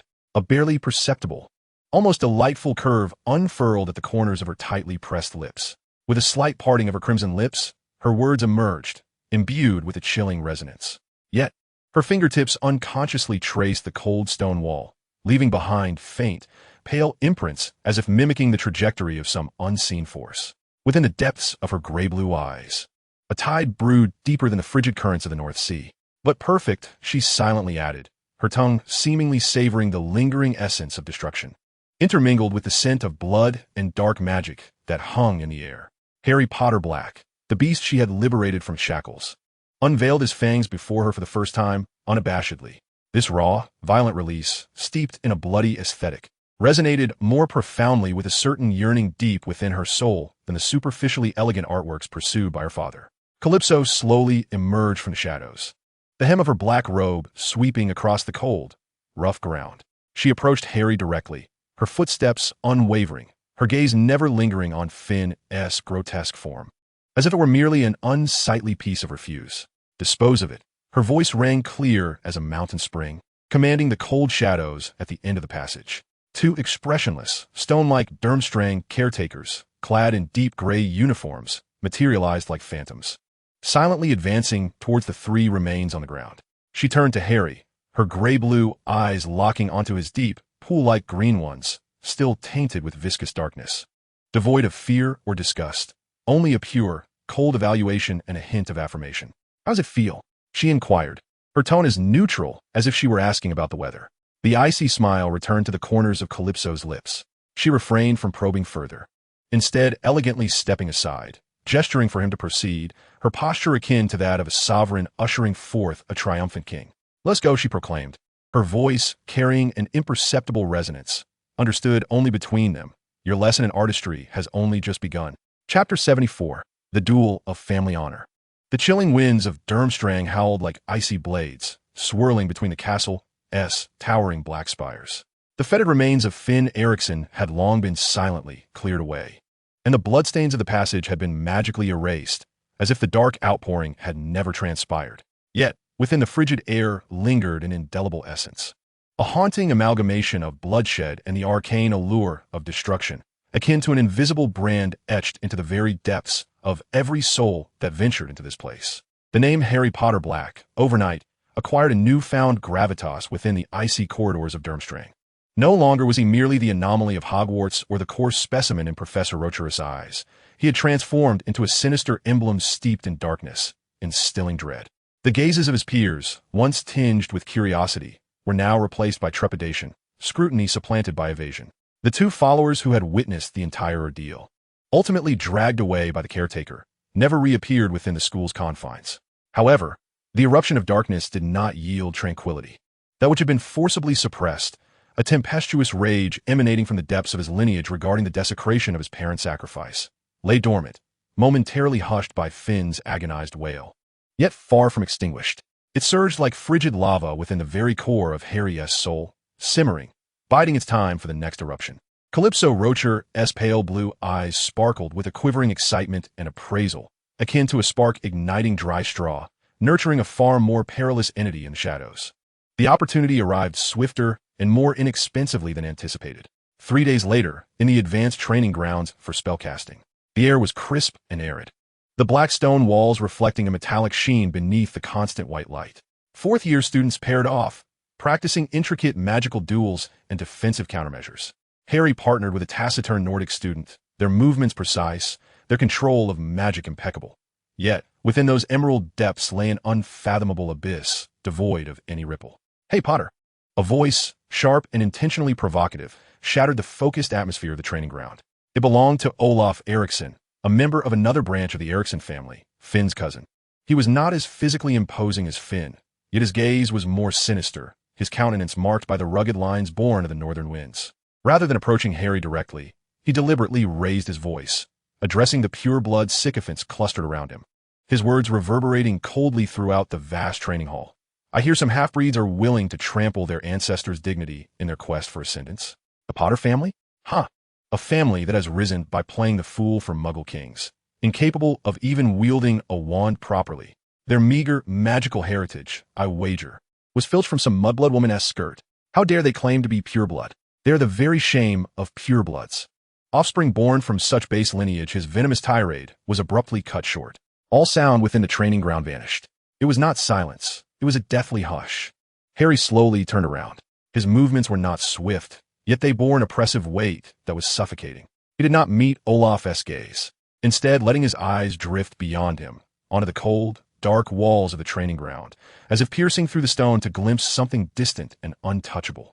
His expression was devoid of emotion, stripped of anger or humiliation, presenting only a chilling emptiness colder than the deepest permafrost of Durmstrang. Beneath this void, Calypso Rogier distinctly captured a faint, yet soul-freezing fissure. Deep within that crack, there was not a surging wrath, but a more profound, ancient coldness imbued with the essence of death. Harry did not draw his wand. He raised his left hand, and with the tip of his index finger, he gently traced a line across his right palm. A delicate stream of blood instantaneously oozed forth, swiftly congealing in the frigid air into a dark crimson droplet. He disregarded Olaf's momentarily bewildered gaze, as well as the gasps of astonishment from the surrounding students. He lifted his bleeding palm, facing outward, as if cradling an invisible yet weighty entity. His icy gaze finally settled upon Olaf's face, etched with astonishment and a subtle, barely perceptible fear. "You, along with your family, have sullied the honor and purity of the Potter lineage with your vile words."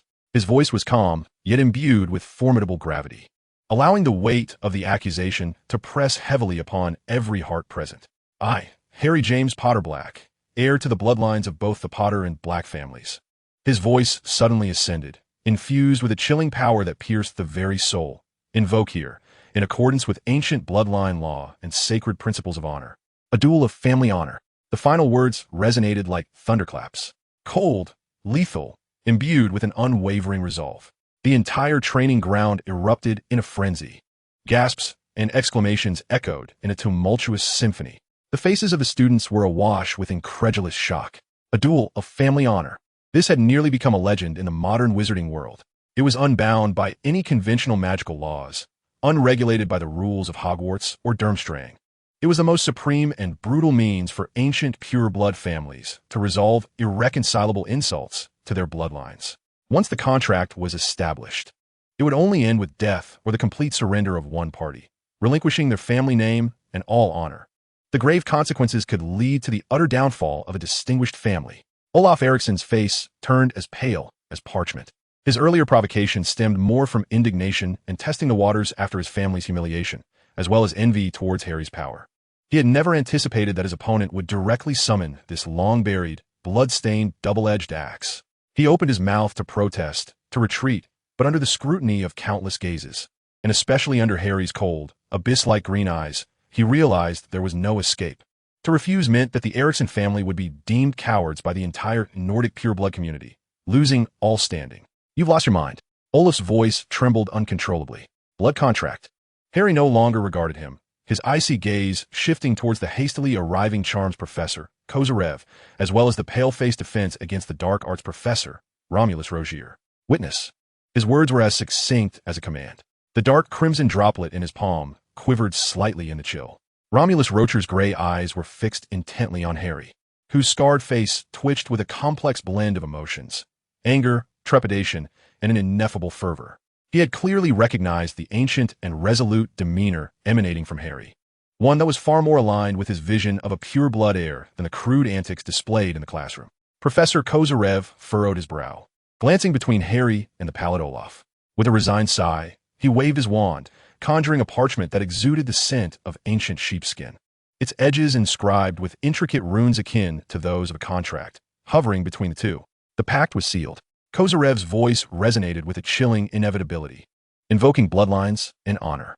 3 days hence, at the stroke of midnight, in the wailing Ice Valley, until death or one party relinquishes their family name and glory, the violator would face the bareness of blood and the eternal confinement of their soul. Without hesitation, Harry pressed his bloodied fingertip onto the contract, a distinct blood imprint, adorned with the dual crests of the Potter, a stag, and black, a griffin, families, spread across the ancient parchment, radiating a cold and lethal luminescence. Olaf, his complexion ashen, trembled as if caught in a tempest, and under the weight of countless gazes, he finally pressed his own mark, a distorted emblem representing the Eriksson family, crossed axes.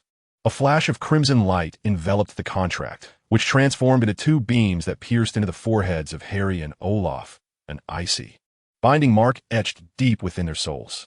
News spread like wildfire through the frigid castle of Durmstrang, accelerating rapidly via owls, patron uses, and various clandestine channels to the outside world. In the Durmstrang office, flames danced in the fireplace, casting an erratic glow upon Sirius Black's gaunt and pallid visage. He reclined in a grand armchair, a nearly extinguished cigarette pinched between his fingers, its tendrils of smoke spiraling upward. Before him lay 2 reports, recently delivered through special channels, still imbued with the chill of the North Sea. One detailed the events that transpired in the training grounds, including Finn Eriksson's fate, Harry's frigid fury, and the chillingly precise application of the unforgivable curse. The other chronicled the family-honored dual contracts signing process, which had reverberated throughout the castle. Sirius's gray eyes were fixated on the second report, unmoving for what felt like an eternity. Ash from the cigarette fell silently onto the expensive Persian carpet. His heart, hardened like rock by the years spent in Azkaban, was now torn asunder by 2 opposing emotions. Pride, a nearly primal pride, belonging to the Black lineage, surged within his chest. His godson, the son of James and Lily, unyielding, unflinching, he had fiercely defended the glory of the Potter ancestors in the most ancient, purest, and bloodiest of ways. This act itself bore the intense fervor and resolve characteristic of the Blacks. This brought to mind his youthful defiance and fearlessness, recalling the days spent with James standing against the entire world. That wretched boy, Sirius, squeezed out a few words through clenched teeth, filled with a frustration akin to a blacksmith's disappointment, yet more so with an anxiety of being pushed to the precipice. He abruptly extinguished his cigarette, the burn of the ember against his fingers snapping him back to reality. He could not allow Harry to truly confront that Eriksson brat in the Howling Ice Valley. It was far too perilous, yet a pact had been forged, bound by ancient magic, and any attempt to forcibly intervene would only subject Harry to a far more dreadful backlash. He needed a solution, a path that would not only safeguard Harry's life and ensure his victory in the duel, at least nominally, but also completely thwart any subsequent retaliation from the Eriksson family. A path paved with gold. Sirius narrowed his gray eyes, which gleamed with a cunning ferocity reminiscent of a wolf. Azkaban had stripped him of his youthful arrogance, yet it had taught him how to survive and retaliate under the most oppressive of rules. He rose and swiftly approached his desk. The immense ebony surface gleamed like a mirror, reflecting his pale and sharp visage. "Creature," he called sharply. A soft pop echoed. The filthy pillowcase-clad house elf, Creature, appeared before the desk, bowing deeply, his bat-like ears drooping, his murky eyes a mixture of reverence and deep-seated resentment. "Master summons Creature?" His voice rasped like a worn-out bellows. 2 tasks. Sirius spoke rapidly, his tone imbued with an undeniable command. "First, immediately contact our associates at the Norwegian branch of Gringotts. I require a comprehensive account of the Eriksson family's vault transactions over the past 5 years, a list of their secret enterprises, and all debts and illicit dealings involving the family's core members, especially that of Olaf Eriksson's father. Utilize the quickest and most discreet channels. Price is of no concern." He seized a hefty gold galleon embossed with the Black family crest from the desk, tossing it to Creature. The coin traced a dazzling arc through the air. Creature hastily caught it, a flicker of greed flashing in his murky eyes, but more so a numbness to the command. Creature understood. Second, Sirius's voice dropped even lower. Laced with a cold intent, find the Raven. Inform him that I require a detailed magical environmental report on the Howling Ice Valley, particularly regarding magical interference and loopholes in the contract's backlash. Additionally, have him prepare several contingency plans to ensure that Olaf Eriksson will undoubtedly make a fatal, irreversible mistake during the duel. Remember, it must be clean and withstand any scrutiny of ancient contract magic. The reward will be doubled. The Raven was an exceedingly clandestine channel established by the Black family generations ago, solely serving their interests, dedicated to handling unspeakable tasks. The cost was steep, but the efficiency was astounding and utterly confidential. Creature's body trembled imperceptibly. He evidently harbored an instinctive fear of the Raven's name. Yet he bowed deeply. Yes, master. Creature will attend to it at once. With another soft pop, the elf vanished from sight. He intended to solidify Olaf Eriksson's guilt, to substantiate the unforgivable affront against the Potter family, to ensure that he would meet a well-deserved fate. The entire Eriksson family must be silenced in the face of irrefutable evidence and overwhelming public opinion. They must not dare, nor can they, retaliate against Harry any further. Gold serves as the most effective leverage to manipulate the rules, and the Black family's treasury is boundless. He picked up a quill, dipped it in ink, and swiftly inscribed upon the parchment. The strokes were bold and vigorous, imbued with a resolute determination. The letter was addressed to the editor of the most notorious yet influential gossip publication in the magical realm, the Wizarding Weekly, a man whose greed was ingrained in his very being. The title read, "The Tragedy of Sacred Bloodlines, the Fall of the Eriksson Family, and the Mourning of Potter Black Honor." Within the tranquil confines of the headmaster's office, Albus Dumbledore gazed into the swirling silver memories within the pensieve, reflecting the cold, unwavering eyes of Harry at the moment he signed the blood pact, alongside the calculating golden glint in Sirius's gray eyes in the study of Grimmauld Place. "Oh, Sirius." Dumbledore sighed deeply, his azure gaze heavy with concern and a hint of profound weariness. His slender fingers absently caressed the still silver phoenix perched upon the desk. Can the shackles forged of gold truly bind the abyss, or will they only serve to nourish its insatiable hunger? The flames in the fireplace flickered, casting shadows that deepened the lines etched upon his aged face.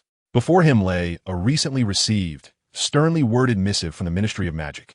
Its title alarming. Emergency Inquiry Regarding Hogwarts Exchange Student Harry Potter's Alleged Use of Unforgivable Curses and Incitement of Ancient Blood Feuds at Durmstrang. A tempest had indeed taken form. Chapter 75, The Frozen Isle. In the cold corner of Durmstrang's library, the weighty tomes of magic exuded a musty aroma.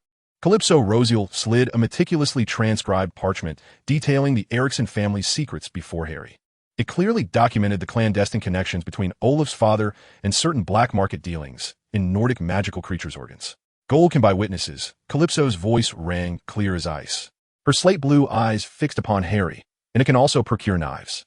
Your godfather's adeptness is indeed a testament to the true legacy of the Black family.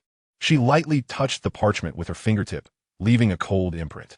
Yet, no matter how swift the knife, it still requires a hand to wield it. 3 days hence, in the wailing ice valley. She leaned in slightly, her voice lowered to an enticing whisper, imbued with a chilling allure. Do not let him die too swiftly. Allow everyone, especially those lurking in the shadows, to witness the cost of insulting the honor of the Potter's ancestors. With a cryptic, icy smile curling at the corners of her lips, she added, "And what is the worth of the justice that this dark silver coin in your hand can procure?" Harry's gaze fell upon the cold transaction records upon the parchment before slowly lifting to meet Calypso's eyes, ablaze with ambition.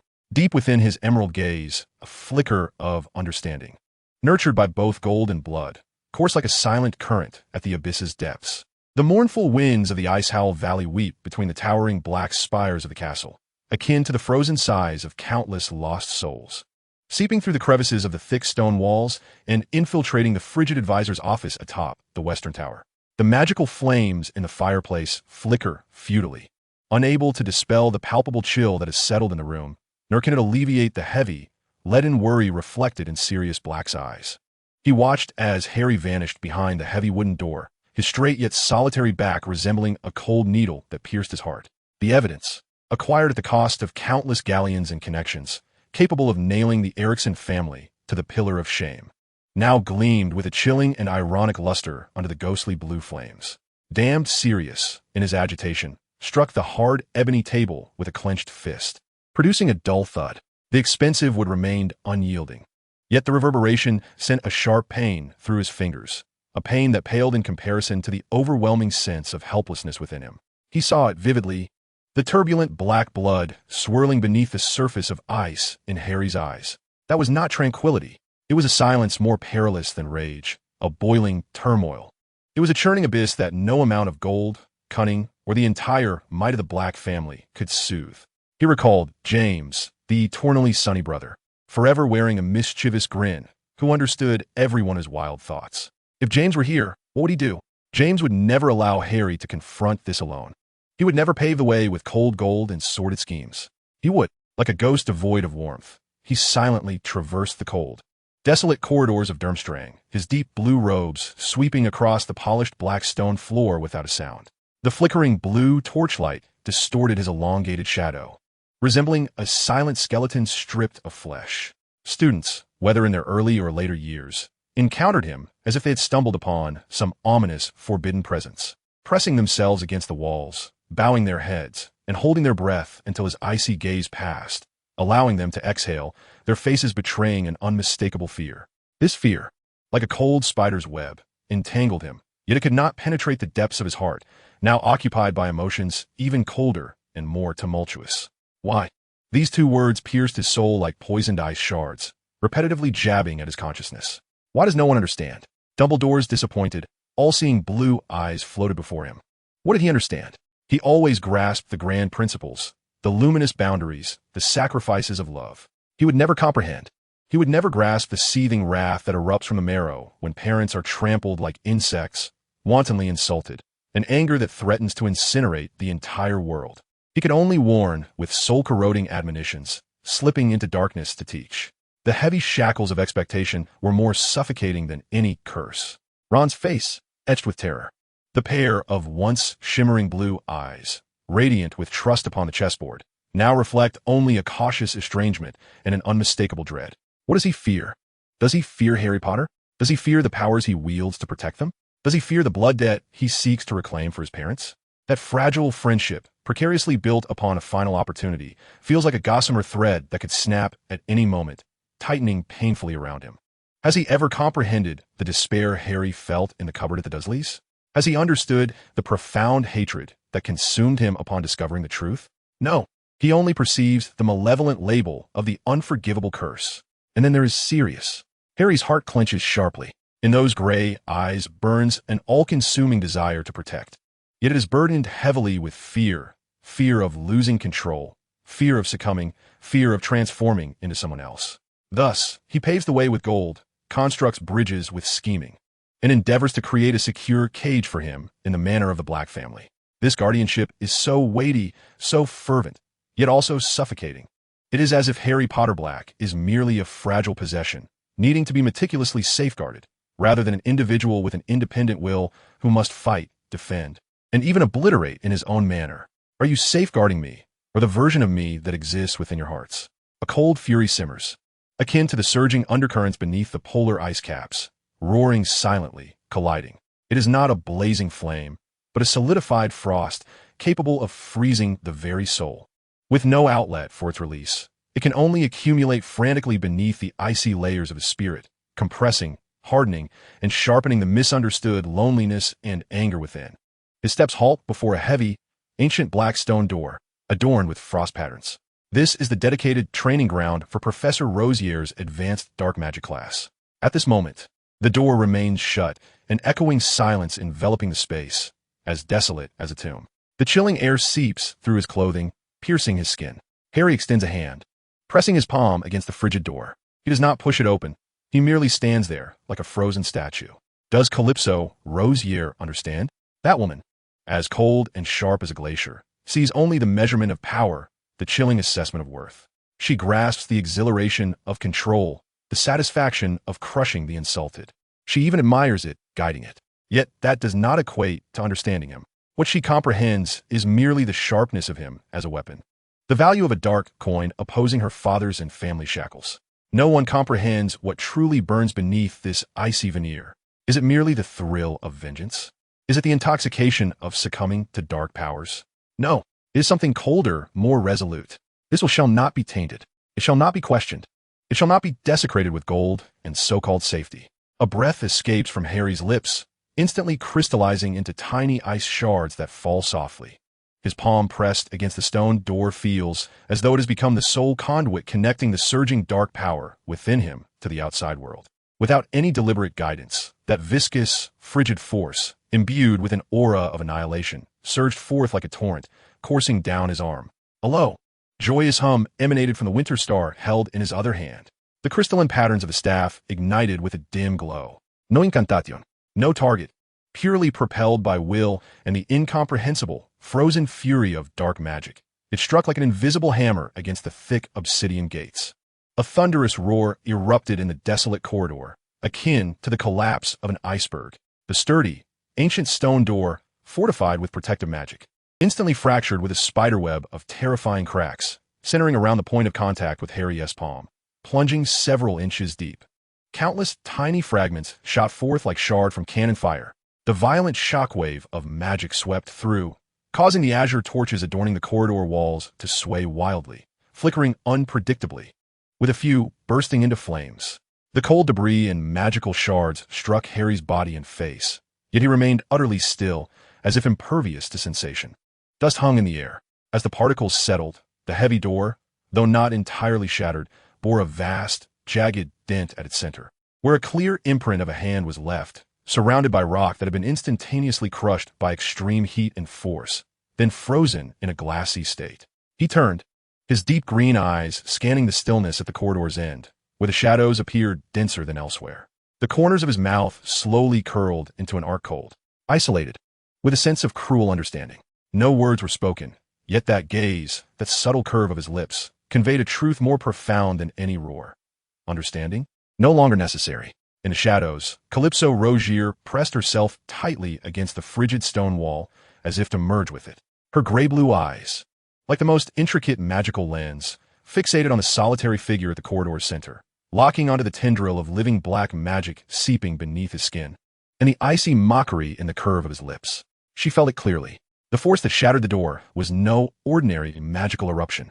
It was a deeper, older torrent, imbued with pure destructive intent, a power that even her father, Romulus Rogier, had never truly grasped. What sent a tremor through her very soul was the absolute chill in Harry's eyes, sunk to the depths of an ice abyss, devoid of ripples, and the disdain for the very notion of understanding encapsulated in that curve. A sensation, mingling ultimate exhilaration with a chilling dread, coursed through Calypso's spine like electricity. Just like that, her fingertips dug deep into the stone wall behind her, silently carving profound grooves into the unyielding rock. She shed those futile expectations, severing fragile ties. Let solitude become the throne of your power. Harry did not glance back at the shadows. He took a step forward, continuing on his path. The footsteps remained silent, yet exuded an unprecedented and undeniable resolve. With each step, it seemed as though an invisible mark of independence was being imprinted upon the frigid black stone ground. He no longer approached the dormitory, the library, or even the gilded sanctuary crafted by gold. His destination was the stargazing platform of the Durmstrang Castle, higher, colder, and closer to the leaden gray sky. There lay the place nearest to the biting winds and eternal permafrost, a desolate realm far removed from all understanding and expectation. Sirius stood before the window of the advisor's office, abruptly parting the heavy curtains. He glimpsed at the far end of the corridor, the solitary figure vanishing into the ascending staircase, and the black stone door, marred by some terrifying force, riddled with cracks and bearing a massive dent. A wave of icy dread, more profound than the northern winds outside, seized Sirius's heart, freezing his very blood. He envisioned the dam he had painstakingly constructed with gold and guardianship, crumbling before that solitary figure like fragile ice, silent and irrevocably shattering. Beyond the dam, the surging abyss of the black ice sea finally broke free from all restraints, cascading over the remnants of the dam, silently and inexorably embracing the figure that advanced toward the exalted throne. Harry's voice, rasping like sandpaper, ultimately dissipated amidst the howling winds outside the window, leaving behind an endless, weighty, and frigid despair. Chapter 76, Echoes of the Throne of the Abyss. The wailing winds of the ice valley shrieked through the very marrow of the castle, yet could not penetrate the ancient obsidian spire of the stargazing platform, which pierced the leaden-gray firmament. This was the pinnacle of Durmstrang, the closest point to the cold stars and eternal permafrost, and also the most distant isle from all earthly clamor and anticipation. There were no azure torches, only a few moonstones embedded in the walls, casting a faint cold light that rendered the expansive circular space a dismal silver gray. The air was stagnant, as if frozen for ages, with each breath bringing a blade-like pain, inhaling not air, but countless tiny ice crystals that solidified the lungs and stifled the swirling thoughts.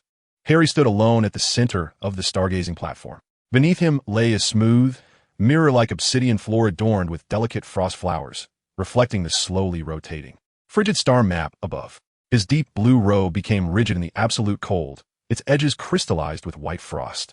He did not gaze at the star map, nor did he observe the solitary reflection beneath him. He faced away from the only entrance to the world below, the spiral staircase, and looked out through the immense arched window at the boundless frozen wasteland ruled by leaden clouds and howling snowstorms. Absolute silence, absolute cold, absolute desolation. This desolation, like a cold lens, rendered the viscous black blood surging deep within his soul in excruciating clarity, piercingly bright. All that Harry would experience at Durmstrang.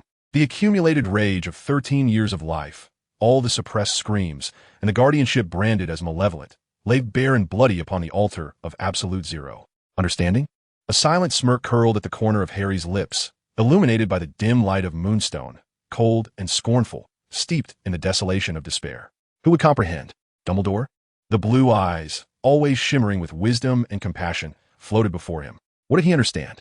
He grasped the grand scheme of his chessboard, the so-called greater good, a seemingly warm, yet ultimately frigid cage woven from love. He had cast Harry aside, like an unwelcome burden, in the cupboard of the Dursleys for a full 11 years. That narrow, dark space, filled with spiders, dust, and the roars of Uncle Vernon, the disdainful glares of Aunt Petunia, and the fists of Dudley. A prison even inferior to that of a house elf. Did Dumbledore know? Did he understand the despair of being forgotten by the entire world?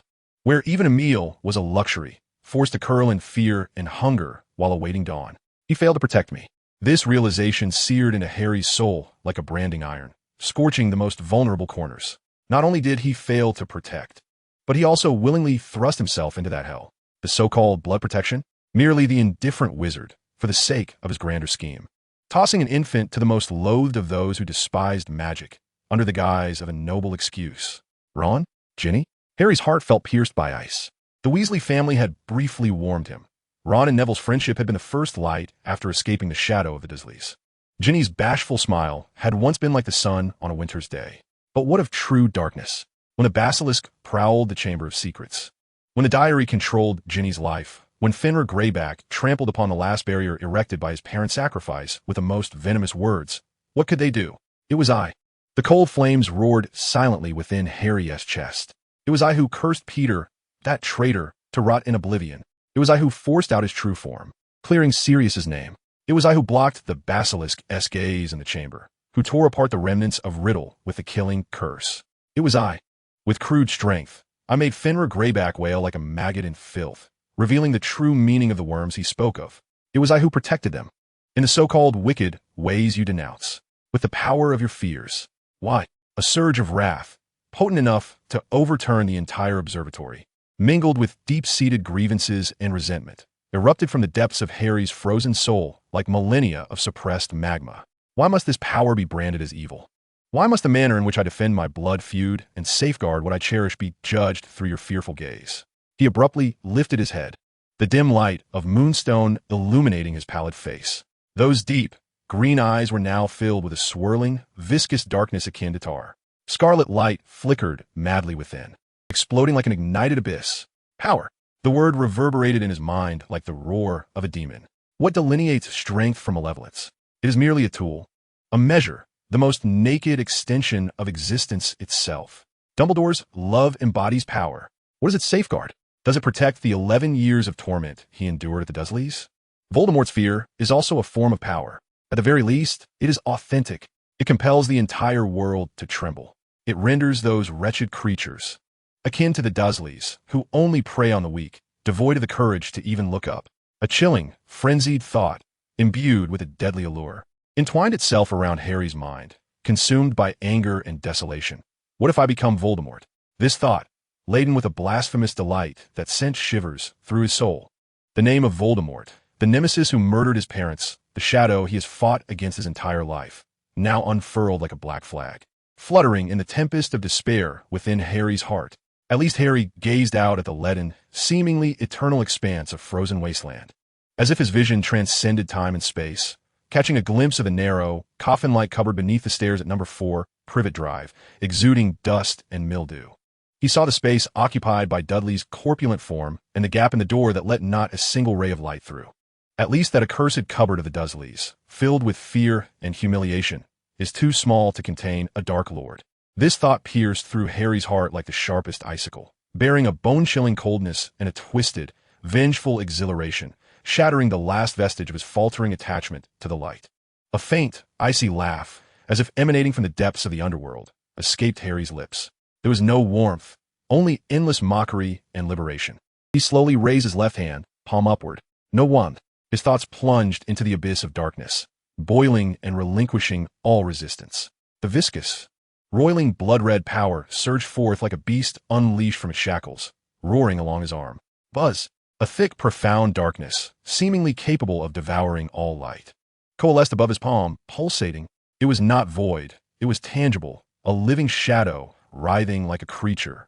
It exuded an aura of chilling dread and annihilation.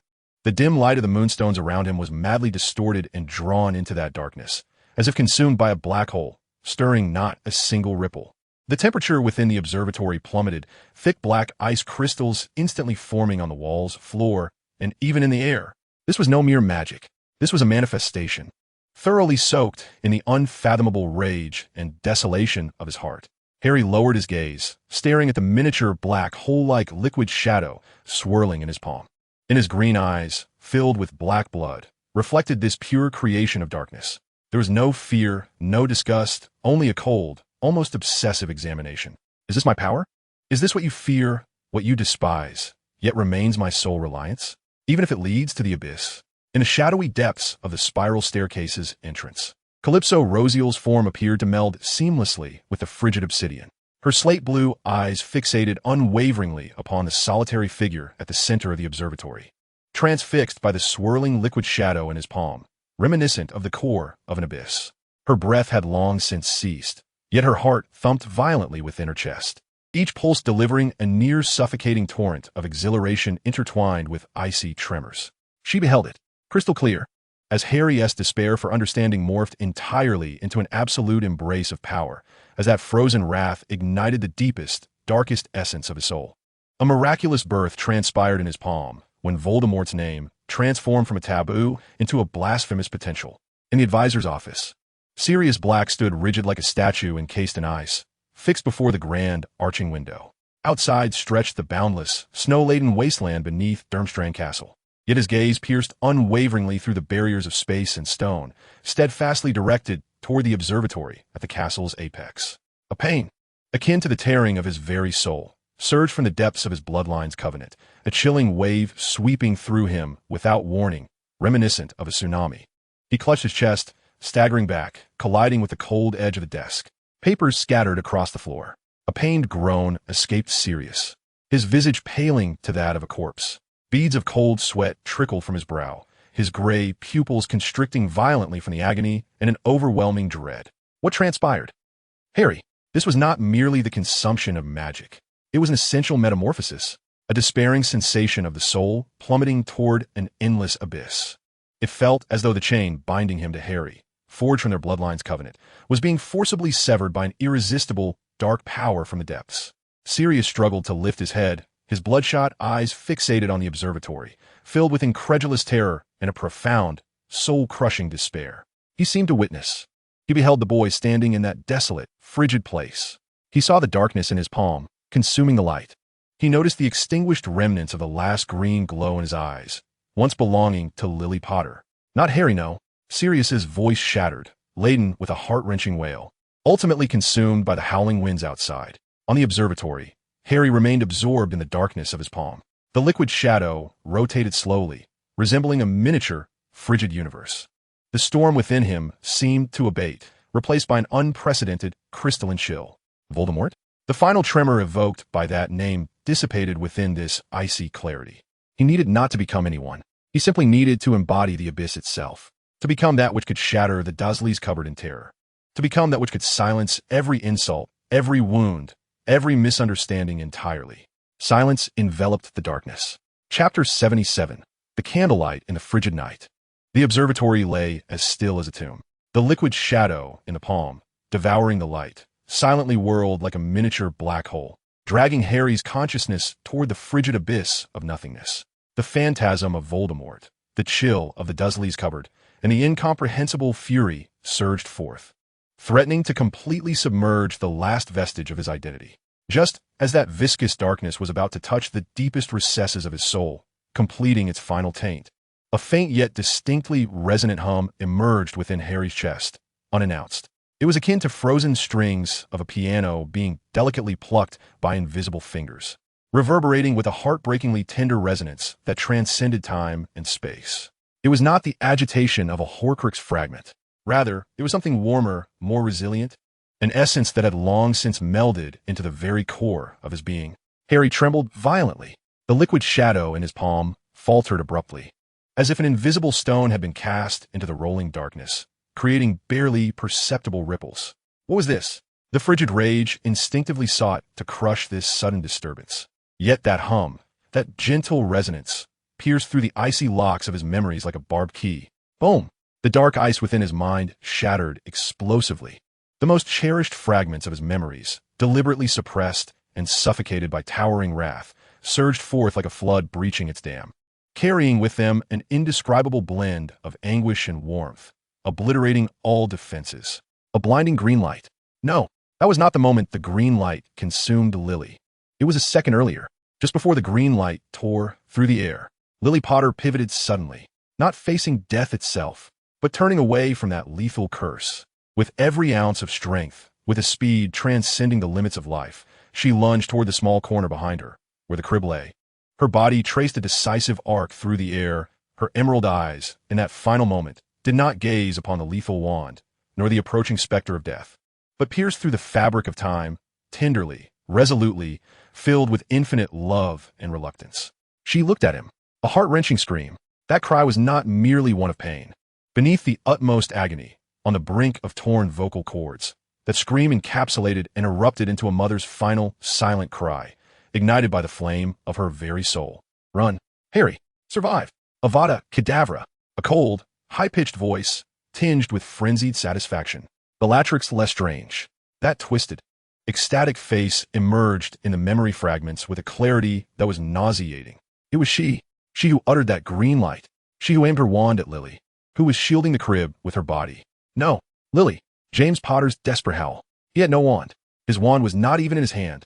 In the instant Bellatrix cackled madly and unleashed the killing curse, he, like the most awkward yet valiant muggle, armed with neither spells nor protection, instinctively opened his arms wide, rushing toward the direction of Lily, toward the crib, attempting to shield his wife and child from that deadly green light with his not-so-broad chest.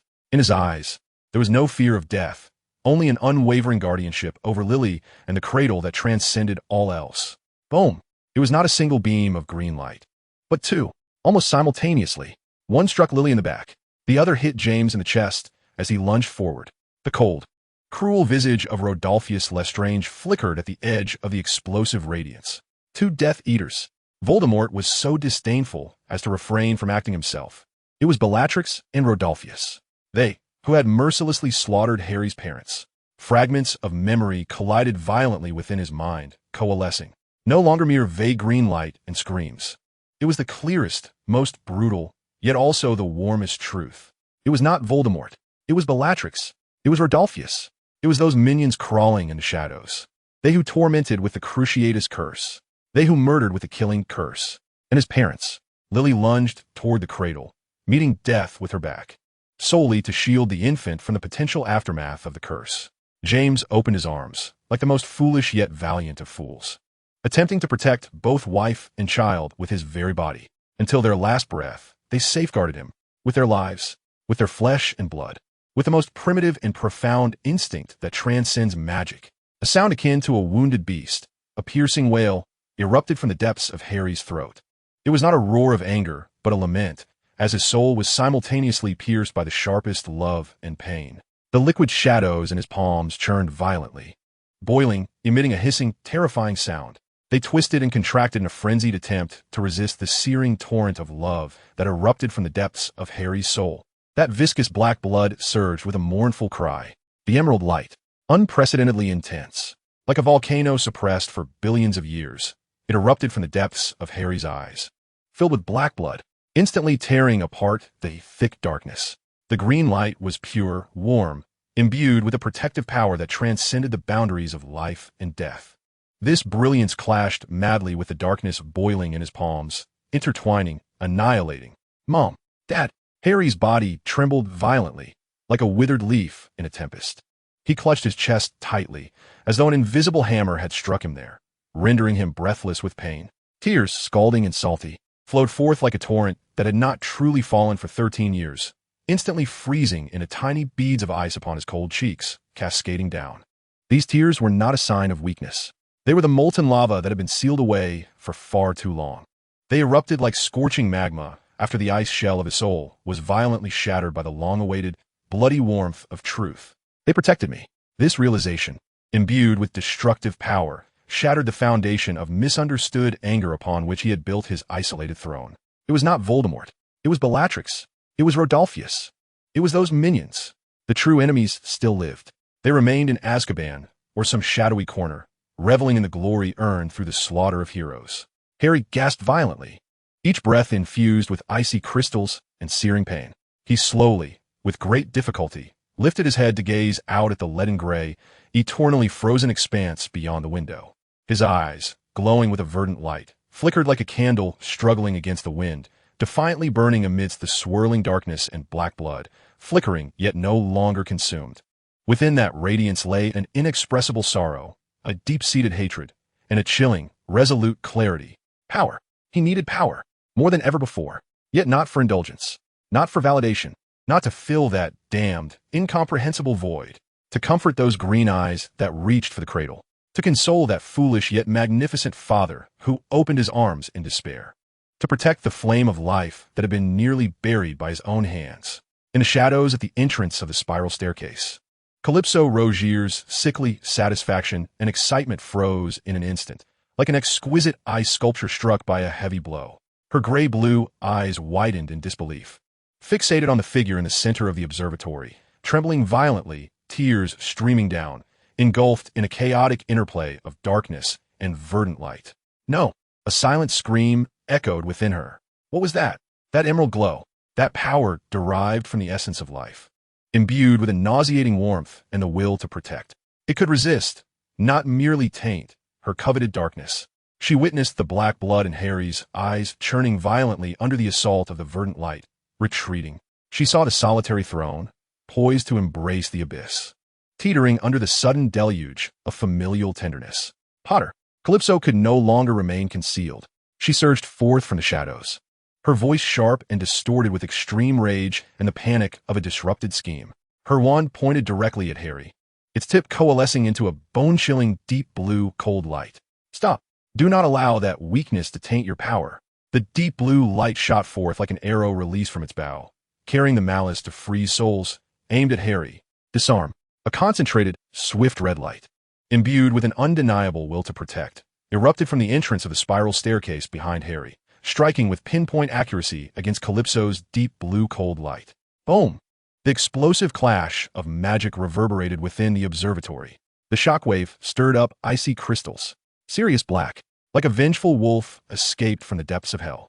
He shattered the remnants of shadow at the staircase entrance. His face was ghostly pale, a trace of blood staining his lips, the price paid for forcibly breaking through Calypso's hidden frozen barrier. Yet his gray eyes burned with a reckless, protective fervor. He paid no heed to the repulsed, ashen-faced Calypso, his gaze locked on Harry, filled with a colossal fear and dread that nearly tore his heart asunder. Harry, Sirius roared, his voice hoarse and fractured. Look at me. With great effort, Harry slowly turned around. Tear tracks froze on his icy cheeks, like two transparent scars. Those eyes, gleaming with emerald light amidst the swirling darkness of black blood, shone like a lighthouse in a tempest, defiantly flickering. He gazed at Sirius, observing the gray eyes filled with fear, worry, and a profound, heart-wrenching empathy. Sirius perceived the tears in Harry's eyes, the endless sorrow and stark hatred embedded within that verdant glow.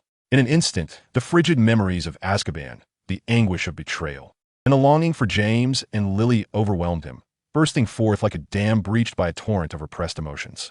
He lunged forward, heedless of the violent conflict between darkness and the magical turbulence of emerald light surrounding Harry. With arms wide open, he embraced the trembling, icy Harry as a clumsy, yet unwavering father would, fiercely pulling him into his embrace. It was a hug that expended every ounce of strength, nearly melding Harry into his very bones, imbued with the chill of Azkaban, the madness of the Black family, and a pure guardianship that transcended life and death, surpassing even the bonds of blood. I could hear Sirius's voice by Harry's ear, choked with emotion, heavy with blood and tears. I know it was Bellatrix. It was those bastards Rodolphus. I know everything. His arms tightened as if to convey all his strength, anger, and sorrow to the child nearly consumed by darkness in his grasp. Do not fear.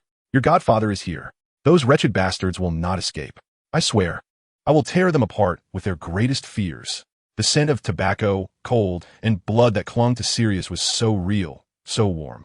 This rough, almost suffocating embrace served as the strongest barrier against Calypso's cold, vengeful gaze behind them, as well as the relentless pull of the endless darkness within his soul. Others understood this hatred. This awareness was like a flickering candle in the frigid night, faint, yet enough to illuminate the path ahead and warm the frozen spirit. He slowly lifted his head, peering over Sirius's shoulder. Those eyes, interwoven with emerald and shadow, glimmered like a tempered sword, precise, cold, and imbued with a resolute hatred, piercing towards Calypso Rosial, who stood nearby, her face pale and her eyes ablaze with vengeful fire. The moment Calypso met that gaze, her body shuddered imperceptibly. No longer was she a vessel of confounding darkness. Instead, she bore a clear, targeted hatred, infused with an inexorable will for destruction. As if silently proclaiming, the reckoning has begun.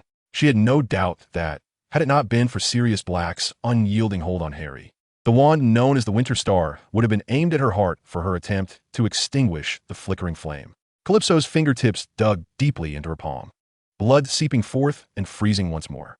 Her gray-blue eyes fixated intently on the two in their embrace, and finally, her lips curled slowly, chillingly upward into a cruel arc. It was no longer admiration, but the icy resolve of a worthy adversary. Without uttering another word, she melted into the shadows like a ghost, silently retreating into the darkness of the spiral staircase, vanishing from sight. Within the observatory, only the howling wind traversing the fractured dome remained, accompanied by Sirius's heavy, oppressive breaths, tinged with sorrow, and the subtle tremors of Harry in his embrace, reminiscent of a frightened young creature. Beneath the frigid luminescence of the moonstone, their entwined figures resembled the last stubborn flicker of a campfire on a frozen wasteland, fragile, yet tenaciously resisting the boundless cold of the night. Sirius did not release Harry immediately.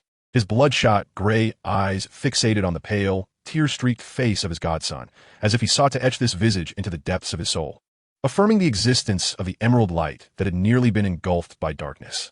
He could distinctly sense Harry's shivering, that subtle, beastly lament, the most genuine response of a soul torn apart by harsh truths. It's all right, Sirius rasped, awkwardly patting Harry's back with a clumsiness that belied an undeniable determination. He reiterated his deep-seated hatred for Bellatrix and Rodolphus, a hatred that forged an unbreakable bridge between him and Harry, the only anchor capable of penetrating the darkness and reaching the other's soul. Harry did not push him away. He remained stiffly nestled in Sirius's embrace. The icy tears long ceased, and the frozen streaks on his cheeks resembled transparent scars. The green light flickered defiantly in the depths of his eyes, akin to a lighthouse struggling against stormy seas. Although feeble, it remained steadfast against the churning abyss of darkness, refusing to yield. The fury ignited by misunderstanding, directed towards the world, momentarily receded under the onslaught of the bloody warmth brought forth by the truth of his parents' sacrifice. In its place emerged a colder, more refined, and lethal settlement. This term supplanted indulgence, becoming the hardest core of his soul's icy depths. Power remained the sole answer.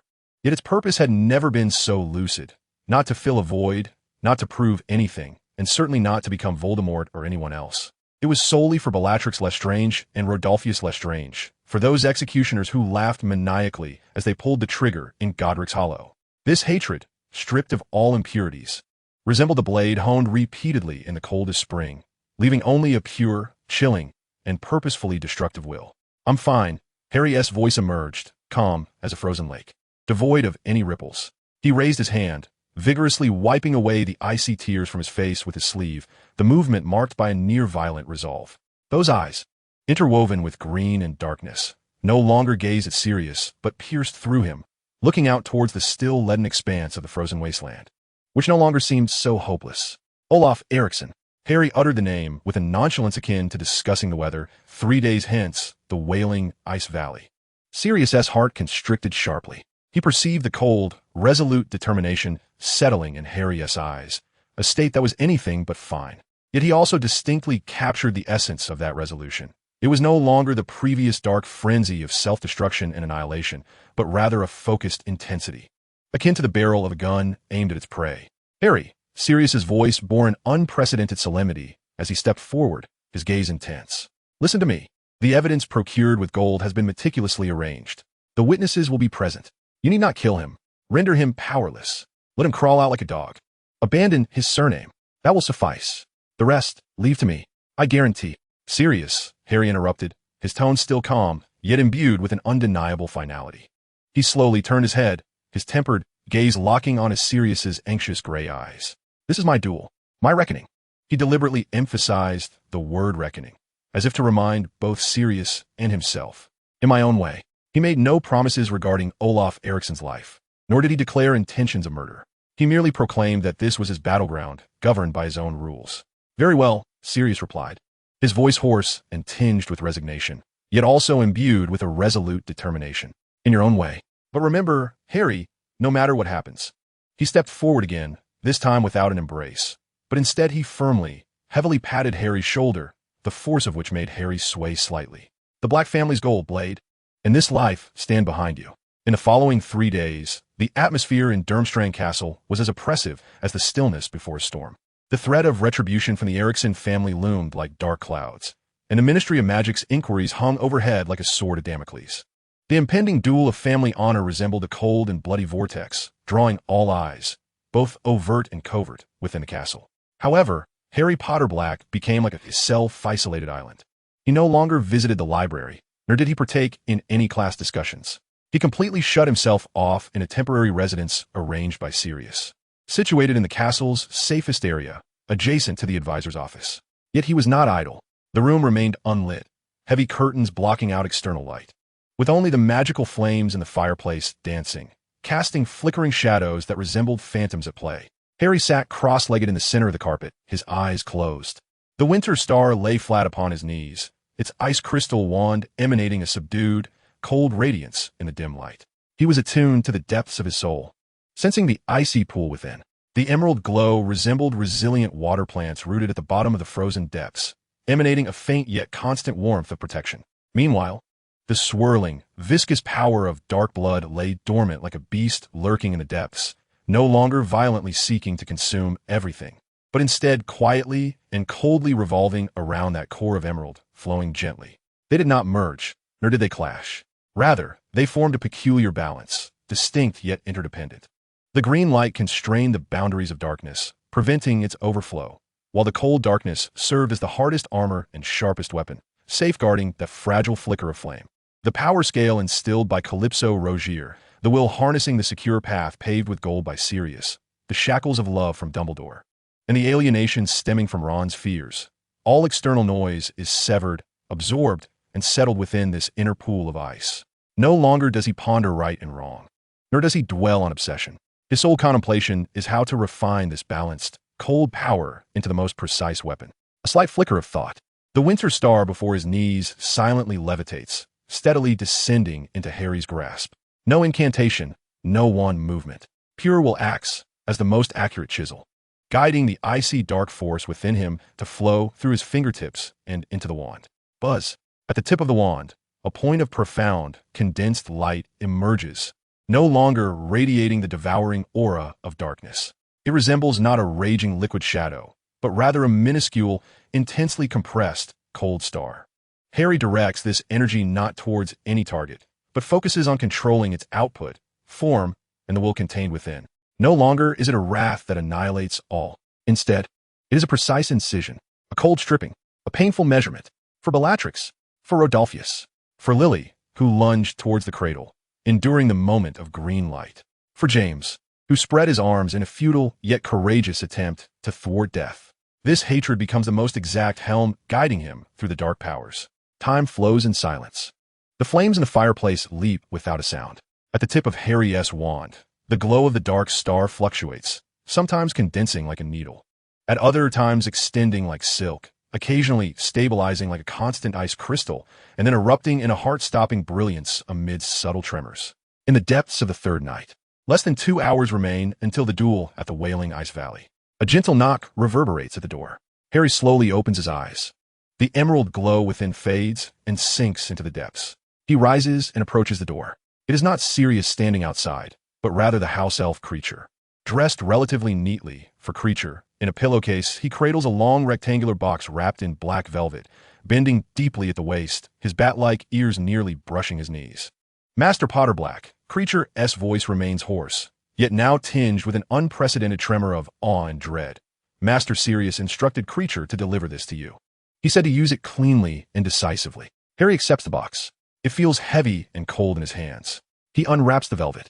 Inside lies a sword. The sheath is a deep black, crafted from an unidentifiable leather with a scaly texture, devoid of embellishment, emanating a restrained yet chillingly fierce aura.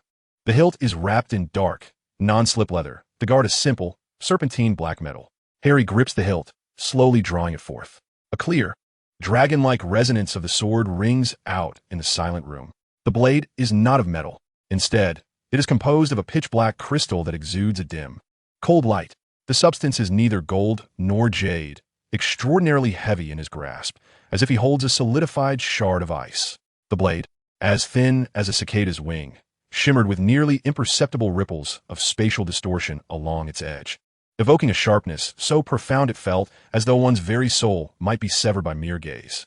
The sword emanated an extreme chill, embodying a pure and singular intent of annihilation, existing solely to sever.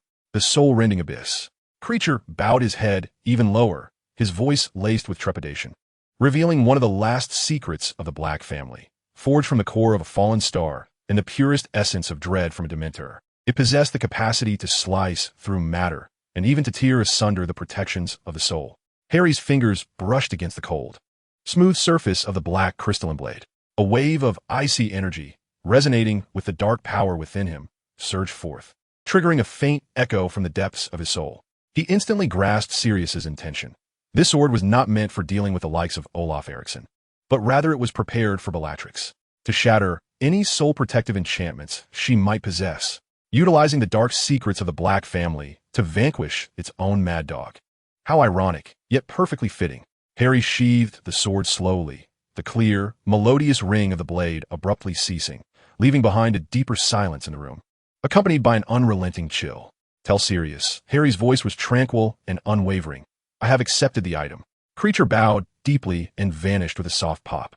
Harry secured the soul-rending abyss to his waist, alongside the Winter Star wand. He approached the window and abruptly drew back the heavy curtains. Outside, the night at Durmstrang resembled a pool of congealed ink. The leaden clouds hung low, suffocating in their oppressive weight. Only in the distance, towards the Wailing Ice Valley, a ghastly green light, reminiscent of an ominous aurora, surged beneath the clouds, a magical phenomenon signaling the activation of an ancient dual contract. The wind intensified, howling as it battered against the castle, akin to the cries of lost souls. Harry gazed at the swirling, sinister green light, his eyes a tapestry of emerald and darkness, reflecting a chilling calm. Power, refined to perfection. Hatred, sharply defined. Retribution, commences. The entrance to the Wailing Ice Valley loomed like the gaping maw of a colossal beast. The cold wind swirling with snowflakes and ice crystals, emitting a mournful whimper.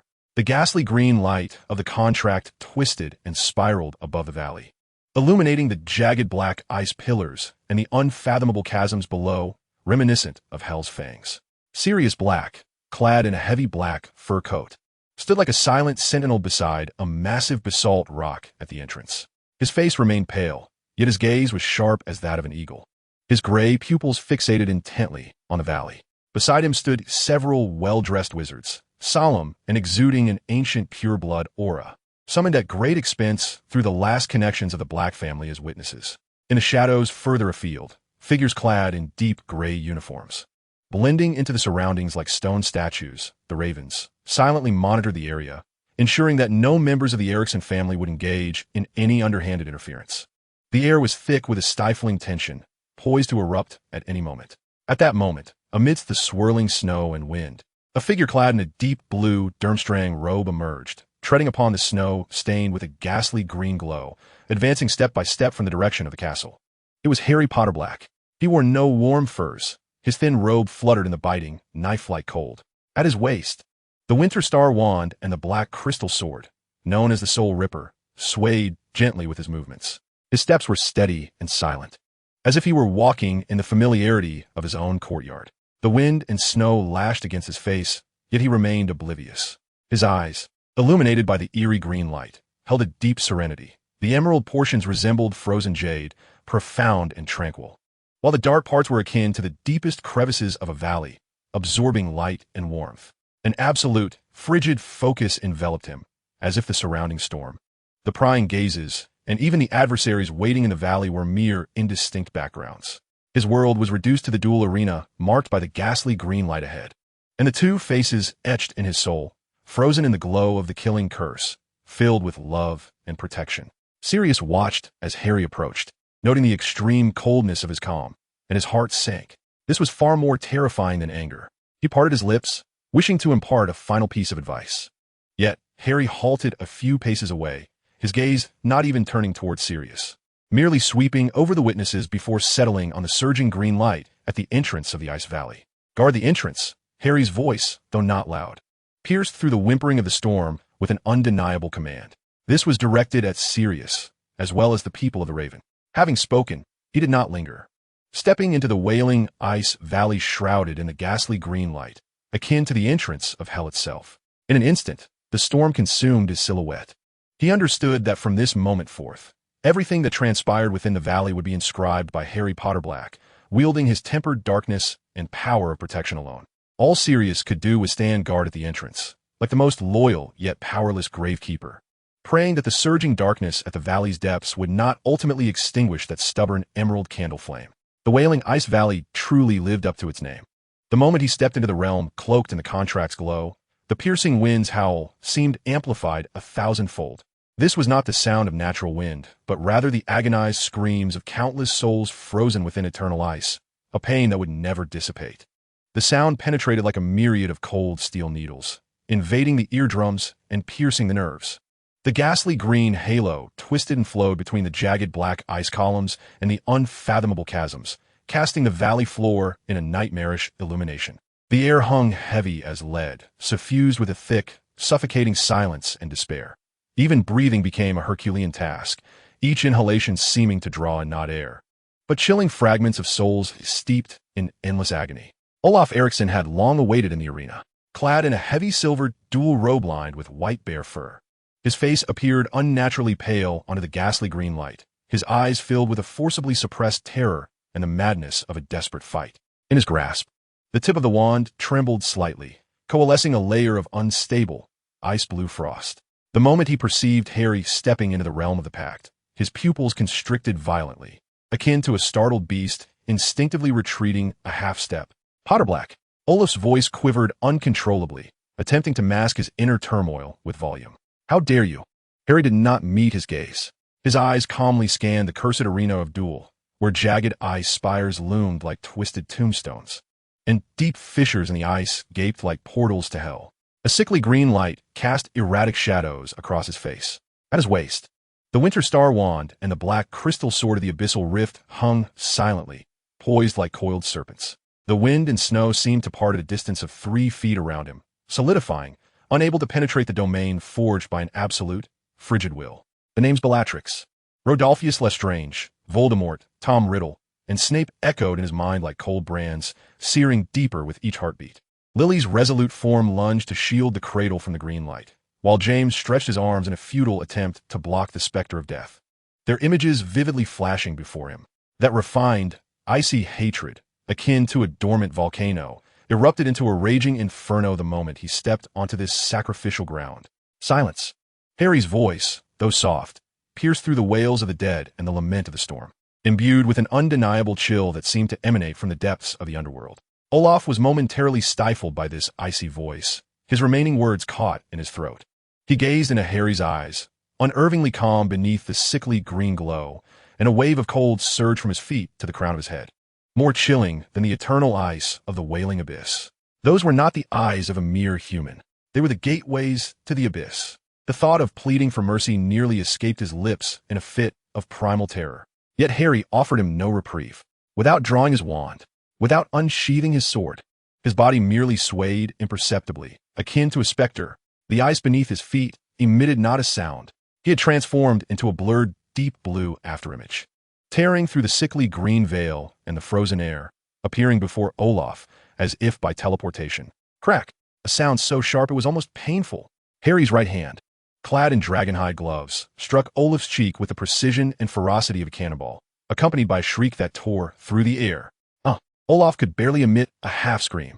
The impact sent him hurtling sideways as if struck by a colossal hammer, out of control.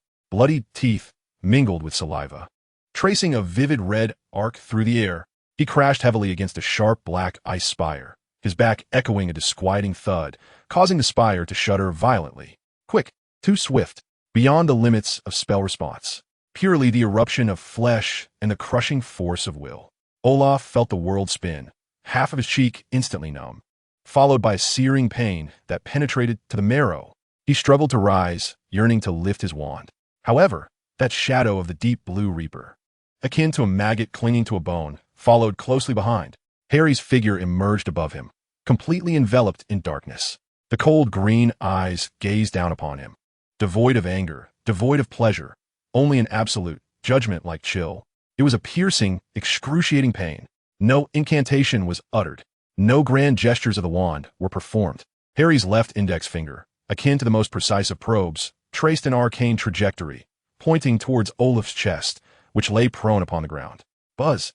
A thread of scarlet light, refined to its utmost, as slender as a red-hot wire, erupted silently from his fingertip. It did not unleash a chaotic storm of agony. Instead, it pierced with unparalleled precision into the nerve cluster surrounding Olaf's heart. Gasp!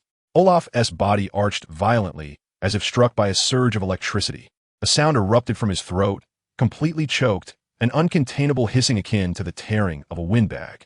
His eyes bulged with madness, bloodshot and nearly bursting from their sockets. Every muscle, bone, and nerve in his body tightened, ripped apart, and tightened again in an instant of the spell's arrival. An unimaginable torment spread like a legion of flesh-eating ants from the depths of his heart to every extremity. He yearned to roll, to scream, to beg for mercy.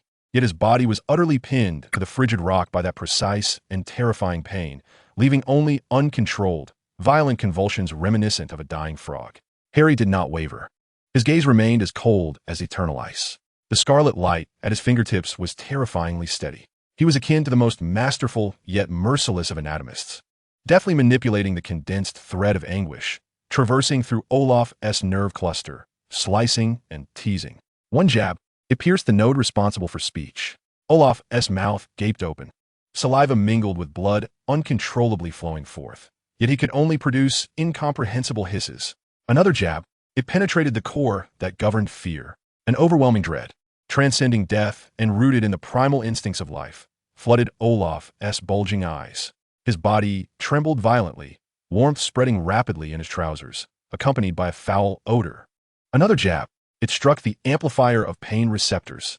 Olaf's body jolted. The hissing in his throat escalated abruptly into a sound so piercing it defied description, as if his very soul were being torn asunder.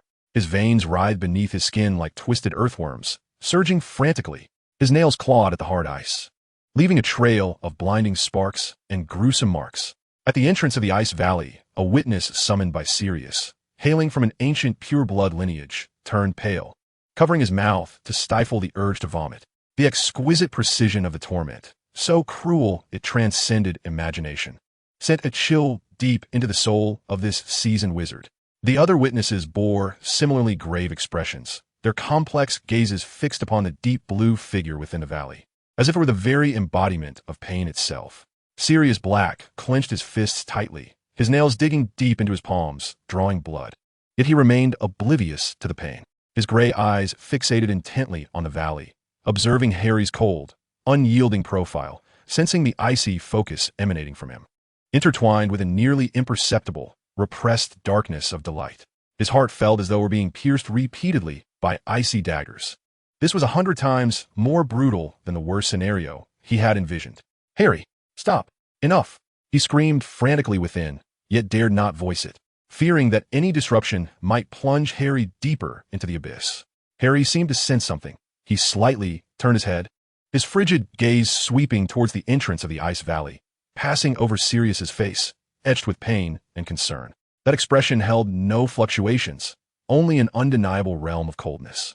Now, Harry's voice rang out once more, akin to the chilling winds howling from beneath the polar ice caps, clear, frigid, imbued with an ultimate sense of judgment, directed at me.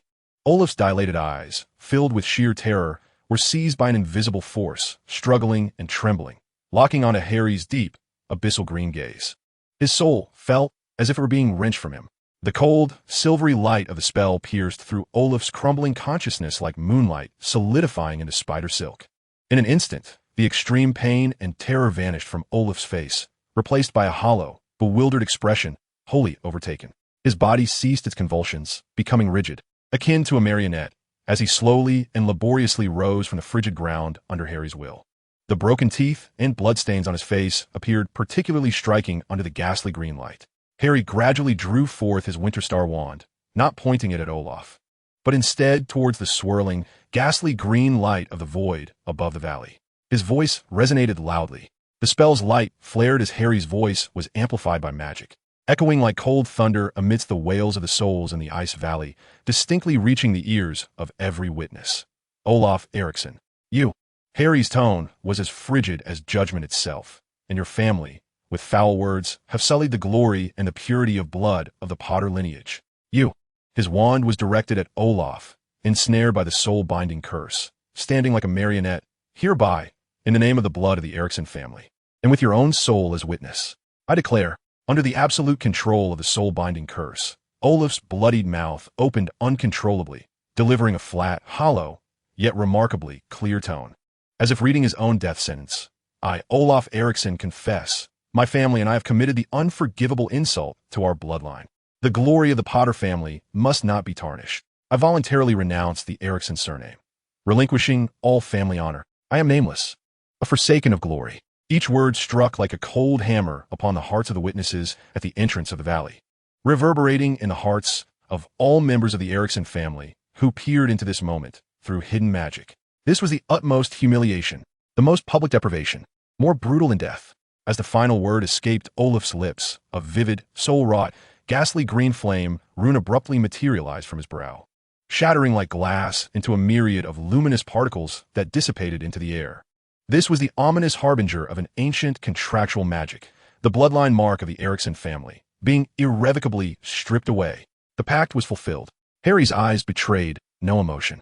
With a gentle tap of his wand, he uttered, "Obliviate." A soft white light enveloped Olaf, rendering his vacant eyes bewildered, before they ultimately lost all glimmer, leaving behind a mere shell, devoid of spirit, which sagged to the ground with a dull thud. He would not remember the duel, nor the renunciation of his surname, nor even his own name. He would exist as a true, nameless one, a hollow shell forsaken by the world, drifting aimlessly through the remnants of his life. This fate was more cruel than death itself. The first sacrifice has been offered. Bellatrix Lestrange, it is now your turn.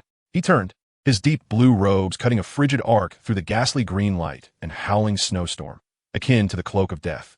As he strode towards the exit of the ice valley, each step steady and silent, yet imbued with an unyielding, chilling majesty as if treading upon corpses. Chapter 79, The Crucible of Souls. The wailing green light and the shrieks of the lost souls in the ice valley were barred from entry by the thick black stone walls. Sirius Black's temporary safe house, located deep within the castle adjacent to the advisor's office, now resembled the deepest of tombs, eerily silent and suffocating.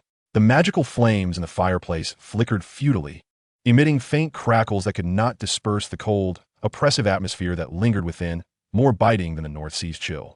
Harry Potter Black did not sit by the fireplace. Instead, he stood in the deepest shadow of the room, his back to the sole door, facing a smooth, mirror-like black stone wall. The wall was devoid of decoration, reflecting only his indistinct silhouette, a gaunt figure, upright, exuding an aura of forbidding chill. At his waist, the Winter Star wand and the soul-crushing black crystal sword hung quietly, like two lurking shadows. The image of Olaf Eriksson, a shell of a man bereft of soul, flickered fleetingly in his mind. The precisely inflicted agony, the utter deprivation under the soul-sucking curse, the eternal void following the memory charm, etched a clear mark upon the depths of his soul like a cold blade. Not enough. A chilling thought coursed through him like a silent undercurrent from the abyss. Yet, as Olaf's face, contorted in excruciating pain, morphed into hollow confusion under the soul-sucking curse, ultimately succumbing to the abyss of forgetfulness, a deeper, more fundamental sense of dissatisfaction coiled around Harry's heart like a frigid viper. Was it Olaf Eriksson he desired? No. It was Bellatrix Lestrange, the madwoman who had laughed maniacally in the Potter household, piercing Lily's back with the killing curse. It was Rodolphus Lestrange, the merciless executioner who had aimed his wand at James, arms outstretched. Olaf's pain and collapse were merely an appetizer, a crude and ineffectual substitute, unable to truly quell the raging inferno of hatred that is etched deep within the marrow of one's bloodline. Too hasty. Harry gazed at his indistinct reflection upon the stone wall, where the depths of his emerald and shadowy eyes harbored a chilling flame that burned silently. The feast of vengeance ought not to be so rushed, particularly one prepared for Lily and James. A more perfect vessel is required, one capable of containing this ultimate anguish that transcends life and death. The spells at hand, the Cruciatus Curse, the soul-binding curse, oblivion, even the killing curse, they're all far too crude. The Cruciatus Curse inflicts only physical and neural torment, failing to reach the deepest wellspring of the soul's terror. The soul-binding curse can manipulate will, yet it cannot eternally brand the humiliation and despair of that which is controlled. Oblivion creates a void, yet it cannot allow the forgotten to taste the despair of their very loss in eternal nothingness. The killing curse? That is far too merciful. How could that moment of death compensate for the excruciating pain Lily endured in the final second as the green light pierced her back? How could it atone for James's feudal guardianship as he shattered amidst the explosion? Not enough. Far from enough. Harry's gaze slowly descended to his outstretched left hand. The lines of his palm blurred in the dim light. With a slight movement of his mind, an extremely pure, icy force of darkness flowed from his arm to his fingertips. Soul. This word fell into his tumultuous consciousness like shards of ice, sinking into a frigid abyss. Sirius's heavy concern, the binding sensation from the blood pact, Dumbledore's warnings of corrosion, Voldemort's fractured and distorted existence. All fragments of information were forcibly stripped of their emotional shells within Harry's cold intellect, tempered by both hatred and reason, leaving only the most essential core. The soul is not an immutable stone. It is malleable, like the most exquisite magical material. Like the most intricate potion cauldron, Voldemort could cleave it, creating Horcruxes to pursue immortality through a twisted existence. Then, could Harry's fingertips, with that dark force leaping and twisting like a living entity, undergo forging? Could it be shaped by suffering, tempered by despair, molded by eternal fear? Could the tainted souls of Bellatrix and Rodolphus be forged, as one would refine pure gold, into an everlasting vessel solely to endure the most profound pain? This thought, imbued with a blasphemous and soul-chilling allure, entwined Harry's hatred-filled mind like tendrils of suction cups reaching from the abyss, not to slay them, but to reshape them, to forge their souls inside and out, with the most intricate suffering and terror into an eternal altar of anguish belonging to Lily and James. Let Bellatrix's soul forever feel the excruciating pain and despair of that final second when the green light pierced Lily's back. Let Rodolphus's soul eternally experience the futility and shattering of James's failed guardianship amidst the explosion. Let their consciousness remain forever alert, forever unable to escape, forever to languish in the tormenting hell they themselves have wrought.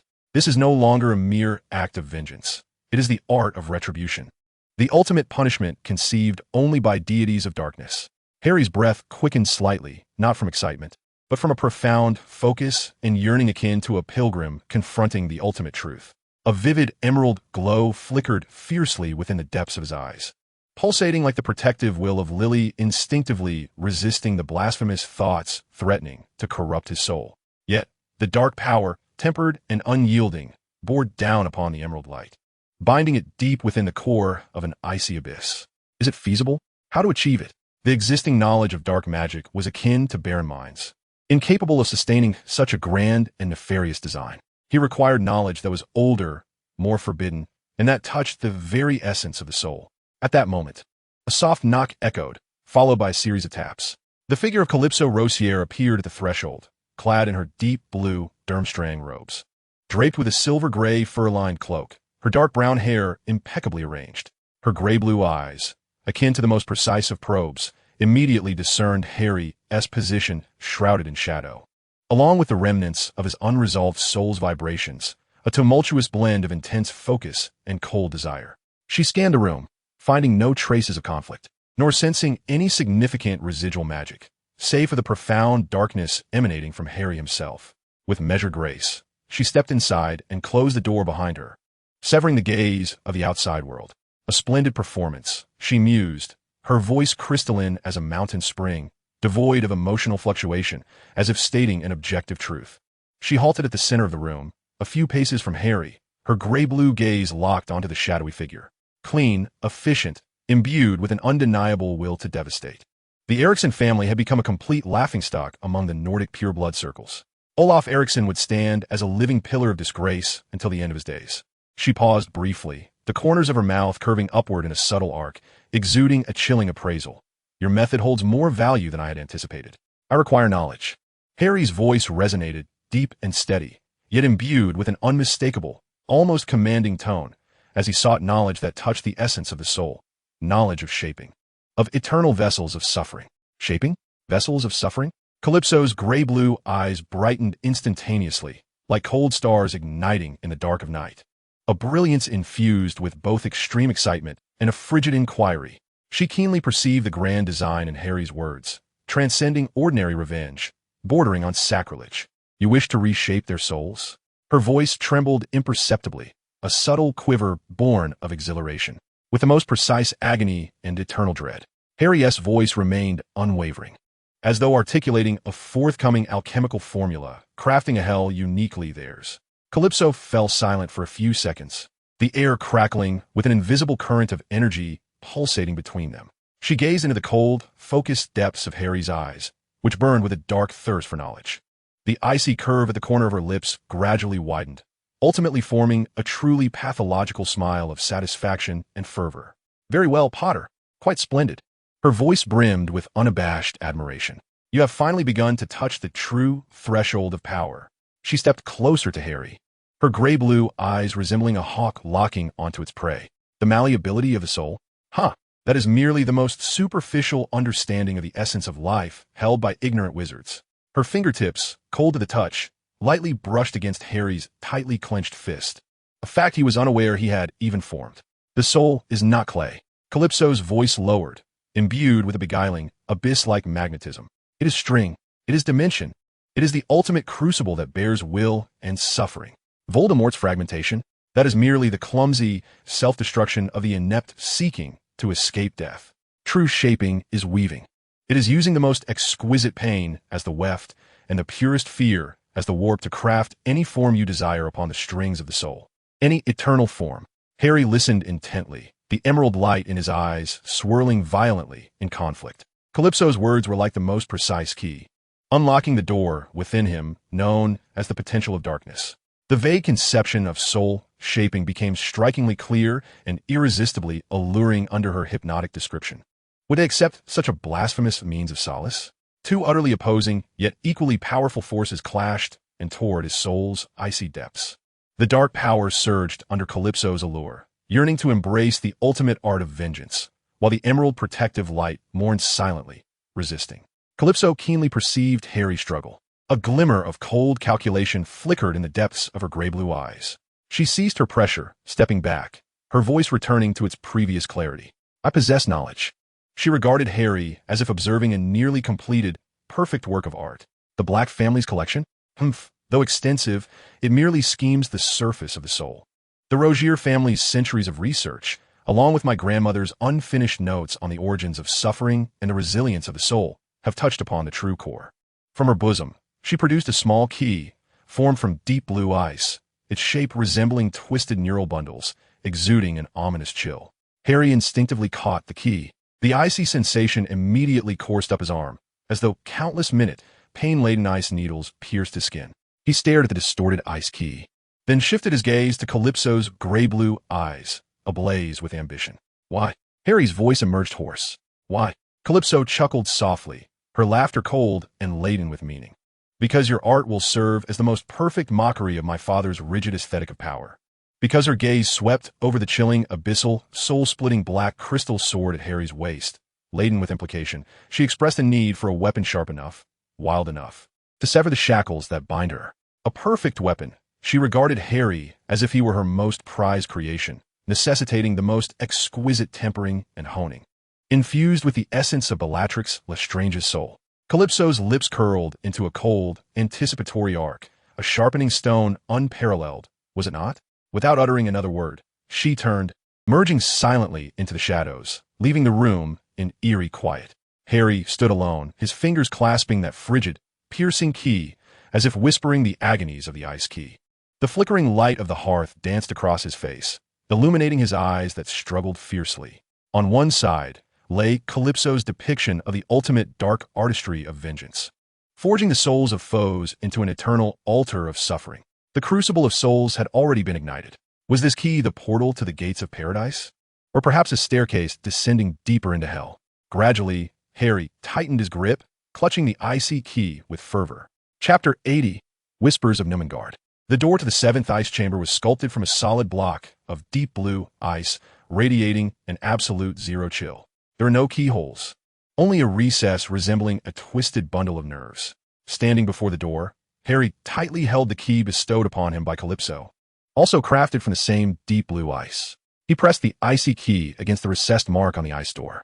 With a soft click, reminiscent of shattering ice crystals, the key melted into the door, causing the deep blue ice door to silently slide open inward, an intense, liquid-like chill instantly pouring forth, enveloping Harry's exposed skin in a layer of frost. The ice chamber was modest in size. The walls, floor, and ceiling were entirely composed of that deep blue ice, exuding a coldness that seemed to freeze one's very soul. There were no bookshelves, only a peculiar pedestal standing in the center of the room, also carved from the same deep blue ice. Suspended above, it was a fist-sized black crystal, its form ever shifting. This crystal was not a solid. It resembled a mass of solidified, roiling shadow, within which countless minuscule, ominous red glowing stars flickered in and out of existence. It did not emit light. Rather, it consumed the already limited illumination of the ice chamber, rendering the surrounding space with an eerie sense of collapse. A silent yet palpable wail of anguish and whispers of despair, akin to tangible sound waves, perpetually emanated from within the crystal, assaulting Harry's consciousness. Merely approaching it, Harry felt as though his soul was cast into a hell where ice and fire intertwined. This was not a physical cold or heat, but an extreme torment on a spiritual level, forcibly tugged and repeatedly sliced by countless shards of agony. The dark power within him surged violently, like a magnet drawn to its source, while the faint emerald light of protection silently wept in resistance. The culmination of 3 generations of the Rogier family's toil and sorrow. Calypso's crystalline voice echoed behind her, and she found herself standing at the threshold of the ice chamber, her gray-blue eyes fixated on the swirling black crystal with an almost reverential fervor. She had stripped away the essence of pain from 999 tormented, dying souls, binding, purifying, and solidifying it through ancient frost magic. This was the ultimate testament to the theory of soul plasticity and the key to the vessel of eternal suffering. Harry struggled against the excruciating pain that felt like his soul was being torn asunder, resisting the lethal allure as he reluctantly averted his gaze from the core of sorrow to Calypso. What of knowledge regarding weaving? A low hum resonated from within the ice throne, a stream of blue light composed of countless fine, frigid ancient runes projected from a groove, forming a suspended curtain of flowing characters before Harry. The title read, The Soul Cauldron Theory, anchoring the dimension of pain and eternal fear. authored by Vandalozier. Below, a dense array of complex, esoteric theoretical derivations, magical models, rune arrays, and records of living experiments sprawled across the page. These described methods to strip away emotional ties from the soul, to reshape its structure through suffering, and to anchor fear into an eternal state. Sinister, intricate, and chilling. Merely skimming a few lines, Harry felt as if his mind were being seared by a red-hot iron. Yet, simultaneously, a dark thirst for knowledge surged within him, invigorated and ravenous for absorption. This is merely the foundation. Calypso's voice flowed like a crystalline spring, imbued with seductive power. The true essence of how to apply this theory to the art of vengeance. How to craft a perfect altar of suffering for Lily Potter and James Potter was conspicuously absent. Harry abruptly lifted his gaze, his emerald and shadowy eyes locking onto Calypso with intensity, where Calypso's gray-blue eyes met his, ablaze with ambition, in a place. A sanctuary only the true seekers of power may tread. A repository of knowledge more ancient, more forbidden, and more fundamental than the core of sorrow itself. She paused, articulating the name like a forbidden incantation. Nomengard.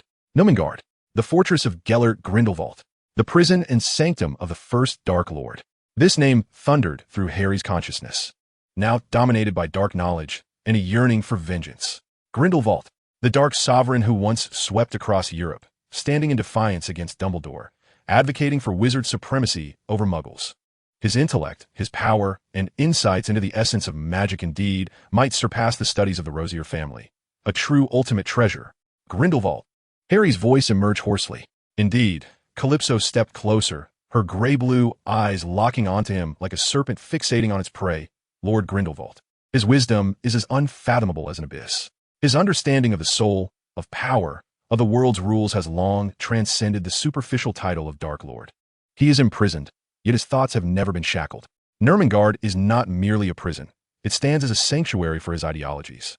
Her voice resonated with a fervent allure. My grandfather was once a member of the Saints.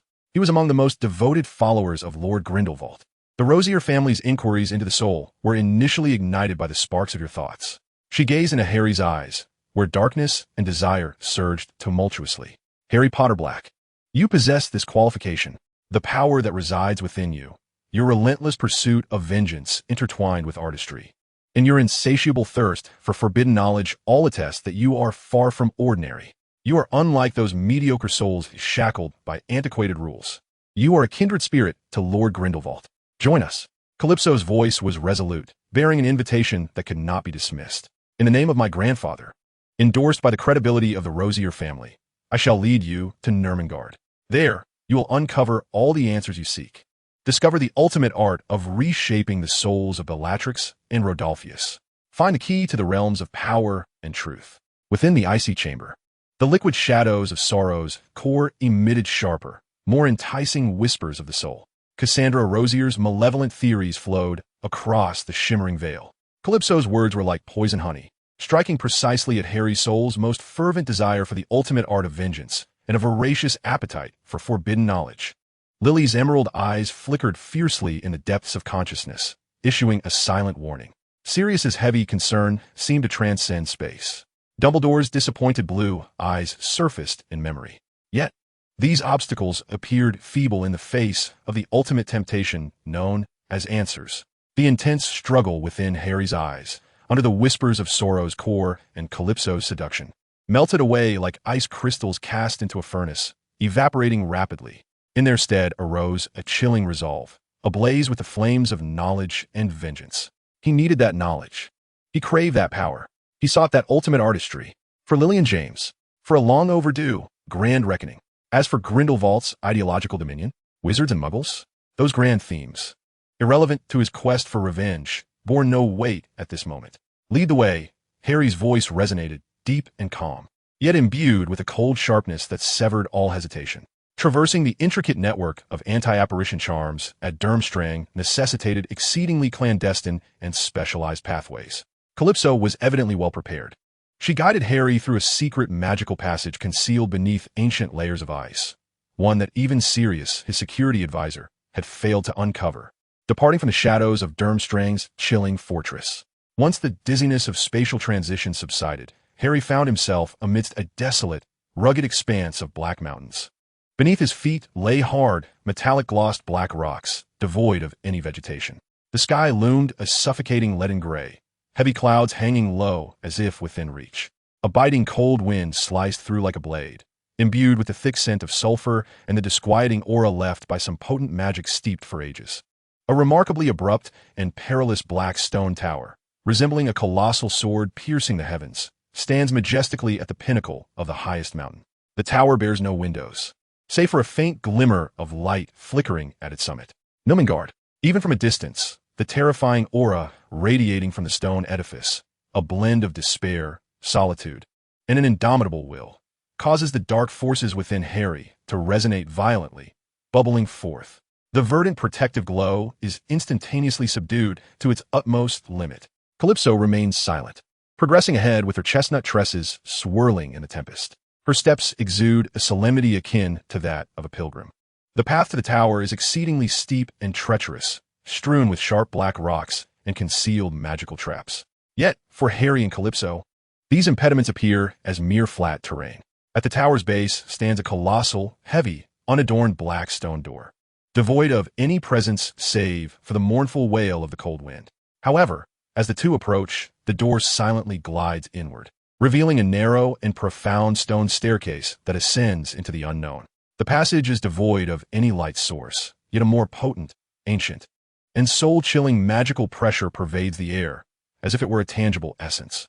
The moment Harry steps into the corridor, he feels as though he has sunk to the ocean's deepest abyss. A tremendous pressure envelopes him from all directions, not only affecting his physical form, but directly impinging upon his very soul. This is not an attack of hostility, but rather a trial, or perhaps a selection. Only those endowed with sufficient willpower and strength are deemed worthy to ascend this staircase, leading to the presence of the first Dark Lord. The dark forces within Harry instinctively roar and resist against the immense pressure. The emerald light flickers like a candle in the wind, yet under the weight of the oppressive force, it bursts forth with unprecedented resilience. The two forces, under extreme duress, establish a temporary equilibrium, tightly opposing the external pressures. He closely follows Calypso, his steps steady, ascending step by step. Time loses its meaning as they traverse what feels like a tunnel through time and space. In the darkness ahead, a dim light finally emerges. At the top of the staircase lies an exceedingly spacious, yet eerily vacant, circular stone chamber. The walls are smooth black rock, devoid of any embellishments, save for cold, stark lines. The ceiling rises high, obscured by darkness. In the center of the chamber, a simple stone chair stands, upon which sits a figure, Gellert Grindelwald, clad in a faded gray prison garment. His emaciated frame is adorned with once radiant golden hair, now interspersed with glaring gray-white, carelessly cascading over his shoulders. His face is etched with the furrows of time and the marks of confinement, yet those eyes, burning with a cold blue flame, remain as sharp as a hawk's gaze. They seem capable of piercing through flesh to behold the very essence of the soul. He sits there quietly, and the oppressive magical pressure that fills the chamber seems to find its source, swirling and coalescing around him. Calypso halts 10 paces from the stone chair, bowing deeply with a demeanor that conveys both respect and devotion. Your Excellency. In accordance with ancient covenants, the descendant of the Rogier family, Calypso Rogier, approached to meet the true seeker of power, Harry Potterblack. Grindelwald's eyes, ablaze with blue flames, slowly rose, transcending Calypso and unwaveringly landing upon Harry. That gaze, akin to the most precise scalpel, instantaneously penetrated all of Harry's defenses, traversing the tumultuous darkness and the stubborn emerald glow, reaching deep into the boiling hatred of his soul. His insatiable thirst for knowledge, and the twisted, frigid blueprint of vengeance. Time seemed to freeze in that moment. The stone chamber was left with only the invisible flow of magic, silently colliding. A slow, enigmatic arc graced Grindelwald's lips, not a smile, but rather a mark of understanding. A signal of affirmation. A voice, deep and hoarse, yet imbued with an indescribable magnetic power, resonated within the vast stone chamber, reminiscent of ancient bells tolling in the abyss, carrying the wisdom of omniscience and a peculiar resonance. He leaned slightly forward, those fiery blue eyes locked on a Harry. Excellent. He opened his withered palm, as if to grasp the entirety of the world, break the shackles, establish a new order for wizards. Let the light of magic illuminate every corner shrouded in ignorance. This is true power. This is the eternal achievement. Grindelwald's words surged forth like a torrent of darkness, imbued with a compelling magic that relentlessly assaulted Harry's defenses. The grand vision, the absolute reverence for power, the frenzied ambition to shatter all restraints resonated intensely with the dark forces swirling within Harry.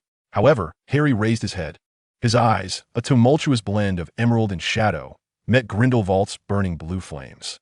His voice emerged, calm and clear, laced with an icy, undeniable detachment. To dominate Muggles? A barely perceptible smirk graced Harry's lips, suffused with cold mockery. Not interested. These three words, like icy boulders, crashed into Grindelwald's tumultuous declaration of darkness. The magical pressure in the stone chamber seemed to momentarily stagnate. Calypso's body subtly stiffened. In Grindelwald's blazing blue eyes, a flicker of genuine astonishment crossed for the first time, soon replaced by a deeper, abyss-like scrutiny. Harry disregarded the stifling pressure in Grindelwald's probing gaze. His voice continued, as if stating a chilling fact unrelated to himself. I merely wish to know. His gaze, akin to a tempered blade, pierced through the barriers of space, as if glimpsing the maddened figure lurking at the depths of Azkaban. How to forge Bellatrix Lestrange's soul into an eternal altar of suffering. Let every second of her existence become the most profound ritual of atonement for my parents. I seek knowledge. Harry gazed at Grindelwald, his eyes devoid of admiration or fear, filled solely with a pure, icy, almost insatiable thirst for knowledge. Knowledge that would allow him to realize this artistic vision. Nothing more. The stone chamber fell into a profound silence, where only the invisible currents of magic flowed and collided in silence. Grindelwald sat quietly upon the stone chair, his deep, blue-flamed eyes akin to the most intricate of instruments, scrutinizing the slender, pallid youth before him, who radiated a cold, resolute aura reminiscent of a tempered blade. After a long while, a peculiar, enlightened curve appeared once more at the corners of his weathered lips, this time deeper than before. His bony fingers gently tapped against the cold armrest of the chair. Yet, every pinnacle of artistry requires an appropriate stage and a sufficient audience. Those burning blue eyes once again fixed upon Harry, flickering with a conflagration of wisdom and madness. Perhaps the altar of suffering you desire could serve as a splendid opening ceremony when the new order is established. Chapter 81. The Transaction. Within the highest prison cell of Nurmengard, the air hung heavy as lead. Grindelwald's notion of a perfect opening ceremony, like a stone cast into a deep pool, stirred not ripples, but a frigid, calculating vortex. Harry stood unmoving, his form appearing even more gaunt beneath the tangible weight of Grindelwald's magical pressure. Yet he remained steadfast like a black crystal sword embedded in frozen earth. In the depths of his emerald and shadowy gaze, the swirling darkness lay dormant in the face of Grindelwald's grand design, growing colder and sharper rather than igniting. To dominate Muggles? The New Order? These epic terms, uttered by Grindelwald, echoed hollowly to Harry, akin to the anguished wails of lost souls in the Valley of Sighs. Far less meaningful than a genuine cry of despair from Bellatrix Lestrange's tormented soul. Public execution? Harry's voice shattered the silence, devoid of any inflection, as if discussing a mundane task. Yes, the words were crisp and decisive, without a hint of hesitation. It was as if the public execution of Bellatrix Lestrange, one of Voldemort's most vicious Death Eaters, who instilled profound terror in countless wizards, was but a trivial matter to be presented upon the altar of the New World. Calypso's pupils contracted imperceptibly. In Grindelwald's blazing blue gaze, the hint of amusement deepened slightly. Yet, Harry did not finish his statement. He lifted his chin slightly, an action imbued with an insight that belied his years, almost cruel in its precision. His gaze, like a probe tempered in ice, struck with unerring accuracy at the former Dark Lord seated in the stone chair. But the reward you seek, Harry's lips slowly curled into a cold, sardonic arc, must surely be more than this. The pressure of magic within the chamber seemed to thicken momentarily. From a summer in Godric's Hollow, Harry's voice emerged like a chilling whisper, yet imbued with the power to pierce the soul to the shattering of the blood pact. From the rupture of ideologies, he stepped forward, shadows extending beneath him, to that globally acclaimed duel. The playful curve on Grindelwald's face vanished. His weathered visage bore no expression, yet within the depths of his blue, flame-like eyes, it seemed as though the ashes of a dormant volcano, long silent for decades, had been abruptly stirred, revealing a seething, molten core beneath. This was a primal response touched by the most profound and forbidden memories.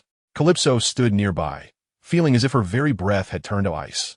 For the first time, she witnessed such a vivid and nearly uncontrollable emotional tempest in Grindelwald's gaze, even if only for a fleeting moment. Harry disregarded the sudden, oppressive magical force that threatened to crush his bones. He faced Grindelwald's piercing blue eyes, seemingly igniting his very soul, and articulated his final inquiry with clarity. "What do you want, Gellert Grindelwald?"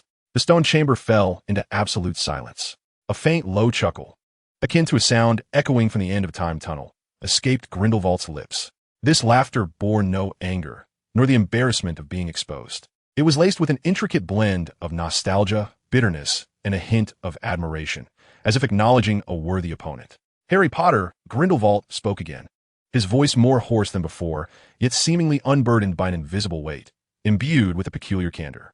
"You are far more intriguing than I had imagined, and far more perilous." He slowly raised his emaciated hand, pointing at Harry, devoid of any magical energy, yet seemingly containing immense power. His gaze pierced through Harry, as if gazing into a distant valley, filled with summer sunlight and the fragrance of grass. The name Albus emerged from Grindelwald's mouth, carrying an ineffable gravity and weariness. He always believed he understood love, understood sacrifice, understood the notion of a greater good. Grindelwald's lips curled into a smirk once more, this time unmasked, exuding cold derision, but he does not comprehend loss. His voice suddenly crescendoed, imbued with a sorrow and resentment that had been accumulating for half a century, capable of tearing the soul asunder. The magical pressure within the chamber surged, roaring. The ethereal blue fireballs danced wildly. Calypso's complexion turned ashen, nearly causing her to falter. "He has imprisoned me here." Grindelwald abruptly rose, his gaunt figure towering amidst the tumultuous magic, exuding untamed ferocity.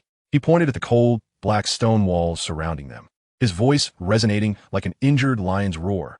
"With my failure, with the remnants of my life, as the monument to his victory, as the testament to the correctness of his path." But he is mistaken.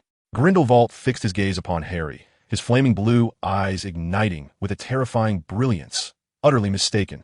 Does he believe he has triumphed? No, he has merely confined himself within a far larger cage, named responsibility and expectation. Behold the current state of the magical world. Grindelwald's voice dripped with unabashed disdain, torn asunder by that fool Voldemort, who knows only how to instill fear, controlled by a cadre of ineffectual bureaucrats within the ministry, inherited by those young wizards sheltered in their greenhouses, spoiled by Dumbledore's love and peace. Decayed, weak, hopeless, and I. Grindelwald spread his arms wide, as if to embrace the entirety of the stone chamber, to envelop the intangible despair that had shackled him for decades. I, Gellert Grindelwald, my thoughts, my blueprint, forgotten, distorted, buried in this frigid tomb. He abruptly lowered his arms and pointed at Harry, his fingertips trembling with fervor. "The reward I seek, Harry Potter." Grindelwald's voice deepened, yet it resonated with an unyielding finality. "Is proof of the path I have traversed, that I existed, that I burned, not in vain, to demonstrate that Albus Dumbledore was mistaken. His chosen path of love and sacrifice ultimately leads only to deeper decay and greater catastrophe. To prove that within Grindelwald's eyes burned an almost frenzied light, only power, only the will to shatter all shackles, can usher in a true new order. And you." His gaze, tangible in its intensity, ensnared Harry. Harry Potter Black, a being who ought to epitomize Dumbledore's triumph of love, one of the prophesied saviors. Yet you chose to embrace darkness, to use the utmost agony to console those who perished from love and sacrifice. You chose to tread the path I once illuminated. Grindelwald's voice quivered with an unusual cadence due to his excitement. "When you stand upon the altar of the new world, wielding the knowledge I bestowed upon you, forging Bellatrix Lestrange's soul into an eternal altar of suffering, when the entire magical realm trembles beneath your power, either bowing or awakening, in that moment, it shall be the finest testament to my existence, the most perfect mockery and conclusion of Albus Dumbledore's lifelong convictions." Within the stone chamber, only the heavy, agitated breaths of Grindelwald remained, accompanied by a low hum reminiscent of thunder following a storm. Calypso's eyes sparkled with fervent light. This was precisely what she had anticipated. The thoughts of His Excellency Grindelwald, that grand blueprint transcending time, would find its most exquisite continuation and validation upon this savior, marked by Dumbledore's own hand. Harry listened in silence. The overwhelming hatred in Grindelwald's words, the pent-up resentment from half a century of confinement, the intricate emotions toward Dumbledore, and the ultimate yearning to validate his own path surged within him like a tempest. He understood. What Grindelwald sought was not power, nor freedom, though perhaps that was a mere byproduct. He desired a living, walking, subversive proof, an ultimate contradiction born from Dumbledore's own nurturing, yet ultimately veering toward Grindelwald's path. To use the very existence of Harry Potter to affirm that Gellert Grindelwald's ideology was not flawed. To demonstrate that Dumbledore was wrong. This reward was heavy, mad, yet imbued with an ironic, fateful allure. Knowledge. Harry's voice once again pierced the silence that followed the tumult, ignoring Grindelwald's fervent emotions and grand visions. His emerald and shadowed gaze remained solely focused, pure and cold, unwaveringly resolute in pursuit of his objective. Grant me the knowledge to reshape the soul and forge a vessel of eternal suffering. Harry gazed at Grindelwald, his tone as serene as if articulating the terms of a transaction. He paused slightly, his gaze traversing the frigid confines of the cell, lingering on Grindelwald's faded prison garb. At the opportune moment, I shall stand in the right place and perform the deed you require for proof. There are no promises to establish a new order, nor any vows to dominate Muggles. He merely pledged to become the most lethal and subversive piece on the chessboard when Grindelwald needed to demonstrate something to Dumbledore. It was a deal. Grindelwald's voice regained its former deep, magnetic quality, tinged with a barely perceptible satisfaction. His gaunt fingers glided gently over the armrest of the stone chair.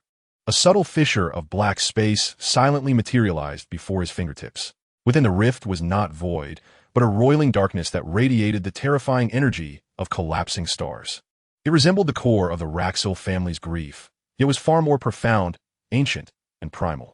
Grindelwald's fingers probed into the fissure, laboriously extracting something as if resisting the repulsive force of the entire space. It was neither a scroll nor a crystal, it was a ring. The ring was crafted from an indescribable material, akin to solidified darkness of the night sky, its band adorned with a gem that perpetually shifted in form, containing within it the birth and demise of starry realms. Surrounding the gem were countless minuscule runes of suffering, flickering ominously, exuding a chilling aura that froze the very essence of the soul. Merely gazing at the ring sent Harry's spirit spiraling towards the shifting black gem. The dark power within him writhed furiously, resonating. A sharp warning emanated from the emerald light. Take it. Grindelwald's voice bore a trace of imperceptible fatigue as he cast the ominous ring towards Harry, the core of the Raxil family's grief, mere child's play in comparison. This contained the primal imprint of the soul prism and the blueprint for the construction of the eternal corridor of suffering. Instinctively, Harry caught the ring. The icy touch surged through his arm, spreading throughout his body, as if millions of icy needles whispering of anguish pierced his soul. He let out a muffled groan, his body swaying violently, the emerald light flashing furiously in his eyes, resisting. It will guide you, Grindelwald intoned, as if from a distant realm. It will also consume you if you lack strength and focus on your objective. His gaze fell upon Harry once more, imbued with a profound insight into fate. Remember your promise, Harry Potterblack. Remain vigilant amidst the whispers of the abyss. The soul of Bellatrix is mine. Harry's voice, laced with the pain of the soul, emerged hoarsely yet resolutely. With that declaration, he turned away from Grindelwald and Calypso, step by step making his way toward the spiraling staircase leading into darkness. His footsteps remained steady, yet his upright posture betrayed a desperate resolve under the oppressive terror emanating from the ring and the soul-rending agony it inflicted. Calypso gazed at Harry's silhouette as he vanished into the shadows of the staircase, then turned her attention to Grindelwald, who sat on the stone chair with his eyes closed, seemingly aged by a decade in an instant. A flicker of light shimmered in his gray-blue eyes. The deal was struck. Calypso held her breath, her gray-blue gaze fixed on Harry. The grand ambitions of Lord Grindelwald, that revolutionary blueprint, the overwhelming resentment imprisoned for half a century, and the ultimate challenge to Dumbledore, such a torrent of indomitable what could wash away the reason of any mediocrity. She awaited Harry to be swept away by this current, anticipating that darkened soul to erupt with fervor for a new order, much like her grandfather had in his time. However, the expression on Harry's face caused Calypso's heart to plummet. There was no shock, no intoxication, not even a hint of agreement with that magnificent vision. Within those eyes, where emerald and darkness intertwined, the churning shadows remained unkind led by Grindelwald's words. Instead, they settled into an even colder, sharper essence, akin to the blade honed through repeated tempering. Reflecting only his own aspirations, he slowly raised his hand, the icy fingertips unconsciously brushing against the soul prism ring that seemed to sear his very essence. The agony radiating from the ring, akin to a million icy needles piercing his soul, did not deter him. Rather, it acted as a potent elixir, refining his will into something purer, more insatiable. Prove your ideals? Harry's voice shattered the silence, resonating with an unusual penetrative quality that instantly subdued the intangible hum of magic within the stone chamber. He tilted his head slightly, his movement imbued with a nearly innocent cruelty, as he stared directly at the former Dark Lord seated in the stone chair. Very well. He stepped forward, the heavy soles of his dragonhide boots striking the cold black stone floor with a subtle sound that reverberated like a war drum against Calypso's taut nerves. Then, as an investment in your proof, Harry's voice was clear, steady, devoid of any tumult, as if articulating an indisputable clause of a transaction. Each word coldly striking the stone floor of the chamber. Give me all that you possess in knowledge. Calypso's pupils suddenly constricted to pinpoints. A frigid jolt surged through her spine. She could scarcely believe her ears. All that he possessed, Lord Grindelwald, Gellert Grindelwald, imprisoned in Nurmengard for decades. His wisdom was as unfathomable as the abyss. The forbidden knowledge he harbored concerning the essence of magic, the architecture of the soul, and the laws of the universe was an invaluable treasure that any dark wizard would covet with madness. And Harry Potter Black, a mere 15-year-old boy, dared to demand it all so casually and presumptuously? This was no longer mere greed. It was madness. It was blasphemy. It was the most utter contempt for Lord Grindelwald's supreme wisdom. Calypso, her voice distorted by extreme astonishment and anger, almost erupted in reproach, but a more formidable pressure constricted it in her throat. A soft, breathy laugh suddenly echoed within the stone chamber. The laughter emanated from the stone chair. Grindelwald leaned back slightly, his weathered face, once marked by depth and tranquility, now fractured like ice, as the corners of his mouth curled upward, revealing a row of still pristine white teeth. This was not a polite smile. It was a genuine expression of amusement, a delight born from witnessing an unexpected, absurd yet splendid performance. Investment? Huh. Grindelwald's laughter eventually subsided, yet the significant, playful arc at the corners of his mouth remained, his blue eyes glimmering like burning stars, radiating an insight that pierced through all. What a necessary investment. Harry Potter Black, I concede, you have once again surpassed my expectations. Greed is a virtue. Grindelwald's voice regained its previous magnetism, now laced with unabashed admiration, especially on the quest for power. Hesitation and meticulousness will only squander a lifetime at the threshold. A true climber must possess the audacity to swallow the world whole. They must dare to demand treasures from the abyss itself. His gaunt fingers tapped gently on the cold stone armrest, producing a soft, rhythmic sound. Knowledge, of course, can be bestowed upon you. Grindelwald's voice carried a tone of a master's generosity, yet bore a deeper probing. However, knowledge is not an innocuous spring. It is fire, it is thunder, it is a double-edged sword. It may illuminate the path ahead, or it may consume you entirely, especially the knowledge I possess. He leaned forward slightly, the flames in his blue eyes seemingly poised to scorch Harry's very soul. Some of it resides on paper. Some is etched upon bones.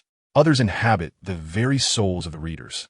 Are you certain that your soul's crucible, already brimming with darkness, hatred, and a flicker of green flame, can accommodate more fuel? Will it not burst? Will it not be tainted? This is both a warning and a test. Harry's fingers continued to caress the cold, biting ring, as if it were gnawing at his soul. The emerald light flickered intensely deep within his eyes, resisting the dual onslaught of the ring and Grindelwald's words. The agony of his soul being torn asunder never ceased, resonating like a relentless background noise.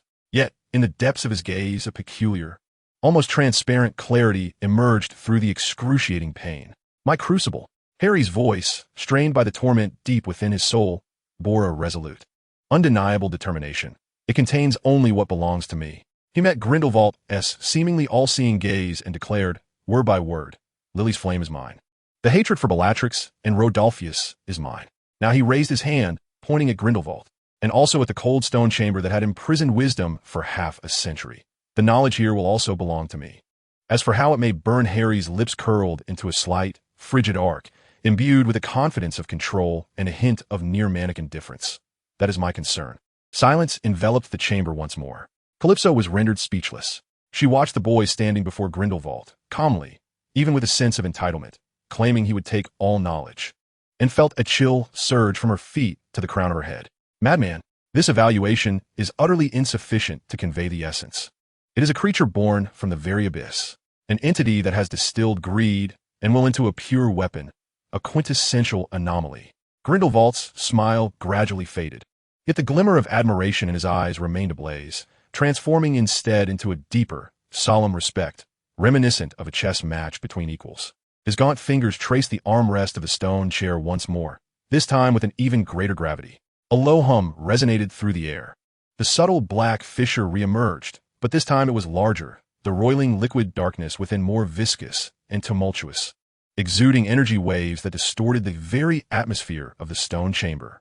Grindelwald's breath seemed to grow heavier with this action.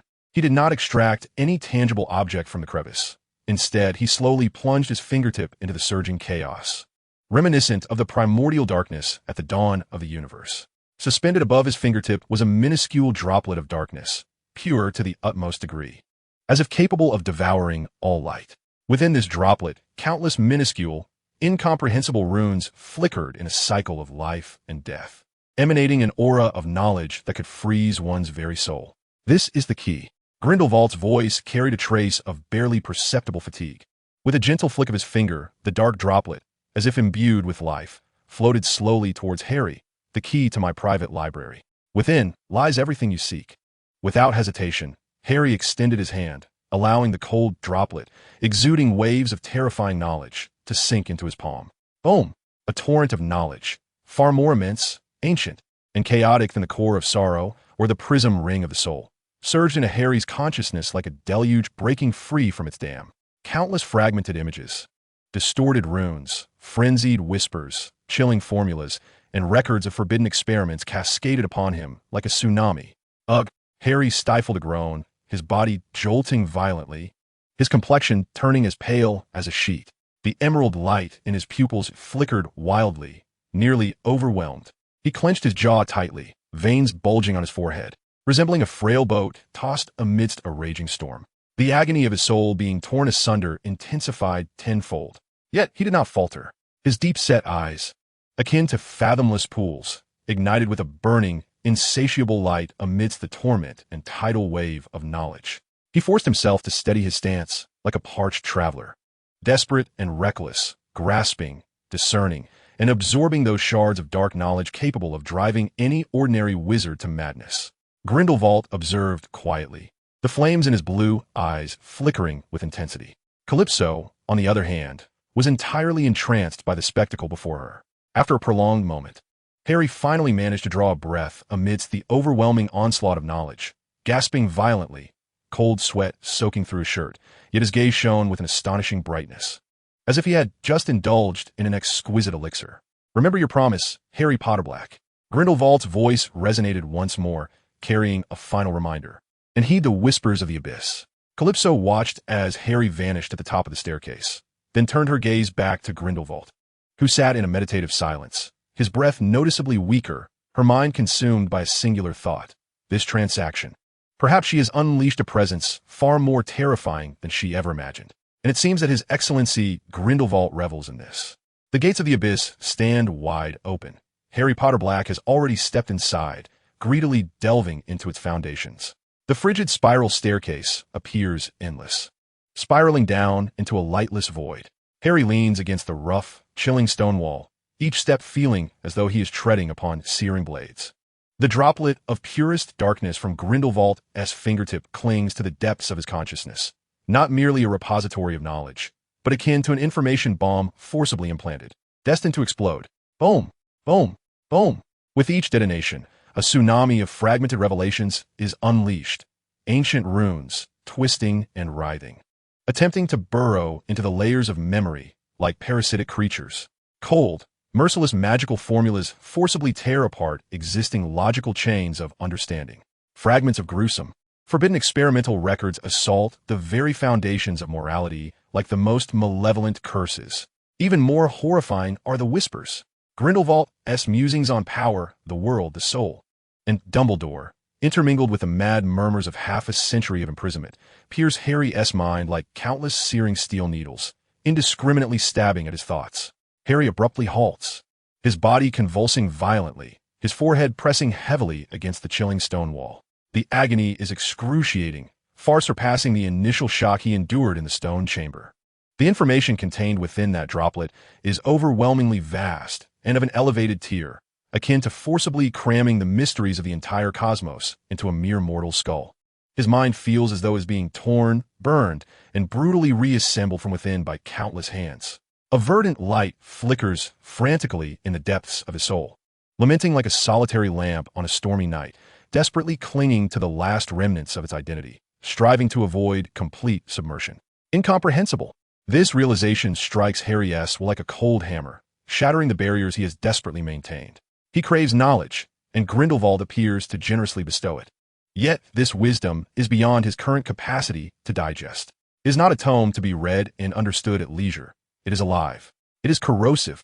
It is a venom bearing Grindelwald's indelible personal imprint. To absorb it forcibly would only lead to his assimilation, his consumption, ultimately reducing him to yet another pitiful vessel of Grindelwald's ideology, or directly rupturing his soul, leaving him as an empty shell. Cold sweat, mingled with fine streaks of blood, the result of capillaries in his nasal passages bursting under immense mental strain, trickles down Harry's pale cheeks, leaving dark crimson traces on the frigid stone wall. The soul prism ring continues to sear his fingers, while the fragment of Voldemort's locket, a Horcrux, stirs within his soul, seemingly drawn to this violent torrent of dark knowledge. At that moment, a chilling, frenzied thought, imbued with a sense of desperation, coils around Harry's agonized consciousness like a poisonous vine birthed from the shadows. A filter. He needs a barrier, a sieve, a filter capable of sifting through Grindelwald's tempestuous torrent of knowledge, extracting the most lethal mental pollution and indelible marks of will, leaving only a relatively pure, utilizable residue of knowledge. The fragment of Voldemort's soul. This notion struck like lightning cleaving through chaos. Harry's consciousness instantaneously focused upon the depths of his soul, where a viscous pool of black blood lay, beneath which rested the fragment of Voldemort's Horcrux, ensconced within Salazar Slytherin's locket. It resembled a stubborn rock, exuding an ominous aura, firmly embedded in place, entwined with Harry's very essence, both merging and contending. Voldemort, another Dark Lord, his soul fragment bore an immense, malevolent, and chaotic reservoir of dark knowledge and will. Its caliber might well rival the ferocity of Grindelwald's intellect. Could it be harnessed?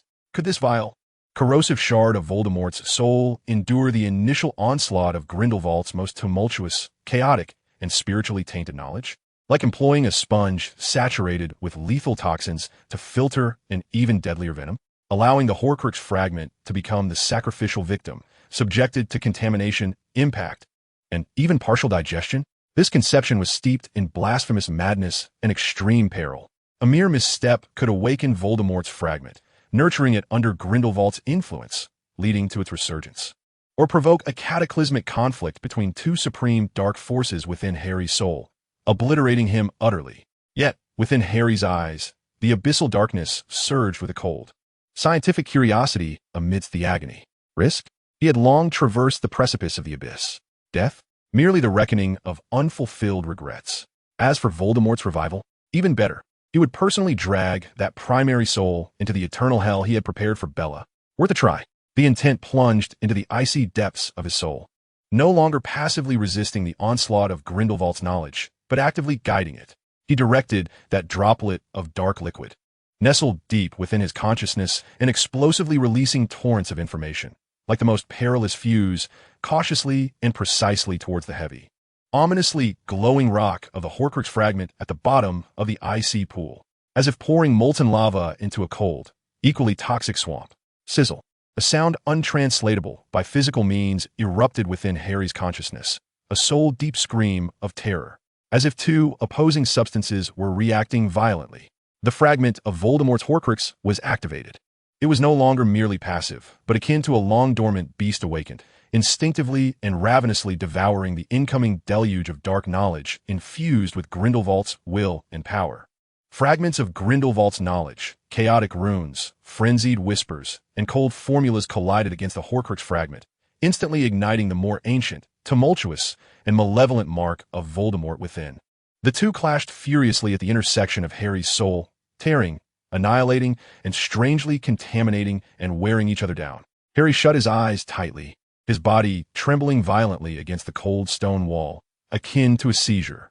From the 7 orifices, a thicker stream of fresh blood gradually oozed forth, through the eyes, ears, mouth, and nose. His complexion instantaneously transformed from pallid to an eerie, nearly translucent shade of ashen gray. His soul seemed ensnared between two rapidly rotating, colliding dark millstones.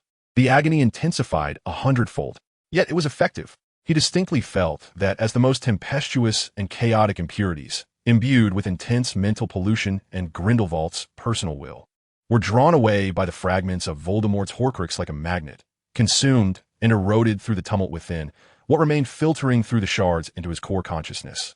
Though still vast and obscure, and its impact still terrifying, was considerably purer. At the very least, the deadly murmurs and the forcibly instilled marks of will had been significantly diminished. What remained were cold, formulaic structures, the energy trajectories of twisted runes, and the procedural steps of forbidden experiments. These were more akin to tools than thoughts, fragments of knowledge, although comprehension remained exceedingly arduous. Akin to asking an elementary student to decipher advanced mathematics, it no longer served as a poison directly obliterating his will. The cost was immense. The fragments of Voldemort's Horcrux, subjected to the mutual grinding of two supreme dark forces, resembled a red-hot iron block being repeatedly hammered, becoming increasingly unstable. While the malevolence and chaos emanating from within grew more refined and vibrant, as if tempered, it resembled a dark bomb, buried deeper, poised to detonate at any moment. Meanwhile, Harry's own soul, serving as both battlefield and filter, endured relentless, tearing agony, the emerald light suppressed to its limits, akin to a flickering candle in the wind. Within the stone chamber, as Harry's figure vanished into the darkness of the spiral staircase, the heavy stone door slowly closed, sealing the eternal solitude and chill of Nurmengard back within. Calypso's taut body relaxed slightly, yet the terror and coldness in her gray-blue eyes lingered. She gazed at Grindelwald, who sat on the stone chair, eyes closed in meditation, his breath noticeably weak yet imbued with a strange sense of satisfaction. "My lord," Calypso's voice bore a barely perceptible tremor. "He cannot possibly endure it. That drop of primordial ink, even my grandfather dared to accept only a fraction, lest he lose his sanity and be utterly tainted." Grindelwald slowly opened his eyes. In those, orbs ablaze with blue flames. The amusement and admiration sparked by Harry's avaricious declaration had not dissipated. Rather, it had settled into a deeper, more profound focus, as if he were observing a remarkable experiment. His gaunt fingers gently tapped on the armrest of the stone chair. "Madness? Pollution?" Grindelwald's voice emerged low and hoarse, imbued with the calmness of insight. "Perhaps. That is the fate of the mediocre." He slightly shook his head, the peculiar curve of his lips re-emerging, his gaze seemingly penetrating the thick stone walls. Perceiving the youth on the staircase enduring the torment of a soul being torn asunder.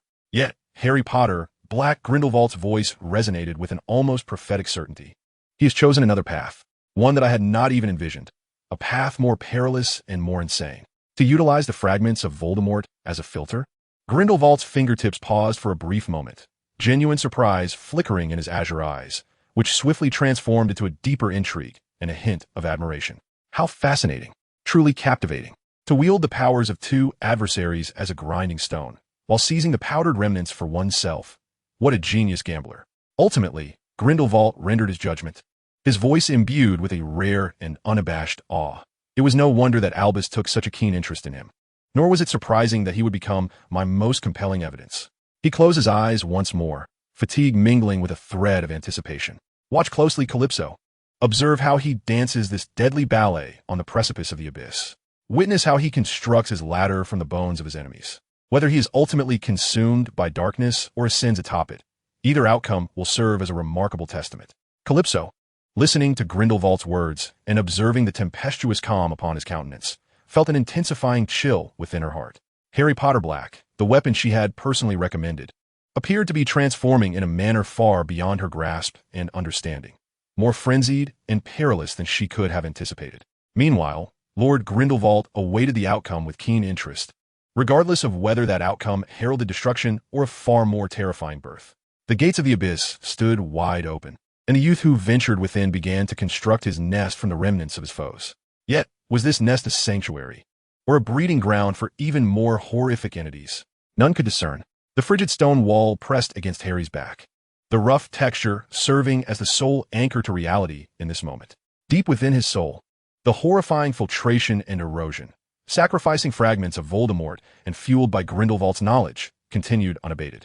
Each collision of fragment and knowledge obliterated like a hammer, striking at the core of his consciousness, inflicting a tearing agony. The warm blood seeping from his nostrils and the corners of his mouth thickened, swiftly cooling in the frigid air to leave dark brown stains. The blood vessels at the corners of his eyes seemed to burst, casting a faint, persistent crimson haze at the periphery of his vision. Yet he endured, relying on the peace of Voldemort that had been repeatedly tempered, becoming more refined and active, yet temporarily serving as a buffer. Harry clung to the vibrant green light that grasped the core of his soul like the most resilient of roots. With a near self-destructive willpower, he forcefully seized the relatively pure fragments of knowledge that passed through the filtering shards. These cold, arcane fragments, akin to an incomprehensible script, were etched into his quivering consciousness with the desperate focus of a fugitive, not for the sake of grasping the grand ideas behind them, but merely to acquire the most direct tools necessary for forging Bellatrix Lestrange's eternal torment. Time seemed to stretch. Perhaps only a few minutes had passed, yet it felt as protracted as a century. The initial surge of ink, unleashed with wild ferocity, began to show signs of subsiding, although the obliteration and mutual contamination of fragments persisted, and the whispers and agony had not vanished. It was no longer the cataclysmic tsunami capable of obliterating the will of an ordinary wizard in an instant. Harry gained a fleeting opportunity to catch his breath. He slowly and laboriously raised his hand, the cuff of his dragonhide glove stained with blood and cold sweat, casually brushing away the half-dried blood on his face. His actions bore no excess emotion, as if he were merely sweeping away a speck of dust. Then, he inhaled deeply, the frigid air slicing through his painfully scorched throat, forcing his slightly hunched back, weakened by agony, to straighten. Calypso remained rigidly in place, her slate-blue eyes fixated on the darkness at the foot of the stairs, as if anticipating the emergence of a monster or the fall of a corpse. Grindelwald closed his eyes in repose, his gaunt visage devoid of expression, only his fingertips tapping slowly and subtly on the armrest of the stone chair, as if calculating something. The sound of footsteps.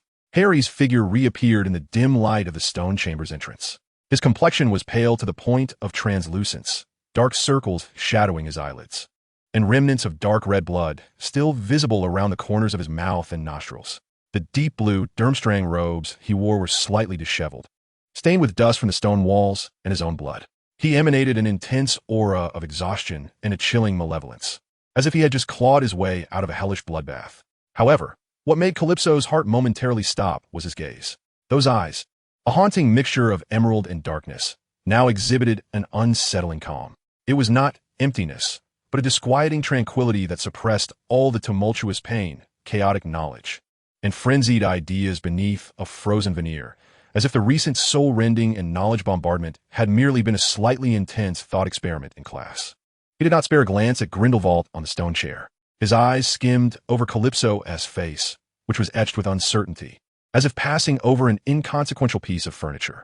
Then, a clear, calm voice, almost casual, shattered the chamber's oppressive silence. "Let us go." Harry's voice was somewhat hoarse, yet remarkably steady. Calypso's breath caught sharply in her throat. She nearly thought she was hallucinating. Back to class. This was the same individual who had just unleashed the powers of two Dark Lords deep within his soul, bleeding from every orifice, as if returned from hell itself. And he was suggesting what? Returning to class. Absurd. Utterly absurd. Like hearing soldiers on a battlefield of corpses and blood discussing the dinner menu. A wave of profound absurdity, mingled with cold disdain, suddenly seized Calypso. She beheld Harry's terrifyingly calm face, the unfathomable depths of ice within his gaze. And for the first time, she clearly realized that she might be utterly incapable of comprehending this being. His madness, his indifference, his trampling of personal limits and external rules had transcended the entirety of her understanding. A faint sound of laughter, almost a breath, broke through Calypso's astonishment. From a stone chair, Grindelwald had, unbeknownst to her, opened his eyes. Those orbs, ablaze with blue flames, now shimmered with unmasked delight and appreciation. He regarded Harry as one would admire a piece of art that far exceeded expectations, perfectly aligned with his desires. His words carried the indulgence of an elder. Yet beneath that leniency lay a profound inquiry and expectation. Calypso inhaled deeply the cold air, tinged with sulfur and the dust of ancient magic, forcing herself to suppress the tumultuous waves of emotion within. With deep reverence, she bowed towards Grindelwald, then hastily followed the figure that strode towards the stone door. As if forged from the very furnace of hell, the heavy stone door slowly closed behind them, sealing the eternal solitude of Nurmengard back into darkness. Outside, the howling cold wind from Durmstrang and the low-hanging leaden clouds loomed. Harry did not pause, nor did he cast a glance at the solitary tower that imprisoned the first Dark Lord. He raised his hand, casually wiping the blood crust from his face, his gaze steady upon the direction of the castle. Calypso silently trailed a step behind, observing Harry's somewhat frail silhouette against the biting wind, yet imbued with a steely resolve. In the depths of his gray-blue eyes, the last flicker of a desire for control extinguished, leaving only a cold, almost trembling sense of following. The apprentice of the abyss had returned to the mundane classroom, bearing the forbidden spark. And from this moment forth, the classroom itself was destined to become an extension of the abyss. Chapter 82. The Lesson and the Godfather. The biting wind, sharp as a blade, lashed against their faces, carrying with it the scent of snow and sulfur. The leaden clouds hung low, almost within reach, engulfing Nurmengard's lofty black tower in the swirling storm. The path to Durmstrang wound across the desolate frozen expanse, resembling a cold gray serpent. She could no longer endure the oppressive silence that enveloped them. Amidst the howling wind and snow, Calypso's clear voice emerged, tinged with a barely perceptible sharpness, like an icicle piercing the still air. Her gaze swept over the ominous soul prism ring on Harry's finger, as if penetrating his skull to glimpse the primal ink lurking deep within his consciousness. The knowledge of Lord Grindelwald, that is the key to the essence of power, the might that can shatter all shackles in this world. Calypso's voice rose slightly with excitement, becoming somewhat piercing amidst the storm. You could begin immediately. Start your studies now. Digest at once. Forge your altar of suffering.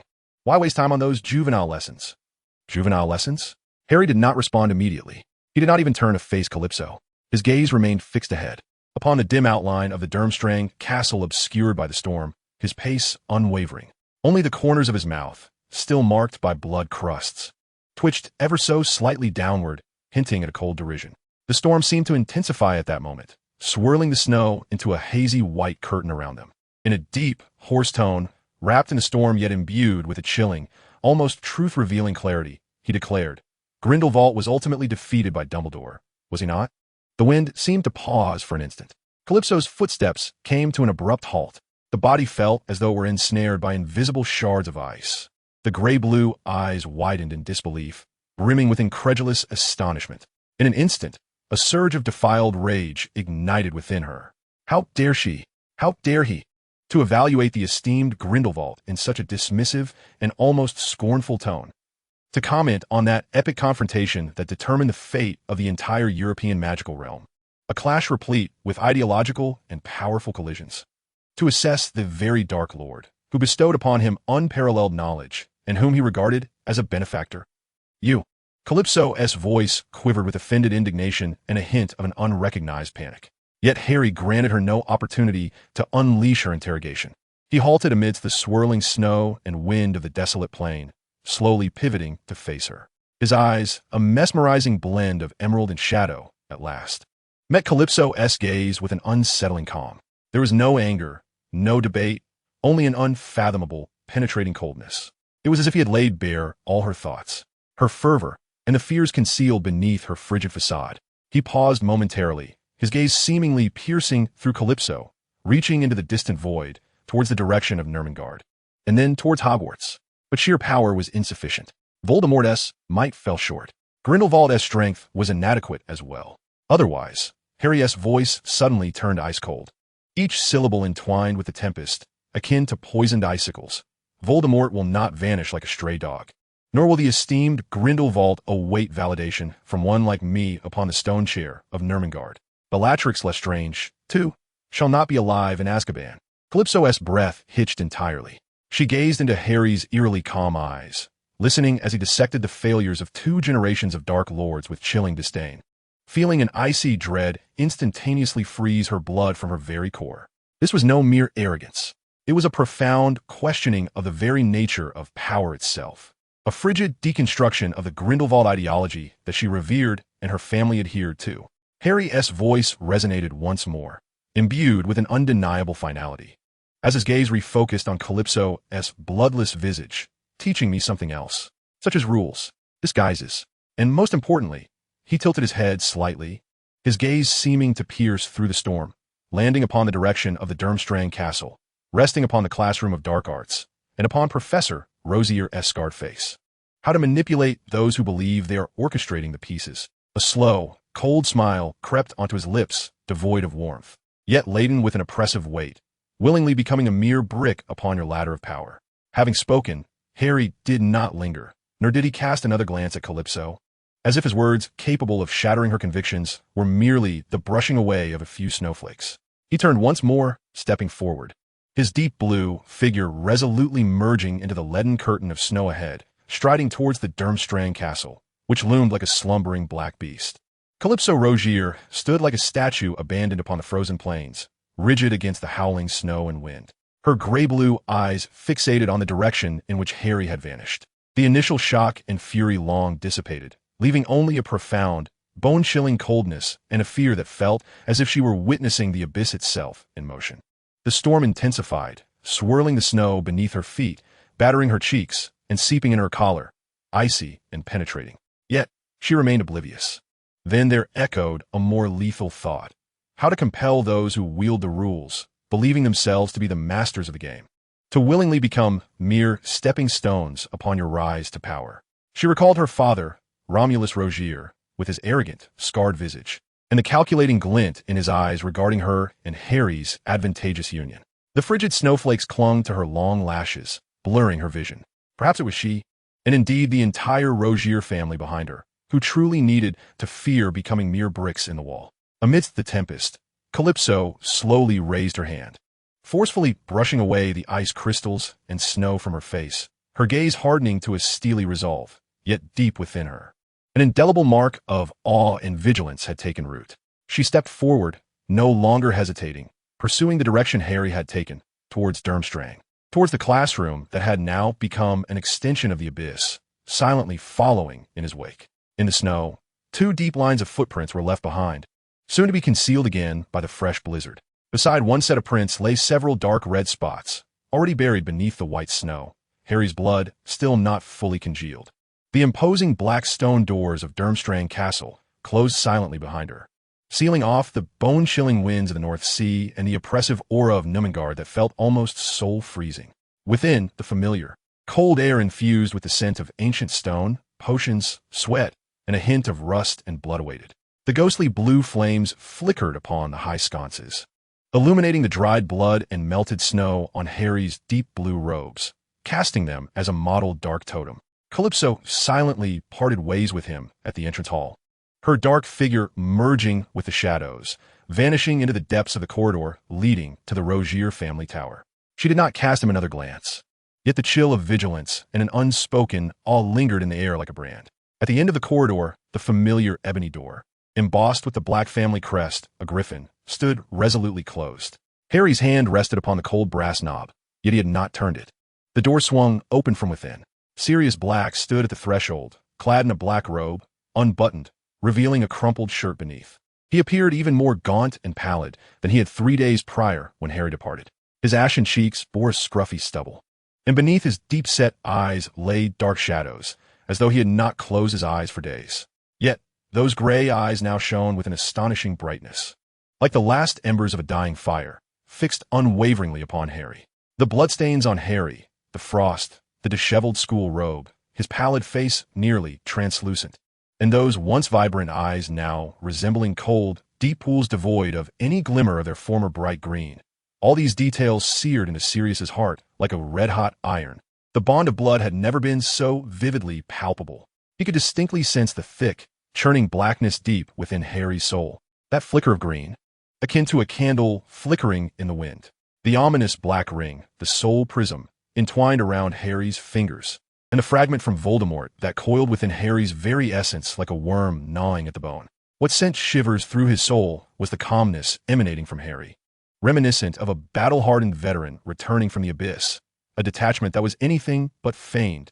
It was a haunting normalcy, one that had thoroughly internalized madness, suffering, and darkness. The air was as stagnant as if it had frozen solid.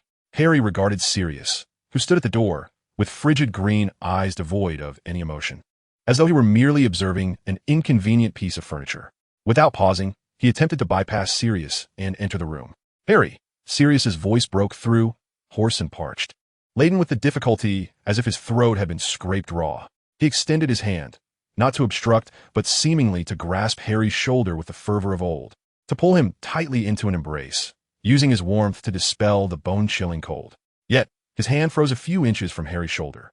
A few seconds of silence stretched on, feeling as interminable as a century. At last, Sirius drew a deep breath, as if expending every ounce of his strength.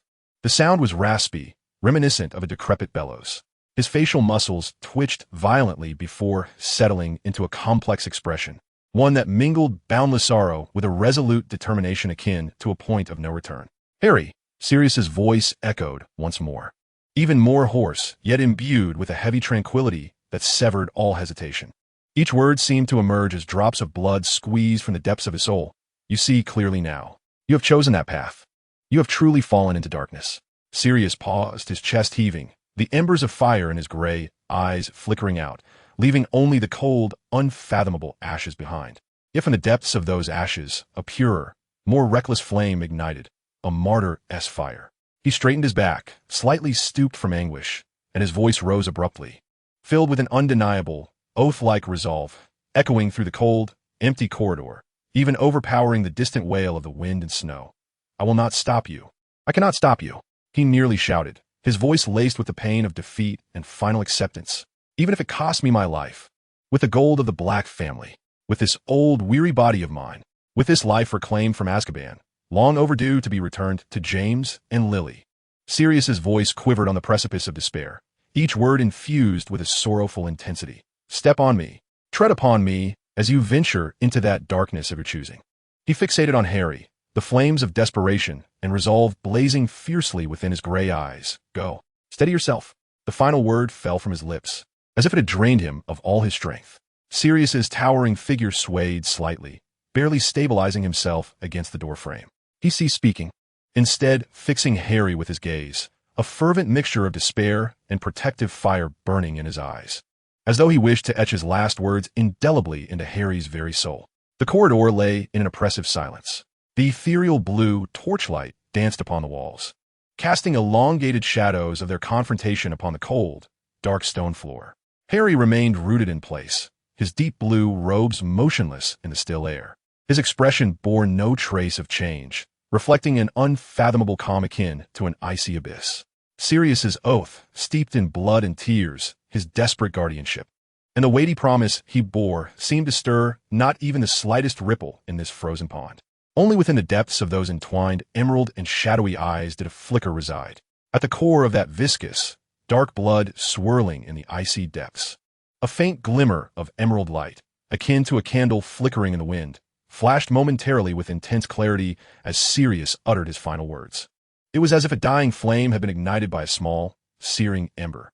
Yet, it was soon consumed by an overwhelming tide of darkness that pressed it down mercilessly. Harry slowly lifted his lashes, his gaze gliding calmly over Sirius's face, etched with despair and determination, as if passing over a cold stone. The deep blue figure shifted slightly, like a silent ghost, brushing past Sirius's rigid form at the door frame and silently gliding into the deeper shadows of the room. The heavy ebony door, behind Sirius, closed soundlessly and slowly, severing Sirius Black from his burdensome oath and awakening, isolating him entirely from the chilling blue light and the howling winds of the outside world. Within lay an expanse of infinite darkness and silence. Outside, Sirius's silhouette gradually slid down the cold door, his suppressed sobs rising from the depths of his throat. desperate and voiceless like a dying beast. The reefs of bloodlines had already surfaced. And that sacrifice made in the name of protection, was it a life raft of redemption or the final shackle dragging them both into the abyss?